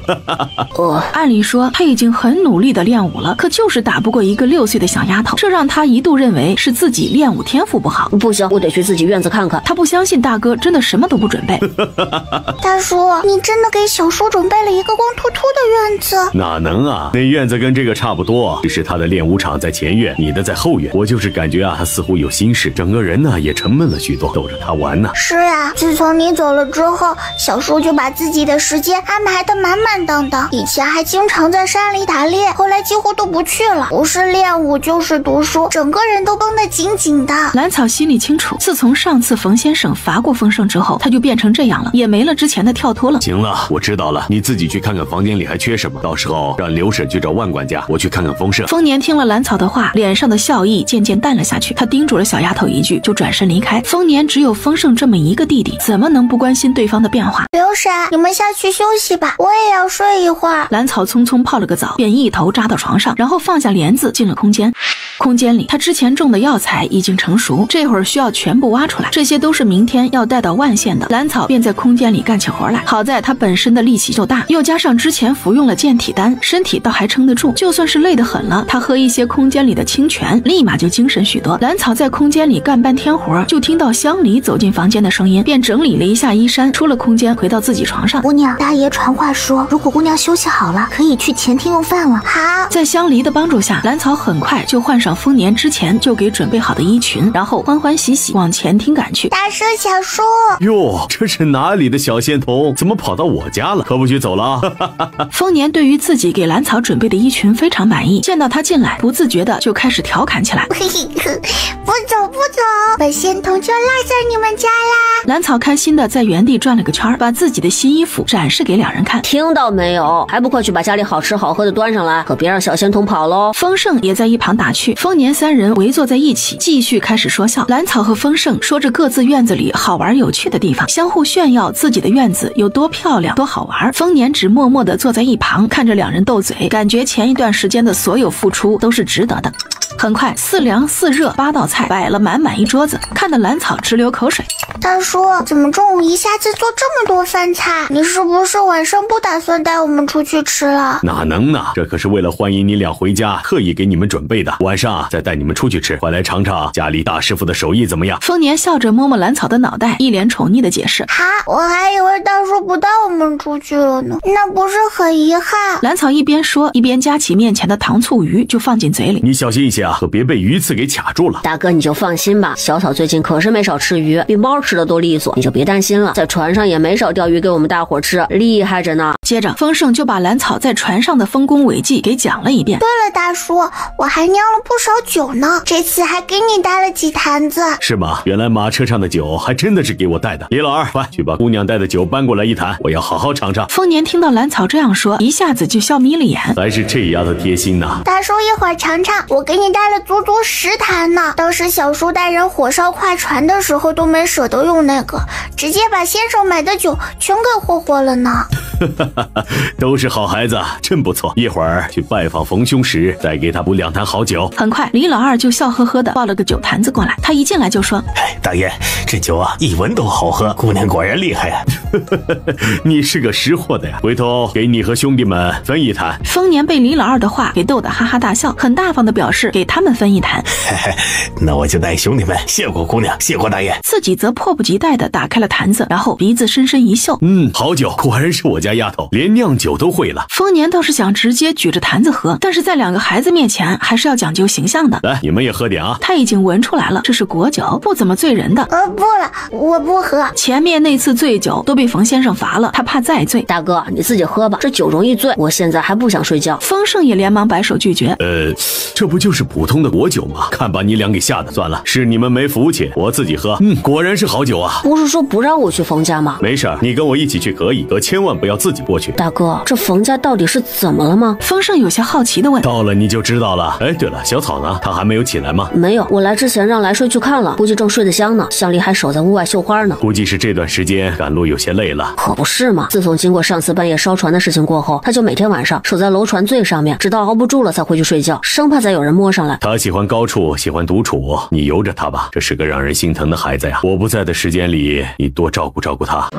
我跟你说啊，你给我们的铺子全都开业了，我的酒楼生意不错，书铺也还可以。小小的玉器铺子这会儿主要卖木雕和其他一些精致的木器，田庄也经营的有声有色的，每天都往县城送菜和瓜果。以前都是郭大爷给送的，只有之前的绣房出了些事儿，后来我们把那掌柜的给卖了，重新换了个掌柜。还有镇上那几个小子，这会儿全都有事情做，一个个的比之前不知道要精神多少。丰盛絮絮叨叨跟丰年讲着他们在镇上和县城的事情，丰年也听得津津有味，同时也很欣慰。我不在家，2个孩子也过得有声有色呢，正好。郭大爷是怎么回事啊？他是不是出什么事情了？之前不是一直给同福楼送柴，然后在镇上来回拉客的吗？这一次他见到郭大爷，发现对方精神好了很多，身体似乎也硬朗了不少。郭大爷原本干他以前的活也能勉强糊口，但是谁曾想他离下多年的前养子回来了，对他是非打即骂，还抢了他这些年的积蓄。最后啊，还是小草心地善良，把人接到庄子上，给他重新安排了活计，他也算有个安身的地方了。早就听说他以前的养子不是个东西，没想到离开这么多年居然还回来了。最后那人怎么办了？那人在县城犯了不小的事儿，流放了呗，跟我们同一天从县城出发，只是不知道会不会经过疫区。嚯，冯家可比咱们家气派多了。那是，可别小看了冯家，不管是在府城还是在京城，都是不容小觑的。丰年说话的时候脸色有些古怪。为什么？他们家出的大官很多吗？大官当然是有的，你先生的祖父和父亲以及几个叔伯在京城啊都挺有面的，这当然不是最显眼的。丰年故作神秘地说：大哥，他们家什么最显眼？快说快说。丰盛一下子就被丰年给激起了好奇心。他们家是出了名的姨娘多，孩子多。丰年说话的时候眼睛里满是笑意。啊，那先生的姨娘和孩子也多吗？丰盛怎么也没想到是这个。孩子现在是有6个还是7个？我记不住了，多少个姨娘就不知道了。不过嫡子还没有。好啊你啊，丰年，这是在背地里说我什么呢？冯兄啊，这不是给孩子们大致讲一下吗？要不然到的时候多失礼啊。我告诉你啊，现在我可是有8个孩儿了，见面礼可不能少啊。冯先生上前拍拍丰盛的肩膀，然后冲着丰年得意的哈哈大笑。他这个样子让丰盛不禁瞪大了眼睛，他还从来没见过先生这个样子，就像个爱炫耀的小孩。丰年呐，你可得加把劲儿，先成亲再说，好歹让你丰家人丁兴旺起来不是？这事儿再说吧，一切随缘。现在我不是也没这心思吗？丰年苦笑着摇摇头，这种事情还不是要看个眼缘，况且自己还有大仇没报，以后还不知是个什么光景，可别害了人家姑娘才行。走走走，我们先到书房去。冯先生热情地招呼着丰年。我明天中午还要护送药材和一些大夫去万县，这一去估计要到那边的瘟疫结束才能够回来。我打算带着2个孩子一起去。你疯了？那种地方他们2个怎么能过去啊？你自己送死也就算了，带着他们算是怎么回事？冯先生听了丰年的话，噌的一下就从椅子上站了起来。你听我把话说完，我怎么会忍心送他们去送死？如果没有万全的把握，又怎么会送他们过去呢？还万全把握？你不知道那里爆发瘟疫吗？面对瘟疫，那有什么完全把握？怕不是痴人说梦吧？不行，洪兄，你是知道的，那个郭小九之前就是染了瘟疫，不是被那丫头给治好了吗？他手里是有几个关于瘟疫的方子，我这才打算带着他们2个一起去万县。什么？那个死丫头呢？这种事是随便在外面说的吗？之前我讲的怀璧其罪的事情，这么快就忘了，还大大方方的说出来了。哎呀，气死我了！冯兄，你消消气，这事儿知府大人那里也是知道。经过这场瘟疫之后，那方子肯定是要传出去的，而且齐兄和你们分手时已经带了药方过去，没有人会对那丫头做什么的。我们得尽可能的让2个孩子捞些好处才行。丰年见冯先生这会儿的气性这么大，赶紧将整件事情分析给他听。医治瘟疫的方子肯定会传出去，他们还是给2个孩子加码才是正理。冯先生听了丰年的解释之后，也没了之前那么激动，一下子就陷入了沉思。不用问就知道，他这会儿也在权衡利弊。行，你可以带他们2个去万县，但是我还要布置一些功课的，在情况没那么危急的时候督促2人做功课。另外，我再准备几车药材和粮食，你一并带去万县，这也算是我的心意啊。很快，冯先生就做出了决断。好，这事儿咱们就算是说定了，正好也让风盛出去长长见识，对他以后呢也是有好处的。丰年之所以带着2个小的，也是有原因的。同时，他也知道兰草那个小不点儿不会让他们出事的。当初也是他老早就发现这丫头身上有秘密。看样子你还挺受欢迎的啊！大哥，要不你赶紧成亲，早点给我生个侄子玩玩。你不是有侄女吗？还要什么侄子呀？那能一样吗？那丫头你看着跟个眼珠子一样，跟侄子能一样吗？再说了，那丫头现在都大了，以后相处起来都得注意，我得小心护着。算你知道分寸。丰年心里颇感欣慰，自己不在的日子里，这小子也是知道护着那丫头的。对了，大哥，先生不是8个孩子吗？怎么一下子就冒出那么多啊？那都是冯家其他房的同龄孩子，还不包括女娃，要不然更多。丰年说起这冯家时，也真是很无奈。他们家出名的姨娘多，孩子多，一个个都特别能生。最令人惊奇的就是他们家的孩子从来没有听说有一个夭折的，这也让冯先生的嫡妻柳氏成了整个家族最显眼的一个。不过好在冯先生并没有放弃他，这会儿也已经怀有身孕，算是能堂堂正正活在冯家了。大哥，为什么说冯家并不是什么好去处？你和先生都不让我单独过去，先生家里还不错啊，怎么就不是好去处了？你是不知道他们家以前出的事儿，几个单独上门的青年才俊，毫无意外的都成了冯家的女婿。这也是他一直不去冯家的原因。冯家的庶女可是一大把，万一被赖上，难不成真的娶了？可是我才这么小，不会吧？丰盛惊讶的嘴巴张得老大，一副不敢相信的样子。你别忘了，有一种叫做青梅竹马，还有一种叫做娃娃亲。况且你10岁也不小了，想当年我10岁的时候，父亲已经开始操心我的婚事了。原本正说得起劲的兄弟2人，在提到父亲时，不约而同都沉默了下来。即使丰盛从来没有见过那个人，此时的心情也因为这2个字变得沉重起来。大哥，这么多年，父亲就一点消息都没有吗？沉默了许久，丰盛终于问出了这个问题。你和丰叔的事情爆发出来之前，得到消息他在西南的一个采石场，后来让李老二带人过去找了，并没有找到人。不过我可以肯定，父亲没死，那些人啊还没有得到想要的东西呢。丰年这会儿的脸色也不太好，经过这么多年，他早就想明白，那些人之所以对丰家下手的原因，只是自己现在的实力却什么也做不到。丰盛倒是想问那些人要什么东西，但是他明白，就算是现在知道了又怎么样，徒增烦恼而已。大哥，你等我长大，长大了我跟你一起扛起这个家，一起找父亲。丰盛眼神坚定的保证。好小子，大哥等你长大，这才是我丰家的孩子，有担当。2人回到家时，打算直接带着兰草出门吃饭，而兰草刚刚结束空间里的劳作，她正躺在床上呼呼大睡。实在是这整整1天的劳动，让她的小胳膊小腿酸软的不像话。姑娘，怎么回事啊？二爷，姑娘睡了1个下午了，这一点动静都没有，不知道是不是出事了。什么？你这1下午都没进屋看看呀？丰盛一听也跟着着急了，立马抬脚就想去踹门。就在这个时候，房门从里面打开了，露出了一个毛茸茸的脑袋来。干什么？吵到我睡觉了。他的脸差点碰上丰盛踹过来的脚丫子。小草，你没事吧？你们吵什么？我好困。你都睡了1下午了，先别睡了，大哥带我们出去吃饭，回来了再睡吧。丰盛奇怪地摸摸兰草的脑袋，发现他并没有发热，这才放心一些。出去吃饭。这下子兰草可算是回过神来。到兰草重新洗漱换衣走出房间的时候，整个人已经精神起来。小叔快走，大叔要带我们去哪里吃饭？你这是听到吃的就清醒了。哎呀，小叔可不许笑话我，要不然我找大叔告状去。兰草可不会告诉丰盛，他现在之所以这么精神，还不是刚刚洗漱完了，喝了空间里的清泉水。你们2个闹什么呀？大叔，我们去哪里吃饭？兰草这会儿心里只有吃饭这一件事。当然去府城最大最好的酒楼，怎么样？小草喜欢吗？太好了，我就知道大叔最好。大叔啊，这就带你去买好吃的，吃不完就带回来，咱们路上慢慢吃。好，带回来路上吃，我要把酒楼里的好吃的全买来尝尝。兰草说着就蹦蹦跳跳的冲出了院子。丰年笑呵呵的跟在他身后。怎么这么长时间啊？出了什么事儿啊？没什么，小丫头这一路上可能是太累了，睡了整整1个下午。这段时间啊，也确实苦了你们了。丰年有些心疼的摸摸丰盛的脑袋，他确实心疼2个孩子，小年龄承受了太多，尤其是兰草，是自己没照顾好他。大哥，我们不苦，能跟你在一起，能见到你，我们就很开心。心了。一行人很快就到了府城最好的酒楼鸿宾楼，楼上楼下全都坐满了。幸亏丰年提前在这里预留了雅间，要不然他们还不知道要等多长时间才能吃上饭呢。大叔，这里好热闹啊！是啊，今天特别热闹。我今天呢，就是来跟大伙儿告个别。虽说明天是前往疫区，可是一点都没有想象中的危险呢。刘兄，这话怎么说呀？众人都好奇地打探对方话里的意思。我可告诉你们，万县那边的瘟疫有治了，都已经有人被医好了，是有用的方子。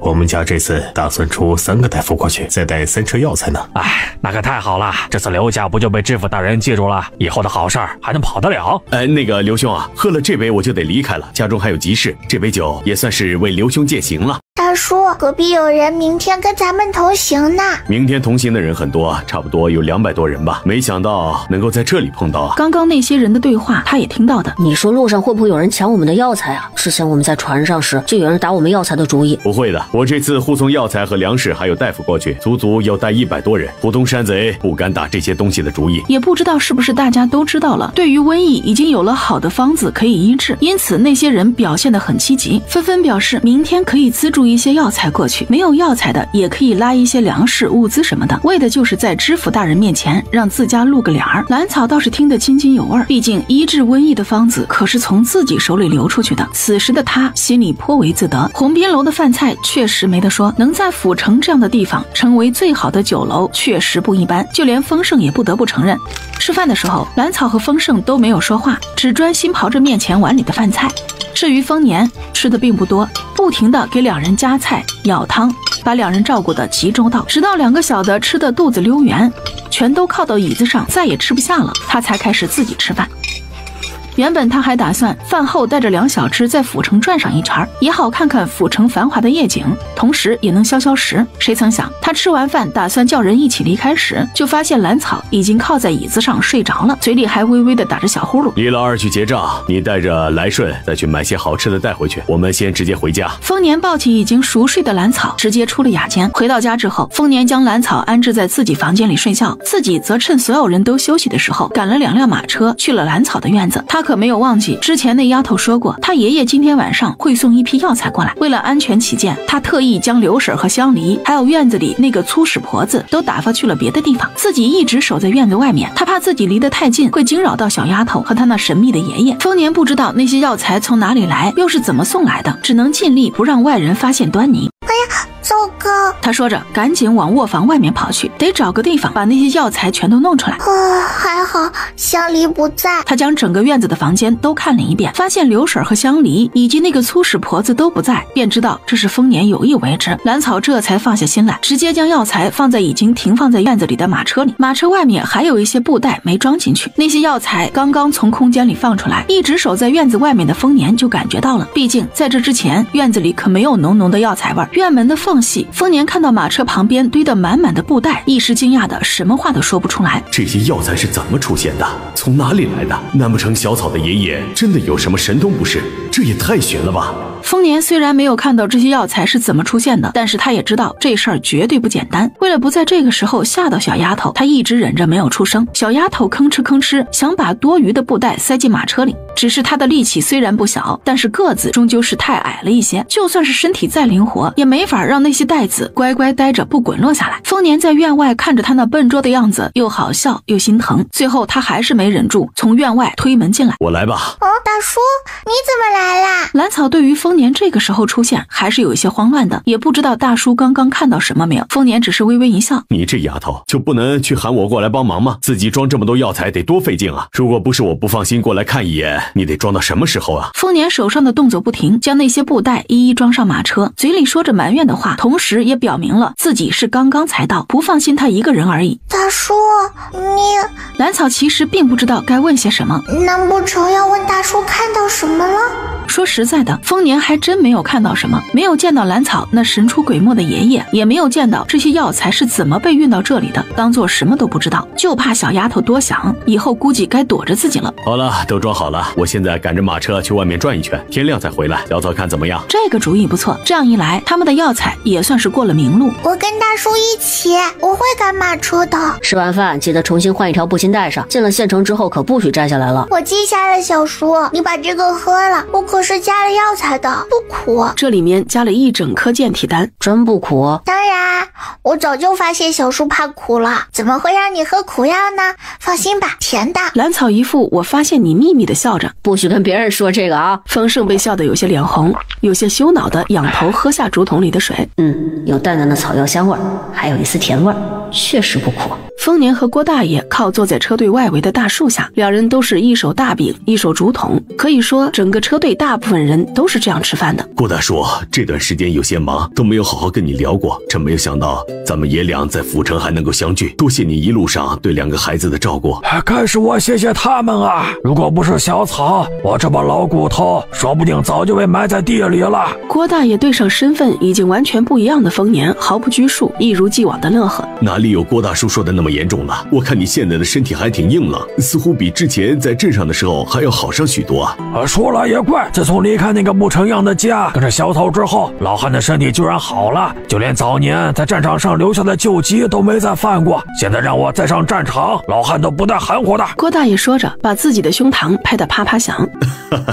那可真是上苍保佑啊！我看你啊，就该挪挪窝。你看人一出来，哪里都舒坦了，不是？丰年一下子就被郭大爷的话给逗笑了。就这一脸褶子的老汉，还想着战场上的事呢。嘿嘿嘿，也是托了你和2个小娃娃的福了。如果不是他们要来府城看我，老娃恐怕这辈子都走不出咱们那小县城了。郭大爷笑呵呵地咬了一口大饼。他们有什么福气？跟着我一个扶贫一样的人，能够照顾他们的也很有限。我倒是希望他们在山里无忧无虑的长大。丰年沉默了一会儿，露出一丝苦笑。嘿嘿嘿，你可别不信，小丫头有福，老汉我看人一向很准的，跟他在一起的人都不会差。郭大叔，我想跟你商量件事儿。今天晚上我们就要到县城了，那里也不知道是个什么样子，只怕比想象中的要更可怕。我打算让你和刘婶在前面收容点停下来，虽然你们的身体都还硬朗，但我也不敢冒险。要知道那丫头可是很喜欢你们的，我不能让她难过。别呀，老汉都陪着大伙儿走了这么长时间路了，别人怎么样我不管，反正我得跟着你们。我一个黄土都埋到脖子的老头儿，就算是万一染了病治不好，那也是我乐意。老汉这些年他从来没有像现在这样舒心过。哎呦，郭大叔，我这也是为了你好。现在的万县县城真不知道是什么光景，你们要是有个万一，我怎么向那丫头交代呀？县城里危险呐！放心吧，老汉我现在的身体壮得很，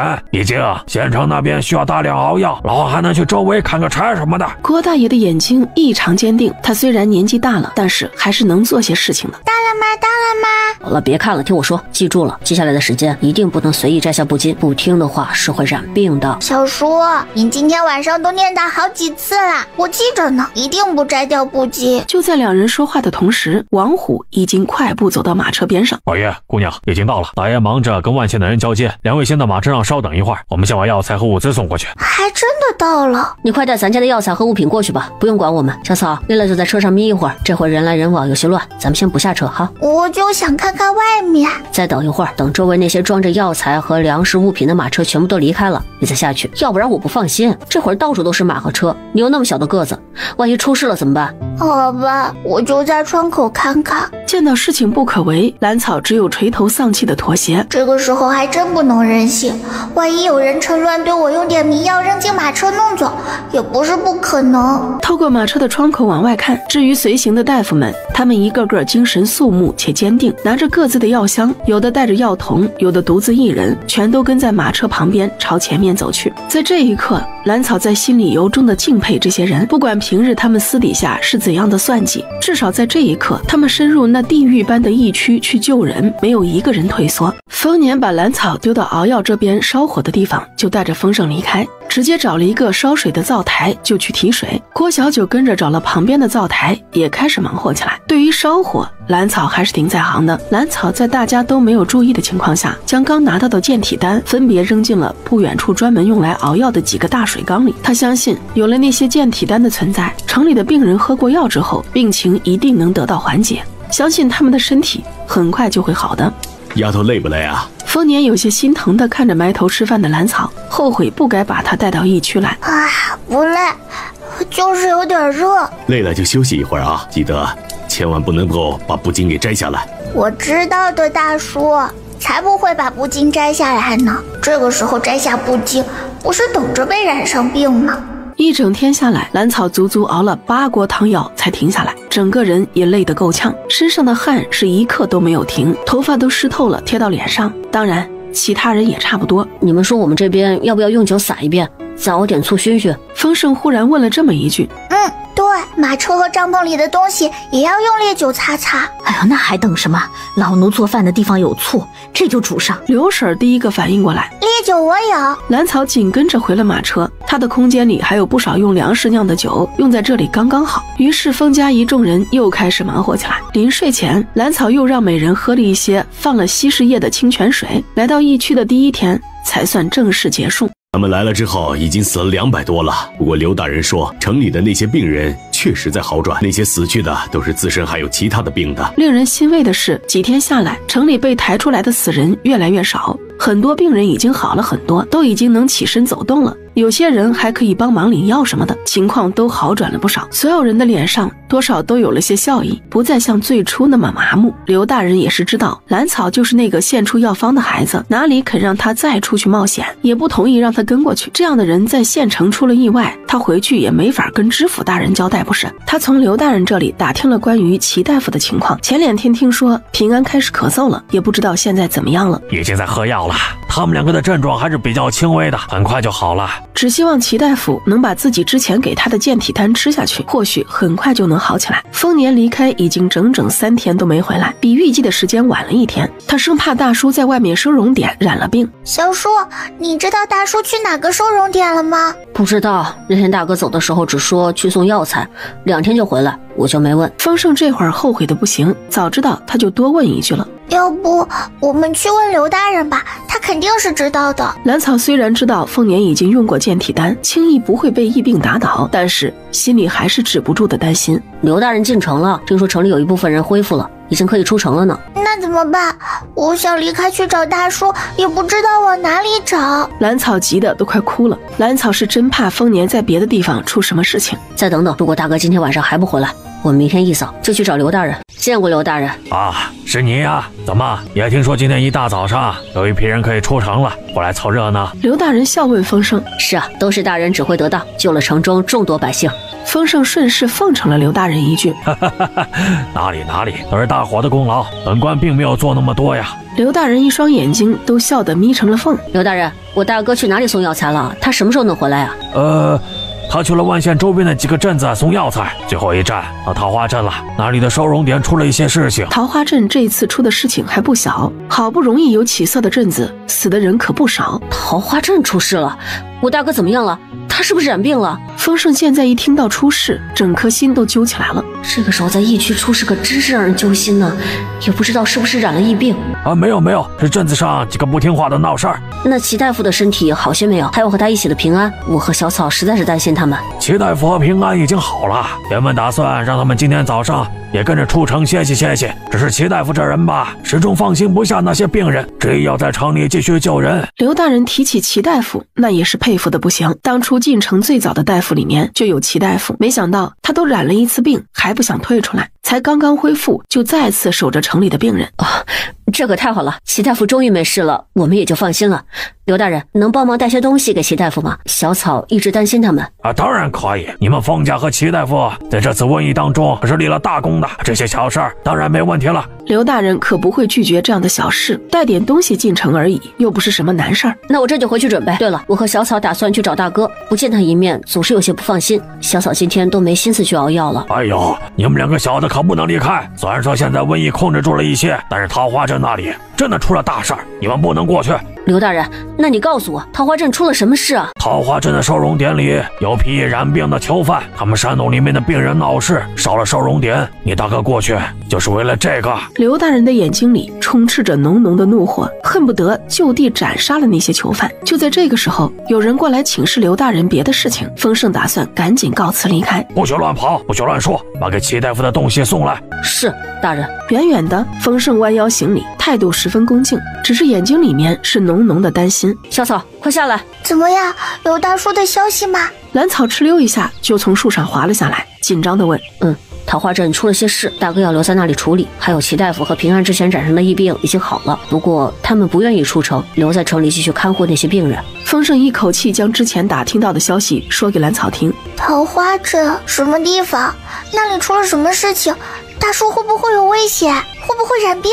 齐大叔和平安哥是彻底好了吗？据说桃花镇的收容点出事了，大哥能处理得了，他应该没事。丰盛这会儿就算心里再怎么担心丰年，也不想在兰草面前表露太多，省得他跟着一起担心。哦，这样啊，我还是有些担心大叔，他一个人在出了事的收容点会不会染病？兰草一张脸都快皱成团子，心里担心的不行。小叔，我们中午就出发去桃花镇吧。兰草之前收拾东西的时候已经想清楚了，齐大夫和平安哥既然已经没事了，他就可以安心去找丰年了。好，我去通知他们。丰盛说完，头也没回就离开了。他同样也在担心丰年，也不知道刘大人提到的那伙囚犯究竟闹出了多大的事情。他现在只有大哥和小草两个亲人了，不能就这样干等着。